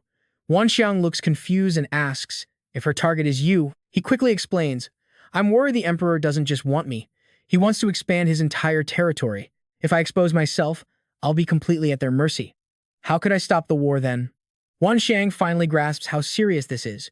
True, looking at the massive scale of this invasion force, he definitely wants to conquer Earth. He nods. Exactly. So when we enter the capital this time, we have to stop the emperor no matter the cost. The next day, the horses are ready to go. Huang Liu respectfully says, Envoy, please mount your horse. Hao Han panics internally. Crap, he doesn't know how to ride. Won't this expose him instantly? Seeing him freeze, she calls out to him. He quickly fakes a dark tone. How could His Majesty's special envoy ride a bumpy horse like you common soldiers? Prepare a carriage for me immediately. Hearing this, 2 grunts whisper to each other. What a show-off. Does he think he's the king or something? Huang Liu jumps on her horse and barks at them. Did you not hear him? Find a carriage for the envoy. They quickly obey. Looking at the carriage they brought over, he nods. This is acceptable enough. Let's not waste time. Move out. Huang Liu tests the waters. Envoy, could it be that you are not skilled at riding? He deadpans. I am not. Now, let's move. Now here is where things get really tense. The soldiers shout, sending the general and envoy to the capital. Inside the prisoner cart, the clown asks X if they can escape. X hisses, keep your voice down. Do you want them to hear you? That horrible woman's power is way too weird. Just looking at her stopped me from summoning any of my gear at all. Listen, even if we run, we have to pick the absolute perfect moment. Otherwise, getting caught means certain death. The clown shivers. And that masked guy too. So brutal, he almost blew my brains out. With both of them here, can we actually escape? X swears with a dark look in his eyes. Just wait. Tonight is definitely our chance. By nightfall, the entire group stops to rest in a clearing. A grunt brings over some food. Envoy, please enjoy your dinner. Looking at the dish handed to him, he lets out a hum. Inside the bowl is something completely disgusting. Hao Han asks, what kind of food is this exactly? The soldier grins. Sharp green mushrooms stewed with crispy skin grouper. It is delicious. Huang Lu steps forward with a cold smirk. Envoy, I heard the Blood Shadow Pavilion eats far worse things during their training. Don't tell me you can't stomach something as simple as this. Hao Han casually reaches out and takes it. This is nothing. Even if this bowl was full of garbage, I would still taste it. You see what's happening here, right? Looking at her attitude, he knows she's testing him. She changed our carriage and stripped us of our gear. Is your face mask tool okay? Wan Shang assures him it's fine. But wait, you aren't actually going to drink that, are you? Huang Lu watches him closely, waiting. If you dare to drink this, I will believe you were truly sent by His Majesty. If not, I will kill you on the spot. Out in this wilderness, no one will care about a mistake. In the back, Liu Ju screams out, "What is this absolute garbage? Is this dog food?" She throws the bowl straight at the grunt. I would rather starve to death than eat this trash. The soldier snaps right back. Then just starve and die. Huang Lu scoffs coldly. When you are starving, you will beg for it. She turns back only to see Hao Han wiping clean an empty bowl, calling it delicious. Huang Lu is absolutely stunned. He actually ate it. He casually wipes his mouth. Rest up early. We hit the road at dawn. Huang Lu is still in shock, right? She quickly turns and asks the monster if he really ate it. It stammers nervously. I wasn't paying attention. I was just guarding the prisoner cart. But it must be gone. If he poured it out, we'd see it on the ground. Huang Lu can't believe it. Is he really the envoy? Meanwhile, inside the carriage system, Wan Shang is screaming in pure rage. I'm so mad. You actually forced that disgusting trash into my mouth. I am remembering this grudge forever. We are so not done here. Hao Han just chuckles comfortably. You have to help out in critical moments. How else was I supposed to prove myself and calm her down? Furious, Wan Shang spits water right into his face. Whatever, I'm still not letting you off the hook for this. Hao Han thinks to himself. From a simple emote to a virtual body, and now she can eat real food. My guess was right. The system is always evolving. Absolutely magical. Catching him staring, Wan Shang glares. Why are you looking at me like that? He quickly makes up an excuse. Nothing. Just figuring out exactly when to make our rescue move. She remembers the timeline. Oh right, tomorrow we reach the capital. If you want to save them, you have to act fast tonight. Got a plan yet? He smirks, revealing he's got it all figured out. He just needs a helper to lure the guards away. Wan Shang is super curious. Where are you getting a helper from? Hao Han smirks. Don't we have two incredibly loyal backups right outside? While three grunts guard the campfire, he whispers his orders. They're probably deep asleep. We can move now. Give me the item. Wan Shang hands it over with a strict warning. This only lasts for 10 minutes. Keep a very close eye on the time. He looks at the tiny pill she gave him. 10 minutes is plenty. Without hesitation, he swallows it straight down. Wan Shang senses it immediately. The effect is kicking in. A thick, heavy smoke suddenly fills the entire carriage. Huang Lu instantly senses something is wrong. Outside, a subordinate sees her step out and rushes over. General. She ignores him, carefully scanning the dark surroundings. Is there anything unusual, she asks. The guard shakes his head. Everything is perfectly normal. The prisoners are totally asleep. Huang Lu still feels uneasy. Is she just being paranoid? She issues an order. Understood. Pull yourselves together and guard this place all night. The three guards shout in unison. Yes, ma'am. A very suspicious fly buzzes onto the scene. Inside the cart, the clown clutches his stomach, groaning. Boss, my stomach is killing me. X swears he'd rather starve than eat that junk again. That fly? Yeah, it's actually Hao Han. He buzzes right into X's ear. Keep quiet, I'm here to save you. X jumps in shock. Huh? Who's there? Trust me, the real escape begins next. Let's dive right into this madness. He replies, we are Team C, specially sent to rescue you. In 10 minutes, I will launch an ambush to destroy this prisoner transport. After that, run straight into the forest and never stop. Our backup is waiting ahead. But X nervously asks, wait, there are still two other prisoners here. Can you get us out first? We are severely injured and cannot run fast. Get us back, and we will reward you heavily. He secretly curses them in his mind. What absolute garbage. At a time like this, they only care about themselves, stealing the escape route. They deserve to be played to death. He agrees to save them first. X shamelessly flatters him. Thank you, boss. Then nudges the clown nearby. Get up right now. The clown wakes up, groggy. What is it? I finally fell asleep. X whispers back, do you want to sleep or die? Meanwhile, a dark aura slips out of the transport. Wan Shang smirks in pure triumph. These idiots are completely played in his hands. Returning to his normal form in the vehicle, he calmly replies, you cannot exactly say that. Now watch closely, this gets wild. I honestly came to save them. Whether they escape or not depends entirely on their luck. Outside, everything is dead silent. Soon, the clown grows incredibly anxious. Boss, it has definitely been 10 minutes. How exactly are they saving us? X guesses with total confidence, if it is a surprise attack, it will absolutely be something unexpected. Getting away with murder, if you ask me, they are definitely going big. Like earth-shattering massive. The clown finally gets it. Oh, so that is it. But suddenly, X senses dangerous movement approaching. A massive wave of firepower blasts from the nearby forest straight toward the prison transport. 3 guards freeze in pure shock, screaming, "What is going on?" The roaring inferno speeds toward those 2 selfish prisoners who just stand paralyzed, watching the blazing heat crash directly into them. As giant flames swallow them whole, one screams a curse. Is this a rescue or an execution? You and I both felt that sweet karma. Huang Lu steps out, asking, "What happened?" "What?" A guard reports a sneak attack, pointing straight at the prisoner cart. "Stick with me here, because things are about to get crazy. Someone is hijacking the transport." General Huang Lu is absolutely stunned. "Steal a prisoner cart?" From the rubble, the clown screams for help. Huang Lu is absolutely furious. "You bastards! Have you ever seen anyone hijack a prison convoy just to leave the hostages for dead like this?" she yells. The guard quickly apologizes. She immediately orders them into the forest. "Find out who did this," she commands. The whole squad springs into action without hesitation. The clown seizes the moment. "Boss, they are heading into the woods." X sharply assesses the situation. Could this actually scare off the soldiers who came to rescue us? The clown helps X stand up. X hypes him up, saying, "Hang in there. If we just make a break for it, we survive." The clown nods frantically. With a loud battle cry, they both sprint for their absolute lives. Huang Lu immediately orders her troops to block them, charging forward herself. After them, she shouts. Meanwhile, Lu Jiu just stands there, completely clueless about what in the world is even happening. Hao Han walks over and breaks it down. Simply put, they just threw their lives away for you. Those 2 runaways get pinned down instantly. Stay quiet and do not move. The guards snap. Huang Lu exhales sharply. These 2 are fast. Almost lost them. X suddenly screams into the distance. "You bastards! You said you would back us up. Where the hell are you? Get out here right now." Huang Liu looks confused and asks a guard what he is saying. "Sounds like he is saying they got sold out," the guard replies. Huang Liu immediately freezes. "Oh no, we fell for a trap." She rushes back only to find the prison cart completely empty. Damn it, the other 2 prisoners are gone. The guards then deliver even worse news. The special envoy has completely vanished too. Huang Lu grinds her teeth. Special envoy, my foot. That was definitely a spy taking advantage of the chaos. She aims her sword dead at them. "I will execute you 2 right now. No loose ends." He drops to his knees instantly, begging for his life. "Please spare us.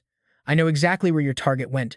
Huang Lu raises an eyebrow. "What?" The clown starts spilling everything. "The guy you want is named Hao Han. He came in here with us. He definitely faked being the special envoy and grabbed those 2 women." X frantically nods along, completely agreeing with the story. "Yeah, it was totally him." Huang Lu's expression turns dangerously dark. "So you are telling me our target was walking right next to us this whole time? Do I look like an idiot to you?" A guard steps up. "General, how should we handle these spies?" She strictly orders them to keep escorting the prisoners straight to the capital. "I will ride ahead and report this to Her Majesty." "Yes, General," the guard shouts. The convoy starts moving again. Huang Lu spurs her horse forward. High up in the branches, Hao Han stays hidden and whispers to the girls. "I'm going to tail her and find a way to sneak into the palace. You 2 follow X's group. Do not rush any rescue attempts. Just get inside the capital safely." Lu Jiu looks deeply worried. Is it not way too dangerous to go alone? He flashes a confident smirk. "Do not worry about me. From this moment on, I am fully in control here." Meanwhile, inside the incredibly grand and luxurious palace, a maid steps forward to address the person swimming gracefully in the pool. She bows and reports, "Your Majesty, the spies brought in from the front lines are now locked away. We can easily begin the interrogation tomorrow." Empress Jiao Jiao smoothly replies, "There is zero need for an interrogation. I have already seen the future. He is going to come straight to me on his own, and I will personally sever this cursed fate once and for all." Fast forward to dawn, Huang Liu finally reaches the capital and barks at the guards to open the gates immediately. "I have an urgent report," she shouts. The guards recognize her face instantly. "General Huang Liu, please wait a moment. I will notify the captain on duty right now." But Huang Liu has zero patience left. She leaps right off her horse and launches herself straight over the massive wall. Landing perfectly, she glares at the guards. "Report?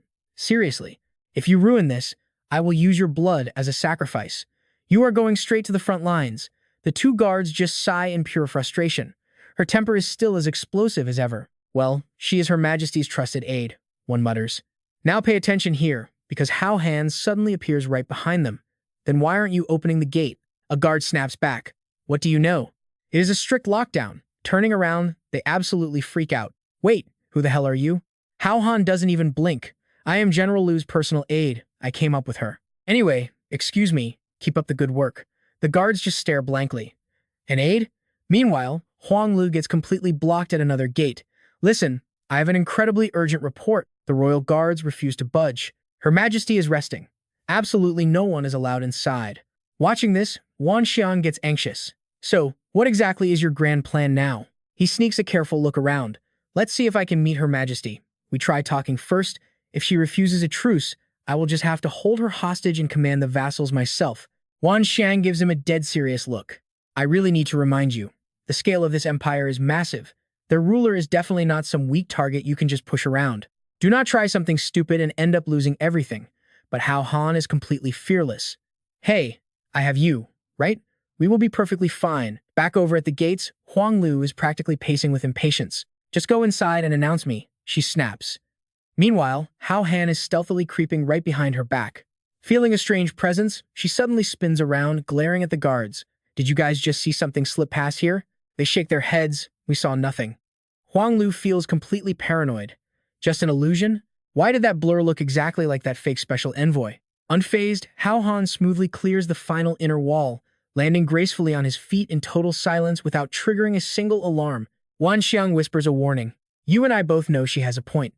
Looking like that, everyone will instantly know you don't belong here. He casually smirks. I know. That is exactly why I am hunting for a wardrobe change. Hao Han is so relaxed he literally stretches his arms out. But then, his eyes lock onto a massive jackpot, a line of clothes drying right next to him. He grins widely. Wow, the universe is really hooking me up. Quickly throwing the uniform on, he laughs to himself. This disguise is low-key enough. I can probably stroll through the entire palace, and absolutely nobody is going to give me a second glance. I just have zero clue what rank these clothes actually belong to. Wan Xiang face palms. Your face is completely exposed. Are you not terrified of getting recognized? He just shrugs it off. Afraid of what, exactly? Those elite wall guards didn't even blink at me. That proves my wanted poster hasn't been circulated inside the city yet. Besides, spreading a public bounty involves the emperor's dignity. They want to keep it quiet. Suddenly, he completely freezes. Two figures are walking straight toward him. Hao Han instantly recognizes General Huang Lu. This crazy woman is literally haunting me like a ghost. And unfortunately, she senses him too. The palace maid stops and asks, General Huang Lu, is everything all right? Slowly, the general points right at his hiding spot. I think I just saw an official sneak in there. The maid bursts out laughing. Impossible. That is Her Majesty's private bathing area. Any man caught wandering in there would be brutally executed on the spot. But Huang Lu aggressively pushes past the panicked maid. Something feels wrong. An assassin might be targeting the Empress. She immediately screams at the top of her lungs. Call the royal guards right now. Lock down every single exit. Hao Han starts sweating bullets. This crazy woman is really going to get me killed. Suddenly, a blinding golden light flashes right in front of him. Seconds later, Huang Lu violently kicks the door open. Where is the assassin? Guards yell. Inside, she shouts. But the room is totally empty. Huang Lu freezes in shock. Nobody? And that's our cliffhanger. Trust me, you'll want to see what's next. All right, stick with me here. We're picking right back up as the guard glares and demands, where's the assassin? She doesn't back down. I literally saw him go in. The head maid storms out, absolutely furious. Have you lost your mind? What is this place to you? You dare barge in here, risking your entire bloodline's execution. General Huang Lu, Her Majesty is about to bathe. What exactly are you trying to pull by dragging guards into the royal bathhouse? Huang Lu Than Min, she replies. I saw an assassin run straight in here, so I brought my men to catch him. The maid cuts her off. Enough. Where could anyone even hide in a bathhouse? You claim there's an assassin. Where is he? Huang Lu freezes. She has zero proof. Maybe my eyes played tricks on me. My apologies. She and her guards finally back off and leave the room. Underwater, Hao Han is holding his breath for dear life. He thinks, they're gone. I actually survived that disaster. But right at that moment, a soft foot lightly brushes against his shoulder. Zhao Zhao slips into the bathtub, soaking in the warm water. Maid, she asks, what was all that noise? Just a misunderstanding, she replies. They almost ruined your morning bath, Your Majesty. Jiao Jiao relaxes completely. It's fine. The temperature is perfect. Honestly, I prefer early morning baths to evening ones. They just make you feel so much more at peace. She even starts humming a little tune. I am a free-floating duckweed, just drifting in this warm water. But suddenly, she freezes mid-song. Her eyes widen. Wait a second, this is super weird. Why do I feel like somebody is staring right at me? The maid leans in, totally confused. Your Majesty, what do you mean? Down below, Hao Han shuts his eyes as tight as humanly possible. See no evil, hear no evil, form is emptiness. Emptiness is form. Lust will get you killed. But up above, Jiao Jiao instantly figures it out. She stands up abruptly. All right, I'm done. The maid blinks in shock. Already? That was incredibly fast. Then she rushes over to enthusiastically wrap the Empress in her royal robes. Are you feeling unwell today? She asks. Meanwhile, the bathwater behind them starts bubbling. Hao Han breaks the surface, gasping for air like a madman. He almost drowned down there. Now pay attention, because his luck just ran out.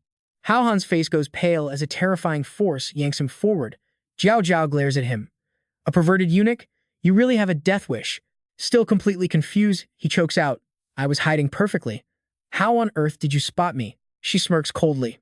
If even a single drop of dirty blood mixes into my water, I know. He can't even argue. He had a nosebleed. Being that close to a gorgeous empress taking a bath, it was unavoidable. Those thoughts push Jiao Jiao over the edge. Her aura explodes. You want to die? Hao Han scrambles backward in absolute panic. He has to launch himself high into the air just to dodge her attack. Wan Xiang watches him run and asks, Wait, didn't you literally just find her? Why the heck are you running away now? He yells back, only an absolute idiot fights a monster like this head on. Dodge first, plan later, but it's too late. Her energy whips around his ankle like a snake. All four limbs are instantly bound tight. And just like that, he's violently yanked backward. Jiao Jiao looks down at him with pure disgust. A lowly eunuch daring to peek at my beauty. Let's see just how filthy that castration room actually left you. He panics. No, wait, you've got it all wrong. But a surge of magic reaches right for his crotch. Before I kill you, she sneers. Let's see if you're still a man. But the second she pulls his pants down, Jiao Jiao completely freezes. She stutters, her face turning red. You are, what is this? Hao Han is dying of embarrassment. Listen, I'm sorry, he shouts. Normally, I'm packing God of War levels down there, but getting stepped on really killed the mood. So embarrassing. Jiao Jiao slaps a hand over her eyes. You bastard. You are definitely not a palace eunuch. Who exactly are you? He just sighs. I think you've already figured it out, she stammers, totally shaken. You are him. Yup, that's me, he confirms. You sent out an entire army to hunt me down, didn't you? Well, I'm right here. Let's get this over with. Internally, he's sighing. Once again, he has to rely on his massive, handsome privilege to save the day. Jiao Jiao is stunned. You knew everything? Obviously, he replies smoothly. How could I not know what you want? First, call off your troops. As for whether I move in as your husband or you register the marriage at my place, we can negotiate. Jiao Jiao sneers at him. Husband, is your brain completely broken? Hao Han blinks. The script is changing. What's wrong? I know what you're thinking. Romantic happy ending, right? Think again. She goes dark. Marry you? You are nothing but a curse on my path to total domination. Men only slow down my sword arm. Once I kill you, I can finally focus on conquering this entire world. Now it's Hao Han's turn to go pale. Wait, what? Feeling the insane killing intent rolling off her, he desperately tries to negotiate. Look, if I'm your fated curse, why not just go with the flow of destiny? I'm a super warm guy. I promise I can give you an incredibly sweet romance. But the Empress isn't moved at all. Shut up, I'm going to cripple you, then execute you. I bet your dying screams will sound absolutely beautiful. Hao Han realizes he's dealing with an actual psychopath. He's practically in tears. Are you kidding me? Where did this absolute lunatic come from? This isn't how the romance trope works at all. Aren't I supposed to be your dream man? Jiao Jiao summons giant magical scissors. Oh boy, here we go. Staring down the loss of his manhood, Hao Han screams in pure despair. Somebody save me. Outside, a guard suddenly yells, Your Majesty. She frowns, annoyed. What is it now? The guard reports urgently. We just got a message. The man you've been searching everywhere for? We found him. He's heading to the capital and arrives tomorrow. Jiao Jiao is totally thrown off. Wait, what? Hao Han is just as shocked. Are you serious? How many wanted posters did you print? How did you find another me? She turns back to the door. Who found him? Is this intel solid? The guard confirms. The High-Hindu sect sent word. It's an absolute certainty. The National Master's people, Jiao Jiao mutters to herself. Hao Han sees an opening. Hey, Your Majesty, since you found the real guy, can you put me down now? I've got an 80-year-old mother waiting for me at home. But before he can even finish the excuse, her magic crushes him tighter. He's launched completely out the door, landing face first in the dirt. Ouch, my head. That really hurt, Hao Han groans. Instantly, a dozen guards surround him with weapons drawn.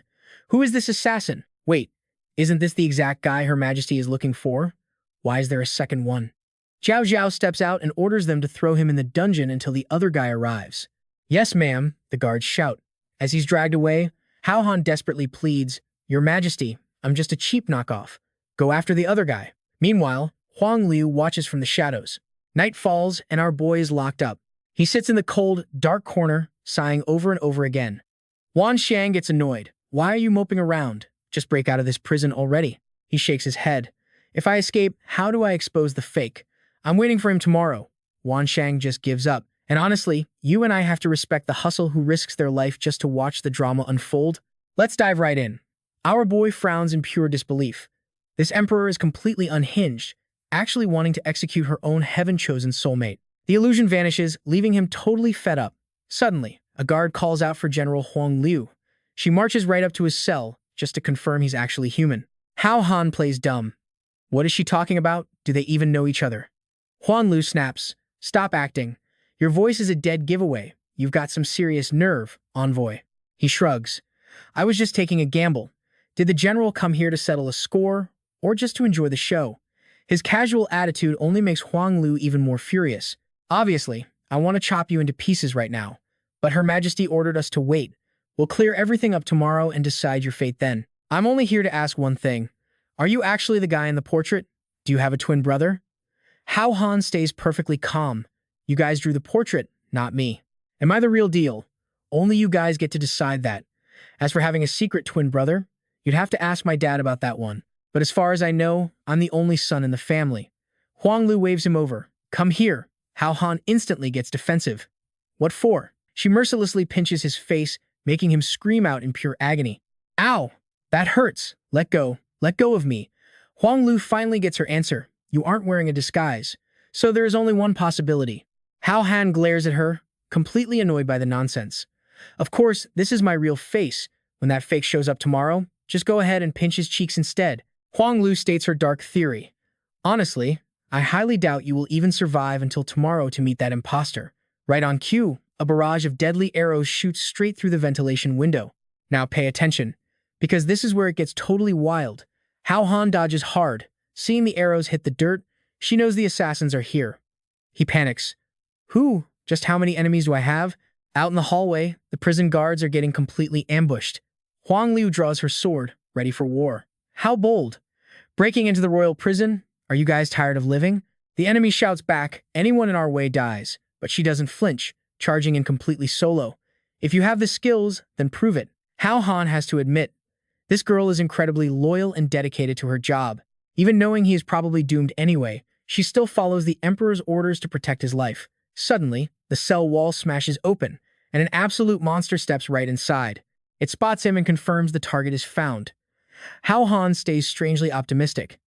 Hey, thanks for opening the door. Looking at this mess, someone is definitely in a huge rush to take my life. But the second he steps outside, alarm bells ring in his head. Something is very wrong. Staring straight ahead, he freezes in pure shock. No way. Did I commit a crime against the heavens or something? An endless rain of arrows pours down. He tries to summon the Kirin, but completely fails. Kirin, where are you? Right at the deadly climax, Huang Liu dashes in, throwing up a massive shield to protect him. Get down. Do not move. Who told you to run outside? Are you blind to all these enemies? Hao Han replies. I was just trying to find a way to survive here. She looks around in total panic. We are in deep trouble. Pinned down by all these archers, my shield won't hold out much longer. Hao Han gets super awkward being pressed up against her. Yeah, I definitely can't withstand these two massive assets for long either. But it isn't just arrows anymore. Massive fireballs are raining down. Huang Liu screams in absolute rage. These guys have no respect for the law. They even brought out freaking catapults. He immediately calls for the system, and it gets the hint. Got it. Finding a dozen teleportation scrolls for you now. The next wave of flaming boulders launches into the air. The enemy boss confirms the lethal strike but doesn't see any bodies. Send someone to check if that target is actually dead. His subordinates instantly obey. Yes, sir. Meanwhile, our MC used a scroll to teleport Huang Liu to total safety. He helps her up. Hey, what are you doing? She is still entirely in shock. Weren't we just outside the royal prison? How did we suddenly end up way out here? He explains. I know a little bit of instant teleportation. That's how we escaped. Huang Liu instantly mocks him. Your fighting skills are complete garbage, but your ability to run away is absolutely top tier. Huh. One look and anyone can tell you aren't an honorable warrior. He couldn't care less. If I can run away, why bother fighting? See you later. She demands, where do you think you're going? I know what you're thinking, but hear him out. My actual goal is to stop the invaders of my own world. So I absolutely have to find your emperor and negotiate a deal. Huang Liu tries to talk some sense into him. Don't be an idiot. The people who just ambushed us will never let you near Her Majesty. The second you show your face, you are dead meat. Hao Han is so confused. I really do not get it. Why did the emperor even want to find me? She wants me dead. Plus, there's a fake version of me running around.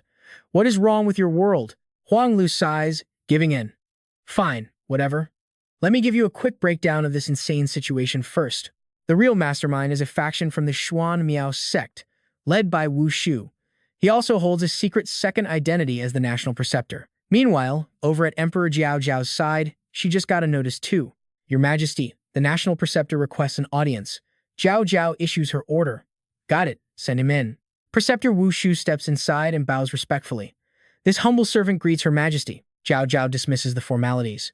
No need to be so polite, Preceptor. Why are you looking for me this late at night? He reports, I heard the Heaven-Chosen One appeared in the palace today, and Your Majesty almost executed him. She answers back sharply. Isn't that because I heard the Xuan Miao sect found yet another imposter? I'm just waiting for him to show up tomorrow so I can tell who the real one is. Wu Shu probes carefully. Once you find the real one, do you still plan to eliminate him? Jiao Zhao firmly confirms it. Obviously. Any annoying destined bond that stops me from conquering the entire world must be completely severed. Wu Shu fakes a look of deep regret. To think the chosen one is your fated soulmate. If you forcefully break destiny's tie, the entire world will absolutely despise you for it. I even drew his exact portrait. I really hoped Your Majesty would follow heaven's will, marry him, and rule the entire empire together. Why must you act like this? Jiao Zhao coldly repeats her stance. I already told you, I have zero interest in men. All this nonsense about destiny is pure garbage. Does the Preceptor wish to rebel against me? Realizing it's useless, he turns to leave. Ah, well, heaven has its own plans. I won't say another word. I will take my leave now. Jiao Zhao calls out one last deadly warning. Just a heads up, Preceptor. If the guy tomorrow is a fake, someone will definitely face my absolute wrath. Wu Shu isn't scared at all. True or false, one simple test will reveal everything. Please rest early, Your Majesty. Seeing him walk away, Jiao Zhao curses in annoyance. You sly old fox. Just then, a maid reports the prison chaos. Your Majesty, something terrible has happened over at the royal prison. Jiao Zhao is stunned. What? After hearing the maid's full report, she is absolutely furious. She gets it now.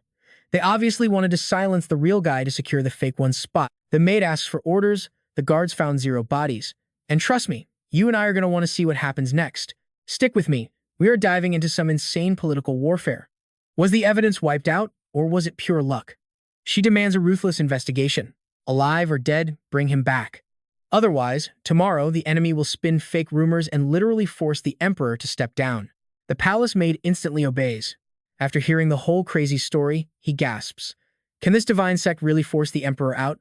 The general nods, absolutely. Since they control all communication between the heavens and the people, the masses actually respect divine authority way more than the imperial throne itself. 6 short months ago, the National Preceptor sketched the man from Her Majesty's dreams using a magical art. He then declared this guy as the heaven-chosen partner, destined to rule the entire world right beside the Empress. She started a massive war invading your world just to find you first, but unexpectedly, you delivered yourself. He instantly connects the dots. No wonder she wants to kill me. It is not about stopping her blade. She is terrified. I will seize her ultimate power.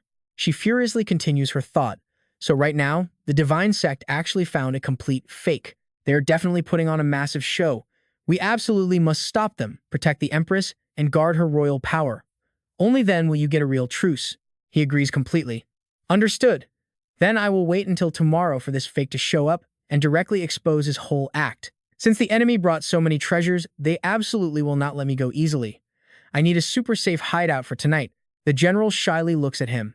Actually, there is one place. You can stay at my house. Hearing this, he immediately feels completely embarrassed. She successfully leads him all the way back to the Grand Manor. Arriving at the guest room, she simply tells him to wait here. He gasps in pure awe. Worthy of a top-tier general, this house is insanely luxurious. But one big problem remains. If they know you saved me and come knocking on your door, how exactly will you handle it? She brushes it off with pure confidence. The Empress herself gifted this place. I am her personally appointed great general. If anyone dares to cause trouble, they cannot blame my blade for being utterly ruthless. He grins and asks a huge favor. Excellent spirit. But speaking of that, can you also rescue my friend who you captured earlier today? She calmly replies that they are locked in the dungeon. They haven't been interrogated yet, so they are perfectly safe. Rest easy. Once tomorrow's chaos is totally settled, I will personally petition the Empress to release them. Now pay attention. Here is where it gets interesting. A guard suddenly reports the divine sect is outside requesting an audience. She smirks without surprise. They move fast. You totally called it. He shrugs. Anyone with half a brain knows to target you. She does not care at all. Whatever. I will just chase them away. Just relax and get some sleep. She aggressively orders her guards to lock down the perimeter around his room. Nobody but me gets close. The guard immediately shouts his total compliance. He smiles coldly. Relax. People who only know how to throw punches really have simple minds. Outside the gates, the manor guards step up to violently confront the incoming mob. Step aside. This is the general's manor. Whoever dares to force their way in must be completely tired of breathing. She confidently strides out. Stand back. I actually want to see who dares to barge in. Cross this threshold, and you lose your head. If you think you have the skills, try me. The hostile crowd instantly falls completely silent, not daring to breathe a single word. She arrogantly mocks them. What is wrong? Scared now? Then get lost. They immediately bow down in deep respect. The national preceptor dramatically steps forward. Your temper is seriously getting hotter by the day. What is this? Am I not even allowed an audience with you? Seeing him, she is genuinely shocked. He personally came here? He instantly goes on the offensive. Why aren't you commanding the frontline battles? What are you doing back in the capital? She fiercely shoots back. Did I not hear that the man Her Majesty is searching for finally arrived? I came back just to see. Plus, your own subordinates found him, right? He smiles faintly. Pure luck. But I also heard that this morning, some faker impersonated the Empress's chosen one and heavily bewitched her. After being tossed into the heavenly dungeon, he completely escaped. Do you know anything about this? She acts incredibly suspicious and scoffs. Am I supposed to know? You crashed my house in the middle of the night just to ask about this utterly boring gossip. He drops a bombshell. Witnesses spotted you with that imposter right at the escape scene. How exactly do you explain that? She stubbornly completely denies the entire thing. Why should I explain anything? Whoever saw it can come confront me directly. But let me remind you, until the actual truth comes out, nobody knows who the real faker is. He loses his patience entirely. His face darkens as he barks a harsh order. Real or fake, we will know once he is caught. Tear this place apart and search everywhere. His men roar their compliance. However, she stands her ground like an absolute boss. Let me see who dares to move. The preceptor immediately strikes first, launching a devastating surprise attack. I know what you were thinking, game over, right? He locks her down. The guards panic. She is absolutely furious. He snarls a deadly threat. I control your chi meridians, fight back, and you die. Speak up. Where is he hiding? But she grits her teeth. I have no idea. He sneers. Truly an absolute fool. You really think I stormed in here without solid proof? Listen closely. This entire courtyard is completely surrounded by my elites. Not even a tiny fly is escaping this place tonight. I will dig 3 feet into the dirt if I have to. I refuse to leave without him. Watching his mob rush in, she genuinely starts panicking. It is completely over. What do I do now?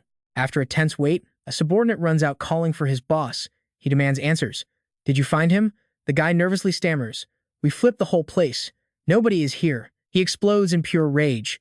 What? You cannot find one living person in this incredibly tiny space? The guard shakes in pure fear. We genuinely searched absolutely everywhere. We cross-checked every identity. We even interrogated the guard dog and searched the latrines. 2 brothers actually passed out from smoke inhalation and are currently getting medical help. He violently kicks the guy to the ground. I do not care if they live or die. I just want that man. She gives him a wildly smug look. Looks like tomorrow I get to report your little invasion directly to the Empress. In the great empire, whose words actually carry weight right now? Getting completely played like a massive fool, he is literally too furious to even speak. She brilliantly slaps a massive treason charge right on his head.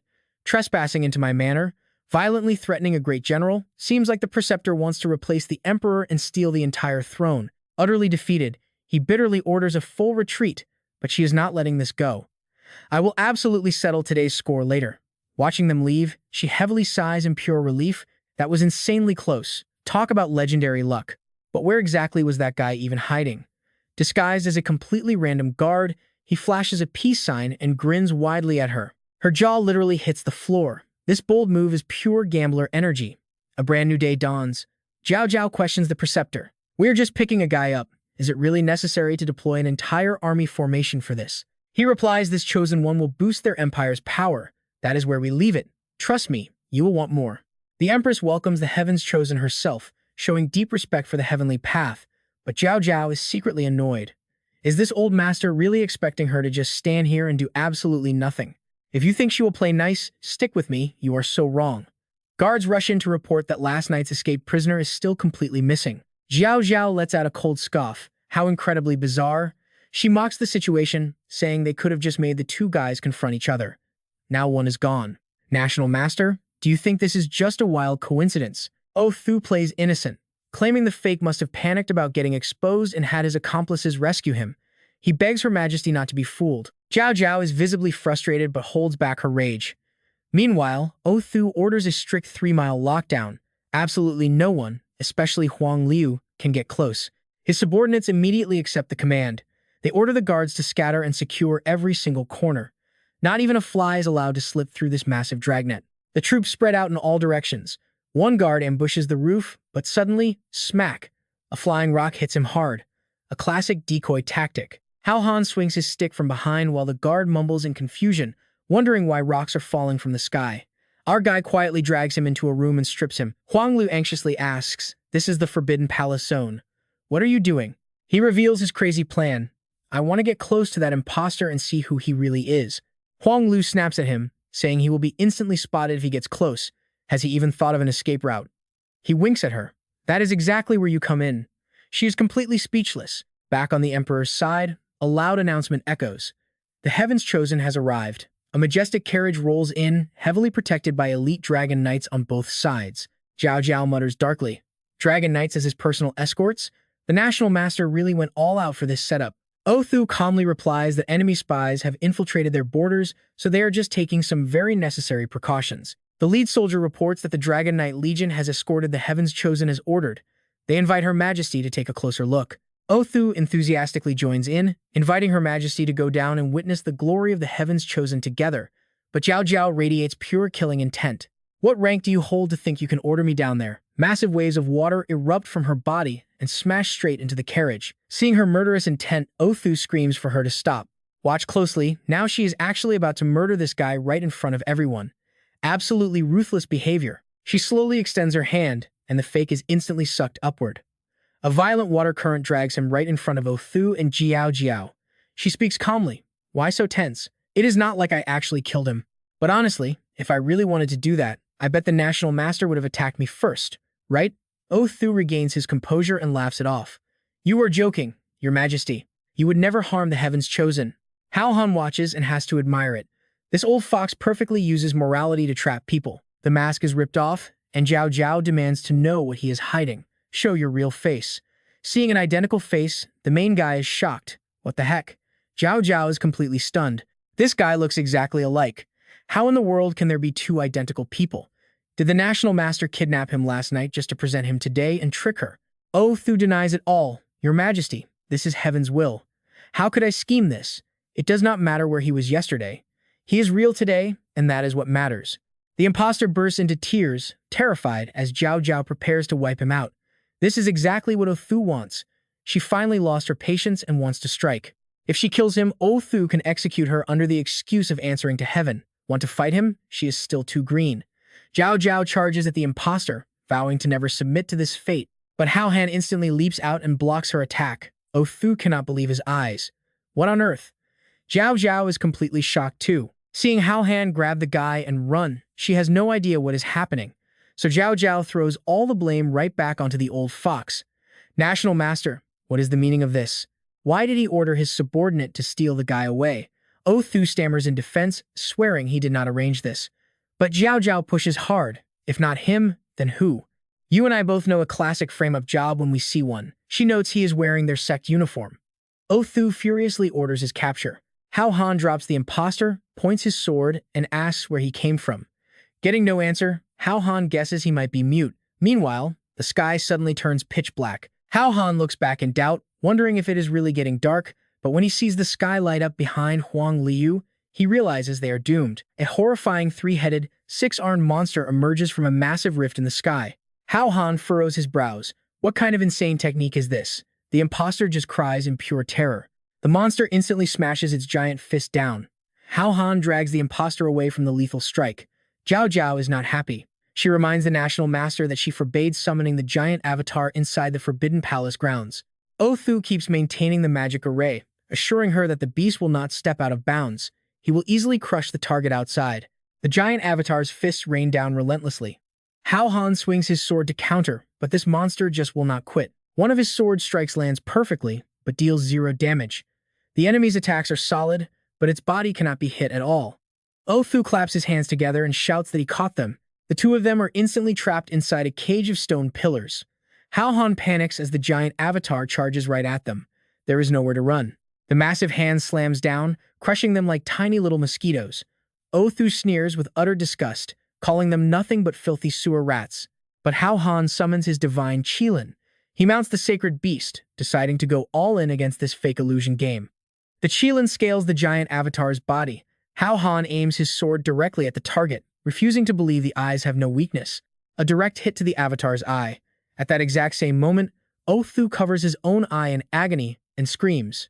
Jiao Jiao smirks, mockingly asking what happened to the National Master.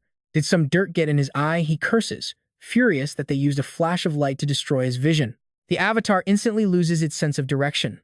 Othu frantically orders a full city lockdown, screaming at the guards not to let them escape. They roar in agreement while Jiao Jiao coldly walks away. Such a boring game. She tells them to play by themselves. Othu swears to bring the Heavens Chosen back to her as quickly as possible. Jiao Jiao secretly orders her own people to deploy. They must find the target before Othu's men do, dead or alive. Her guards accept the command immediately. Hao Han hides in a corner, watching the blind avatar stumble around. Perfect. Just as he thought, the monster does not dare enter the palace. Now, he can finally handle this guy properly. He pinches the fake's face, demanding his true identity. But when the mask comes off, trust me, you and I are not ready for this reveal. He just stares, completely speechless. Huh. All right, stick with me. Here we are jumping right back into the absolute madness. He asks, why are you here? X points at his sealed mouth, crying. Hao Han tries forcing it open but totally fails. What the heck is this sealed with? It is stuck fast. He says, do not worry, I have a plan. He raises his sword, looking incredibly evil. He says, my blade is super sharp. One little slice and you are free. Stop squirming, I am just trying to save you. This is definitely not some personal payback. Stay still. Right then, X manages to mumble something. Hao Han is pretty shocked to see him writing on the dirt. He scrambles to spell out one word oil. Meanwhile, over at the royal kitchen, the servants are rushing around. Lord Fi barks orders. The emperor eats in exactly 15 minutes. Anyone makes a mistake, and I will show zero mercy. A panicked servant rushes over to report. Lord Fi demands to know what is wrong. Is the food finally ready? The servant stammers that all the kitchen oil is missing. Lord Fi is absolutely stunned by this news. What? He screams at them to run to the storage immediately. The pots are burning dry. And the oil thief? None other than Hao Han. He slathers the oil onto X's mouth, finally unsealing it. The guy instantly starts cursing. I am finally free. Those bastards who did this to me will pay dearly. Hao Han cuts in. Can you talk now? What the heck actually happened to you? Why did you impersonate me? X explains that during his transport, the Shuamiao sect ambushed them and slaughtered all the guards. For some insane reason, they stuck a fake head on him to pose as Hao Han. Hao Han gets curious. Did nobody try saving you guys? He wonders, shouldn't Ren Junqi and Lu Ju have been right by your side? X replies, your two girlfriends tried. But the Shuamiao sect had too many experts using demonic techniques. They only saved the clown before disappearing completely. Hao Han finally pieces it together. So that is what happened. In his mind, it clicks. They must have reached the imperial capital too, but since they cannot find him, he needs to contact them soon. X asks, are your weapons still unsealed? He replies, yes. Are yours locked? X gets furious. When I first arrived, some female generals slapped a cursed seal right on me. Now I cannot summon anything. If I get my power back, there is zero chance I let them control me. Hao Han casually says, "Is that so? I will try to break it later if I can." He secretly thinks, no wonder he was used like a mule. He got totally nerfed. He continues, "Since you are a witness, come with me to the Emperor. We will explain exactly what happened today. Otherwise, they will definitely find another fake." X refuses to see the Emperor. Looking like this, we will be slaughtered before getting close. Hao Han points down. "I have been into cosplay lately. Look at where we are right now." Over at Zhao Zhao's room, General Xuanliu arrives. She carefully warns Her Majesty about the Xuanmiao sect's sinister schemes. They are unpredictable. Zhao Zhao sighs helplessly. "Obviously, I know that, but how do I even prepare? They dared to use a fake chosen one to test me. They are clearly forcing my hand." Xuanliu chimes in to add her thoughts. "It is strange. If they already found an imposter, why did they wait until now to act?" Zhao Zhao explains. "The Grand Tutor is not stupid. He knows my cultivation technique lets me check a person's pulse. With one touch, I know if they belong to this world. Now watch closely, because you and I know this changes everything." Xuanlu realizes they waited to capture a real Outworlder first. Hao Han's sudden arrival forced their hand, making them act fast. Zhao Zhao is confused. "I confirmed yesterday's guy was from another world, but after secretly checking today's imposter, he is from another world too. What is actually going on?" Xuanli reports, "I strictly guarded the dimensional portal, exactly as you ordered. Exits only. Absolutely no entries allowed. The Xuanmiao sect definitely did not sneak anyone through, except for those original intruders who were already seen." She suddenly stops talking as Zhao Zhao prompts her. "What is it?" Xuanliu suddenly realizes something huge. Could it be? She quickly excuses herself to investigate the matter immediately. At that exact moment, Lord Fai presents the food. "Time to eat, Your Majesty." Xuanli rushes past them, completely missing the two guys disguised as kitchen servants. X whispers to him, "Hao Han, that is the general who sealed my gear." He snaps back, "Shut up and focus. We will deal with her later." X agrees. He secretly thinks, this is the royal palace. If you reveal yourself before clearing things with the Emperor, you will get turned into a total pincushion. Hao Han warns him, "When we get to the front, I will expose myself. You better explain everything fast. I can buy you 5 minutes before the guards attack." X agrees instantly. "Done, I have my speech ready." Lord Fai announces, "Your Majesty, the food is absolutely perfect today. Please have a taste." Zhao Zhao rubs her forehead in frustration. "I have zero appetite." Hao Han signals X to get ready. But just as they clear the table, a loud voice echoes out. "I know what you are thinking. Perfect timing, right?" Hao Han grumbles, "Why is this walking disaster here?" Grand Tutor Wu Shu walks in. "The Chosen One is still missing, and our empire's future looks totally bleak. If I were you, I would not be able to swallow either. How could you possibly eat?" Zhao Zhao's headache worsens seeing him. "Grand Tutor, you barged in here with your men. What is the meaning of this?" Wu Shu smirks. "I believe assassins infiltrated the palace to harm you, so I came to protect you." Zhao Zhao furiously slams the table. "How arrogant! Who allowed this?" Wu Shu makes an excuse. "The situation is urgent. I am just worried about the nation." "Why are you so nervous? Are you hiding some secret?" Zhao Zhao nearly loses it. Wu Shu commands his guards to throw all the idle servants out. They immediately obey. Lord Fai gets kicked out, stressing over the delayed meal. As Hao Han is thrown out, he whispers, "Chase that general from earlier. Tell her I sent you to unseal your power right now." X asks suspiciously, "Are you not coming with me?" He looks inside anxiously. This ceasefire entirely depends on the Emperor. If she falls, we are totally screwed. I must help her. X is shocked. "What? If they see your real face, you are absolutely dead." He kept that mask. He will tweak it so nobody notices. Trust me, you cannot miss what happens next. The guards violently shove everyone outside.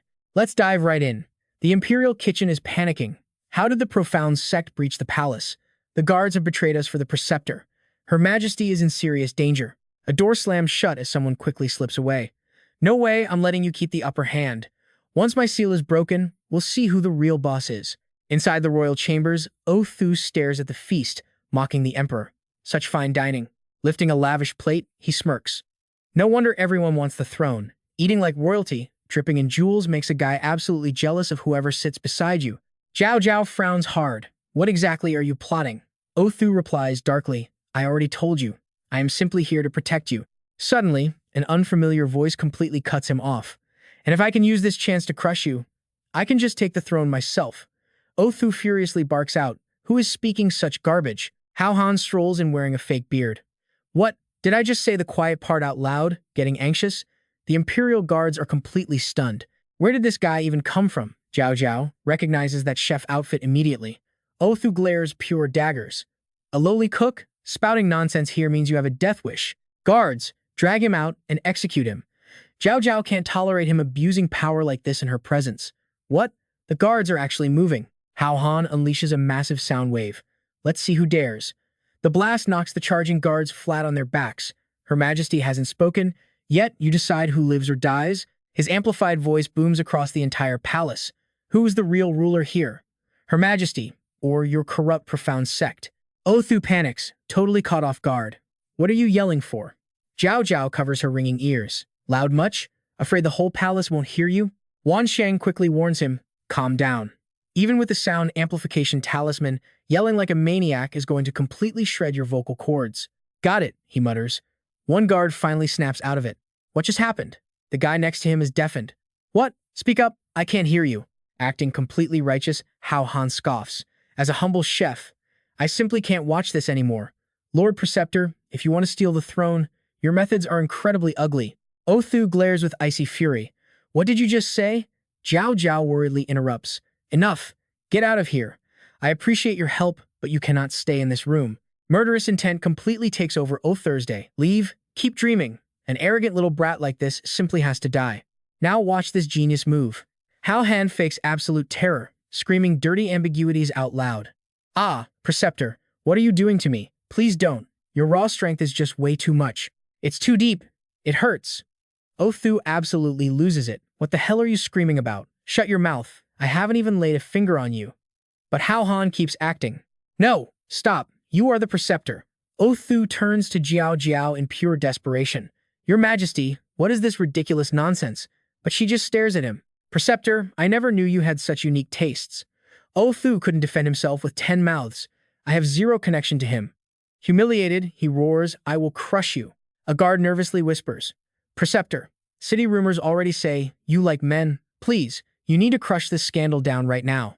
Don't let his nonsense ruin your reputation. Othu's jaw hits the floor. What? I'll kill him first. I refuse to let him win. Hao Han quickly hides behind Jiao Jiao. She steps up. This chef is actually pretty good, so I'm keeping him. If the Preceptor wants to steal him, go ahead and try. She glances back, whispering to Hao Han. Whatever happens next, you know exactly what to do. He smirks. Understood. I will scream my lungs out so the entire world knows exactly what you did. Othu is completely paralyzed with rage. Damn it. My cultivation is way above Jiao Jiao's, but finishing this in a quick blitz is still too risky. This annoying chef will have enough time to broadcast the news. If the public finds out I attacked the Emperor, a massive rebellion will absolutely ruin my grand master plan. Forced to retreat, he growls. We are leaving. Zhao Zhao mocks him. Take your time, Preceptor. Won't walk you out. Hao Han bows dramatically. I shall take my leave too. Zhao Zhao stops him. You have a real death wish, Hao Han. He pulls off the mask. Can't believe you recognize my flawless disguise, she replies coldly. I don't use my eyes to recognize people. That distinct otherworldly scent on your body is absolutely impossible to hide. He cups his hands. The situation was dire. Faking that was the only way to force the sect to back off. Please forgive me. Zhao Zhao pieces it together. So, you snatched that guy at the plaza? If you caught him, why come back for me? Hao Han begs earnestly, please, order your troops to retreat. Stop hunting the invaders from my world. Besides, I'm standing right here. Continuing the invasion is completely pointless now, right? Zhao Zhao sighs heavily. The day I withdraw my army is the day I get destroyed. What would you do? Hao Han blinks. Meaning, she reveals, you saw him. That Preceptor wants my throne. I know what you're thinking. He faked that chosen one prophecy just to threaten me. Finding you was my only excuse to retreat, but I would be forced to marry you and give him the throne. He has 100 ways to brainwash you and control the nation. And without my imperial power, we both just die. Hao Han facepalms in pure frustration. So no matter what we do, it's a total death trap. That crazy old man is a massive pain in the neck. Zhao Zhao sighs. You saved my life back there, so I will spare yours today. Run away. Go as far as you can. If you ever show your face again, I will not hesitate. Killing you means I can finally live in peace without his constant blackmail. He completely disagrees. If you really believe that, you are way too naive. He used a skin mask to fake things once, he can easily do it 100 times. How long can you survive that? We need to ally and attack first. Jiao Jiao still doesn't quite get his grand plan. He smirks. I absolutely hate playing defense. If he wants war, I'll strike until he's begging for the sweet release of death. Jiao Jiao bursts out laughing. Hao Han is stunned. What's funny, she mocks. You're the naive one here. You think I haven't already tried something that painfully obvious? Over 3 years, I sent 14 waves of elite assassins. Not a single one succeeded. They vanished without a trace. Meanwhile, his power keeps growing. He controls the entire royal court, and my own palace is crawling with his spies. You breaking in proves it, but here's where we leave it. He smirks. You failed because you play fair. Me? I'm the ultimate mastermind of dirty tricks. All right, you and I are diving into pure madness today. Jiao Jiao frowns, asking what he means by a scheming villain. He just smirks. Does not matter. Let me try. If I lose, I take the fall. But if I win, you agree to a total ceasefire. The deal is locked in. The Empress agrees. Fine, she warns him, but if you are captured alive, you know the consequences, right? I might not be able to kill the state preceptor, but finishing you off is extremely easy. He nods, swearing seriously and promising to leave their enemies no way out. However, I need to borrow one of your majesty's people to coordinate this operation with me. Jiao Jiao asks, borrow someone? Meanwhile, over on Huang Liu's side, she's anxiously grilling her subordinate. They still have not arrived? My own loyal men escorted them personally. They should have been here by last night. The guard is totally clueless. Aside from the morning group, 0 prisoners have been escorted from the front lines lately. Could they have just gotten lost on the way? Huang Liu insists they would never get lost. It looks like the Xuan Miao sect definitely hijacked the prisoners halfway through. She turns to leave, muttering in panic. What do? I ruin Her Majesty's plans. Suddenly, she senses extreme danger from behind. Huang Liu whips right around, blasting sharp energy arrows straight from her bare hands. Who is there? Ich hides behind the wall, screaming, friendly. It is me. She recognizes him immediately. You. Why are you here? Where are the guards who escorted you? And where are the other prisoners who were with you? Ich frantically explains they were ambushed mid-journey by the Xuan Miao sect. He was forced into Hao Han's mask, dragged all the way here, and then finally rescued. Huang Liu finally confirms the person at the palace square was indeed him. Ich quickly rushes her. Hao Han told me to find you. Hurry up and break this seal on me. He is already fighting the Xuan Miao sect inside the palace. I need to get over there and back him up. Huang Liu gasps in total shock. What? She immediately breaks his seal. Damn it, no wonder I heard strange noises. Hao Han and the state preceptor are clashing. The surging power instantly flows right back into Ich's body. She shouts to release it. Feeling his raw strength return, Ich laughs like a maniac. Finally unsealed, Huang Liu completely lowers her guard and just turns to walk away. Do not worry at all. I will head to the palace to find them. Suddenly, Ich ruthlessly swings his giant axe. You crazy witch, everything I suffered on the road was your fault. I am ending you first. Then I am hunting down those other bastards. But his vicious strike hits absolute nothingness. A massive, invisible force completely blocks his attack. Huang Liu turns around in confusion, asking, wait, what just happened? Now pay attention, this is where it gets hilarious. Someone drops from the sky. She spots him instantly. Hao Han, meanwhile, he groans loudly. So painful. That landing was a total failure. Huang Liu rushes over to help him up. How did you even find this place? Hao Han smirks. I planted a tracking talisman on him. No matter the distance, I can fly right to him. Right as he finishes speaking, the two of them finally notice Ich and just freeze.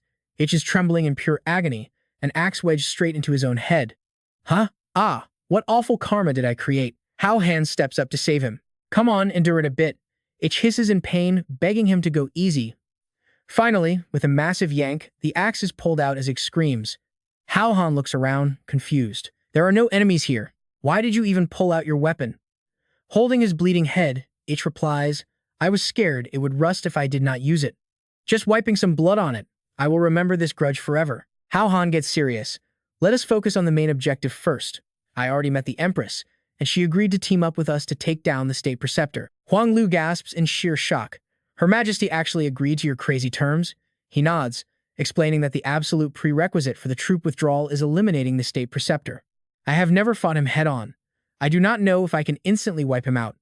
Do you actually understand his true power level? Huang Liu reveals the preceptor's cultivation techniques are insanely deep and unpredictable, especially his ultimate void skill. He literally views nobody as a worthy opponent. As for you, I do not even know your real limits.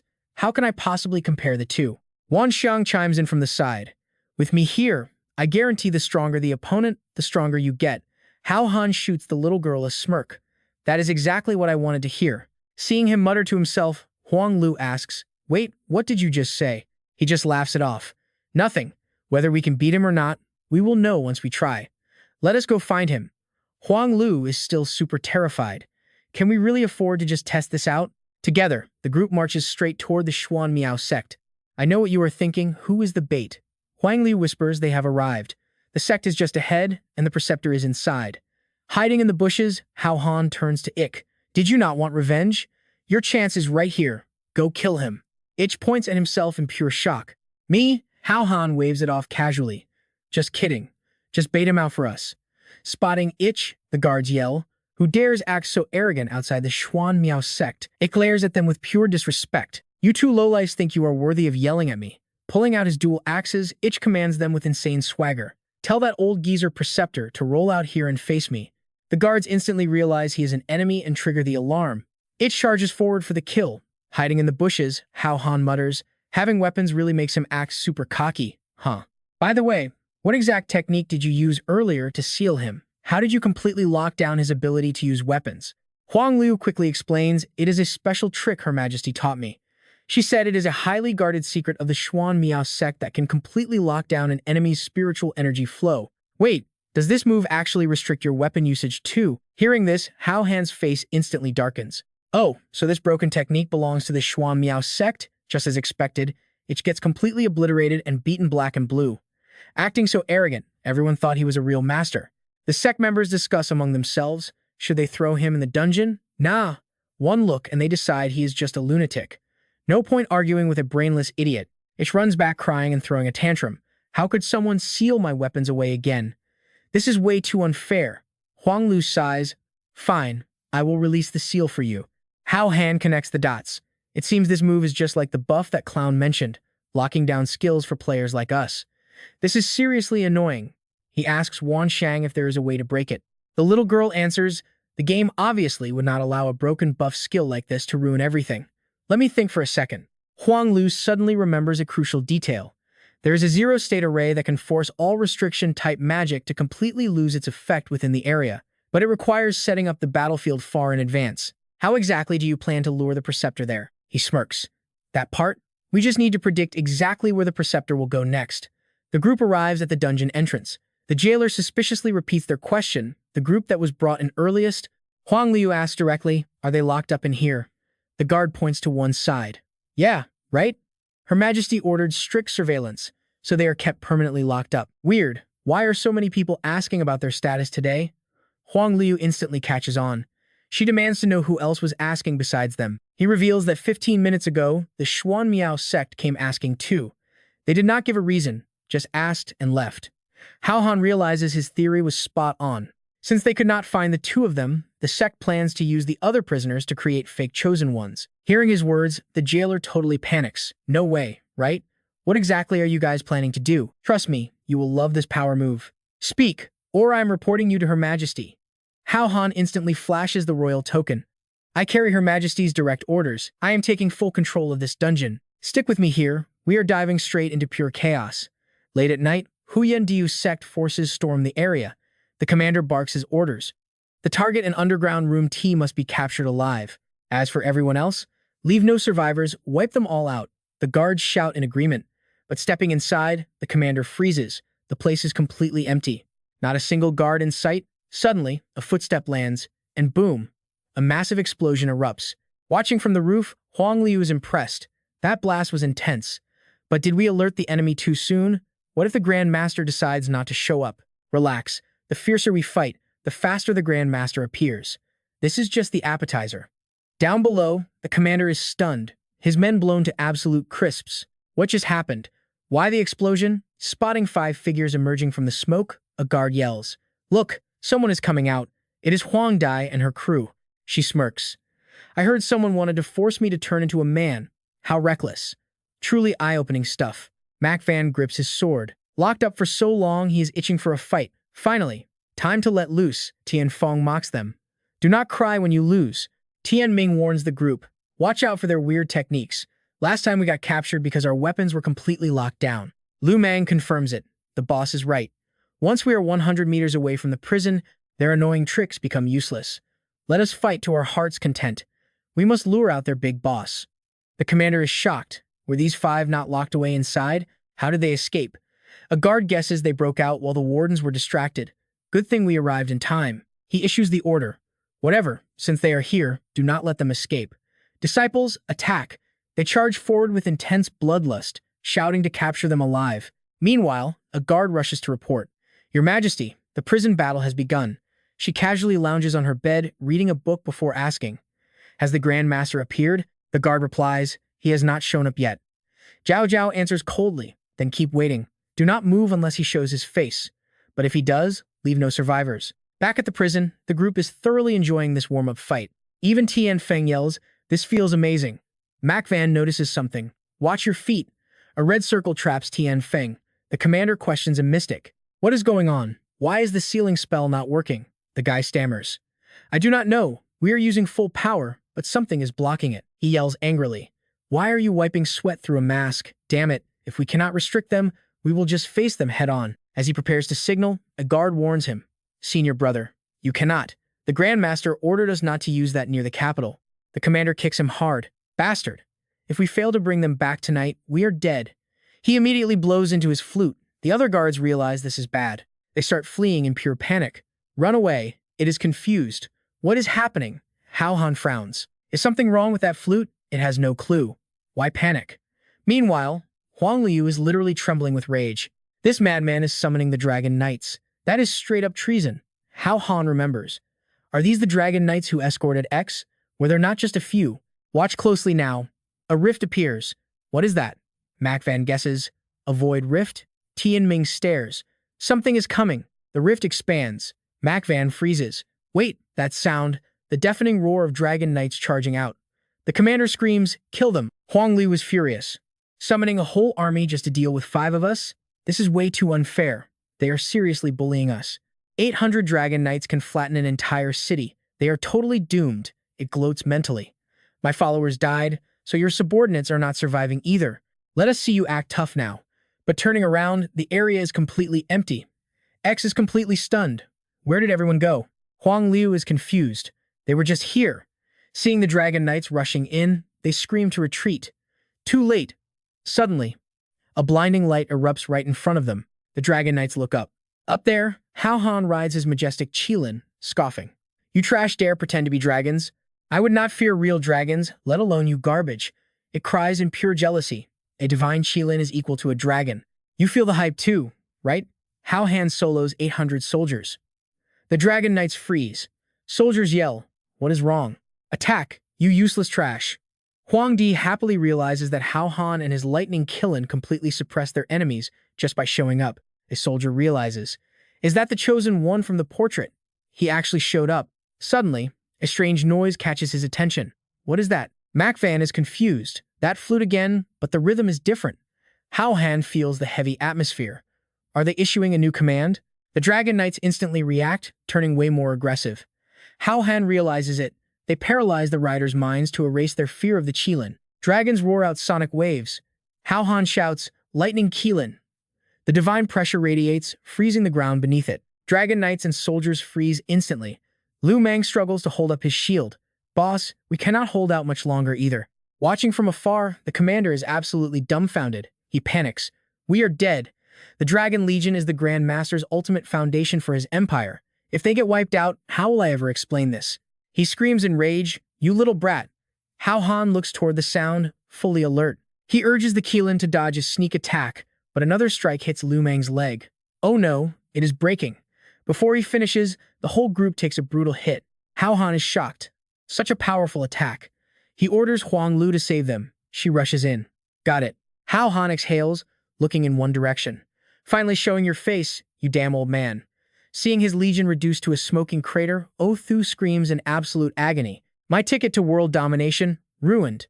Hao Han gloats. Do not blame me. That is where we leave it, guys. Think he regrets this? You and I are jumping right into the chaos. The MC yells, you forced us to attack with your hypnosis. Blame your own bad luck. Who told you to blow that flute for 2 whole hours? The villain fires a blast to shut him up. Huang Liu freezes in pure panic. If they keep fighting now, they are dead meat. Despair sets in. It is game over. Then, Othu offers a deal. Either you dodge and let your friends behind you get blown to pieces, or you use your own life to block this attack. Hao Han sneers. Things have gone too far. He doesn't care about being heaven's favorite anymore. Killing this guy is the only way to settle the score. He immediately calls his system to draw a card. The system announces his luck value is boosted to 300%, teasing him to repay the favor later. He pulls a card. Don't worry, you will definitely be satisfied with this. Looking at the card, Hao Han frowns just as an explosion goes off right in front of O Thursday. The villain laughs wildly. You actually use your real body to block my void punch? Hopelessly stupid. But wait, the villain's swirling tornado of power suddenly gets sucked backward. Huang Liu and X drop their jaws in shock. What? Hao Han's sword is literally absorbing his opponent's raw energy. Taking control of the situation, our boy lets out a heavy breath. He almost died just now. The system chimes in. Congratulations. Host has acquired the S-Rank soul guiding skill. You can now absorb enemy attacks and convert them for your own use. But warning, this skill has a strict storage limit. Exceeding it causes self-destruction, so release the energy quickly. Current storage level, 65%. Othu is completely blindsided. How can you possess the exact same power source as me? What kind of cheap magic trick is this? That energy around your sword is my void punch. How is this even possible? Hao Han just swings his glowing blade. Is it just a magic trick? Let's find out.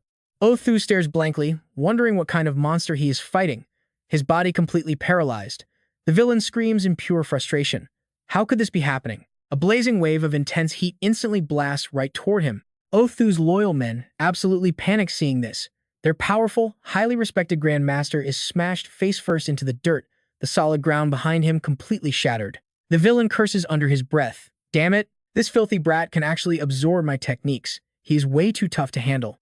The system is curious. Aren't you going to rush in and finish him off while he is heavily injured? Now pay attention here because our MC is smart. I am not stupid, he explains. Why would I leave the safety of the array? I just caught him off guard. The real battle hasn't even started yet. Far away on a rooftop, Emperor Jiao Zhao's scouts are watching everything.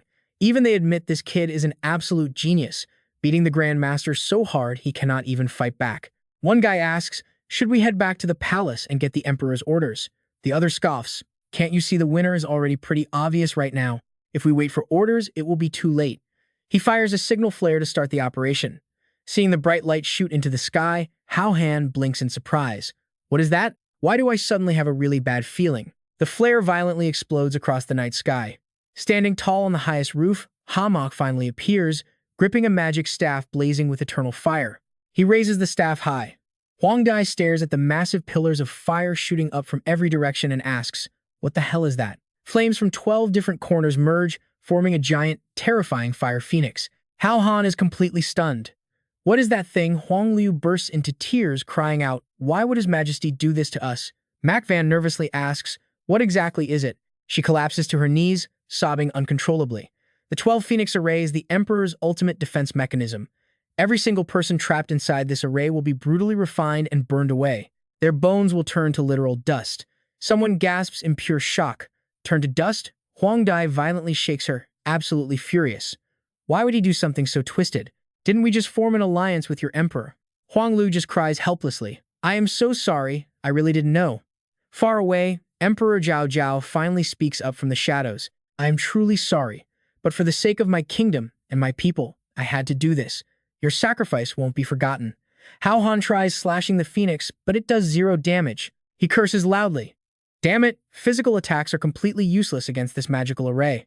Suddenly, a glowing energy shield traps him inside. Right after that, the Qilin loses all its power and crashes down. Smashing into the ground, Hao Han scrambles to sit up. Is everyone okay? Huang Di's group calls back in panic. We are all locked in too. You and I felt that betrayal. Hao Han yells, Huang Liu, what is this? Can we break it? She looks completely helpless. This is the fatal trap His Majesty secretly prepared just in case, aiming to counter the Grand Master. I never expected he would actually use it to wipe out absolutely everyone in the crossfire. Huang Dai screams in rage, then why didn't she just fight the Grand Master head on? Why drag all of us down with him? Huang Lu sobs heavily. I am afraid His Majesty always planned to kill all of us. Hao Han is absolutely furious. What a ruthless, cold-blooded snake.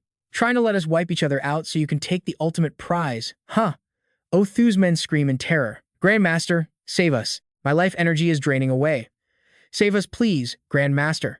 Meanwhile, Othu is calmly channeling his power inside a protective bubble. You royal brat, did you really think I didn't know about your little trick? Trying to trap me with just a phoenix array? You are way too naive. And honestly, you accidentally did me a massive favor. Pure dark energy erupts from the palms of his hands. His guards cheer in absolute joy. What is that? The Grand Master is saving us. We are saved. Hao Han is completely stunned. This guy can actually break through the ultimate array. But then, a commander suddenly feels his own life force draining rapidly. The truth hits the commander. He is draining the energy right out of our bodies. The man instantly withers into a dried husk. You damn old man. Inside his armor, not a single trace of flesh remains. Hao Han is even more disgusted now.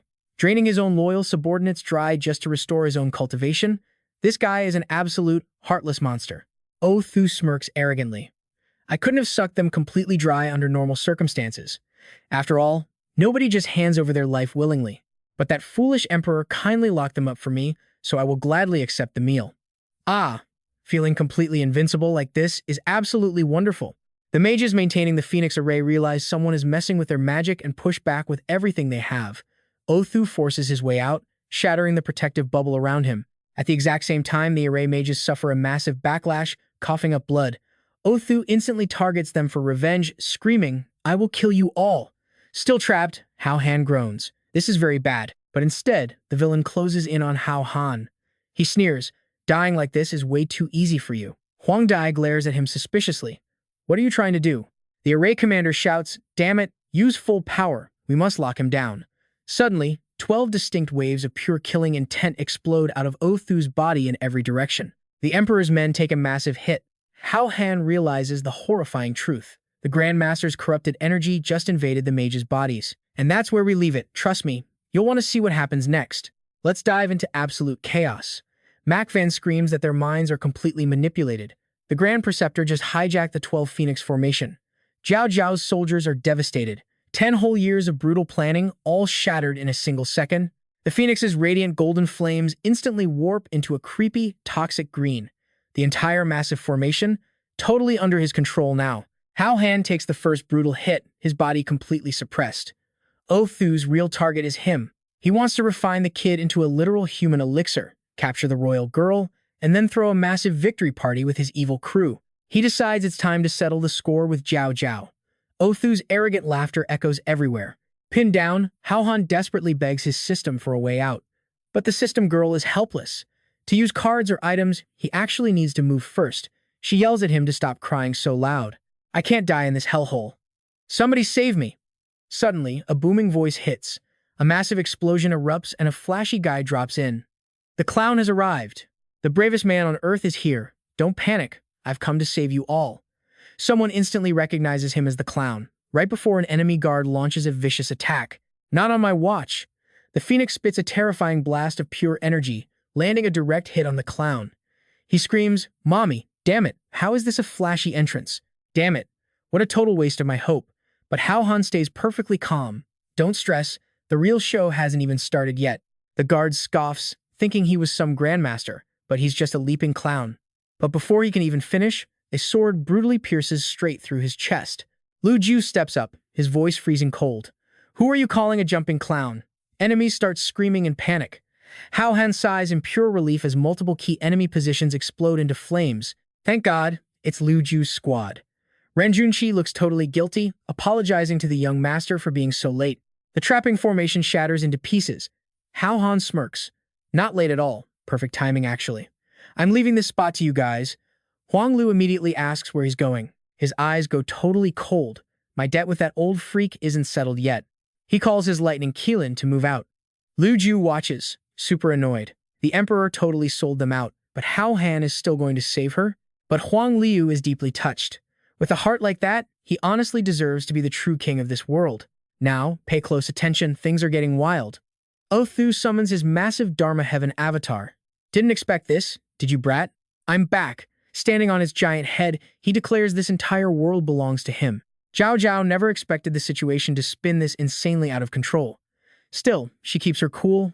I failed, but I absolutely won't let you win this easily. She stares him down. Even if you kill me, forget about taking the throne. Tonight, the whole world is going to witness exactly how evil you really are. Othu just activates his weapon, restoring his look, and bursts into maniacal laughter. So what? His giant avatar swings a devastating fist. Tonight, they'll see my true power and beg for mercy. Pure fear makes an eternal emperor. The massive fist slams down, but instantly gets blocked. Othu is completely stunned. What the hell? Zhao Zhao is standing completely untouched. He realizes she's using her divine weapon, the heavenly robe cauldron. She smirks. Spot on. Even if my bones turn to dust, I'm dragging you straight to hell. She pours every drop of her true chi into this ultimate strike. Die. Massive water pillars erupt from the ground like tornadoes, shooting straight toward the giant avatar. Othu is totally caught off guard. Zhao Zhao pushes her limits, trapping the colossal giant inside a raging whirlpool. He yells out, "What is this over-the-top nonsense?" Then he quickly flashes a hand signal to his giant avatar. The colossal Dharma heaven follows his exact command, throwing a brutal punch that completely shatters the water pillar. Othu scoffs. "With that weak martial art, don't even dream of touching a single hair on my head." Zhao Zhao clenches her teeth, knowing she literally just used all her power. Othu cruelly laughs. "Accept your fate. You're just a completely useless emperor." Suddenly, slicing right through the thick mist, ice arrows shoot out. Othu screams in agony from the ambush. Staring at the ice spike buried in his arm, he's totally bewildered. Why is it freezing? You can use ice magic too? Even Zhao Zhao is completely lost. Then Hao Han's mocking voice drops in. Can't even dodge a simple ice spike? Guess you aren't actually that strong after all. Othu tenses up. This brat is back. Seeing our MC pulling up on his Keelan, he's incredibly bitter, just like a ghost that won't fade away. Hao Han casually taunts him. Isn't it obvious? You're this incredibly old and still trying to build an empire. How could I just chill and let that happen? You and I know he's insane for doing this mid-battle. He looks at the queen. Hey, I'll forgive your guys messing with me, but never again. I'll crush this rebel in front of everyone, but then you withdraw your entire army. Do we have a deal? Zhao Zhao quickly agrees. Do I even have a choice here? I'm counting on you. Just absolutely destroy him. He smiles, totally relieved to hear that. His badass sword is fully drawn out. All right, old man. It's finally time to send you straight to the afterlife. Othu has never been disrespected this badly. He screams in pure rage. I want to see who sends who. Hao Han commands his Keelan to charge. Othu just arrogantly laughs. Absolute fool. He commands his giant avatar to blast out true chi to block the path. You really thought I'd let you get close? I'll smash you to pieces before you can even land a single move. But the terrifying energy from the giant's palm gets completely drained. Othu curses loudly. Damn it. I completely forgot this brat absorbs my power. The giant avatar's hands are totally empty. Othu completely loses sight of our MC and panics. Where did he go? Did I miss?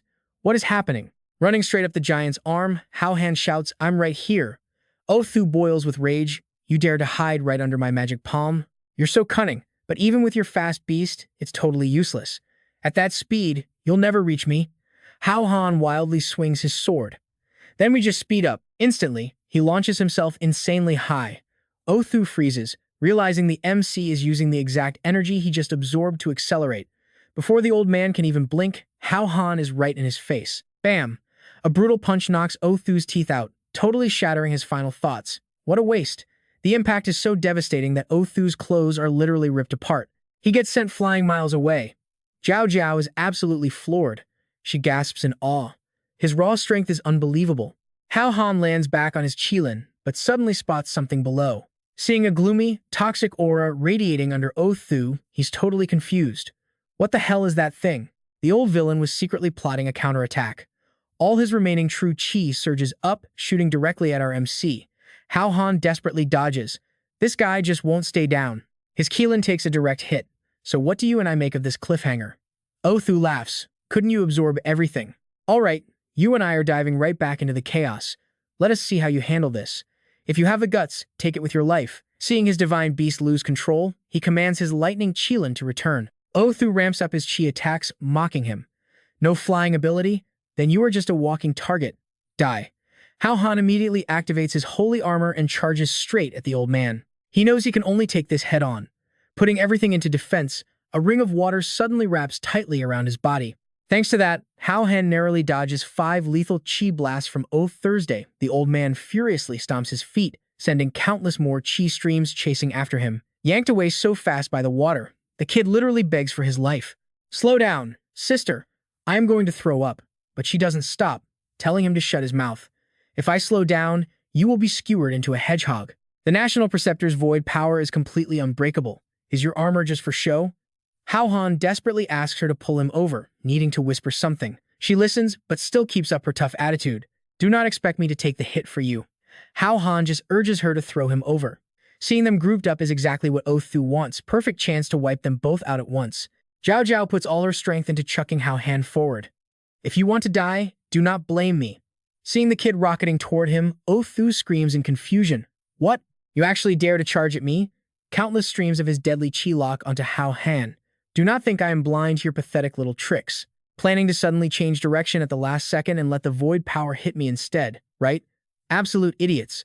The void technique I cultivate shares the exact same origin as that power. How could it possibly ever hurt me? Watch closely, here is where the trap springs. The second he speaks, Hao Han's sword slashes down. Othu cannot dodge. Dust clouds completely blind him, and he loses all sense of direction. What? Hao Han screams out. Now is the moment. He pulls her, acting perfectly in sync, while shouting out loud, "Your plan has been completely seen through. This is just a massive waste of effort." Othu gets incredibly smug. I actually feel sorry for you fools. Your low intelligence really limits your perception. But then boom, a vicious backstab hits him from behind, wiping that nasty smile off his face instantly. Zhao Zhao is completely horrified seeing Hao Han fall. What? But the kid cheerfully announces, "We did it." Looking at his own body full of gaping holes, the old man refuses to accept this reality. I clearly absorbed the void power. Why? Hao Han happily explains the trick. You might be able to absorb the void power, but there is no way you can absorb those solid ice spikes on top of it, right? Finally, it clicks for Oh Thursday, you blocked my vision on purpose. All just to buy enough time for the void power to completely freeze over into solid ice. So young, yet so entirely ruthless and unethical. The kid just raises his sword. Too bad your own intelligence limited your perception. Trembling in absolute fear, the old man begs, I can help you become the emperor. I have experience as the national preceptor. Wait, I surrender. But his fate is already sealed. The kid simply replies, not interested. Goodbye. And just like that, Othu loses his head, his lifeless body hitting the dirt. Hao Han lets out a massive sigh of relief.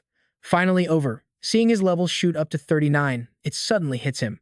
I almost forgot this whole thing is just a crazy game mechanic. The system chimes in, consider yourself incredibly lucky.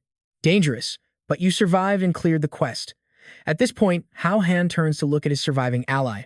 Zhao Zhao is just standing there, completely stunned. He immediately asks her, the biggest threat is dead. What are you spacing out for? She replies softly, I honestly never expected you to actually win this fight. Whatever. At the end of the day, a woman like me was never meant to rule this empire anyway. Tomorrow I will withdraw my troops, and then the throne is entirely yours. Hao Han immediately rejects it. Hey, do not do that. I have zero interest in playing emperor. Just call your army off and we are good. Let us stick to that plan. I need to go find my teammates now. I know what you're thinking, crazy, right? Zhao Zhao is full of admiration. Does a man who rejects absolute power and beautiful women actually exist in this world? I simply cannot believe it. Meanwhile, his squad is being led around by Huang Lu. They are complaining loudly. Where is the royal palace? It is up ahead. You are not just walking us in circles around the entire city, right? I am not that bored. The imperial capital is just massive. I cannot help it. Huang Dai suddenly points excitedly. Look over there. Hao Han is totally surprised to see them. Whoa, you guys all made it over here? Ren Junshi asks in surprise, Young master, where is the bad guy? Did you finish him off? He smiles and replies, everything is perfectly settled. Tomorrow, we can finally pack up and go home. The whole squad bursts into loud cheers. Heck yeah, long live the boss. But Huang Lu anxiously steps up. Where is Her Majesty? Are you safe? Hao Han accidentally blurts out, loyal as a puppy. Ah, wait, I mean completely safe and sound. Huang Lu gets incredibly emotional and pulls him into a massive hug. Thank you so much. You are literally the lucky star of this entire empire. Hao Han kindly warns her, please calm down a bit. Otherwise, I will not be able to protect you in a second. Feeling the terrifying death glare from his female teammates, Huang Lu stammers, sorry, I was just way too emotional. Hao Han notices someone is missing. Where is X? Why didn't he come over here with you guys? Mac Van frowns deeply. He and the clown already left. He told us to consider this your win for now. But going back will not be that simple. We absolutely have to settle the score once and for all. Plus, he left a message just for you that Azure Dragon armor of yours is incredibly uncomfortable to wear. Tian Feng furiously curses the bastard. Mac Van adds, sooner or later, we are going to make them pay. Hao Han just scoffs dismissively. That guy? When did I ever consider him a real rival? Why is he always so obsessed with me? Mac Van looks at him, clearly worried about the threat. Even though he took heavy losses this time, the root problem still remains. Once we log out, it is going to be massive trouble. Hao Han lets out a big yawn. Whatever. Let us just clear this stage first. We can worry tomorrow. Once we get the official truce edict from the Empress, we can finally retreat. But for right now, let us just head back and get some sleep. A brand new day begins. X has already returned to the real world, collapsing onto the floor in total exhaustion. Suddenly, feeling a terrifying killing intent all around him, he yells out loud, "Who are you people? Why the hell are you trespassing in my headquarters?" A shadow steps forward. Strictly speaking, we are not even human. Meanwhile, back on Hao Han's side, a palace maid arrives to personally invite him. Her Majesty officially invites the Chosen One to the royal palace. Hao Han follows along, muttering under his breath, "Why make such a massive, flashy fuss?" Huang Lu explains, "You caused a huge scene yesterday. The entire world knows you crushed the National Preceptor's treasonous plot. You absolutely deserve this tiny bit of glory. Who knows, there might even be an incredibly generous reward waiting for you in there." The servants suddenly stop outside a random room. Her Majesty is waiting for you inside. He is pretty confused. Shouldn't we be in the main throne room? Why on earth did you bring me all the way here? Huang Lu just aggressively shoves Hao Han right through the doorway. Stop asking questions. Her Majesty obviously has her own special arrangements. Just go inside. And boom, the heavy wooden doors slam shut behind him. A voice calls out from inside. "You finally made it?" Once again, he catches the Empress right in the middle of her bath. Hao Han tightly shuts his eyes. "Your Majesty, it is getting pretty late. I really should head back now. Please, just hand over the troop withdrawal edict. I need to take it back and report." She slowly lifts the royal scroll. "I already prepared it just for you. Come over here and take it." So what happens next? Stick around to find out. Hao Han nervously refuses. "No, this is highly inappropriate. I will wait outside and formally greet you once your Majesty finishes bathing. Let's dive right into this crazy mess." Zhao Zhao motions him over. "Why pretend to be decent?" Lifted by a water hand, Hao Han begs. "Majesty, please no. Useless." The hand throws him forward. He crashes into the pool. Surfacing, Hao Han spits out water in pure annoyance. Glaring at the woman beside him, he groans, "Your Majesty, you aren't actually trying to kill me, are you? Acting this crazy? The heavens are going to punish you." Zhao Zhao gently calms him down. "Relax. The whole world knows you are the chosen one now. If I actually got rid of you, how would I win over my people's hearts?" Trapped by the swirling water, Hao Han frowns.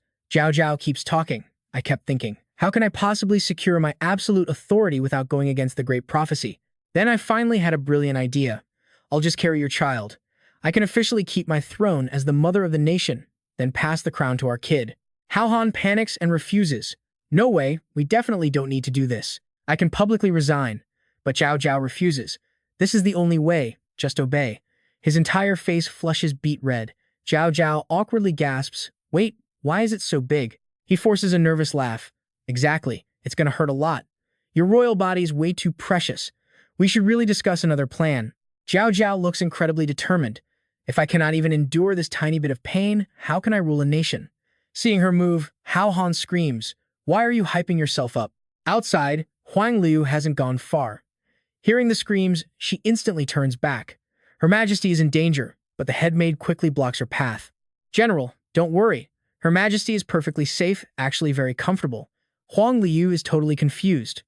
"Comfortable? What does that mean?" The maids reply, "You will understand later. Just wait a bit. In my expert experience, it should all be over in about half an incense stick of time." Huang Liu mutters, "Half an incense stick?" Time passes, but nobody comes out. The maids gasp. "He's lasting way too long. Is this kid even a real man?" Finally, Hao Han steps out looking totally refreshed. The three women shout, "He's out." He cheerfully holds up the decree. "Got it. No time to lose. Let's head back. Please recall your royal army too." Huang Liu agrees. "All right, fine." The two maids quickly peek inside. Zhao Zhao is lying there, completely exhausted. She thinks, "Next time, I'm definitely taking charge." The group reaches the rift. Huang Lu shakes hands to say goodbye. The outside troops are recalled. The war is over. Thanks for your effort. He warns them to watch their empress closely. "Don't randomly attack people next time." She nods. "I'll try to stop her. If I fail, I'll call you." The group steps into the rift. Hao Han waves, yelling, "Goodbye." His figure fades away. Huang Lu breathes a massive sigh of relief. It's finally over. A dragon knight rushes in. "General, Her Majesty wants the chosen one to stay. She gasps, "Why?" "They already left." Back at the palace, the maid asks nervously, "Now watch closely. This is where everything flips. Majesty, don't panic. You were just predicting the nation's fate. What did you see?" Zhao Zhao trembles in absolute fear. "I saw Hao Han dying." Back in the city, Hao Han cheerfully smiles. It's finally over. The beasts vanished. Looks like Huang Lu kept her promise perfectly. Mac Van complains. "Nobody even came to welcome us back. Shouldn't there be a whole lineup?" Just then, Hao Han's phone suddenly starts ringing. "Curious," he answers. "A call already? Who misses me this much?" A panicked voice speaks from the other side. "Hao Han, it's me." He recognizes that voice instantly. X. Hiding behind a cliff, X desperately whispers, "Listen, big trouble.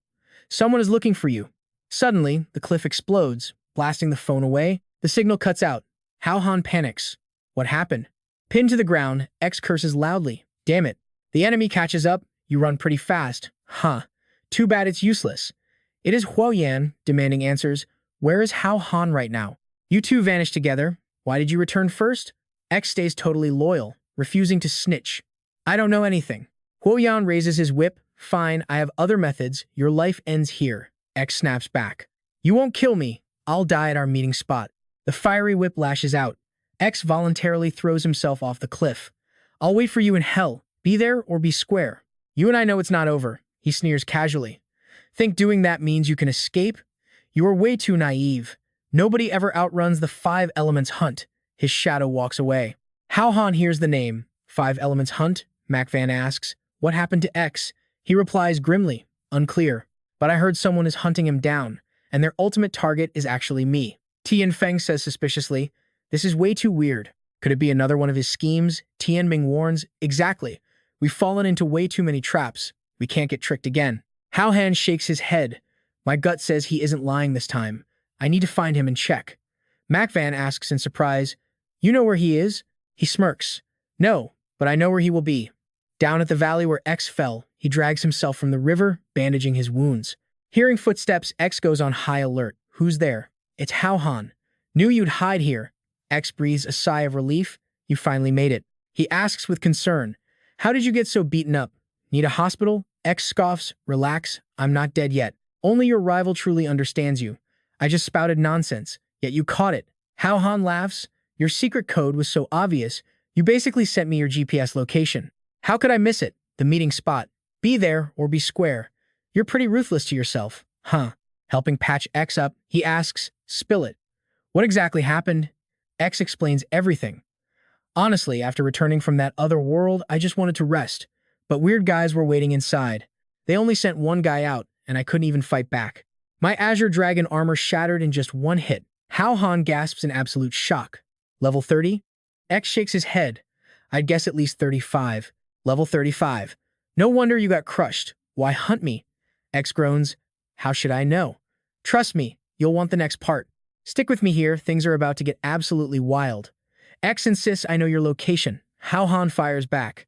"So you dragged me here with zero actual intel?" X is absolutely furious. "I risked my life for this info. Do you have any conscience left at all?" But before he can finish, Hao Han cuts him off. "Wait," Mac Van is calling. "Cut the nonsense. If I knew you were this useless, I would have just let them kill you." He answers his comms. "Mac Van, you reach the center?" The news hits hard. "Boss, the command center is completely destroyed." Hao Han freezes. "What?" From a distance, Mac Van continues her report. "A heavy-hitting squad of ability users raided the building this afternoon.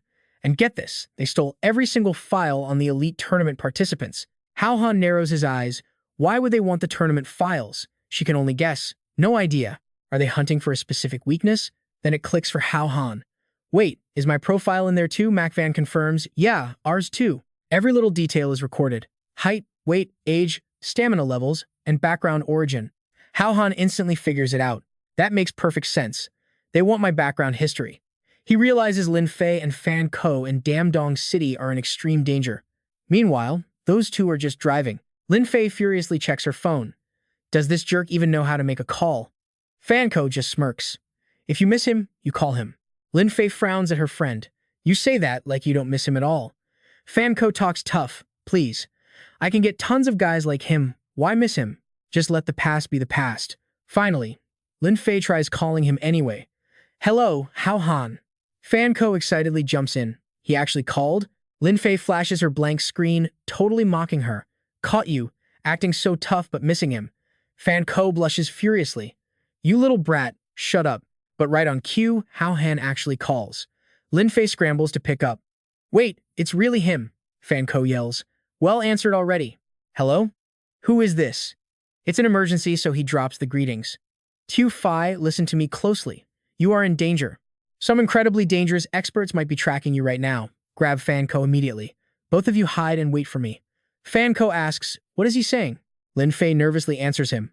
I am with her right now. What the heck is going on? Hao Han exhales. Perfect. You two need to. Before he can finish, Fan Ko panics, staring out the windshield.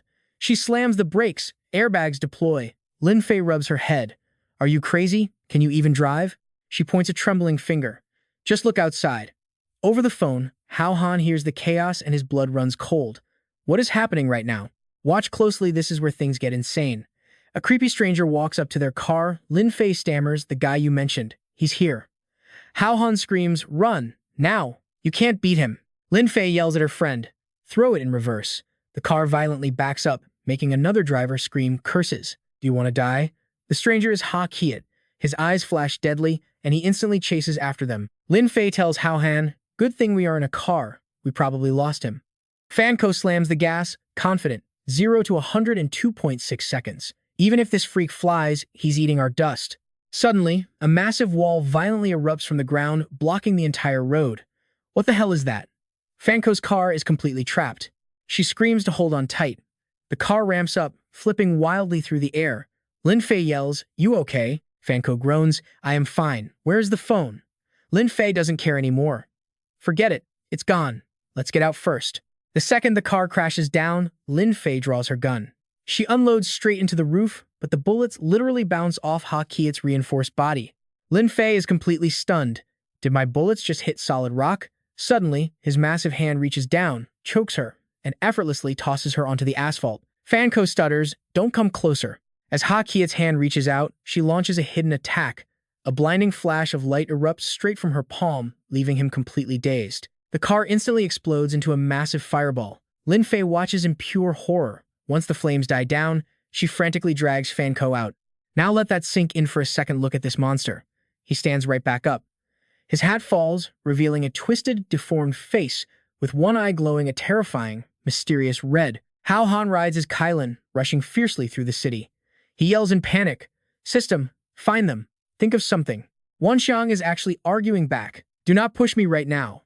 I gave you so many items, I just got a new batch in. Hao Han cuts her off with a dark, terrifying tone. Find it, now. Wanxiang instantly cowers.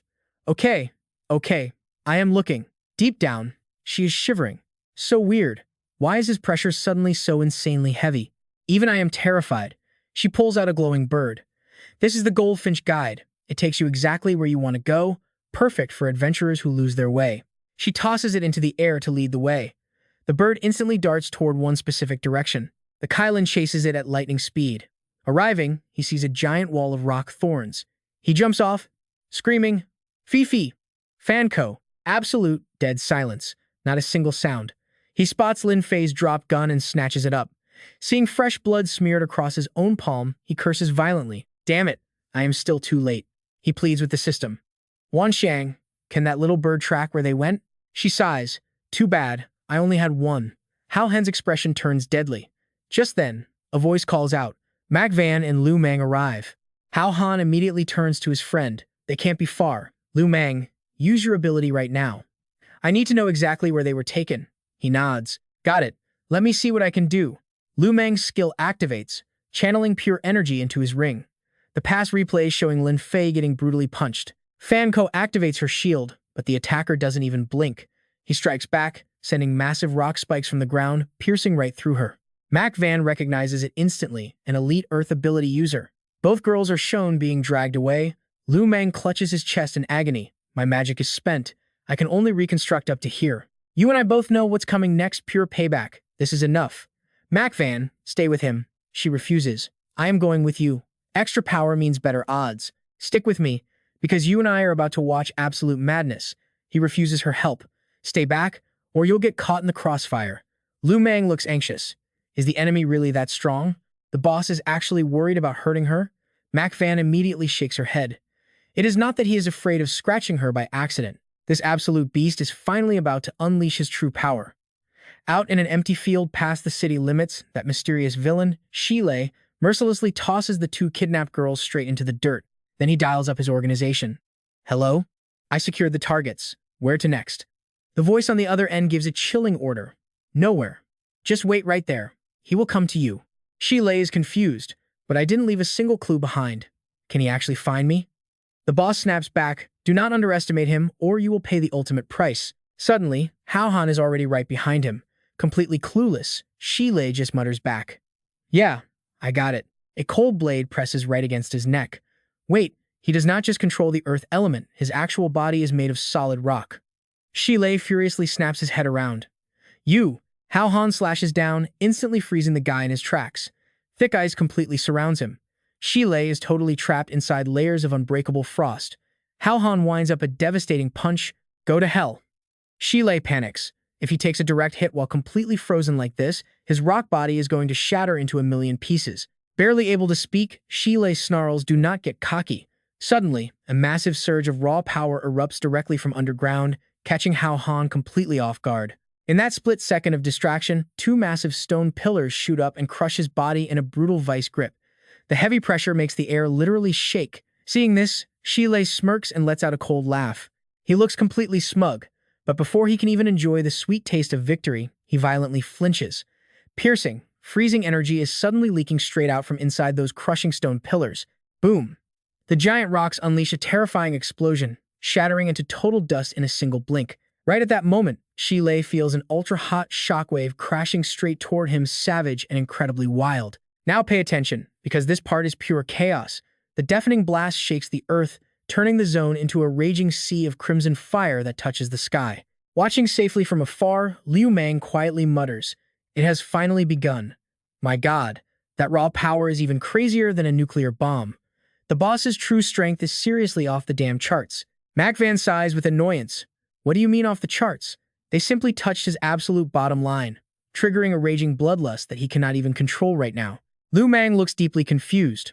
Bottom line? What exactly is the boss's bottom line? How come I do not know about this? She flatly replies, those two kidnapped girls, they are his women. You seriously did not know?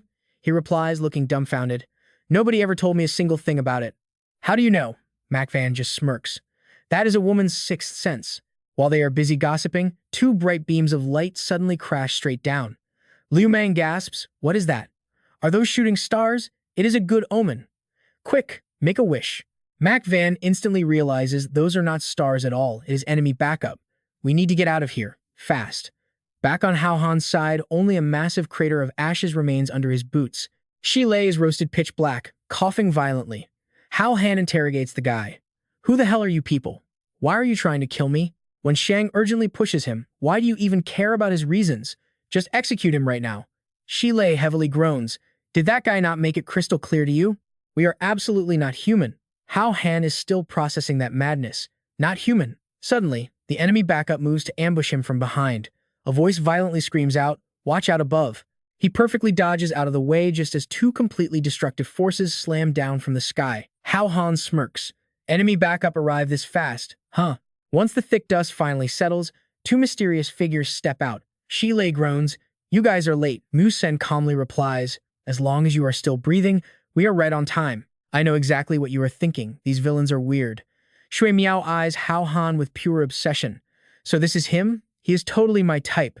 Can we keep him alive, please? I can barely hold myself back. I want him so bad.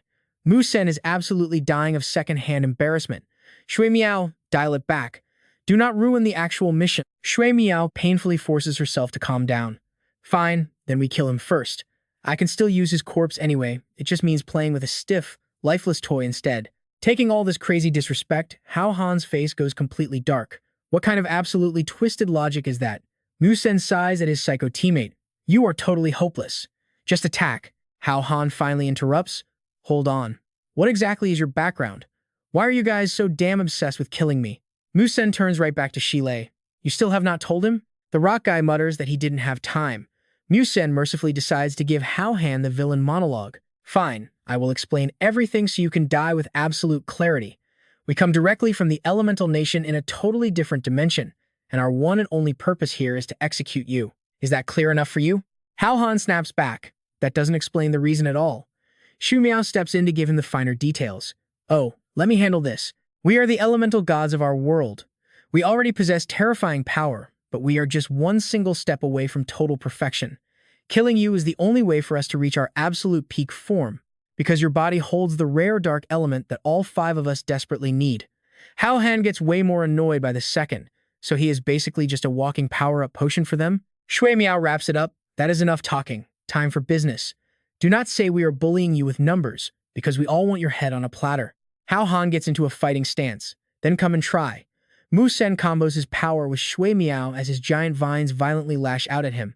He leaps high into the air. Is this a wood element ability? But the second the words leave his mouth, thick vines tightly wrap around both of his legs. Mu Sen gloats. Thinking you can struggle out of my binding vines? Not a chance. But seeing the brutal ice element energy Hao Han releases, the 2 villains freeze in shock. Well, Shui Miao just excitedly welcomes it. Thanks. I will gladly accept this massive gift. She amps up her own power and blasts it right back at him. Stunned, Hao Han mutters, "Oh, crap." Mu Sen fires off his wood element once again. In your dreams, a thick vine firmly wraps around Hao Han's waist. Seeing him get pulled away from her strike, Shui Miao screams out, "Are you absolutely out of your mind? Why would you ruin my perfect shot?" Mu Sen retorts, "Catch him yourself if you have the skills. He is in my grip right now, so he is exclusively my prey." Among their twisted group, only the roasted Shile has enough sense left to warn them. "Hey, you two might want to look at him first." Shui Miao snaps her head around and gasps, and Mu Sen does the exact same. With a single slash, Hao Han cuts through the annoying vines. Shile yells, "He's breaking free. Trust me, you and I know he won't get caught like that again." He vows to never be restrained twice, and just in time, Lu Meng finally arrives. "Boss, stick with me, we're jumping right into the chaos." Mac Van suddenly shouts out, "We're here to help." Shui Miao looks thrilled. "Oh, 2 more fools here to die?"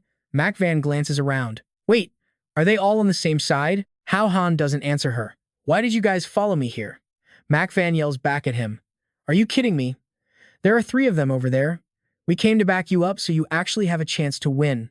Across from them, Shui Miao just smirks with pure disgust. "Listen here, little girl, you're way too confident. With your pathetic skill level, adding another body to the pile changes absolutely nothing." Mac Van glares, her pride taking a hit. "What did you just say?" Hao Han pats their shoulders. "She's actually right. You staying here is useless," he admits. "But you can do one thing for me. Get Lin Fei and Fan Ko to a safe place. That way, I can finally focus on this fight without any distractions." Shui Miao watches him, suddenly looking totally obsessed. "Oh, a loyal man? I like that." But Mac Van instantly crushes her weird fantasy. He literally has feelings for 2 different women at the exact same time. How is that considered loyal? Shui Miao's face twists with rage as she screams. "Never mind then. I absolutely despise cheating scum like that. I'm definitely going to kill him first." Mac Van hoists them onto her back, making a promise. "We will definitely take good care of these 2. Just make sure you survive this." Hao Han nods his agreement. "Yeah, don't worry." Shui Miao waves them off impatiently. "Just get out of here already." She tilts her head, mocking them. "Wait, don't tell me you like him too?" Mac Van's face instantly turns bright red. Lu Meng steps in, nudging her. "Let's just go. Don't stay here and drag the boss down." Mac Van stops holding back. "That's right. I do like Hao Han. Is that not allowed? After everything we went through together in those mines, I fell for him. I know there are plenty of amazing women around him, but I honestly don't care. I just want to stay by his side." Hearing a sudden love confession right in the middle of a deathmatch leaves Hao Han completely frozen. Shui Miao never expected her to be so blunt. Even Mu Sen's jaw drops wide open in shock, while Shile just stands there dumbfounded. Mac Van finishes, "I'll wait for you. I'm always waiting." "Let's go," Lu Meng finally says, snapping out of it. Wan Shang claps his hands in pure excitement, brand new, juicy gossip. Hao Han finally snaps back to reality. What the heck was that? A random confession? Shui Miao doesn't wait. She immediately launches her attack, screaming, "Just die already, you terrible excuse for a man." Hao Han blocks her strike, totally confused. "Wait, how did I suddenly become the bad guy here?" She answers like it's obvious. If you had a shred of decency, you would have pulled her into a tight hug and given her a passionate kiss before she left. not just stand there silently while she walks away. If it were you too, you definitely would have done that, right? The other two guys nod in serious agreement. Exactly. Only utter trash would act so cold. We definitely wouldn't leave a girl hanging like that. Now pay attention here, this is where things get wild. Hao Han tries to refocus. Are you guys seriously doing this right now? Are we fighting or what? Mu Sen's face darkens. Alright, we've wasted enough time. From here on out, we go for the kill. Hao Han points his sword at him. Just so you know, I'm not getting caught by those dry leaves of yours again. Mu Sen scoffs. Let's see how long you can keep that tough talk going.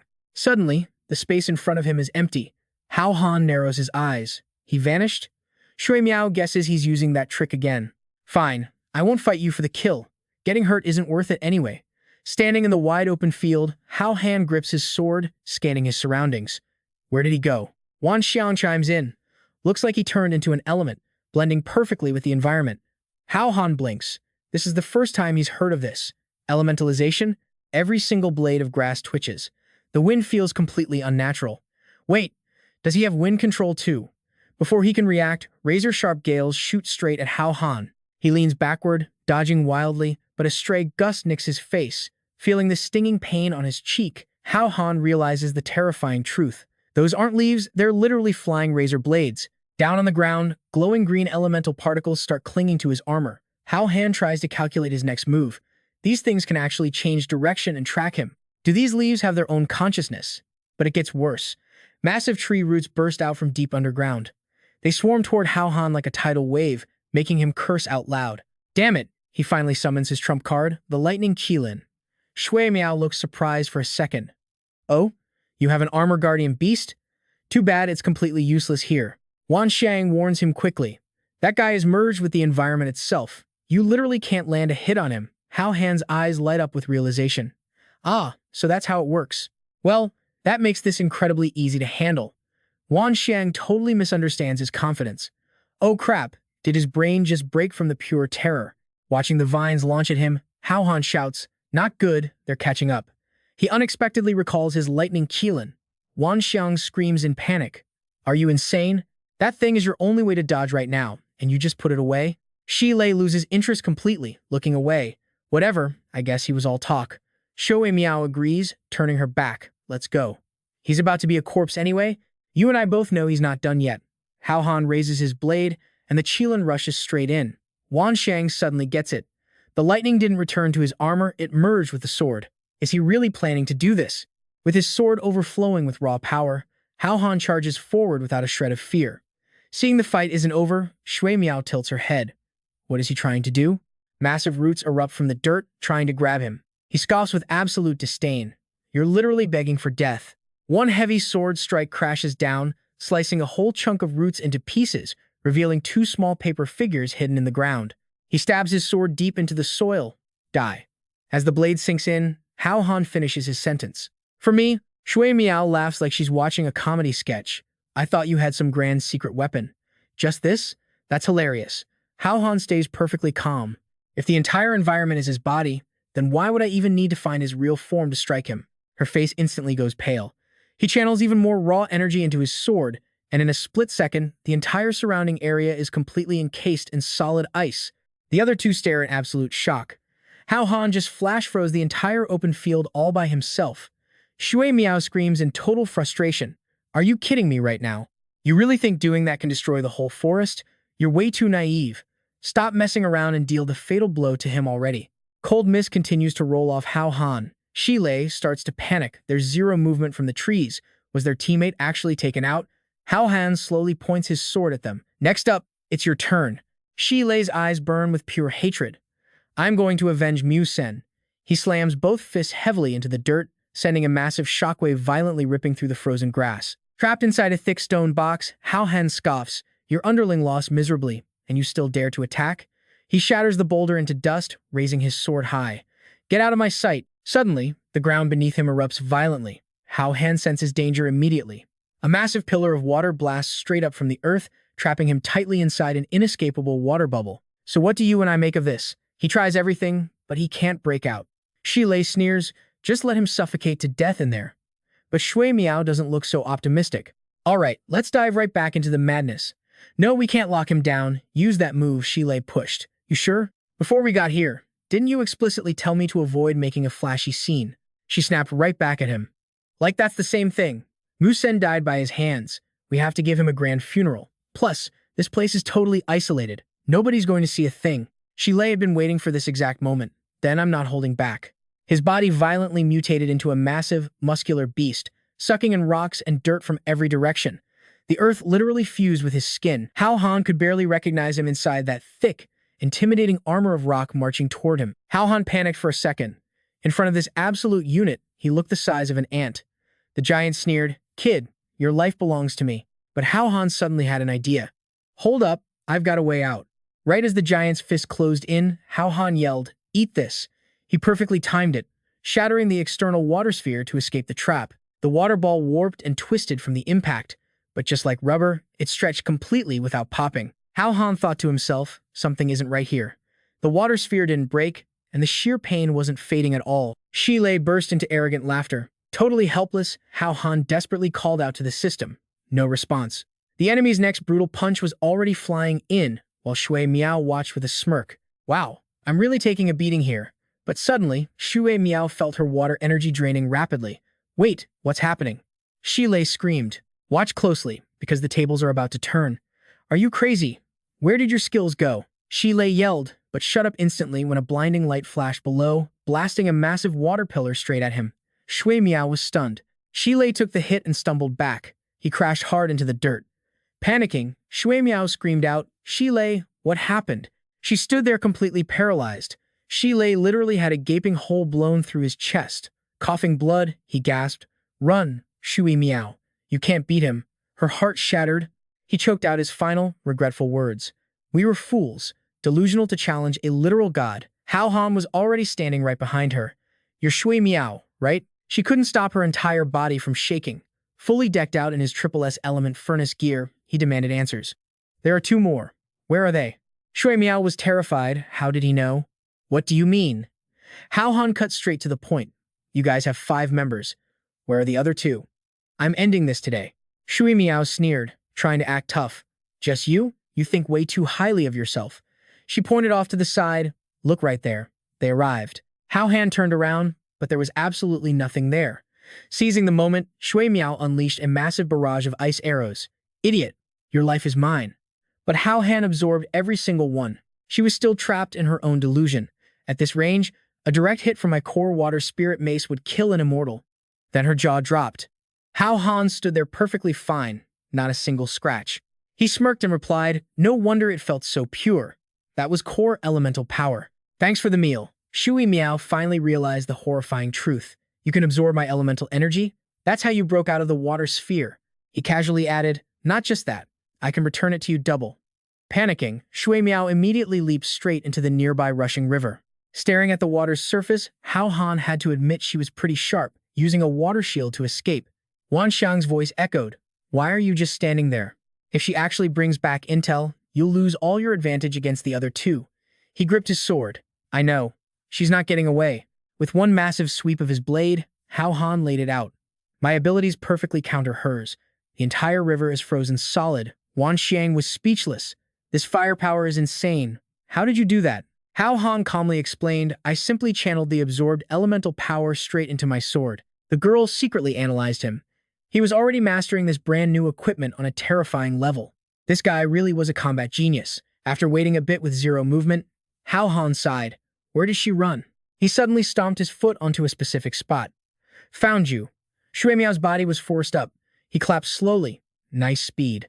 Almost missed freezing you. If you want to play tough, I'll happily grant your final wish. She stared at him in absolute despair. Then, Hao Han suddenly froze. Shui Miao curled into a ball, hugging her knees tightly. Shilei was right. We really shouldn't have messed with you. You're just too strong. Hao Han glared coldly. Cut the useless talk. Where are those 2 accomplices hiding? She still clung to her pride. You can't beat Huo Yan and Jin Xin. You're definitely not on their level. Hao Han literally tapped his sword against Shui Miao's stubborn head. Do you honestly think I won't end you right now? You're really still trying to provoke me? Terrified, she started begging. I'm sorry, I was wrong. I'll take you to them right now. Hao Han suddenly smirked, a plan forming. Hold on, no rush. I need your help with something else first. I know what you're thinking, but wait for it. He dragged her straight to a hotel. Looking around suspiciously, she asked, "What is this place?" Sitting on the bed, he replied, "A couple's hotel, obviously. Didn't you want me? I found the perfect spot for us. Go ahead, make your move." Blushing furiously, Shui Miao awkwardly backed away. It's really not a good time today." Hao Han leaned in closer. "Oh really? That's perfect. I love adding a little extra spice." She hugged her chest, screaming in pure horror. "You absolute pervert." He kept up the terrifying act. "This is my true self. Come on. Weren't you always peeking at my body anyway? Let's get deeply acquainted." Shui Miao clutched her head, crying her eyes out like a literal child. "I never did. Huo Yan forced me to act like that." Realizing he wasn't doing anything, she finally peeked open one eye. Hao Han dropped the act instantly. "Nailed it. I knew I was right. You guys were just playing a role." Shui Miao blinked, totally confused. "When did you figure it out?" He crossed his arms, explaining clearly. "Since the moment you knew I had an ice-sealing sword, but still chose to jump into the water. You purposely let me catch you inside that freezing zone. Spill it. Putting on this massive tragic act, what exactly is your real goal here?" So Shui Miao finally revealed the truth. "My world is a horrifying apocalypse. The lucky few who survive live in constant terror. But this wild elemental energy has infected everyone's bodies. Every single person is living on a brutal countdown. But there was one man who refused to accept his destiny. Someone willing to fight fate itself.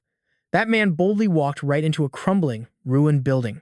The deeper he went, the creepier the atmosphere got. Panicking, the man muttered, 'My time is almost up.' He begged, 'Please bring your eldest brother back.'" Hearing this, Hao Han interrupted. "Whoa, hold on," Shui Miao asked. "What's wrong?" "And that's exactly where we leave it for now." He points at himself. "Your big brother? Don't tell me you are talking about me." Seeing Shui Miao clap her hands, he yells out, "You have got to be kidding me. Let's dive right into this wild mind game." She nods. "Spot on, brother. You figured it out. Hao Han isn't buying this nonsense. Why all the theatrical acting instead of just telling the truth?" Shui Miao spills the beans about Jin Xin. He knew that even if all 5 of them teamed up, they couldn't beat him. So they cooked up a scheme to lure him right into a trap. Hao Han raises an eyebrow. "What kind of trap?" Shui Miao explains everything. They actually engineered a massive electromagnetic barrier specifically designed to completely seal away all of his elemental powers. The second he walks in, his strength hits 0. Then they could just carry him off. Hao Han pieces it together. They kept provoking him to gauge his true strength, making him think it would be an easy win so he would willingly walk right into their snare. Shui Miao beams with pride and praises him. "As expected of our boss." You guessed it instantly. Hao Han is still annoyed. Using the lives of 2 people just as bait, isn't that an incredibly steep price to pay? She smiles awkwardly and quickly explains. "Actually, they both safely escaped a while ago. We are literally made of elements. Did you think we would die that easily?" Hao Han is absolutely speechless. "You annoying scammers are way too cunning." He sighs. "Got it. Let's go." Shui Miao looks completely clueless. "Go where?" He just frowns and squints at this foolish girl. "Since you guys spent so much effort setting up this inescapable net for me, obviously, I have to go test it out." Shui Miao looks deeply moved. "You know there is a tiger on the mountain, yet you still walk right up. Worthy of our boss." Hao Han immediately rejects the title. "Shut up. I was born to my own parents. I am definitely not your big brother." Shui Miao tries to persuade him. "It is super late. Maybe they should just sleep first and deal with it tomorrow." But Hao Han is impatient. "Stop talking. We are going right now. Lead the way. Now pay attention, because here is where things get wild." The next day, she leads him to the spot. Hiding in the distant trees, Hao Han is confused. "You guys really know how to pick locations. Why set a trap for me all the way out here?" Shui Miao answers in sheer frustration. "We almost couldn't make it through the insect cave to get here. There is a professor inside who unexpectedly opened a gateway connecting right to our timeline. That is the only reason we crossed over smoothly. If we want to return, we have to start from this exact spot." Hao Han thinks to himself, "A professor who can open dimensional gateways? Could it be Professor Truong who escaped from Tunyu? No wonder they could not find him anywhere." Turns out he was recruited as a subordinate. She asks for his opinion. "Hey, do you think I should give them a heads up? Tell them to stop fighting and just sit down to talk things out first?" Hao Han replies. "Is Jin Xin someone you can just negotiate with? The guy came from far away, pouring all his blood and sweat into this grand setup. A couple of words won't crush his ambitions. In the end, it always comes down to whose punch is harder. You wait right here, I will go talk to them. If a fight breaks out later, you know exactly what to do." Shui Miao nods from behind him. "Got it. I won't do absolutely anything. Watching Hao Han step forward, someone reports from the shadows. He is here. It is Mu-sen. He gasps. Shui Miao actually managed to lure him all the way over here. Jin Xin asks curiously, is Shui Miao with him right now? Shilei shakes his head. I don't see her. Could he have killed her already? Huo Yan is worried too, but Jin Xin refuses to believe it. With Shui Miao's abilities, escaping is even easier for her than it is for those two. No need to stress, just secure the capture first, then they will figure the rest out. Mu-sen reports in. The two of us burned through almost all of our power just trying to escape death. Honestly, we probably won't be of any help to you guys. Jin Xin stays completely calm. We don't need you two to lift a finger. Huo Yan alone is more than enough to capture him alive. Hearing his name called out, Huo Yan stammers. Wait, me? Jin Xin instantly presses him. What is wrong? Don't tell me you doubt the power of the electromagnetic field I created. My father passed down absolutely all of his genius intellect directly to me. He shakes his head. No, it's not that. Jin Xin issues the strict order. Just hold him off for exactly 3 minutes, and I'm ready. Huo Yan promises I will do my best. The other two cheer him on. You got this. Beat him to death. Meanwhile, Hao Han scans the area. Shui Miao said she had no clue what the electromagnetic array looked like. Does he really have to step into the van to find out? I know what you're thinking, trap time. We both felt that. He bumps into someone. Huo Yan steps out to confront Hao Han. You finally arrived, my old enemy. Hao Han hesitates. Does he really have to keep acting with these guys? Watching from the back, Mu-sen whispers. Even though our mission was just to lure him here, honestly, we really went all out. Shilei isn't feeling too confident. Is sending Huo Yan up there actually going to work? Jin Xin reveals his true goal. His job isn't to win, but to force Hao Han to go all out. That is the only way I can successfully drain all of his powers. So, Huo Yan absolutely must fight to the death to trigger all of Hao Han's hidden potential. Hao Han casually checks on his opponent. Are you okay? You look pretty uncomfortable. Should we just sit down and have a chat? Huo Yan gets flustered and furiously snaps back. Who says I am nervous? I am simply gathering my power, that is all. He thinks carefully. Those two never explain why they suddenly lost. He needs to be super cautious and just use his lethal twin strike right away. Instantly, a massive, deadly fireball is hurled straight at Hao Han's face. Facing the blazing inferno, Hao Han just stands there looking clueless. Damn, going full flashy mode right off the bat. Inside, Shilei gasps. It's that ultimate move? Mu-sen curses in panic. This idiot doesn't know how to hold back. What if he accidentally kills the kid? Jin Xin couldn't care less. If he dies, it's just his bad luck. Honestly, the best outcome is leaving him crippled forever. Where Hao Han was standing, flames erupt sky high. Huo Yan goes on a rant. Anyone with half a brain would obviously try to dodge this attack, but the exact second you move in blind panic and put all your focus on the fire, I can instantly lock onto my target and annihilate you without breaking a single sweat. He chokes on his words as the smoke clears. Total emptiness. Alarm bells violently ring in his head. Oh crap, don't tell me he just face-planted into it and got blown to pieces? Suddenly, Hao Han taps his shoulder from behind. Hey! Huo Yan completely freezes. Behind me? The moment he spins around, he hears the kid ask, what are you screaming about? Shilei can't believe his eyes. He actually teleported right behind Huo Yan. Jin Xin stays stubborn. It's just a basic escape skill. Don't let it stress you out. Off to the side, Wan Xiang warns him. Hey, be careful. I don't have many teleportation scrolls left. He nods. Yeah, I know. Look at you being so stingy. Huo Yan unleashes his ultimate attack, 10,000 piercing flames. Die. Jin Xin is so hyped he jumps out of his seat. This is it. Every single fire bullet aims straight for his heart. Let's see him dodge this. Facing this lethal strike, Hao Han just lets out a bored hum. Hao Yan starts monologuing again. Idiot, my bullets are locked on. Even if you run to the edge of the world, they'll still crush your heart. So what do you and I make of this? The ultimate attack lands, and he completely absorbs it. So that's how it works. Thanks for the gift. Let's dive right into this crazy clash. Flame screams out, my element just got eaten. What dark magic is this? Hao Han just laughs. Didn't Shilei warn you when he ran away crying? Inside the hall, Shilei suddenly freezes. Wait, I remember now. Back then, he absorbed Shui Miao's elemental energy to beat me. So that is exactly what he is using. Jin Xin's face goes completely dark. You get out there. Shilei blinks, totally confused. What for? Boom. A brutal kick sends him flying. Why are you only sharing this massive secret now? Flame glares at him furiously. How do you possess such wicked tricks? Hao Han simply smirks. I find it useful. Honestly, it perfectly counters your flashy powers, and that is enough. Flame's pride takes a massive hit. Counter, do not make me laugh. You just absorbed my raw elemental energy. You lack the power to fight. Hao Han frowns. Shui Miao called you back up? Fake. You just want my ability. Now here is where it gets interesting. Time to teach you a seriously painful lesson. Furious, Flame channels blazing heat directly into his heavy sword. Do not think beating up those losers makes you invincible. I am going to show you what absolute terror looks like. With explosive killing intent, he charges straight ahead. Hao Han waits, perfectly calm. You really want a close quarters fight? What a pity. I am not in the mood. Suddenly, all of Flame's stolen power blasts right out from the chest artifact. Returning this, Flame's eyes go wide. What? He gets blasted backwards. From inside, Shile gasps in pure shock. This is the raw power of an ultimate elemental war god. Musen feels the earth violently shaking. Hao Han barks a fierce order. Everyone hiding inside, listen up. Obediently roll out here, right now.